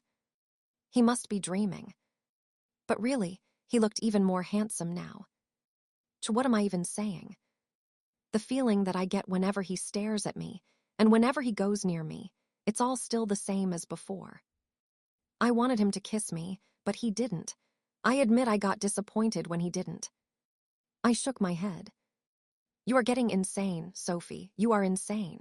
I mumbled to myself. Vincent's POV. I drank some of the whiskey as I stared at the view outside. I smiled as soon as I remember what happened that morning. Sophie. She still looks so fucking beautiful until now. And that yellow dress that she was wearing a while ago suits her very well. Her hair got shorter, but she looked so hot in that. I almost kissed her, but I stopped myself. I know she's still mad at me, but I won't stop chasing after her. This is the very first time that I fell in love this hard, and I won't let anyone or anything come between us. I will force Sophie to love me again if that's I need to do. I will take her back no matter what happens. My phone started ringing. What? Mr. Jacobs, are we going to accept or decline the offer of Felistine Company? Asked Alex, my secretary. I reached for my cigarette and released a cloud of smoke before answering him. Yes, and tell them that I would like to meet Miss Sophie Laurens again. Very well, Mr. Jacobs. I finally hang up the phone. I smirked as soon as I thought about my next plan. Just be ready, Sophie. You can never run away from me. Sophie's POV. How was your meeting with Mr. Jacobs? Asked Miss Felistine to me while we were having coffee together. And I suddenly remembered all the things that happened when I met him last time. WL, I don't think he's interested in collaborating with us. Huh, but why do you think so? Did he say something? I shook my head. And no, that's just my guess. I think he won't accept our offer. But he accepted it. My eyes widened as soon as Miss Celestine said that. Huh. He accepted it, darling. I was even able to talk to him this morning over the phone, and he said that he would like to know more about our company. But I told you this is going to be successful. You did a great job. Do you know how much I want to collaborate with them? You don't know how happy you've made me, Sophie. I smiled, although I was feeling really nervous. Why did Vincent accept our offer? By the way, honey, you are going to meet him again today. He said that he wants you to be the one to tour him around our company and other branches. What? Miss Felistine got surprised by my reaction. Why? Don't you want to tour him around? And no, it's not like that. I will meet him later, Miss Felistine. All right, honey. Thank you so much. Oh, and by the way, we will have a ball next week. I want you to invite him too. A ball? Yes, sweetheart. We are going to announce to everyone that you are my long-lost daughter and that you are the new president of Felistine Company, she said while smiling at me. I feel nervous. Miss Felistine then reached for my hand. You don't have to. I am always beside you. I just smiled before I finally went out of Miss Felistine's office. Sighed. Why did he accept the offer? Miss Sophie, you are going to meet Mr. Jacobs at 1 p.m. Do I have something to do after that? She shook her head. No, Miss Sophie. Miss Celestine canceled all of your duties today so you could just focus on Mr. Jacobs. What? I mean, did she really do that? Yes, Miss Sophie. Mr. Dylan Jacobs is our most important investor. That is why we really need to give enough time for him. Can we just assign someone who can go with him and tour him around because… actually, I don't feel really good today. I lied while pretending to be touching my head. I'm sorry, Miss Sophie, but there's no other person who can replace you to do that. And besides, Mr. Jacobs specifically mentioned your name to be the one to accompany him, she said while smiling at me. I think she knows that I was just pretending. I heaved a sigh. Fine, I guess I have no other choice. You can take a rest for now, Miss Sophie. You can just meet Mr. Jacobs in the conference room. Okay. I decided to just go to my office while waiting for my meeting with Vincent. Just thinking that I would meet him again makes me feel so nervous. Why does he have to go here again? Calm down, Sophie. You need to be brave and face him again. You need to show him that he no longer have an effect on you. You need to show him that you don't care about him. Right, you can do it, Sophie, I mumbled to myself. I tried to distract myself from thinking about my meeting with Vincent by having some coffee in the company lobby. I wonder what he's planning again. For sure he has something up in his sleeves, that's why he suddenly appeared and decided to collaborate with our company. Does he think I would really allow him to succeed? No way. I will never be dumb enough again to go back to him. I will never ever let Vincent become my world again. Sophie's POV. Miss Sophie, Mr. Jacobs is already waiting for you in the conference room. When I heard that, my heart automatically started beating really fast. This is it. Okay, I'll go there now. Okay, Miss Sophie. I stood up and looked at myself to make sure I look presentable before I go to the conference room. I was wearing a white office top and black pencil skirt. Someone opened the door of the conference room for me, and I immediately saw Vincent sitting on a swivel chair while facing the glass walls. Mr. Jacobs. I almost rolled my eyes when I called him that. As soon as I mentioned his name, he turned around and looked at me. A smile appeared on his face upon seeing me. He stood up. Sophie. Mr. Jacobs, thank you for accepting our offer. And since you requested us to tour you around the company, can we start now? I asked him formally. I was surprised when he suddenly walked towards me and grabbed me by the waist and pulled me close to him. W, what are you doing? I miss you so much, Sophie, he whispered in my ear. I pushed him away. We are inside the company and we are in the middle of work, so please act accordingly. Sophie, why are you acting like this? Don't you even miss me? Why do you act like you don't know me? He hissed. Mr. Jacobs, please just call me if you are ready, I said as I started walking away from him, but then he spoke. Fine, if that's what you want. Let's act as if we don't know each other. I'll give you what you want. He walked past me, and so I just followed him until we reached the company lobby. This is our company lobby, Mr. Jacobs. We sometimes hold our meetings with other investors here. Vincent was just walking, and he doesn't seem to be listening to me. Maybe he got mad when I pushed him away a while ago. Now, this is our company lounge. This is. I want to go to your other branch. Where is it located? He asked me. I looked at him. The other one is just located near here. Would you like to go there, Mr. Jacobs? Call me Dylan, or maybe Vincent. Mr. Dylan. Just Dylan. Shall we proceed now? We have our company car, they can send us there. This way, please. We're going to ride my car. You can just tell me the directions. I nodded. Okay, Mr. Dylan. We started walking towards his car. I was about to sit on the back seat, but then he suddenly spoke. Why are you going to sit there? Am I your driver? I rolled my eyes and just do what he wants because for sure he won't stop talking if I don't obey him. No one was talking while we were on our way to our other branch. Although I feel awkward because Vincent keeps on glancing at me through the rearview mirror. How are you now? He suddenly asked me. I'm fine. I am definitely fine, as you can see, I answered. He nodded. That's good then, that's so good to hear. How about you? Vincent looked at me for a while. I'm good, but not so good since you're not with me anymore. I think we're already here, I said just to change the topic. Oh, yes, we are already here, Mr. Dillon. I immediately stepped out of his car. We went inside the Philistine boutique while he was just following me. This is our biggest branch, actually. Here, you can see our best designs, and would you believe me that Taylor Swift already wore this red dress? I told him while he was just staring at me. I continue walking around the boutique while explaining every detail to him that I bet he doesn't really give a damn with. Now we're heading down the stockroom, I said while we were descending the stairs to the stockroom. Vincent was just following me. I got surprised when he suddenly closed the door behind me as soon as we got there. Why did you lock the door? Sophie, I want you to talk to me. Please, open that door.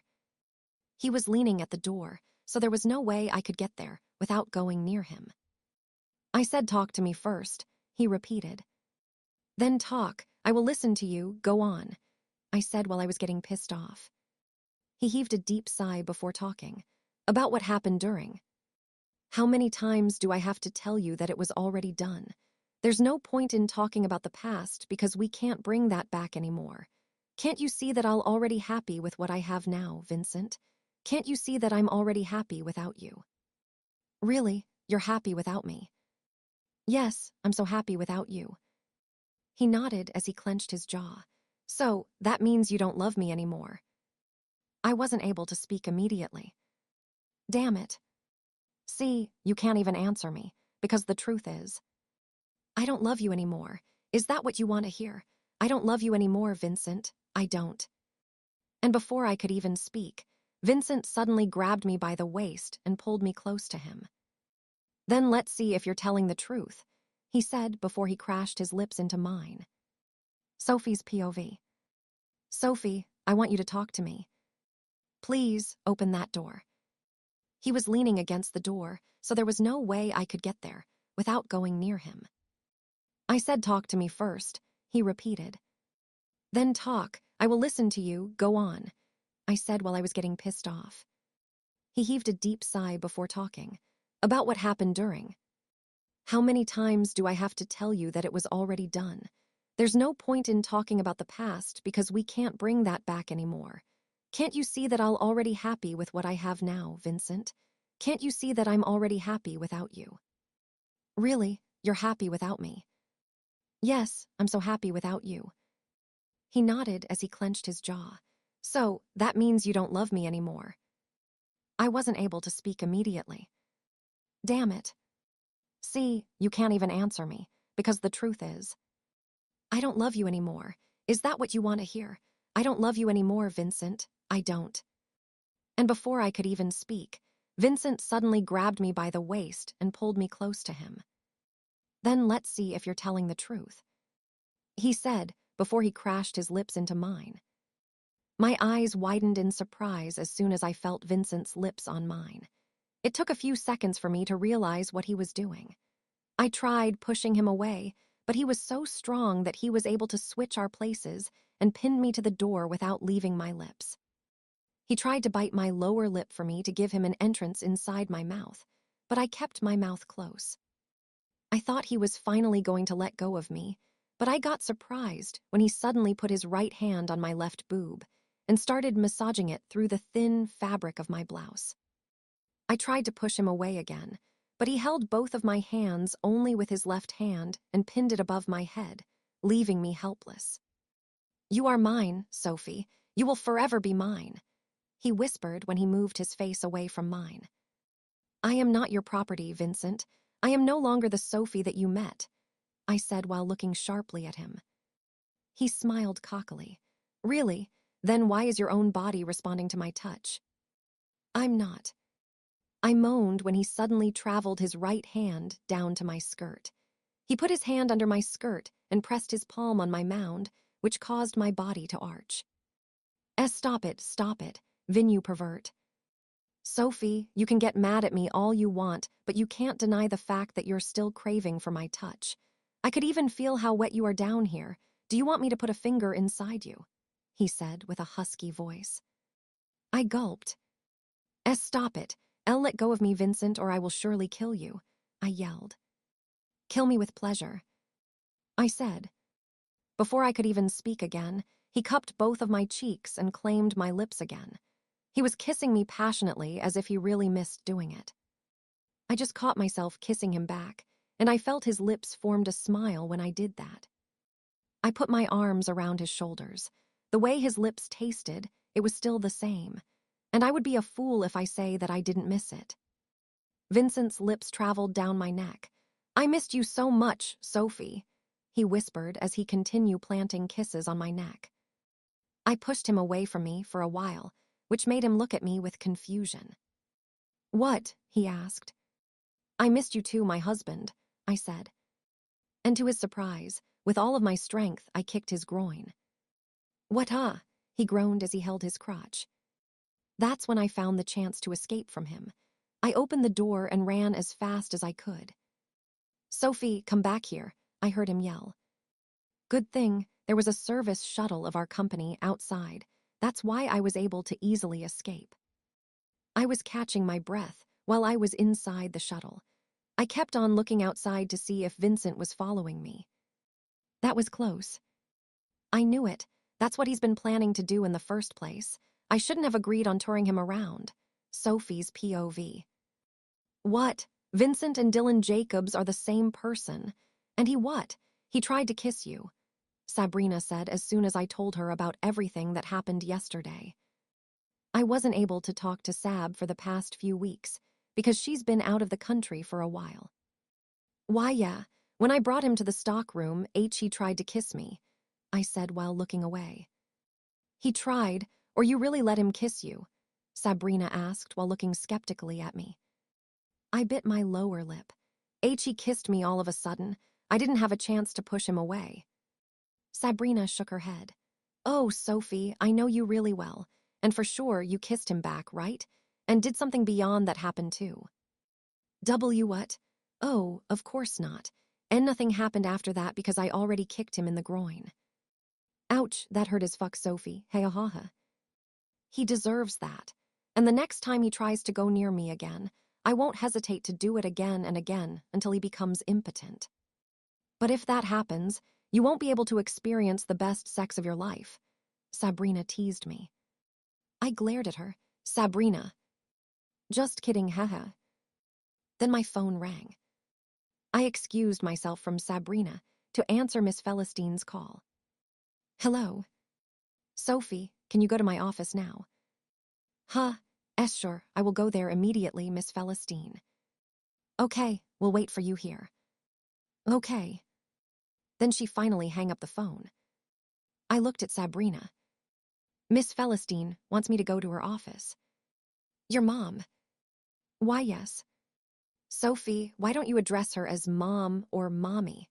I mean, you longed for that chance, right? You even told me how much you want to be able to call your mom again. I heaved a sigh. I don't know, maybe I'm just not comfortable with her yet. By the way, I have to go now. Bye, Sab. All right, bye, Sophie. I was surprised as soon as I stepped inside Miss Celestine's office. She was sitting on her swivel chair while talking to Vincent, who was sitting on the couch while his legs crossed. They both looked at me. Sophie, you finally arrived, said Miss Celestine. I'm sorry if I'm late, Miss Celestine. She nodded. It's all right, honey. Please have a seat. Thank you. I glared at Vincent, who was staring at me with a smile on his face. I sat on the couch, but I made sure that I wouldn't be sitting next to him. Sophie, why are you so far away from Dylan? And nothing. You can sit next to him. I covertly rolled my eyes as I moved closer to Vincent. So, I have heard that you left Mr. Jacobs at one of our branches yesterday when you were supposed to tour him around. Why did you do that to our greatest investor, Sophie? Miss Celestine asked me. I glared at Vincent before looking at Miss Celestine. Who wouldn't run away if a pervert tries to rape you? This pervert really had the audacity to tell it to Miss Celestine, and he even made it look like it was my fault. Actually, Miss Celestine, I didn't really left him there. I just went out for a while because I was not feeling really well. I just forgot to tell it to him. But still, Sophie, you shouldn't have left him there. He said that he waited for you to come back. I just kept my head lowered. Sophie, you should apologize to him. But Mr. Jacobs is one of the most important investors that our company has. We shouldn't give him a bad impression, especially he just agreed on dealing with his. It's all right. I understand, Miss Sophie. Maybe she was just not feeling really well yesterday, that's why she left me there. But still, should have informed you about that. Sophie, you should apologize to Dylan. I sighed. I lifted my chin up and looked at Vincent. I'm sorry, Mr. Dylan. It was so disrespectful of me to left you there just because I wasn't feeling well. Vincent suddenly reached for my hand. It's all right, Miss Sophie. I think you don't feel comfortable with me yet. I would like to invite you for a dinner later so that we could get to know each other more. That's a good idea. You should have dinner together, said Miss Celestine. I quickly brushed Vincent's hands on mine and forced a smile on my face. I'm so sorry, Mr. Dylan, but I don't think I can go on a dinner with you. I have so many things to do later, so. I can reschedule your meetings with our investors. You don't have to worry about anything, Sophie. No, Miss Celestine, you don't have to reschedule my meetings. We can't do that to them, I said. We can, as long as it's for our biggest investor. But, oh, and by the way, Mr. Dylan, we would like to invite you to our ball next week. We'll be having an important announcement there, including our partnership with you. Vincent nodded. I'll go. Thank you so much, Mr. Dylan. Sophie's POV. As soon as Vincent and I went out Miss Celestine's office, I dragged him towards the company lobby. Why did you tell Miss Celestine about that? Told her what? You know the reason why I left you there in the first place. How dare you made it look like as if I was the one at fault. Vincent suddenly crossed his arms and looked down at me since he was so tall. You should be thankful because I didn't mention about what you did to me yesterday. Don't you know how much that hurt? You kicked my balls. Don't you want to have kids anymore? Heat immediately captivated my whole face when he said that. What kids are you talking about? Hey, you were acting like a total pervert yesterday, that's why I did that. You almost raped me inside that stock room. Rape? Oh, Sophie. You kissed me back and you even moaned when I touched you. Would you call it rape if you yourself got aroused by my touch? He said while raising one of his brows. Vincent, can we just stop this already? I won't go on a dinner with you, okay? Just do whatever you like, but please don't include me there anymore. He laughed sarcastically. Why wouldn't I include you when you are the reason why I agreed on having a partnership with this company? What? If you think you can still escape from me, then you are wrong, Sophie. I will do everything to win you back. I don't care if you push me away again. He said then he leaned closer to me. He touched my lips with his fingers, but I tapped his hand away. Don't you dare go near me again, I warned him. He walked towards me. What did you say? I said don't go near me again. What? He just continued walking towards me until he was already an inch away from me. He looked down at me and gave me a peck on my lips. How dare you? I raised my hand and was about to slap his face, but then he was able to hold it. He smirked. You can't just tell me what to do, Sophie. I am still your husband. We haven't divorced yet, remember? It's because you haven't filed yet. I will never file a divorce. Vincent, I don't love you anymore. I already have a boyfriend, so if I were you, I would stay away from me now. His brows furrowed. Boyfriend. Yeah, I already have a boyfriend, I said, trying to sound brave. Who is he? Vincent asked with gritted teeth. I thought for a while. God, please help me. Zar. Me. Both Vincent and I got surprised when we heard someone spoke. We turned around and saw Lance standing while looking at us. Lance. He walked towards me and held my hand. Sophie is my girlfriend, so please leave her alone. Lance, how many fucking times do I have to tell you to leave my wife alone? Vincent yelled at him. You are not her husband anymore, said Lance. Vincent walked towards him and held him by his collar. I am her husband, Lance. I am still her husband, so you better just fuck off and mind your own business. Vincent pushed Lance that it caused him to fall to floor. Lance. Sophie, no matter what you do, you will still remain as my wife. I will do every fucking thing just to get you back, even if I have to force you again. Vincent yelled before he finally started walking away. I watched him until he finally entered the elevator. Sophie, are you all right? Lance asked me. I looked at him. I'm the one who's supposed to be asking you that. Are you all right? I'm all right. He didn't punch me anyway. And besides, I already saw your face, he said while smiling at me. Lance, thank you for saving me. But you didn't have to tell him that you are my boyfriend. For sure he'll just get even mad at you. He shook his head. It's all right. At least I can be your boyfriend even just by pretending. Sophie's POV. Venom, will you accompany me to the ball tomorrow? I asked Venom as soon as I stepped out of the bathroom after taking a half bath before going to sleep. Venom looked at me. Of course, Miss Sophie. Your mother will also announce that you are her long-lost daughter tomorrow, right? Well, yeah, I feel so nervous about that. Then there is that man again. That man. I heaved a sigh. Vincent. Boss will go there too. Uh-huh, and I think he's planning something. He will finally know that you already found your real mother. I sat on the bed, as if he cares about that. Of course, Miss Sophie, he cares about you. I looked away and just reached for my hair brush. You know what? Lance saved me again today. Vincent tried to force me to go back to him again. Good thing Lance came, and he pretended to be my boyfriend. Venom's eyes widened. He pretended to be your boyfriend. Yes, I was surprised too. For sure, Boss would get even mad. He was. He got so mad when he saw Lance, especially when I said that his brother is my boyfriend. He even punched him in the face. Venom's eyes widened. Oh my God. I feel sorry for Lance.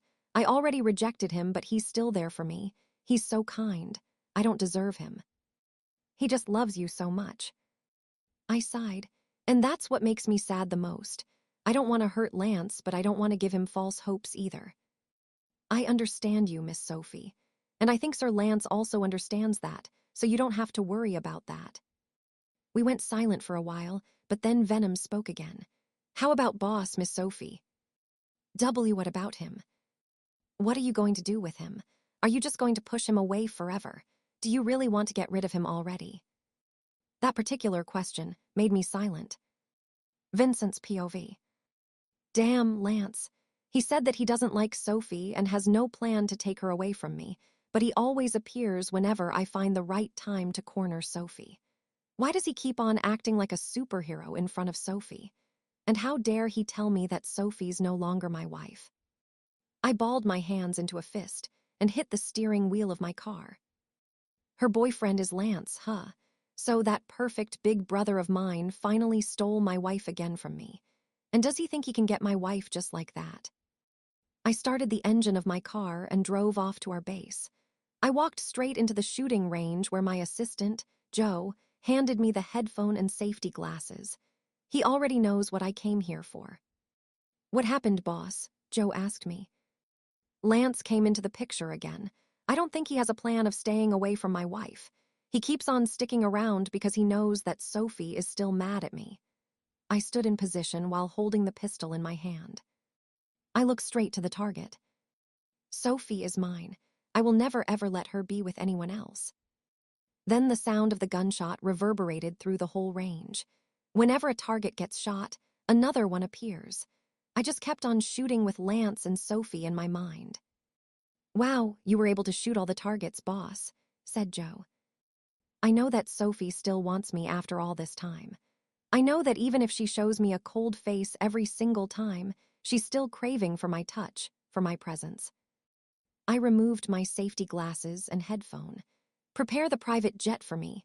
Sophie and I will go to the private island tomorrow. Yes, boss. If I can't take Sophie by a good conversation, I'll take her by force if that's what she wants. Sophie's POV. You look freakin' gorgeous, Sophie. Sabrina cooed as soon as she saw me all dressed up in the dressing room of the hotel, where Miss Celestine decided to hold the ball for the special announcement. I just wore a black tulle bustier gown with black underlay with 2 front slits. They also put light makeup on my face and permed my hair a bit. I smiled at her. Thank you for coming here, Sab. And why would I miss the most important day in my best friend's life? Of course, I would be the first one to congratulate and clap for you even though you seem to have your new best friend already, she said as she looked at Venom, who was sitting on a couch. I laughed because of what Sabrina had said. She always tells me how jealous she is of Venom. She said that I spend most of my time with Venom instead of her, and that never fails to make me laugh. Oh, Sabrina, how many times do I have to tell you that Venom is like a sister to me? Yeah, I know, and I am just your best friend, right? She said while pouting. I stood up and hugged her while resting my chin on her shoulder. You are the best of all the best friends in the whole universe. You are my soulmate, and you know that. I don't know what I would do without you. You've been there for me since day one, so there's no need for you to get jealous, okay? Fine, I won't feel jealous anymore. Now, promise me that you're going to do different poses for me on that stage when Miss Celestine finally announces that you are the new president of Celestine Company. Sab, just promise me.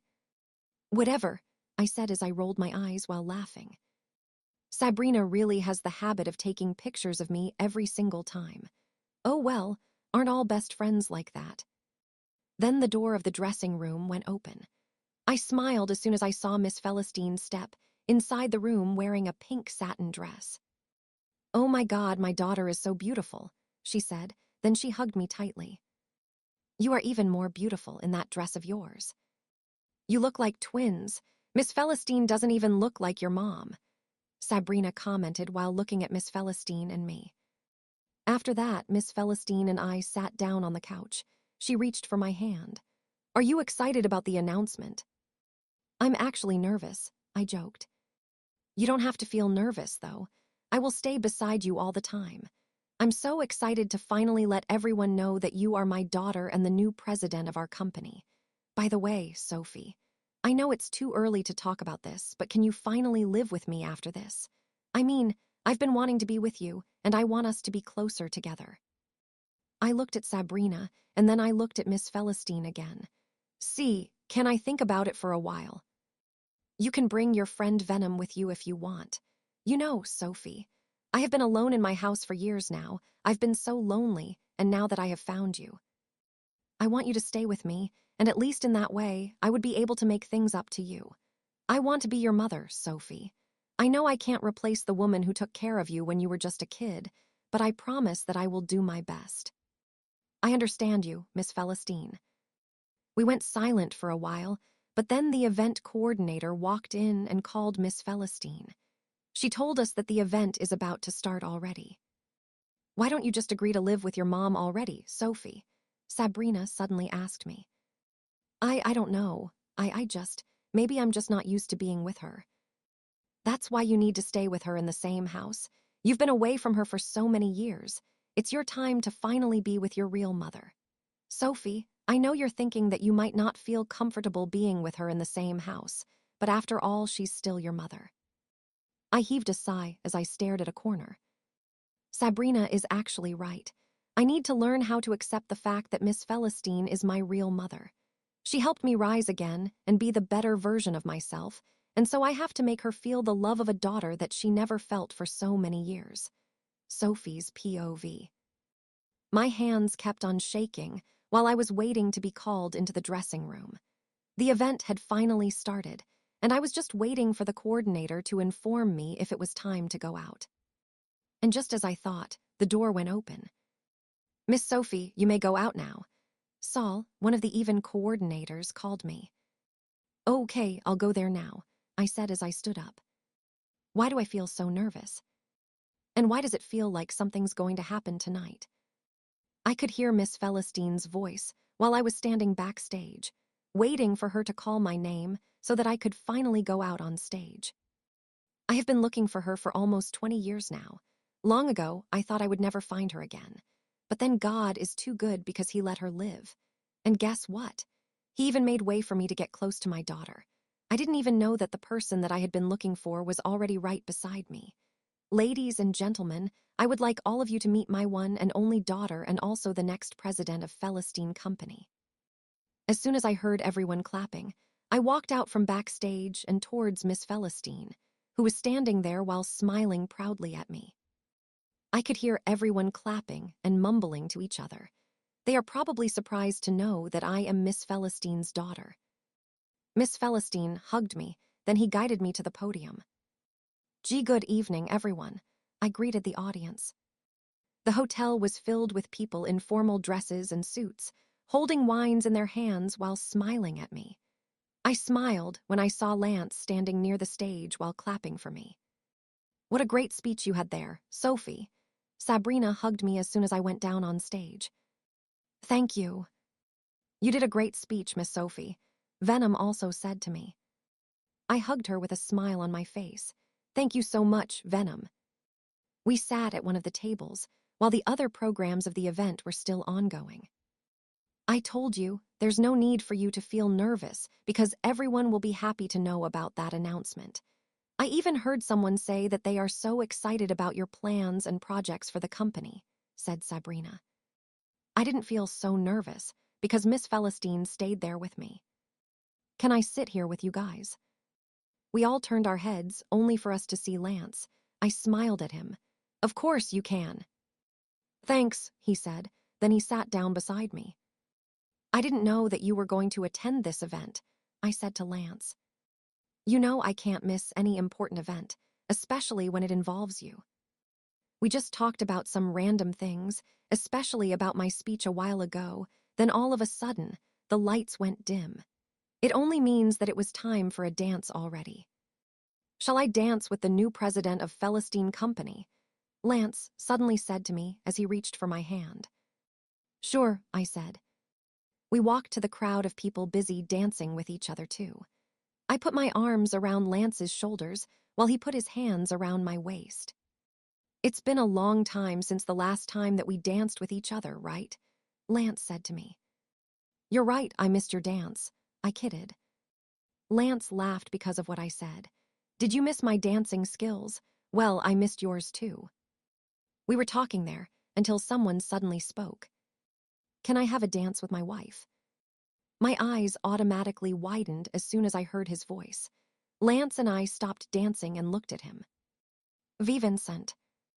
Vincent smiled cockily as he grabbed my hand away from Lance. What are you doing, V? Lance said to him. If there's someone who has the right to dance with Sophie, that's me. I tried brushing his hands off me, but he was holding me tightly. Let go of her, said Lance. What's wrong? I want to dance with Sophie. Is there anything wrong with that? Lance glared at him. Don't start a fight here, V. I'm not starting a fight here, but I can start one if you want me to. They were glaring at each other, as if they were ready to punch each other on the face, so before that even happened, I stood between them. Please don't make a scene here. There are so many people here and I don't want this night to be ruined, I said, then I looked at Lance.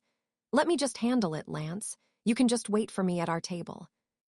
But Sophie, she already told you to just wait for her. Are you deaf? Vincent said to him. You don't have to worry about me. I can deal with him by myself. Lance glared at Vincent first, before walking away. Sophie's POV. May I dance with the most beautiful girl here tonight? Vincent suddenly said to me while laying his hand in front of me, waiting for me to accept it. I glared at him before I reached for his hand. Vincent put both of his hands around my waist, while my hands were around his shoulders. We started dancing slowly, although I still couldn't look at him since he was staring intently at me. I didn't know that your real mother is Philistine, he suddenly spoke. You didn't have to know about that anyway. I have to, I'm your husband. I looked at him. You are not. Have you forgotten that I already have my boyfriend? Come on, Sophie, you can't fool me with that. I know you're just pretending. How did he know about that? See, I know you're lying when you said that Lance is your boyfriend. I I was the one who made you forget about him, remember? WL, that doesn't mean I wouldn't be able to love him again, especially after what you did to me. Of course you can't, because you are only mine, Paula. I'm the only man that you will love as long as you live, and I know that. Shut up. A cocky smile appeared on his face. Paula, why do you keep on holding your real feelings? I know for sure you missed me so much. You miss the way I claim your lips, the way it tastes, the way my tongue plays with yours. Stop it already, Vincent. You miss the way my hands traveled down your whole body while my lips were still locked with yours. I know how much you miss feeling the warmth of my palm on your breasts, gently caressing it, then my fingers would make circles around your nipples. He whispered in my ears. Vincent, I said stop it already, I said to him again. The lights went even dimmer, and I suddenly felt Vincent pressed his body against mine. I tried pushing him away, but then he was too strong that I wasn't even able to push him even a bit. I fucking missed you so much, Sophie. I missed you so much. He kept on whispering in my ears. I wasn't able to speak when he said that. I just let him hug me, while we were slowly dancing with the music that was playing. I wanted to say that I missed him too, but my mouth can't just utter the words. I don't even know why, but I want to push him away, but at the same time, I want him to just stay with me. Come with me again, Sophie. Let's leave them all here. Just come with me and we'll go somewhere where no one could see us. His voice, his smell, I missed all of that. Why can't I even tell that to him? He's the only man that can make me feel safe and loved at the same time. I hate you so much, Vincent, I mumbled. Sophie. I didn't notice that tears were already running down my cheeks as I spoke. I hate you so much for hurting me. I hate you so much for hurting me until now. I hate you so much for breaking my heart into pieces. I hate you so much for making me love you so much until now. After all this time, you are still the man who can hurt me so bad. Upon hearing that from me, Vincent hugged me so tightly as he began whispering in my ears again. I love you so much, Paula. Paula's POV. Then the lights suddenly turned off. Everyone started panicking. What happened? Where's everyone? All the people around us started yelling and wondering why it happened. Then I heard Vincent spoke again. Let's go, Sophie. Where to? Somewhere far from here. What, but?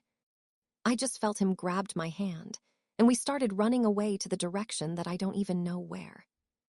Vincent, where are we going? I asked him. Then the lights went on again, and that's when I realized that we were already outside the venue. A helicopter was in front of us, and also Vincent's men. I looked at Vincent, who was still holding my hand. What is the meaning of this, Vincent? Please, go with me, Vincent. But Vincent... He let go of my hand, but he was still looking at me. Will you with me? Sophie. All of a sudden, I saw Lance together with Miss Celestine and Sabrina. Sophie, don't go with him. Don't go with that man. Lance kept on yelling. I didn't know what to do. I kept on looking alternatively at Vincent and at Lance. They were both looking at me. Honey, come here. Don't go with that mafia boss, even Miss Celestine said. They were all asking me not to go with Vincent. But I guess I'm really just a fool, because I keep on choosing things and people that would only hurt me in the end. I'm sorry, Lance. I'm sorry, Mommy. I whispered before I finally turned my back at them and reached for Voltaire's hand. In the end, the heart will choose what it wants. And in the end, I am still willing to take everything risk for Voltaire. Because the man who can hurt you the most is also the only man who can mend your broken heart. Lance's POV. The moment that Sophie turned her back at us and held Vincent's hand, that's when I knew that I finally had to let go of her. After all the things that happened, after all this time, it's still Vincent. Vincent is still the one that she loves. Go and follow them. We can't let that mafia boss take my daughter, Miss Celestine yelled to her men. There's no need for you to do that anymore, ma'am. She's safe with him. Vincent loves Sophie so much. He won't hurt her. Lance, how sure are you? That man is a mafia boss. She might hurt my daughter. Vincent is my younger brother. What? I nodded. I'm sorry, but can you excuse me, please? I went back inside and told the audience to just continue what they were doing. Good thing, the event organizers were also quick to fix the problem. I just sat on a corner while drinking some whiskey. I don't think whiskey can make someone drunk. Then I saw Sabrina standing in front of me. She sat next to me and started drinking some whiskey too. Sophie keeps on telling me how much she hates Vincent, but look at her. She still chose that man over you. Don't you feel mad about it? Doesn't it make you upset? Of course it does. I want to follow them and take Sophie away from Vincent. I want to tell her to just fall in love with me. I want to tell her that she's so idiotic to choose my younger brother over me, but of course, I wouldn't do that. I wouldn't do that not because I am a coward, but because that won't change the fact that Vincent is still the one that she loves. Sophie's POV. Vincent guided me as we stepped out of the private jet. It was a private island. Is it yours? I asked. Ours. I looked around the island, and I couldn't help but be amazed by its beauty. It was surrounded by crystal-clear waters ranging in hue from inky sapphire to turquoise, lapping upon talcum sands fringed by lazy palms swaying in the breeze.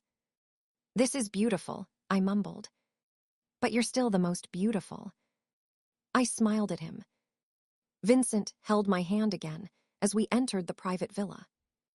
The villa was uniquely situated on a rock and featured magnificent ocean views. It also has a private plunge pool, a large bath with sloped edges, and a covered veranda. The lavishly large main bedroom has a dressing room with a dressing table that leads onto a large, private bathroom fitted with a bath and both indoor and outdoor showers. The bedrooms were air-conditioned, and all rooms have overhead ceiling fans. The retracting sliding doors allow uninterrupted views onto the lawns and the sea in front of the villa. Would you like to take a bath first before eating, or would you like to eat now? Vincent asked me. I would like to take a bath first. I also want to change my clothes, but I don't have any clothes with me, so I'm wondering if there is a place here where I can buy clothes from. There are dresses inside the walk-in closet. You can choose there. Huh. I already bought some clothes for you. I already prepared everything before bringing you here. I nodded as I smiled at him. Is that how sure you are that you would be able to bring me here? He shrugged. Well, I already decided that if you refuse to go with me, then I would just force you to go with me whether you like it or not. What a jerk you are. Would you like me to show you how such a jerk I am? He said with a smirk. I shook my head. Probably not. I already know that, so you don't have to prove it anymore. All of a sudden, he started walking towards me. Would you like to take a bath with me? What? Why, is there anything wrong with that? You are still my wife, remember? He said, already playing with my hair while staring into my lips. I gulped. I'm going to take a bath now. Jay, just wait for me here. I even heard Vincent's laughter before I finally decided to take a bath. As soon as I went out of the bathroom, was surprised when I didn't see Vincent. I roamed my eyes around the room, but I couldn't find him, so I went downstairs and still, I didn't see him. Where did he go? Excuse, have you seen Vincent? I asked one of the staff of the villa who was passing by. Oh, Sir Dylan told me to ask you to go to the beach. Oh, okay, thank you. She just smiled at me, then she finally walked away. He wants me to go to the beach. I wonder, what did he plan again? I felt the cold wind on my skin as soon as I stepped out of the villa and headed to the beach where Vincent asked me to go to. The sky was full of stars, which reflected in the ocean. It was calm. I didn't see any people out there until I saw a light coming from a specific direction. Maybe that's Vincent. I quickly walked in that direction until I finally saw Vincent standing there while looking at me. He was wearing a white V-neck shirt and beach shorts. Beside him was a round table with candle-lit dinner. What is this? I asked him, while trying my best not to make it so obvious that I was so impressed with the look of the candle-lit dinner that he prepared. He walked towards me and held my hand. I prepared this for us. Would you like to have a seat? Sure, thank you. This is so beautiful. Vincent pulled a chair for me, before he also sat down in his seat. I couldn't take the smile off my face. Did you prepare it all? I mean, only by yourself. You. And when did you become being so romantic? I kidded. Since I met you. I smiled because of what he said. It's really been a while since the last time we had dinner together. Vincent poured some wine in our glasses, then he handed my glass to me. Congratulations, he said. Congratulations. You finally found your mom. I'm so glad you finally saw her again. I took the glass of wine from him. Thank you. I still couldn't believe it, though. I never thought that she's alive. All my life I thought I don't already have a mom.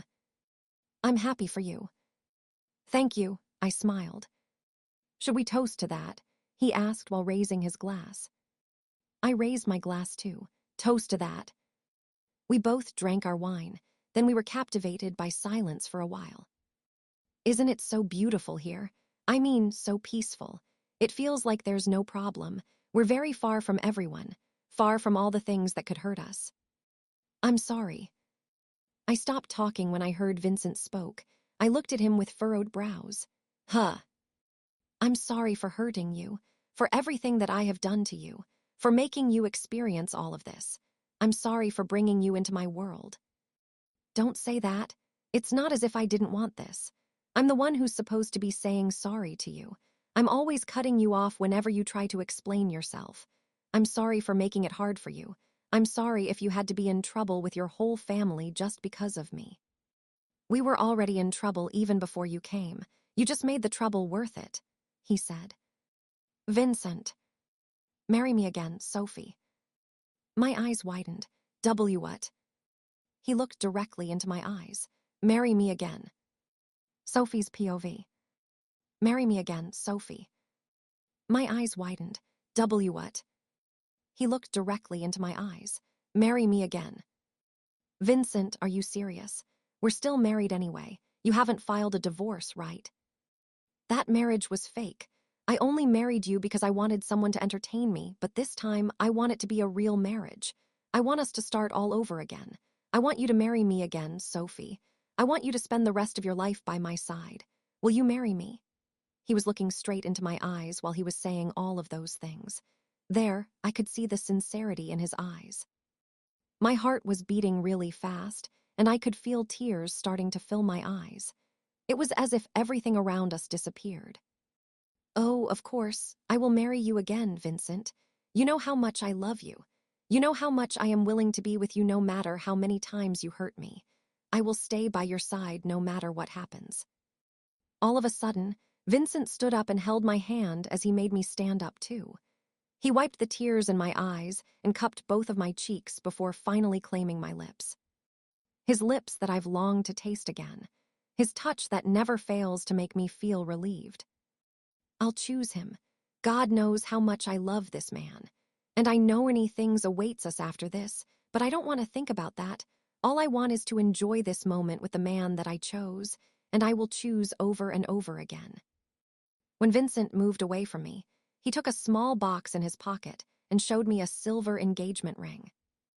I love you so much, Sophie, he whispered as he put that ring on my finger. I love you so much too, so much. What are you going to do?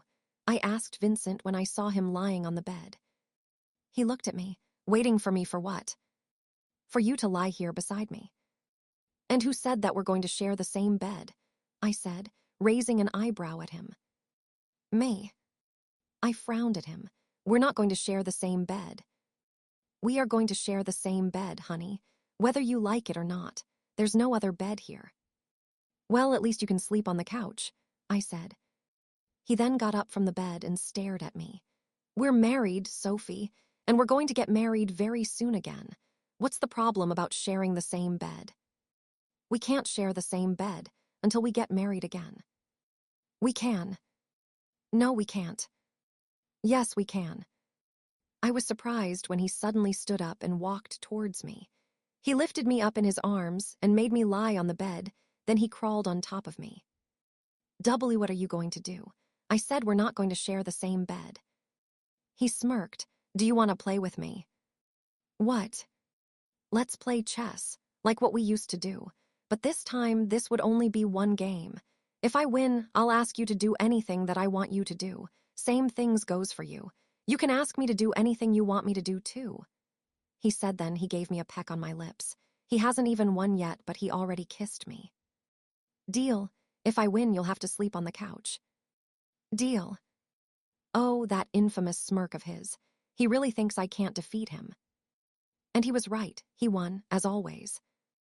Oh, looks like someone has to obey my orders, Vincent said while smiling at me. It's unfair. You know I can't win against you, I said while pouting. Kiss me for 5 minutes, he suddenly ordered me. I looked at him with my brows furrowed. A, are you crazy? T, that's too long. Do you want me to die? Sophie, it's not as if you're not going to breath. You just have to kiss me for 5 minutes. No. We just had a deal. Vincent, are you serious about that? He nodded his head. I am, so do it now. I still have some things to ask you to do. B, but that's really long. I mean. Then just take off your clothes and dance in front of me, he said with a straight face. My eyes widened. W what, and why would I do that? Because I said so. You can't complain to me, remember? He was so serious while speaking, so I couldn't help feeling nervous. I almost forgot he's a mafia boss. He really wants all of his orders to be obeyed. Fine, I'll do the first one. Then do it now. I had no choice but to move closer to him. I could feel my heart beating so fast, especially when I was finally sitting so close to him. Our faces were just an inch away from each other. Vincent was staring intently at me as if he was looking through my soul. Go on, he ordered again. I cupped both of his cheeks as I started moving my face closer to him. Our noses touched, then slowly, I brushed my lips into his before I finally started kissing him passionately. He wasn't responding at first, but then later on he was the one who was already kissing me. He put his hand on the back of my head to deepen the kiss. Sophie's POV. We were both panting when we moved away from each other. I immediately lie down on the bed while closing my eyes. Are you tired now? Vincent suddenly asked me. My lips feel numb. I heard him chuckle. I was the only who kissed you, so why would that feel numb? I kissed you back too. Right, but I was the one who did all the work. I gave up. I just heaved and looked at him. What else do you want me to do?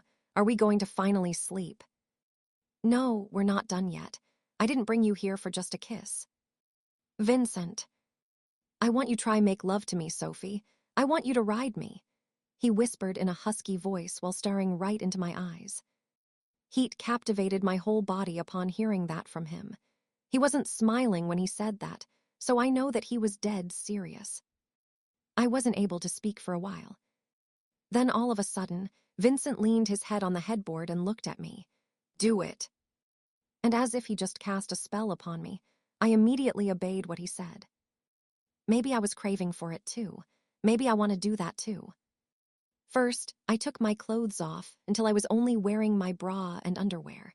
Then I looked at Vincent was staring back at me too. He reached for my breasts and caressed it through the fabric of my bra. I left out a soft moan when I felt him softly pinched it. Remove it all, he ordered me again. I removed all of my remaining clothes until I was fully naked in front of him. I could see the lust in his eyes as he was staring at my whole body while biting his lip. That turned me on even more. It's my time now, I whispered to him, then I started unbuttoning his shirt. My heart was beating so fast when I finally started unbuckling his belt. I could already see how turned on he was with what I was doing. Like what you're seeing, he asked me when he was already fully naked like me. I could feel the heat all over my body and face. What should I do now? I asked, trying not to sound nervous even though I could clearly see his manhood right in front of me. He chuckled. You can ride me now if you want. You can do whatever you want with me, baby. I could feel my heart beating so fast, and my whole body was shaking as I got up and moved closer to him. I don't know how to do it, I almost whispered nervously. You can, I will guide you. I bit my lower lip. I haven't done anything like this in my life, I mean, yeah, Vincent and I already had sex for so many times, but I was never the one who initiates it. It was always him who do all the work and not me. Sit here, on top of me and insert my co. Okay, you don't have to say that. I know that already, I said as I positioned myself on top of him. He was staring intently at me, so I became more nervous. Don't stare at me, I whispered. Why wouldn't I? This would be my best night. You don't know how much I've been fantasizing about this, Sophie. Having you ride me while your pussy is squeezing my hard cock. Come on, Sophie, I already want to feel you, he said impatiently. With that as a cue, I held his manhood using both of my hands, and I felt how hardened that was. Go on, he said again. Why does he keep on talking, while I am concentrating here? I took a deep breath then with my shaking hands. Slowly, I inserted his shaft inside me. It won't fit. This is too big. It would, just keep on inserting it in. But it won't. Sophie, just keep on doing it, he reprimanded me. I frowned. Why is he acting like this? So arrogant. All right, Your Highness. I was making a face as I tried to do it again. I was about to complain when Vincent held my butt cheeks and was the one who pushed himself fully inside of me. I moaned as I felt his full length. Now move, slowly. He's playing the Mafia King role again. Oh God, why did I even agree on playing chess with him when I clearly know that he would win? I made myself comfortable on top of him before I finally decided to move slowly, as he said. At first, I was finding it hard because it somehow hurts. But then I was surprised when Vincent held my butt and became the one who was controlling it. Vincent. Fuck, faster Sophie, faster baby, fuck, Sophie. Vincent reached for my breasts and squeezed it. He was looking straight into my eyes as I continue moving on top of him. I love you, Sophie. Oh, fuck, I fucking love you. I reached for his face and kissed him without stopping from moving.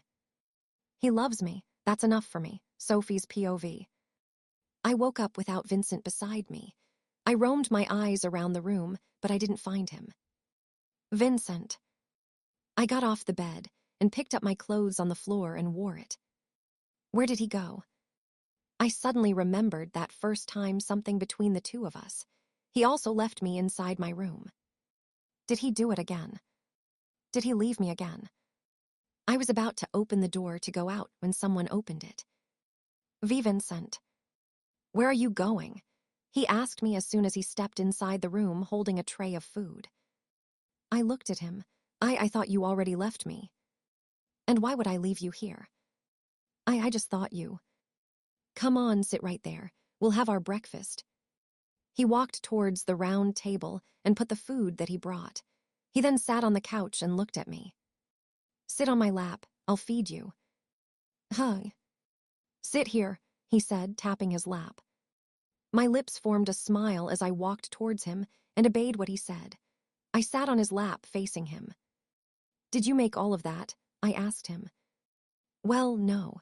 I just asked if from the people downstairs then brought it here. I laughed.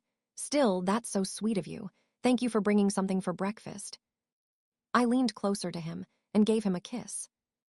Thank you for my breakfast. Now you have to eat. How about you? I'll feed my breakfast first. My brows furrowed. Huh. You are my breakfast, Sophie. That's why you need to eat to have some energy. My face automatically turned red. Vincent, aren't you tired yet? Nope, never. What do you think of this dress? I asked Vincent when we were finally outside the villa. It was a yellow sundress. I asked him to go for a walk for a while since I didn't want him to ask for doing if, again. I got tired because of what happened last night. After he asked me to ride him last night, he didn't stop asking me other things until he got tired. Vincent stared at me for a while. Wanna go back to our room? I think it's getting hot in here again. Vincent. Just kidding. You look dashing, babe. Just make sure you won't let other morons stare at you or I'll surely punch them in the face. I laughed. Of course you are not going to do that. I can, if it has something to do with you. We just walked along the beach, holding hands while watching the sea. Vincent. Huh. What are we going to do when we get home? We'll tell them we're getting married again, he said nonchalantly. I looked at him, but what if they're against it? I don't care. We're going to get married no matter what happens, and we won't be listening to any of their fucking opinions. I'm scared. Scared of what? Of everything. Everything that's going to happen when we finally go back. Vincent pulled me closer to him. You don't have to be afraid. I will never leave your side, so there's no need for you to worry. I love you, Sophie. I love you so much. I love you too. With those words of Vincent, I felt calm and safe. He's still as possessive as the Vincent that I knew, but I think he's more expressive now. He keeps on telling me he loves me now. How I wish we could just stay on that island forever. Sophie's POV. Sophie, are you sure about this? Don't you want me to accompany you there? Vincent asked me as soon as we finally arrived in front of Miss Celestine's house. I nodded my head. I can do this by myself, Vincent. You still have to talk to your parents and your brother, remember? Are you sure? Of course I am. All right, I love you. I love you more. We kissed each other before I finally stepped out of his car. I took a deep breath as I started walking inside Miss Celestine's mansion. The maids and butler greeted me. May I know where Miss Celestine is? I asked one of the butlers. She's inside her office upstairs, Miss Sophie. I can take you there. Please follow me. Okay. And as he told me, I just followed him until we reached Miss Celestine's office. I had to take a deep breath a few times before I finally had the courage to open the door. Miss Celestine. She was busy talking to someone over the phone, but then she immediately turned around and looked at me. Sophie. Miss Celestine. Sophie. She immediately ran towards me and hugged me tightly. Oh my God. Thank you so much, you're finally here. Oh my God. When we finally moved away from each other, she looked at me. What happened? Are you okay? Did Vincent hurt you? What did he do to you, huh? He didn't do anything to me. Actually, I went here to tell you something. Tell me something. What is it? She asked me worriedly. I looked straight into her eyes as I spoke. I want to tell you that Vincent and I are getting married. She didn't speak. She was just standing there, while looking at me as if waiting for me to take back what I just said. Sophie, what did you say? You're getting married to that mafia boss. I nodded my head. I will. Tell me the truth, Sophie. What did he do, huh? Did he threaten you again? Did he say that he's going to kill me or your friends if you don't marry him? What did he say, Sophie? Tell me. He didn't say anything like that. He didn't threaten me. I want to marry him because I love him. She shook her head. But Sophie, that man is a mafia boss. He's going to ruin your life. Remember, he hurt you before too. Vincent didn't ruin my life. He saved me from hell. He was the one who changed my life and changed me as a better person. Sophie, you don't know him. Mafia bosses are. You are the one who doesn't know him. Vincent loves me, and he's the one who never left me. He's the one that I love. But all of you see him as something fearful, as if he didn't do anything right. Tears were already filling my eyes as I spoke. Miss Celestine didn't speak. She was just standing there, listening to me. I owe you everything that I have now, and I am so happy that I finally found you. I finally found my mother, but can you at least allow me to marry the man I love, Mommy? Her eyes widened as soon as she heard that from me. Tears started to fill her eyes too as she looked at me. But if you still can't understand me, I'll respect that. I just wanted to let you know. Thank you so much for everything, and always remember that I love you, I whispered as I started walking away from her.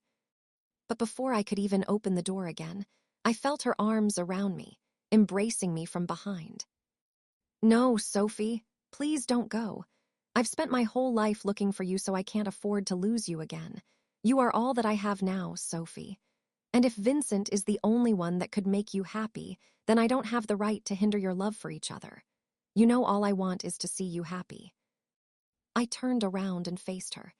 Does that mean you're allowing me to marry Vincent again? I asked her.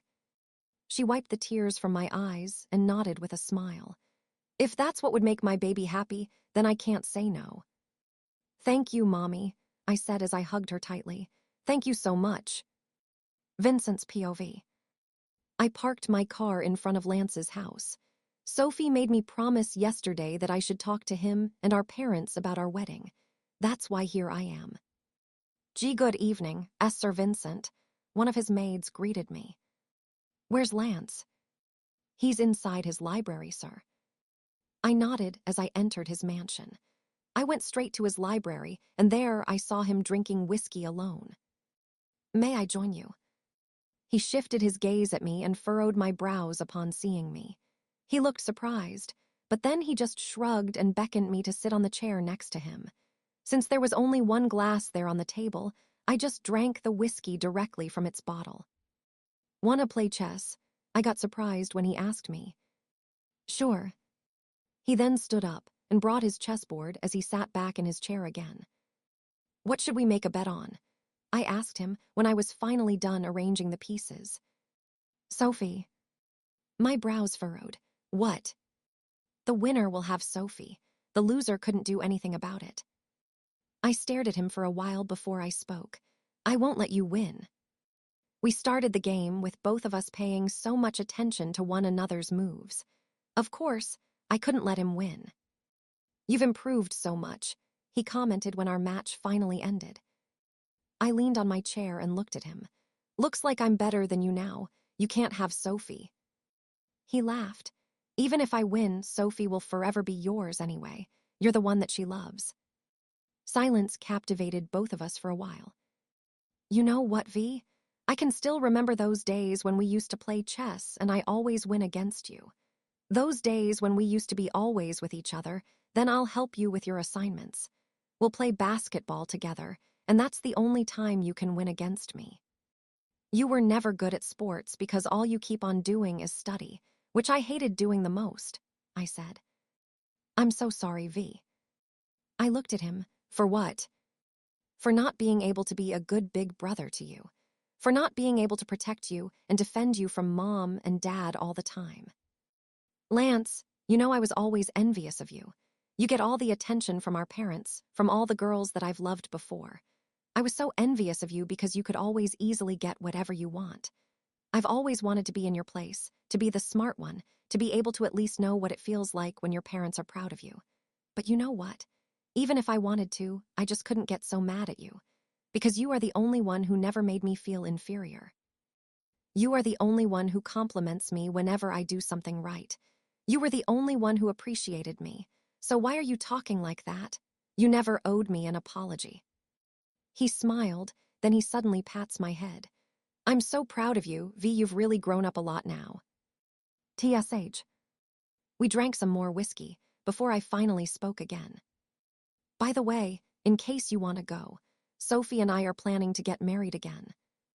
Really? But you haven't divorced yet, right? That was a fake marriage. He laughed, then he got up. And why would I attend the wedding of my younger brother and the woman who dumped me? To prove that I'm more handsome than you. You smug, he said. Then he threw one of the chess pieces at me and we both laughed. Lance's POV. Where did you go, Lance? I got surprised when I saw my mom sitting on the couch in my living room as soon as I entered. I looked at her. Mom, you're here. I just went to a boutique. Boutique. I went to a group fitting with Vincent's men, I said while smiling. I could still remember what happened a while ago. Mom stood up and furrowed her brows at me. Fitting for what? Vincent and Sophie are getting married next month. What? You don't know about that yet. She shook her head. No, but why are they getting married? Mom, of course, because they love each other. I wonder what your brother used to threaten that gullible woman again. For sure he did something, or maybe she threatened her that he'll kill her family if she didn't. Mom. Mom looked at me. What? Can you even hear what you're saying? We're talking about Vincent here, my brother and your son, too. That kid never considered me as his mom, anyway. Look at him, forcing any woman to marry him because he's so desperate to have someone. I said enough, Mom. Sophie is not what you think. She loves Vincent. Oh well, why would you even care about someone who knows how to love Vincent? You never considered him as your son anyway. Lance, why are you talking like that to me? You know exactly why I hate your brother. He's a son of a devil. I looked at her. Mom, he's still your son, and it's not his fault if he was born having that man as his father. How can you talk like that about your own son? I don't have a son like that, a serial killer. Don't you think that's your fault, too? Because you paid no attention to him, because you never appreciated all his efforts just to make you proud. All you did was blame him for something that's not even his fault. Vincent decided to leave our house because he felt so lonely. Because every single day of his life, all you did was to tell him how much you hate him for being born. And now that he's finally ready to change, and he's finally happy, you still act like that.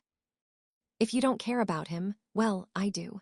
So please leave him alone. Leave my brother and his wife alone, I said before I finally walked upstairs straight to my room. I still couldn't understand why Mom hates Vincent so much. It's not as if it's Vincent's fault that he was born. Asterisk flashback. Happy 8th birthday, V. Vincent got surprised when I opened the lights inside his room. It was already 11 in the evening, and I brought a cupcake with a small candle above it. Lance, come on, stand up there and blow your candle, I said to him, which he immediately obeyed. We sat up on his bed, and he closed his eyes before blowing his candle. What did you wish? I asked him as soon as he opened his eyes. Why would I tell you my wish? Of course, because I'm your big brother. Come on, just whisper it in my ear. He leaned close to me and whispered. My whisper is for Mom and Dad to finally remember my birthday next year. I wasn't able to speak immediately. I moved away from him and split the cupcake that I brought in half. Then I gave him the other half. Here, eat that. Thank you, Lance. I nodded, then we started eating that cupcake. It didn't take too long before I looked at him and spoke. V. Huh. We're going to celebrate your birthday every year. Even if Mom and Dad don't remember it, I will always remember it, and we will always celebrate it together. A smile appeared on his face. Thank you. Asterisk end of flashback. And ever since that day, I promised to myself that I will always take care of my brother. They may not appreciate him as a person, but I know Vincent more than they do. And I will never ever let anyone, even our mom, to ruin his happiness. Not anymore. Vincent's POV. I was busy drinking my wine inside my bar, together with my men as our celebration for Sophie and I's wedding next week. Boss, are you finally going to quit being our boss? Jin, one of my men, asked me. I looked at him, then I put my glass above the table. I want to give all my time to Sophie and to our future kids. I don't want them to live a miserable life and fear my enemies attacking us every single time. We understand you, boss. We are happy for you too. You can just call me Vincent now, I said. They all looked at each other before looking at me again. We can never do that, boss. No matter what happens, you will always be our boss, Joe said to me. I gave them a smirk, then I raised my glass of wine. Let's celebrate my wedding with the woman I love, and for winning our encounter against our enemies last week. We no longer have our enemies now, so you can all have your own life now, not as mafias, but as normal people. Cheers. Sophie's with her best friends right now for their all-girls night out. I fucking miss her so much. I haven't seen her for a week already because she told me she wants to spend time with her family and friends. For sure, she just wants me to miss her so much. I swear I will never let her sleep on our wedding night. Having a fun night, huh? I stopped drinking my wine when I heard that familiar voice. I turned my head in his direction, and there, Darius, standing while looking at me with a smirk on his face. What are you doing here? I asked him. Oh, I'm sorry. You didn't invite me to your bachelor's party. I just came here to congratulate you on your upcoming wedding with the woman you love. Thanks, I simply replied. He sat on the chair next to me and poured some wine into his glass. We stayed quiet until he spoke again. I know you were surprised when you found out that I am your father. I know you hated it. I didn't respond. Right, Darius, the strongest boss of our enemies, is none other than my father. His group is our ultimate enemy, and we had an encounter with them last week, only for me to find out that he's my real father. I got confused when he didn't kill me when he already had the chance. Then he said the truth to me. I know I never had the chance to be the best father for you. I won't say that I will make it up to you, and I won't ask you to forgive me, either. I just want you to know that you can live a peaceful life now with your wife, and I will make sure that I will fight all the enemies that would try to hurt you and your family. Just leave it all to me. You don't have to do that for me. I want to, as your father. Silence captivated us again. Then he finally stood up. I'll be going now. Be happy and take care of your wife, he said. Then he started walking away. But before he could even go out of the bar, I called him again. Wait. He turned around and looked at me. You should go to my wedding. My wife wants to see you, I said without looking at him. Really? All right, I'll go there. Thanks. Then he finally left. Just as soon as I sat back in the chair again, my phone rang, and it was a call from Sophie. Sophie. Hey, handsome, what are you doing right now? Thinking about you. She chuckled. Silly, I know that's not what you're doing. Do you want to know what's inside my mind while I'm thinking about you? What? I'm thinking about the first night after our wedding. Just to inform you, I will never let you sleep on that night. No matter how many times you try to plead, I will just keep on giving you the best and the longest fuck you'll ever experience in your whole life. Vincent. I'm just informing you. Fine.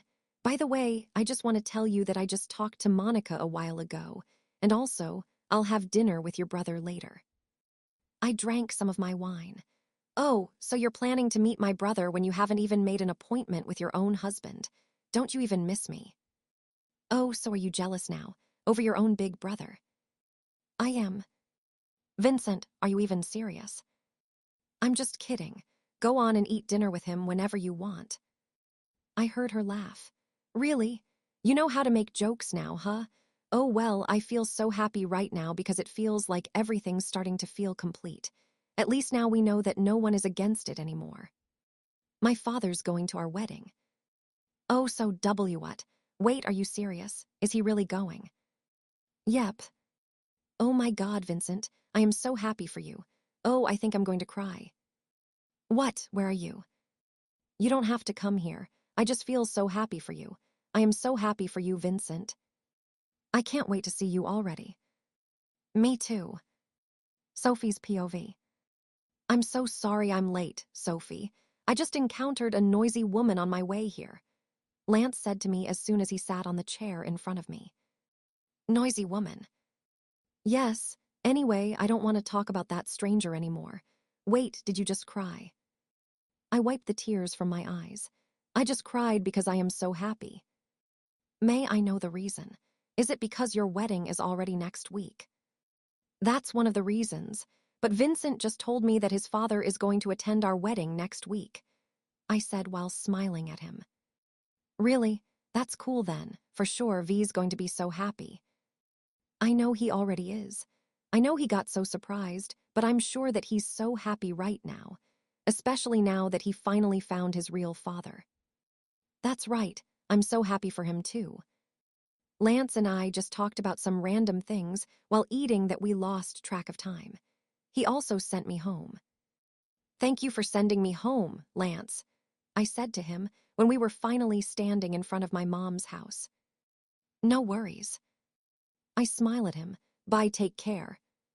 Sophie. Huh. I was just looking at him, waiting for him to speak until he suddenly leaned closer to me and hugged me. Lance. I just want to say goodbye to my longest unrequited love. Thank you for everything, and I promise to be the best brother-in-law for you. He moved away from me and put his hands on my shoulder. From now on, I'll treat you as my younger sister. I smiled at him. Thank you so much for everything, too, Lance. Thank you for always being there for me and Vincent. All right, you should go inside now. Your husband might punch me if he ever finds out that I sent you home so late. Take care, Lance. I will. Don't forget to call your husband before you go to sleep." I just nodded, then I smiled. I waited for Lance to finally leave before I stepped inside our house. My mom was already asleep, so I just came inside her room to kiss her forehead. Then I proceeded to my room where Venom was lying on the bed while reading a book. "Why are you still awake?" I asked her as I sat on the bed. "I'm waiting for you, Miss Sophie." "You don't have to do that, Venom." She shook her head. "I wanted to.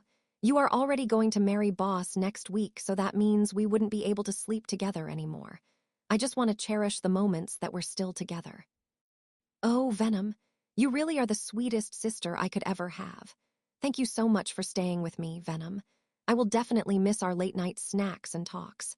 But Mom already said that you're staying with her until you finally get married too. And I could always go here and sleep over even if I'm already living with Vincent. You will always be my older sister." "I am so happy for you, Miss Sophie. You deserve all the things that you have right now. You have been through a lot, and I am so delighted to finally see you like this." I smiled at her, then we hugged each other. We talked about some other things before finally going to sleep. I still can't believe that I'm getting married to Vincent again next week.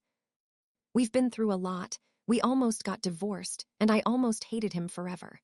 But oh well, in the end, he's still the man that I love. I also talked to Monica this morning, and she just congratulated me. She even said that she was going to our wedding. I can't wait to finally marry Vincent again. I can't wait to build our own family and live together until we grow old. Sophie's POV. "Don't be so nervous, Sophie. This is your wedding day." I kept on mumbling to myself while the stylists were dressing me up a few hours before the wedding. This is finally the day. The day that I have been dreaming to happen ever since.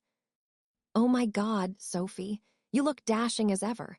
You are the most beautiful bride that I have ever seen in my life," Sabrina cooed as soon as she entered my dressing room. "Well, thank you so much, Sab. You look stunning too," I said while smiling at her.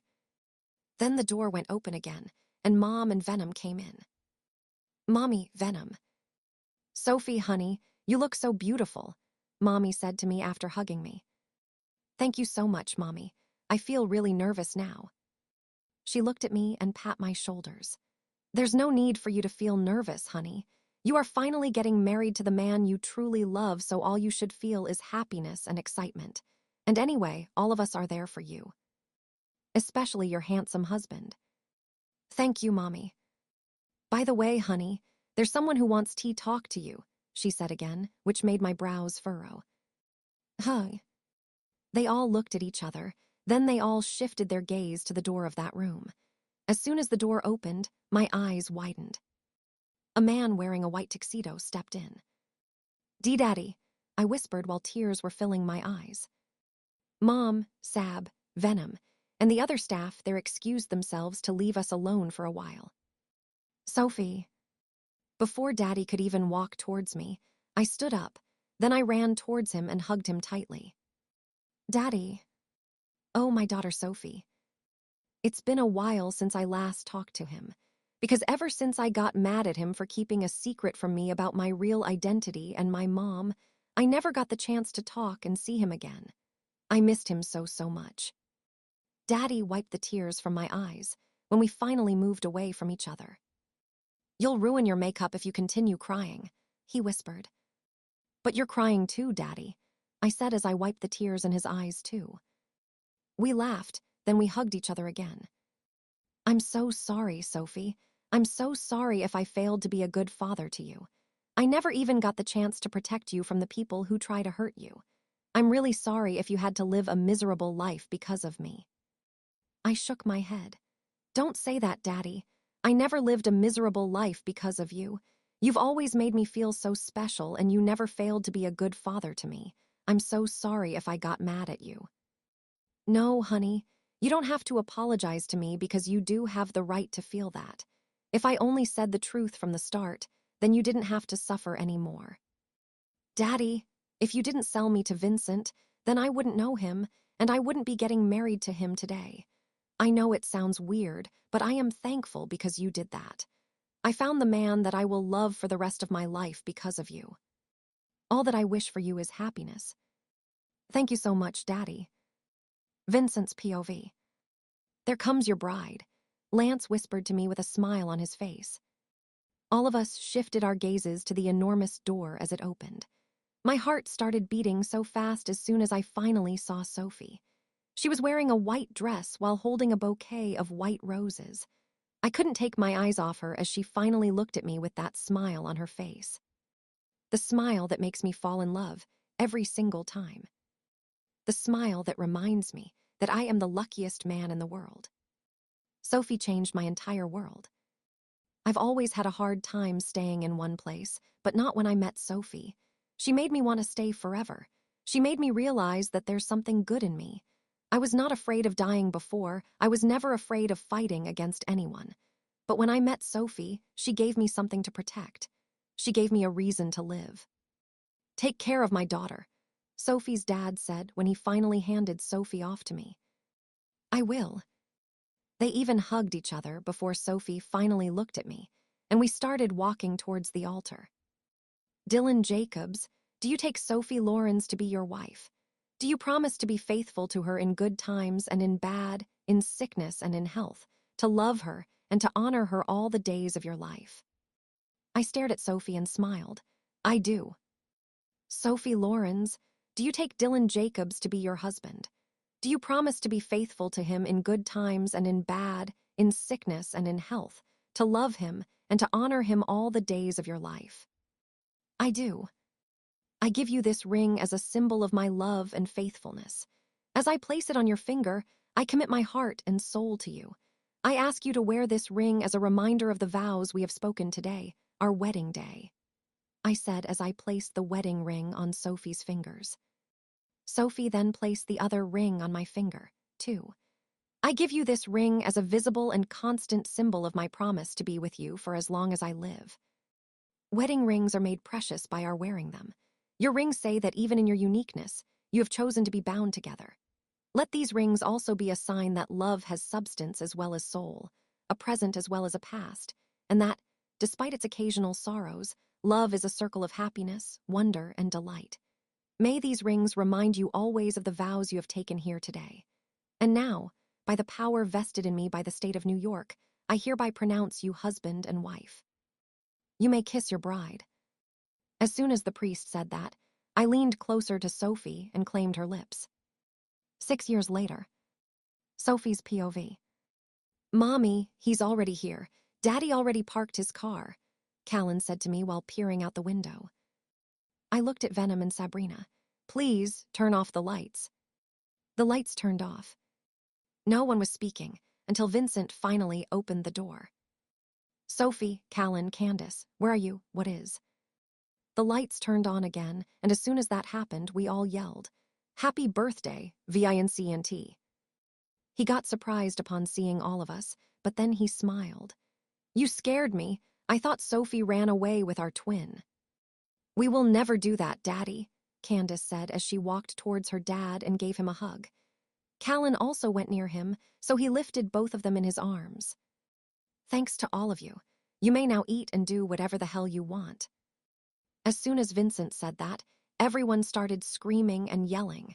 Then they went to the pool and started swimming there. Mommy, can we swim too? Callan asked me together with his sister. But I'll go with them. Vincent and I turned our heads to the entrance of our house, only for us to see Monica, together with her husband. Monica, I immediately walked towards her and gave her a tight hug. When did you arrive, huh? Well, just yesterday. We wanted to surprise all of you. That's why we didn't inform you about it. Well then, we were really surprised. We missed you so much. We missed you too, Sophie and Vincent. And of course, who wouldn't miss these two little ones here? Aunt Monica. After that, Monica and the twins proceeded to the pool. Won't you go after them? Vincent asked me. I will, but you should go with me. Do you want to swim? He shook his head. I don't want to swim. I just want to dive into your pussy and eat you all night. Vincent, I said while looking around us. Good thing the visitors were so busy swimming and talking to one another. Vincent leaned closer to me and kissed me. I fucking missed you, he whispered between his kisses. He placed his right hand at the back of my head while the other one was caressing my thigh. Vincent, someone might see us here. But he didn't listen to me. He continued kissing me until someone spoke. Oh, looks like the birthday boy is already getting his gift, huh? I quickly moved away from Vincent and looked at the entrance of our house. Lance Phoebe. He smiled as he walked towards us and hugged both of us. Happy birthday, bro. Thanks, but please don't come at the wrong timing, Vincent said to his older brother. We all laughed before I looked at Phoebe. Looks like our soon-to-be bride is getting prettier every single day, huh? TSH, I'm still nothing compared to you, Sophie. You already have a twin and yet you still manage to be as sexy and beautiful as before, she said while smiling. Don't worry, babe. I will still love you even if you become fat, Lance said to her. I will never get fat, Phoebe said while pouting. Phoebe is the woman that Lance met 6 years ago. She was the same woman Lance kept on telling me about. They used to bicker a lot before back when they were just enemies, but then it turns out that they are actually destined to be with each other. So here they are, planning to finally get married next month.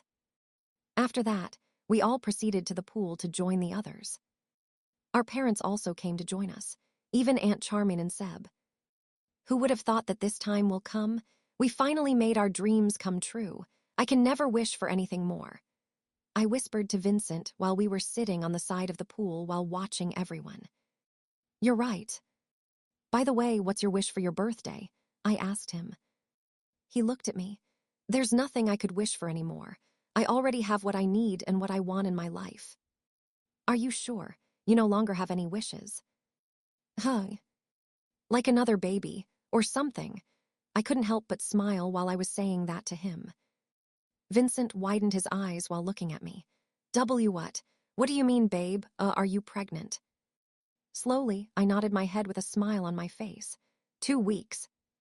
Oh my fucking God, he yelled, then he kissed me again. Are you happy? Over the moon. I could never ask for more. Thank you so much. Babe, I love you so much. I love you so much too, babe. Vincent held my chin and claimed my lips once more. I could never ask for more. I never really thought that the jerk who kissed me the first time that we meet would be the man that would make me so happy. Vincent and I have been through a lot, but God is really good because he brought us back together. I am now Sophie Jacobs, the wife of the Mafia King Dylan Jacobs, also known as Vincent Hastings. We have to experience all the heartbreaks and failures just for us to find the person that would make every heartbreak worth it. Snowmoon, 2022. The end.